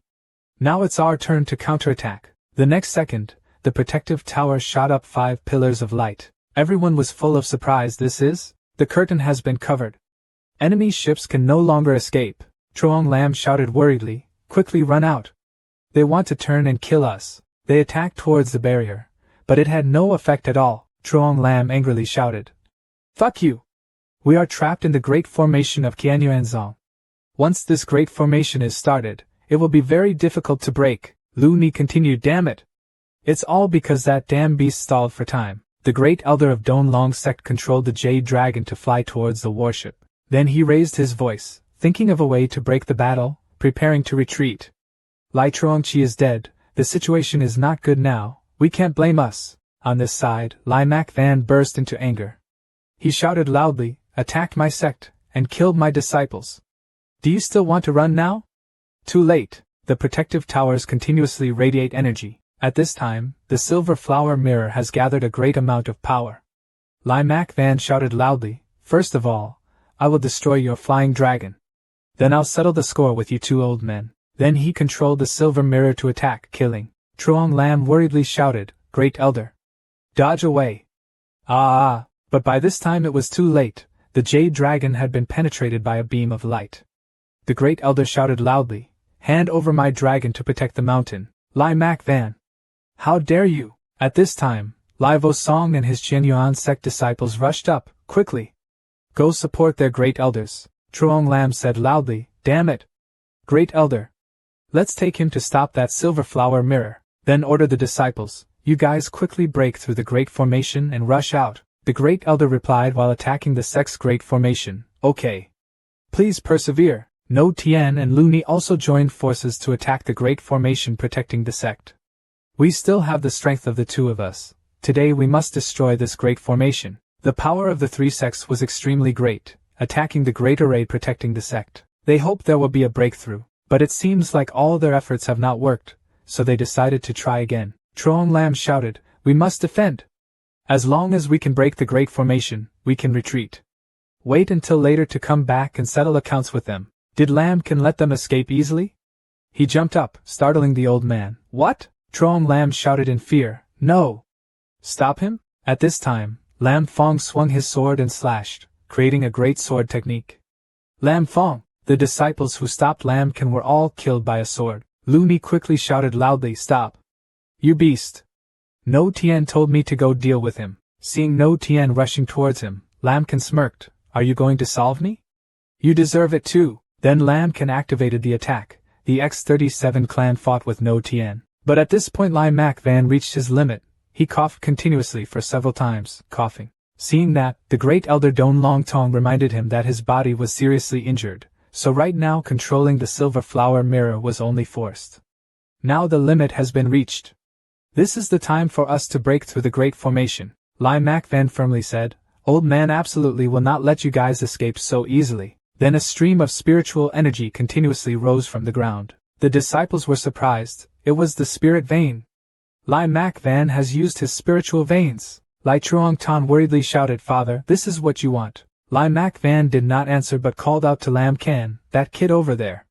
Come over here quickly." Lam Can immediately left the battle in front of the Great Elder. "What do you want to do?" Lai Mak Van replied, "I don't have much energy left in my body, so I want to use my spiritual energy to bless you. So you can use your attack. Are you ready yet?" After finishing speaking, he transmitted spiritual energy into Lam Can's head. After absorbing the power, Lam Can activates a violent attack, Energy X-1000. When the Great Elder of Don Long Sect saw this, he was afraid. "Danger, great danger! Stop him quickly!" Lam Can deployed his moves. Taivan Sword Art, Lam Chi Thuong. In space, swords began to appear. The 3 sect disciples shouted in fear, "Hurry up! Defend this attack! Live and die with the original gang!" They immediately joined forces to create a barrier to defend. But the power increased by 1,000 times cannot be stopped by a small layer of barrier. Truong Lam resisted and said, "No way. It's basically unstoppable. The Great Elder of Donlong Sect turned around and said, "You three continue to bombard the formation. I will think of a way to fight back." He then turned to the disciples and said, "As a disciple of the sect, I have protected you for so long, it is time for you to repay the favor." The disciples asked confusedly, "What do you want to do?" Some people ran and said, "Great Elder, don't. I am your direct descendant." "Are not. You can't use us as shields." "Ah!" He waved his hand and used his spiritual energy to grab the disciples, then wrap them into a bundle. Unexpectedly, he used his own disciples to rush forward to fend off Lam Kan's attack. On this side, with the combined forces of the three strong men, they were able to break the Great Guardian array. Truong Lam happily said, "Great Elder, the barrier has been broken." The Great Elder said with satisfaction, "Very good. Attack with full force. As long as we don't die, the sect will not perish." But as he finished speaking, a sword pierced his chest. "Lam Kan, don't stay coldly behind you. You guys are celebrating too early." Seeing his Great Elder being secretly attacked, Truong Lam could only scold 2 words, "Animal." Looney quickly stopped him. He now has the power of spiritual veins in his body. "Leave this place first. Wait for your strength to recover, then you will definitely be able to massacre the Qianyuan sect." After that, the 3 former brothers ran away together. Truong Lam did not forget to say, "Lam Kan, I will definitely chop you into thousands of pieces." Lam Kan coldly snorted, "Do you want to hide?" Lam Kan then accelerated to surround the 3 of them. Now can you guess which attack is real? The consequences of not guessing correctly can be very serious. Any clone image you see is real. Truong Lam was scared. What was that? Before they could understand, Lam Kan's clones began to attack, forming a spiritual energy net that killed them. The disciples of the Qianyuan sect were also surprised. Can you win? Could they actually defeat the combined efforts of the 3 great sects? The 3 great sects deployed all their strength, and now their entire army has been destroyed. Then cheers rang out. From now on, our Qianyuan sect has risen. Everything has ended perfectly. This time Lam can relax. But when he saw Lam Kan falling, Lai Vo Song quickly rushed up. "Be careful. Are you okay?" Lam Kan forcefully replied, forced to use spiritual power. "If it was someone else, I'm afraid it would have exploded already. I have a feeling that it's not over yet. We must recover quickly." Saying that, Lam Kan took out a bottle of medicinal pills and activated the attack, healing X45. Listening to Lam Kan's words, Lai Vo Song asked in surprise, "What do you mean? Are there still hidden enemies?" Lam Kan replied, "How did Lai Truong Chi come into contact with the devil? Why was he able to get the 3 major sects to cooperate with him? There must be a mastermind behind this." At this time on the top of the mountain, the mysterious person exclaimed, "What a bunch of useless chess pieces." The 3 tribes fought each other, and were killed one after another. What a pile of trash. "Leave, now things have come to this, I can only do it myself." When he jumped down, some unfortunate disciples were sent flying. Lai Truong Tan immediately shouted, "Who are you?" He gave a scary smile and said, "Hand over your spiritual veins, I will give you all your corpses." Lai Mak Van immediately rushed up and used the silver flower mirror to attack, arrogantly. He used fire to create a barrier and said the light is weak, yet it still dares to compete with the light of the sun and moon. Then he used black gas to attack the Great Elder. The silver flower glass was broken. Lai Mak Van panicked. "What? Who are you, exactly?" He smiled evilly. "Hee. A person who is about to die. What's the point of not knowing much?" He grabbed the ancient elder by the neck and laughed coldly. "Haha, I found it. There's no need to waste energy." At this moment, Lam Kan rushes to attack. This is the moment. He waved his hand in response. Lam Kan also creates many clone images to avoid. After killing all the clones, he loudly scorned, "Kid, you are too naive." But after eliminating all the clones, he was surprised. "Oh, is there no one here? Where have you escaped?" Suddenly Lam Kan appeared behind him, then slashed a sword to cut off the spiritual energy that was controlling the Great Elder. Then threw the Great Elder towards Lai Truong Tan, and reminded him, "First, you should go treat your wound first." The demon sneered, "It's this trick again, using an illusion to confuse my attention, then using a talisman to hide my true energy. I'm just very curious. With so many clones, how do you make all the illusions look so real?" Lam Kan replied, "Do you think I will answer?" Then he continued to separate himself. The demon also began to display heavenly soul fire. In the sky blue flames fell. "Do you really think I'm stupid? Dare to use the same move twice?" Lam Kan activates a violent attack, speed X 31 times to avoid. Lam Kan then rushed towards the demon. He snorted coldly. then unleashed a stream of spiritual energy and explosive soul fire. "Look where you're hiding." Lamkin immediately raised his sword to block. "Then swing your sword and slash down, destroy me." But it doesn't seem easy, Lamkin thought to himself. This guy's strength is stronger than those 3 old dogs, but not yet at the level of the Chi family's ancestor. I don't know if he has any more hidden moves. I should try again. After that, Lamkin once again performed the Tai Void sword art. Lam Fong. On this side, the demon displayed soul fire explosion. A green dragon appeared. When the sword energy collided with the dragon creating an explosion, the demon immediately rushed down. Lamkin also rushed forward to attack, his 2 punches colliding with each other. The demon once again swung a frying pan at him. Lamkin immediately leaned forward to avoid it. On this side, Lai Mak Van was sitting and resting.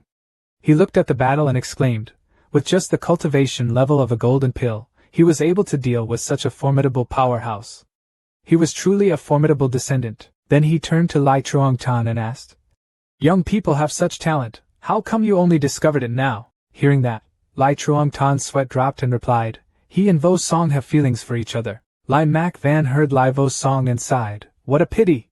This kind of talent is enough to compete with the core disciples of high-level sects. But as for Wu Shuang's matter, sigh. It's just fate." At this time, the demon was extremely angry. He summoned 2 large hands and shouted, "Boy, this is what you forced me to do." A sound rang out. 2 tentacles immediately rushed to attack Lamkin. Lamkin raised his sword and performed the great sword technique. "Destroy the army." A sword slashed down. Lai Truong-tan shouted worriedly, "Be careful. The divine soul flame will directly burn that soul." The demon sneered, "It's too late to remind him now." Fragments of divine soul fell on Lamkin's body, causing him pain. Lai Vo Song was worried and was about to run up. "Lamkin." Lai Truong-tan quickly stopped. "Don't go there. With your cultivation level, if you get caught by the divine soul flame, you will only die." The demon quickly disappeared behind Lamkin. "Ha ha! Little guy. Now I send you on your way." On the contrary, Lamkin showed a scary smile. "You're here." Then a sword slashed the demon's stomach, making him angry. "Damn it! How dare you deceive me?" He gritted his teeth and said, "Ah. I must kill you." The crowd watched and said, "Karma fire. Ghost. It's a ghost again. Haven't ghosts been destroyed long ago? Why do they keep appearing? A person of the Divine Flame sect actually became a demon? What is this all about?" The demon's voice lowered at this time. "Boy, you were looking for it yourself. I could have given you a happy death. But now, I must let people die in a more painful way." As he finished speaking, a flaming hand struck towards Lamkin. Lamkin was a bit surprised. Had he entered a ghost? Great input.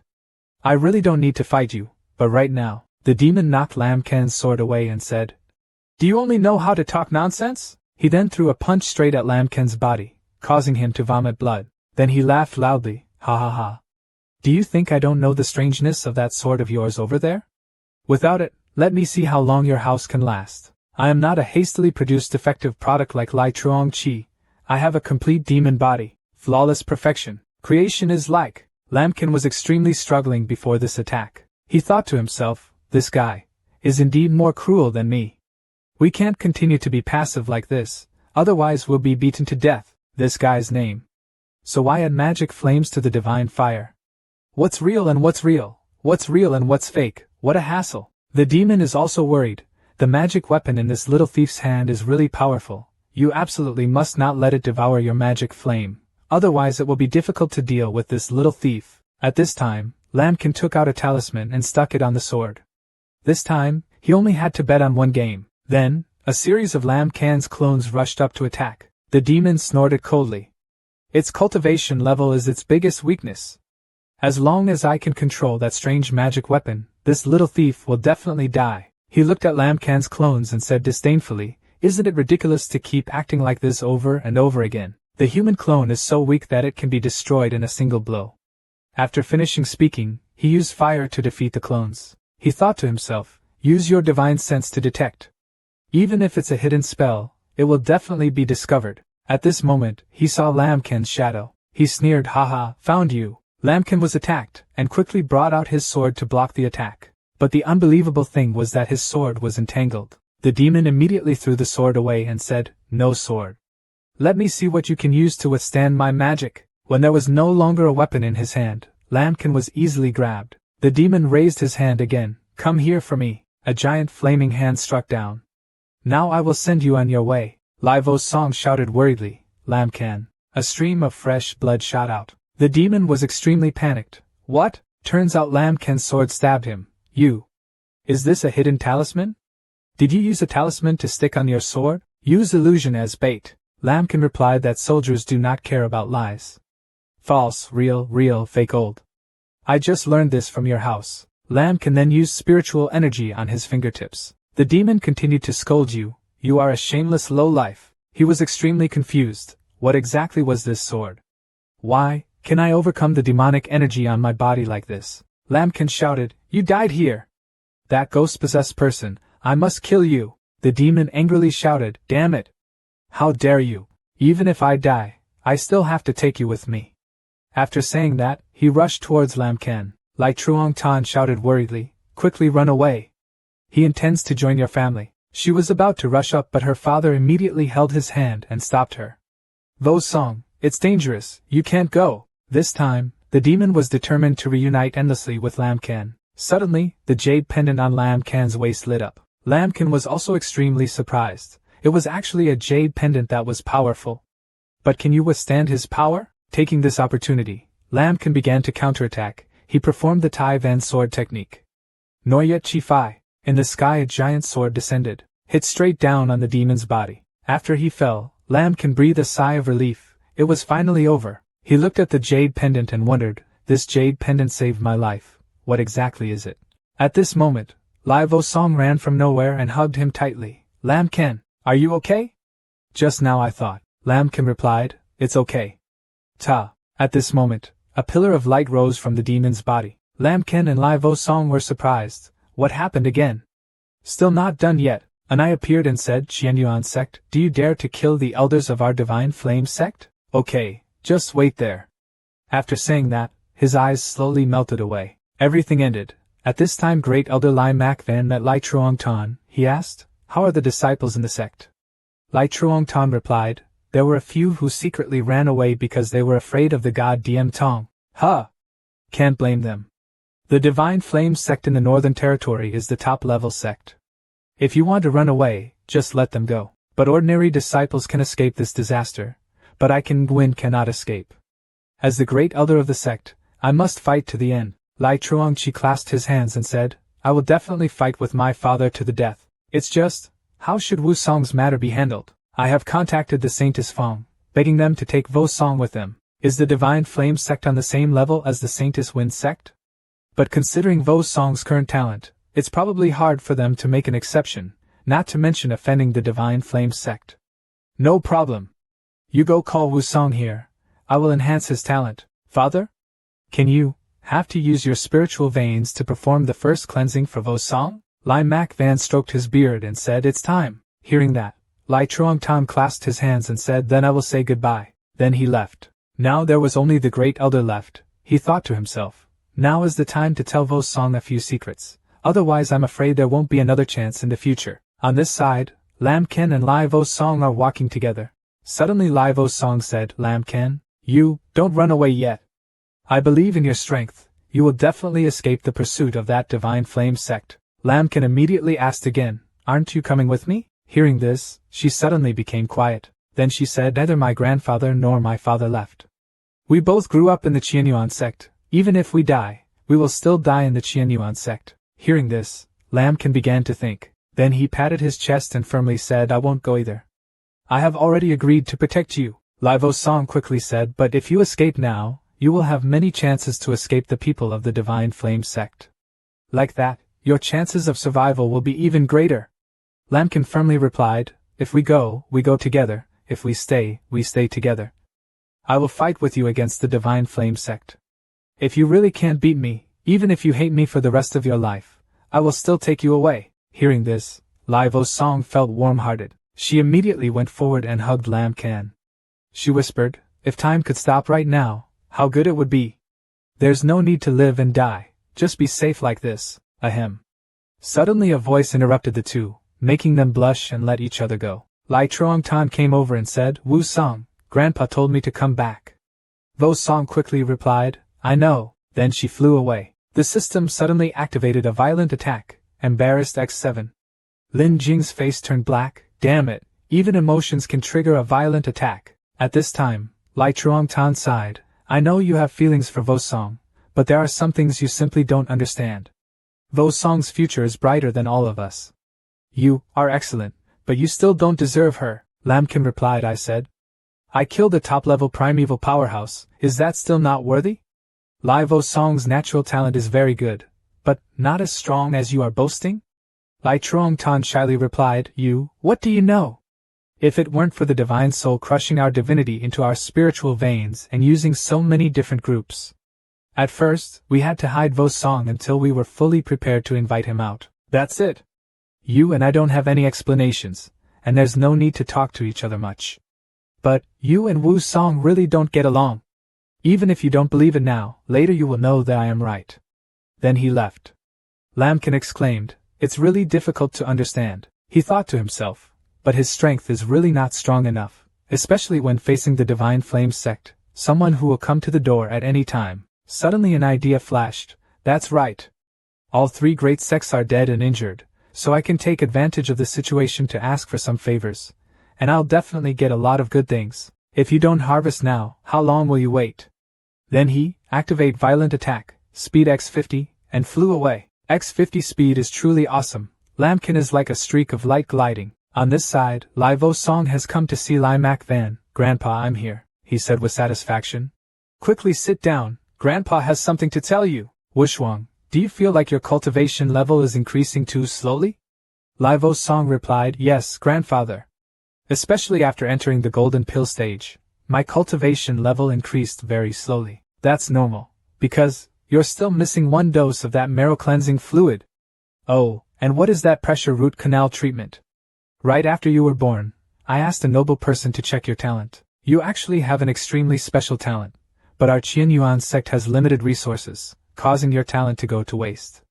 During these years, I have not opened the spiritual veins for the disciples in the sect, in order to accumulate strength in the spiritual veins to help you perform the first cleansing ceremony. Lai Vo Song asked again, Grandpa, what kind of talent do you have? Lai Mak Van replied, when you were born, I was instructed by that noble man to know, but I also don't know about the other things. So after you are cleansed, will you become stronger? That's natural. After cleansing, your physical condition will be 10 times stronger than it is now. So good. Then please help me do this immediately. If I become stronger, I will be able to catch up with you. The scene changes from the Qianyuan Tong to the back of the mountain. At this time, Lai Vo Song was taken to a cliff by his grandfather. Lai Mak Van waved his hand to reveal the hidden formation. Then a passage opened and the two of them flew into it together. Inside the extremely sparkling cave, Lai Mak Van introduced, this is the foundation of our Qianyuan sect spiritual veins. Although he had been decimated in the previous battle, he was still very prosperous. Next, the grandfather will guide the power of the spiritual veins to perform a marrow cleansing solution for you. This process will be a bit painful, so you should definitely try. Hard and painful. Lai Vo Song silently resolved at this time. I won't have to worry about not being able to do anything anymore. She sat down and said, I'm ready. Okay, Vo Song, try your best. Spiritual veins flew out following Lai Mak Van's command. It started towards Li Wushuang's people. On Donlong Sect's side, several disciples guarding each other asked each other, our flying dragon boat has been out for so long and still hasn't returned? One person said, did something unexpected happen during the attack on Qianyuanzong? The person next to him quickly objected, it couldn't be, the sect master and the great elder were both gone. There were also the allies of the Tian Sha Palace and the Wujia sect. How could anything happen? At this moment, a streak of light rushed towards this direction from the sky. He exclaimed, someone is coming. That's really fast. It seems like he was sent by the leader to spread the news, right? When they looked clearly again, they realized it was Lamkan. The kids were extremely panicked. How could that be possible? Have the elders and experts of other sects all failed? This is absolutely ridiculous. Don't care anymore. Quickly start the great defense formation. But just as they were about to start the protective formation, Lamkan rushed in. The whole group of people were beaten and fell to the ground. A group of disciples rushed out to stop. Who dares to break in here? Lamkan looked at the weak group of people and thought, indeed, the elite troops brought to attack the Qianyuan sect have been completely destroyed. He said to the crowd, listen carefully, the sect master of the Donlong sect, the great elders and other experts have all been destroyed, leaving only you scoundrels left. Now tell me the location of Donlong sect's treasury, then I can spare you a way to live." The disciples immediately objected. There was a fart. The great elder is a 9th-layer primeval powerhouse, how could he die? This guy definitely took the opportunity to come here to sneak attack. Everyone rushed together to kill him. Lambkin sighed and said, I gave you a chance." Then he swung a sword and slashed. A few moments later, the Donlong sect disciples were all defeated. A dissatisfied disciple said, Damn. Knowing that, he told the ancestor to leave behind a strong man. He pointed at Lambkin and said, "Even if you kill us, you will never find the location of the treasure. You cannot find it." Ha! Lambkin was a bit surprised. "Oh, from what you said, your Donlong sect's treasure trove is definitely not a simple room or cave, right? Is the treasury located near here?" Lambkin discovered that the front was a bit strange. He immediately flew away. A moment later, Lambkin landed. Looking at the strange tree in front of him, he said, "So that's it, the entrance to the treasury is located below the big square. Outsiders will never think of this. This is quite interesting, right?" Then he raised his hand to touch the stump of that tree. A formation immediately appeared. A bartender said, he touched the magic formation. "What should I do now?" The person next to him immediately said, Don't panic. Only the sect master and great elder know how to break this formation. No matter how high his cultivation level is, it will be useless, he can only trigger traps. Lambkin was a little happy. Did Tai Dia practice the 9 palaces? Ordinary monks would indeed be helpless, but for me. Lambkin then began to break the formation. System, activate attack, brain computing power x46. Not long after, a passageway opened. The Donlong sect disciple was surprised. How is this possible? At this time, Lambkin began to walk in. He let out a satisfied smile. Hi. Looking in front of him, he exclaimed, knowing that Donlong Tong would not be poor, but he did not expect it to be this rich. "I hope the remaining 2 sects won't disappoint me." After taking all the treasures of Donlong sect, Lambkin went to Vo Kai sect. The disciples were terrified when they saw Lambkin. "This guy." Lambkin's voice was cold. "I only came to preserve your treasure. I don't want to kill anyone. If you want to live, go quickly. I won't make things difficult for you." The disciples rushed up together. "There are so many of us, so why are we afraid of him alone? Everyone join forces. All together, we will definitely kill him." "That's right. He's just a needle. Use the human C tactic to kill him." Lambkin raised his hand and said, "I advised you, but you guys refused to listen and insisted that I beat you. Activate violent attack. Defense X19, a layer of barrier that shocks the Wuji sect disciples." Lambkin curled his hand, then released a source of energy to blow away the Wuji sect disciples. They began to panic. How could it be so strong? Even the sect's original strongmen can't defeat us that easily. Damn it! What kind of monster is he? Oh my god! Will the No-Q sect really be destroyed? Looking at Lambkin's group, he thought to himself, indeed, this group is better at fighting head-on than Donlong sect. Once these assassins confront each other head-on, there is absolutely no chance. He walked up to a disciple and said, "You must be someone with a high status, right? I asked you again. I want to make money, not kill people. As long as you tell me the location of the treasure, I will let you go," he firmly said. "Don't you dare." Lambkin leaned close to his face and exclaimed, "I ask, how many spirit stones do you get a month and yet you play with your life like that?" Then he showed a friendly smile. "Being an assassin, isn't it for money? Your sect master and other experts have also surrendered to the Qianyuan sect. The Wuji gate has perished. Is this the person who really wants to return to the underworld with them?" Hearing that, he quickly asked, "Are you really letting us go?" Lambkin affirmed, "Don't worry, I'm not a devil, I can do what I say." At this point he can only agree, "Okay. Let me take you away." Moments later, that disciple took Lambkin towards the main hall without taboo. 2 hours later, Lambkin finished taking it and flew away. That disciple shed tears. Even the spirit stones that were decorated on the walls of the treasury were wiped away. Animals. What a beast. At this time, Lambkin thought to himself, "Great, next there's only Heavenly Sha Palace left. I hope they haven't run away yet." Not long after, he went to Tian Sat Gate. The disciples of the Heavenly Slaughter sect rushed out to stop them. "They're here. That guy is here." Lambkin was surprised. This group of people actually didn't bother to hide. Also, what do they want to do? An old man stepped out and said, "Lambkin boy. Don't think that our Tian Sha Palace will be bullied like those two weak sects. Now let's go home, consider our grudges erased.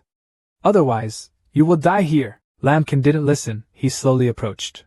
This action made him sweat in fear. He quickly ordered his disciples to take action. Some disciples were stabbed and blood spurted out. The old man used blood and shouted loudly, asking the ancestor to help the sect. At this moment a figure appeared. The blood of the dead was released. As soon as this evil spirit appeared, it continuously sucked in and out. Then the evil spirit coldly said, "Invader? Heaven kill! Die!" After finishing speaking, the evil spirit waved a hand towards Lam Kan. Lamon was a bit surprised. Is he a senior officer?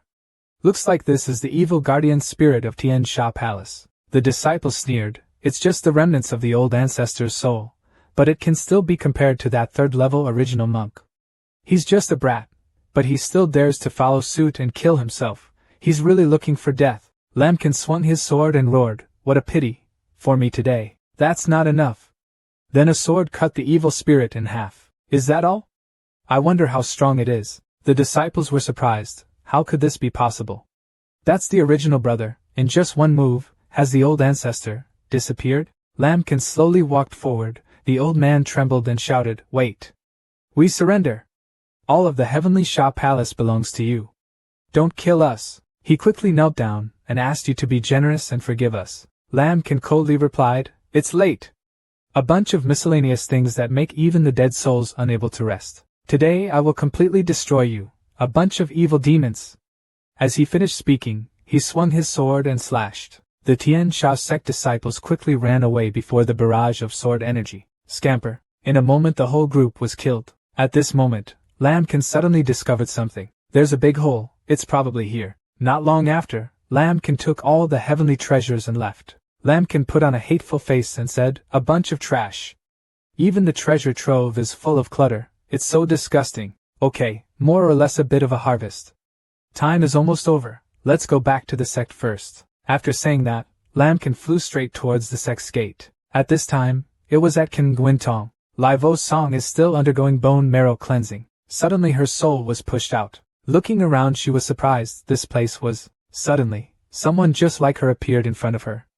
Lai Vo Song immediately asked, "Who are you?" She replied, "I am you." Li Wuxuan was surprised. "No.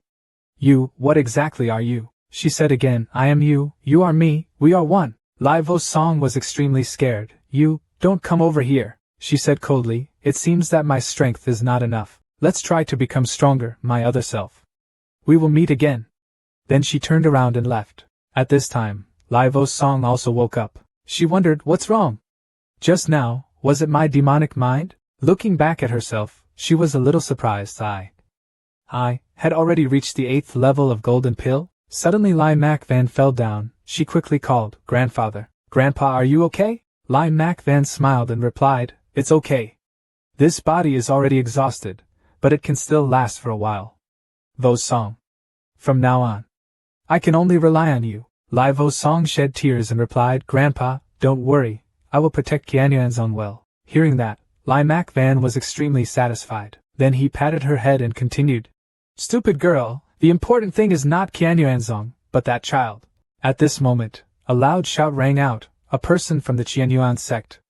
Come out here and receive your sentence." Lai Mac Van realized that the people of the Divine Flame sect had arrived. As soon as he stepped outside, Lai Truong Tan came running. "Father, the people of the Divine Flame sect have surrounded our entire sect. They don't have many people, but there are a lot of people who have achieved Golden Dan. That leader, my cultivation level is completely impossible to see through. Above the sky, the people of the Divine Flame sect have arrived." The disciples were so scared that they were sweating. "What should we do? We are surrounded." Lai Mac Van looked at the Divine Flame sect group of people analyzing. Indeed, his cultivation level was a bit difficult to understand. Is this spiritual pressure a miracle of divine transformation? At this time, a member of the Divine Flame sect raised his voice. "I am the 10th elder of the Divine Flame sect, Manhwa. Qianyuan sect, you stopped and killed the 12 elders of the Diem sect. Do you admit this crime?" Lai Vo Song quickly retorted loudly, "Why stop and kill? It's obvious that your Divine Flame sect elders have violated our spiritual veins and colluded with other sects to encircle and attack. What's more, he has entered a demon. Anyone who meets such a person must be eliminated." Manhai did not care about Lai Vo Song's words. He shouted, arrogant. Then he landed heavily on the ground from the air, and the Qian Yuan sect disciples were immediately sent flying. Lai Mak Van gritted his teeth and said, hateful, the power is terrifying. Manhai sneered and said, Qian Yuan sect kills people and destroys people, and even now dares to overturn black and white. Crime becomes more crime. Lai Mak Van said, are you not afraid of being prosecuted by the Holy Lord when you act like this? When Manhai heard that, he laughed loudly, ha ha ha. The Holy Master is always in the Holy Realm, busy with thousands of tasks. Does the Holy Master care about you sects as small as ants? If you have the skills, go ahead and report. What's more, if you Qian Yuan sect dare to assassinate a member of my sect, it would be reasonable for me to take revenge. Lai Mak then thought with fear, it seems, the violation of the spiritual vein was not the individual action of the 12 elders. I'm afraid the Divine Flame sect has completely fallen into the devil's path. How is that possible? A top sect in the Northern Abyss fell into the devil's path. What exactly happened to the Northern Abyss? Then he clasped his hands and said, I know that the Qian Yuan sect no longer has the power to resist in front of you. Can I ask the 10 elders to give our sect some face? Manhai sighed and said, face? What right do you have to tell me conditions? Lai Mak Van quickly said, I know your Divine Flame sect wants the spirit veins of the Qian Yuan sect, but now I have arranged the formation. Once I die, my spiritual veins will self-destruct. In his heart, he thought, the Divine Flame sect still doesn't know that I used my spiritual veins to cleanse Vo Song, so they can only deceive them a little. When Manhai heard this, he gritted his teeth and asked, do you dare to threaten me? Lai Mak Van quickly replied, don't dare. I just want to win a chance at life for the disciples in our sect. Manhai began to think, perhaps he wanted to prolong the time? But if I can regain my spiritual veins, it will be a great achievement. Just a bunch of ants, what big trouble can it cause? If he agrees, what will he do? After thinking he said, okay. Tell me, how do you want to die? Lai Mak Van replied, I know Truong Tan and I will definitely die, but please, Elder Ten, please spare the innocent disciples. They have nothing to do with this matter. As long as my sect's disciples leave safely, I will personally offer my spirit veins. Manhai smirked, okay. He pointed to a Divine Flame sect disciple and said, if you want to leave, you must defeat a disciple of our Divine Flame sect with equivalent cultivation level. These words made Lai Mak Van go into deep thought. This. Lai Truong Tan said next to him, Father. Just do it. Just maybe we can buy time, waiting for the Saintess sect's people to arrive. Hearing that, Lai Mak Van could only agree yes. He turned to his disciples and said, the opportunity has been given to you, everyone. Let's fight to the end. The disciples looked at each other, their faces dark and speechless. A disciple asked, can it be defeated? A disciple stepped out and left me. Anyway, sooner or later you will die. Why not take a risk? Manhai exclaimed in surprise, the second floor needle pill? Then he turned to his disciples, among you, who should go up? A disciple immediately jumped up. Elder, I accept this first prize. My cultivation base is the first level of golden core. If I can't kill you within one move, then I'll be considered a loser. The Qian Yuan sect disciples were angrily scolded when they were despised. Extravagant. Then swung his sword and rushed forward. The Divine Flame sect disciple smiled and then coldly snorted. He waved his hand. A stream of fire erupted. Go. Qian Yuan sect disciples struggled with the fire. What kind of weird fire is this? Immediately afterwards he was swallowed whole by the flames. The arrogant disciple of the Divine Flame sect laughed loudly. Ha ha ha ha. Who else? The disciples of the Qian Yuan sect were fearfully discussing. How could this be possible? It was clearly level 1 cultivation, but it only took one move. I don't want to die. Why did the sect offend the Divine Flame sect? Why couldn't Senior Brother Lu's protective aura stop that fire? At this moment, a pair of slim legs stepped out. Li Wushuang said, leave it to me. Lai Truong Tan quickly stopped. Vo Song! Impossible! Everything your grandfather and I do is for you. How could you? Lai Vo Song immediately pushed his father's hand away, letting others sacrifice just for his child's temporary life. Are not. This Lai Wushuang absolutely does not accept it. Unable to advise his daughter, he turned to Lai Mak Van. Father! Dad, don't you stop her? If Wu Song encounters an accident, then what meaning does everything we have done until now have? Lai Mak Van replied, it's okay. Let Song Mi go, she'll be okay. Manhai was a little surprised when he saw Lai Vo Song coming up. Knitting needle level 8? To a sect like you, she can still be considered a genius at this age. Then he ordered, "Go, take her down." A disciple stepped forward. "It would be a pity for this worldly beauty to be burned to ashes. If only by being my servant, I could consider sparing you a way to live." Li Wushwang immediately swung his sword to attack. Die. The Divine Flame Sect disciple saw his fire being cut and found it interesting. He immediately slammed his hand down on the field. A barrier of fire appeared to block Li Wushwang's sword energy. Lai Vo Song clasped his hands together and performed the mysterious sword formation, then swung his sword and slashed. The Divine Flame Sect's disciple displayed Buddha Lotus's wrath. A golden lotus flower appeared. In a place not far away, a woman observed and lamented. Her personality was tough, she was not afraid of strong enemies. Her cultivation level was not bad at this age. But, if that was all, it wouldn't be enough for the sect master to entrust me to bring this person back, right? Below, Lai Vo's song shouted loudly and broke. Countless sword energies flew in, terrifying the Divine Flame Sect disciple. Her spiritual power suddenly increased. Lai Vo's song shouted, "Wind!" The swords immediately surrounded the Divine Flame Sect disciple. He was surprised. "My fire?"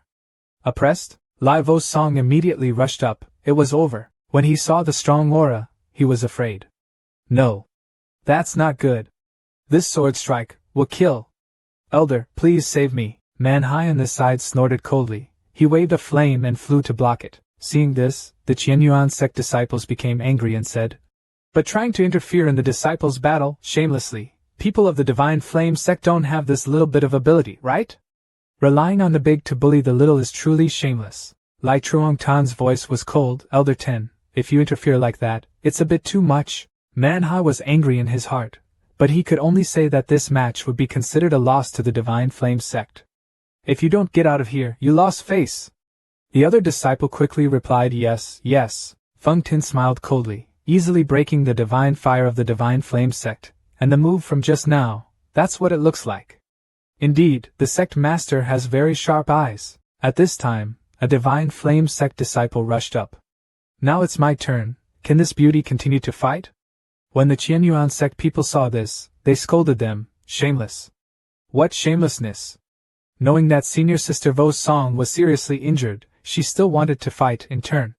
Do people of Tu Than DM's sect need face anymore? When Manhwa heard that, he shouted loudly and shut up. "The life and death of you brats are in my hands. To give you a chance to survive, this elder has been very compassionate.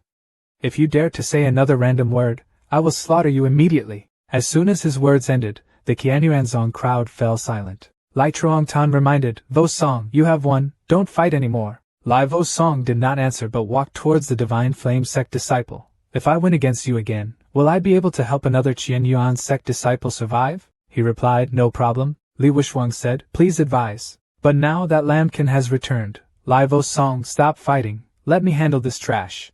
Luckily I still made it home on time. It's okay, I'm here." Seeing Lambkin coming, Lai Vo Song was extremely happy. Lambkin then said to the Divine Flame Sect disciple, "Next, I will handle you for Lai Vo Song." He sneered, "Where did the lip syncing come from? The cultivation level is not high, but the tone is not small." Lambkin replied, "Whether your voice is small or not, you will know later. Deal with trash like you. I do not bother to draw my sword. If you can block one of my punches, I'll be considered defeated." The disciples of the Divine Flame Sect heard this and laughed loudly. "Ha ha, is this kid crazy? Start talking nonsense. Both ignorant and arrogant, truly pitiful. Senior brother, use your soul fire to burn him to ashes and see if only his mouth remains." Being underestimated, the disciple of the Divine Flame Song is angry. "You brat, your arrogance makes me very uncomfortable. So right now I will make you die miserably. You can go and die." At this time, he began to control the soul fire. The soul fire immediately rushed straight towards Lambkin. Lambkin was extremely calm. Then he rushed straight towards the soul fire in front of him. When he saw that, he snorted coldly. "Yet you dare to block my soul fire. It's truly irresistible." Lambkin disdainfully snorted coldly. "System, activate violent attack, spiritual energy X23, and activate violent attack, defense X18. A punch from Lambkin destroys the opponent's soul." The Qianyuan sect's disciples happily shouted, I can help, but that group of fire has been stopped."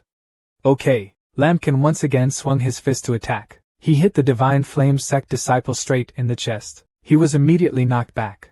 Lambkin turned to the Divine Flame Sect group and said, "Next person." The disciples of the Divine Flame Sect looked at this scene and were scared. What is going on?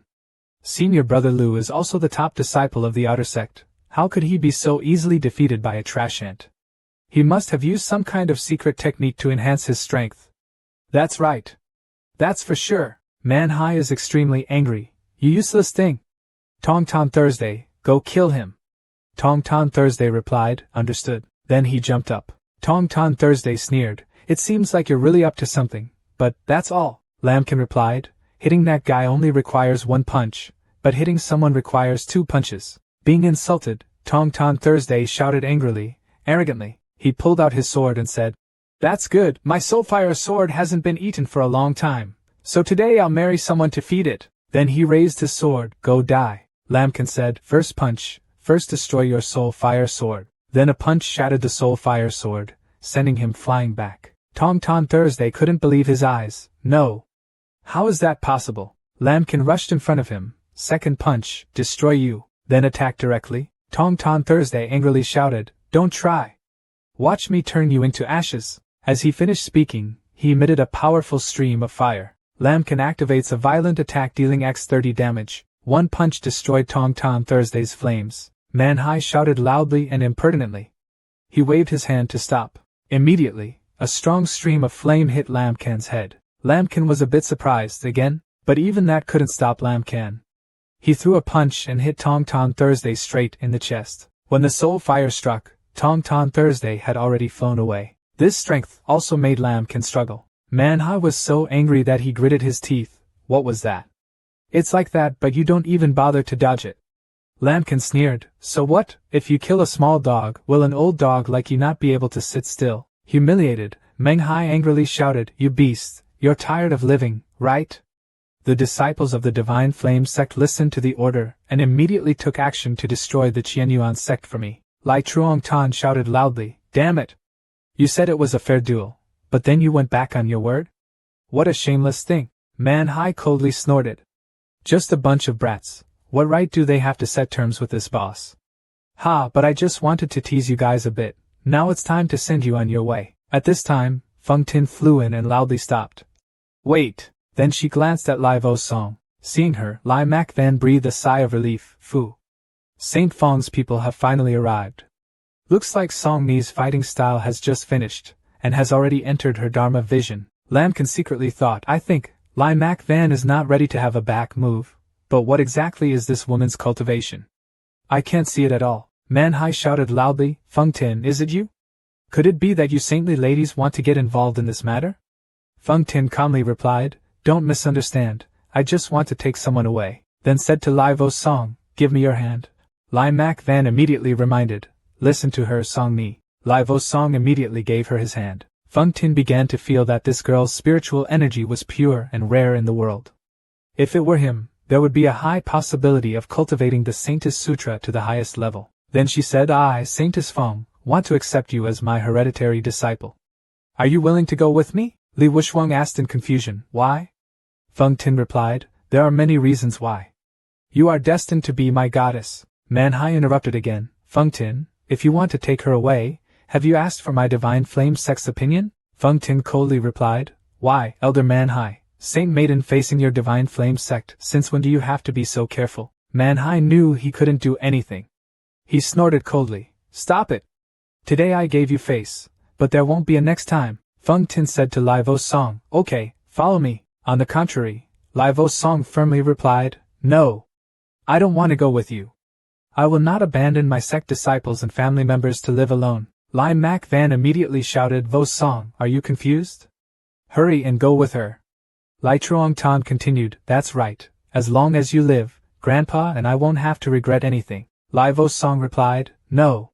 If I only live in this world alone, it's better to die." Feng Tin is happy again. "So what do you want?" Lai Wushuang replied, "Unless he is the one who saves everyone."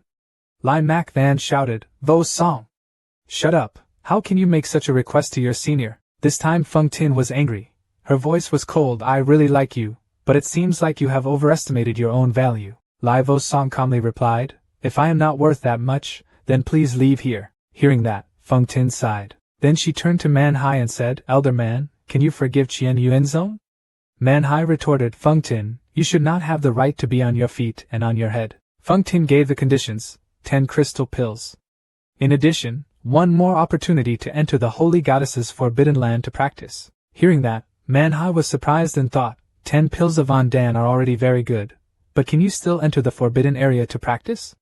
So I can break through that small realm. He then replied that her conditions were very attractive, but still not enough. After all, the Qian Yuan sect killed our divine flame sect's disciples. If I can't kill the murderer, I'm afraid I won't be able to speak. Feng Tin said, the conditions I gave you are already the final level. At this time, Lai Truongtan stood up, 10 elders, we are willing to hand over to you the murderer of your disciple. And the Qian Yuan sect provided half of the cultivation resources as compensation. Can Guintong square? Lai Mak Van angrily shouted, Truongtan. You are crazy. Lai Vo's song also continued, Father. This person is repaying kindness with hatred. Lai Truongtan replied, I only want to protect the sect. Then he said straight to Lam Kan, he was the one who killed the elder of your sect. All of my Qian Yuan sect disciples can testify. Is that what you said? The Qian Yuan sect disciples looked at each other hesitantly, even though it was indeed Lam Kan. About this. But us, Lam Kan said contemptuously, although I already knew you were trash, I really didn't expect you to be such a shameless person. Lai Truongtan angrily said, you. Lam Kan. What if your talent is strong, relying on some magic that I don't know where to learn, but up until now you've angered so many people who shouldn't be provoked. If you hadn't insisted on killing Lai Vo Tien, how could my brother have been possessed? How can the 3 sects come to our door? How could our Qian Yuan sect fall into a situation like this? Lai Wushwang couldn't help but scold, Lai Truongtan. Dad, you're confusing right and wrong. If there was no Lam Kan, I would have died a long time ago. Then she turned to Feng Tin to beg him. As long as you let Lam Kan leave safely, I will go with you. Feng Tin replied, I don't have that ability. In her heart, she secretly thought, it seems that this woman has deep feelings for a guy named Lam Kan. But the disciples who join my Saintess order must definitely not get involved in love.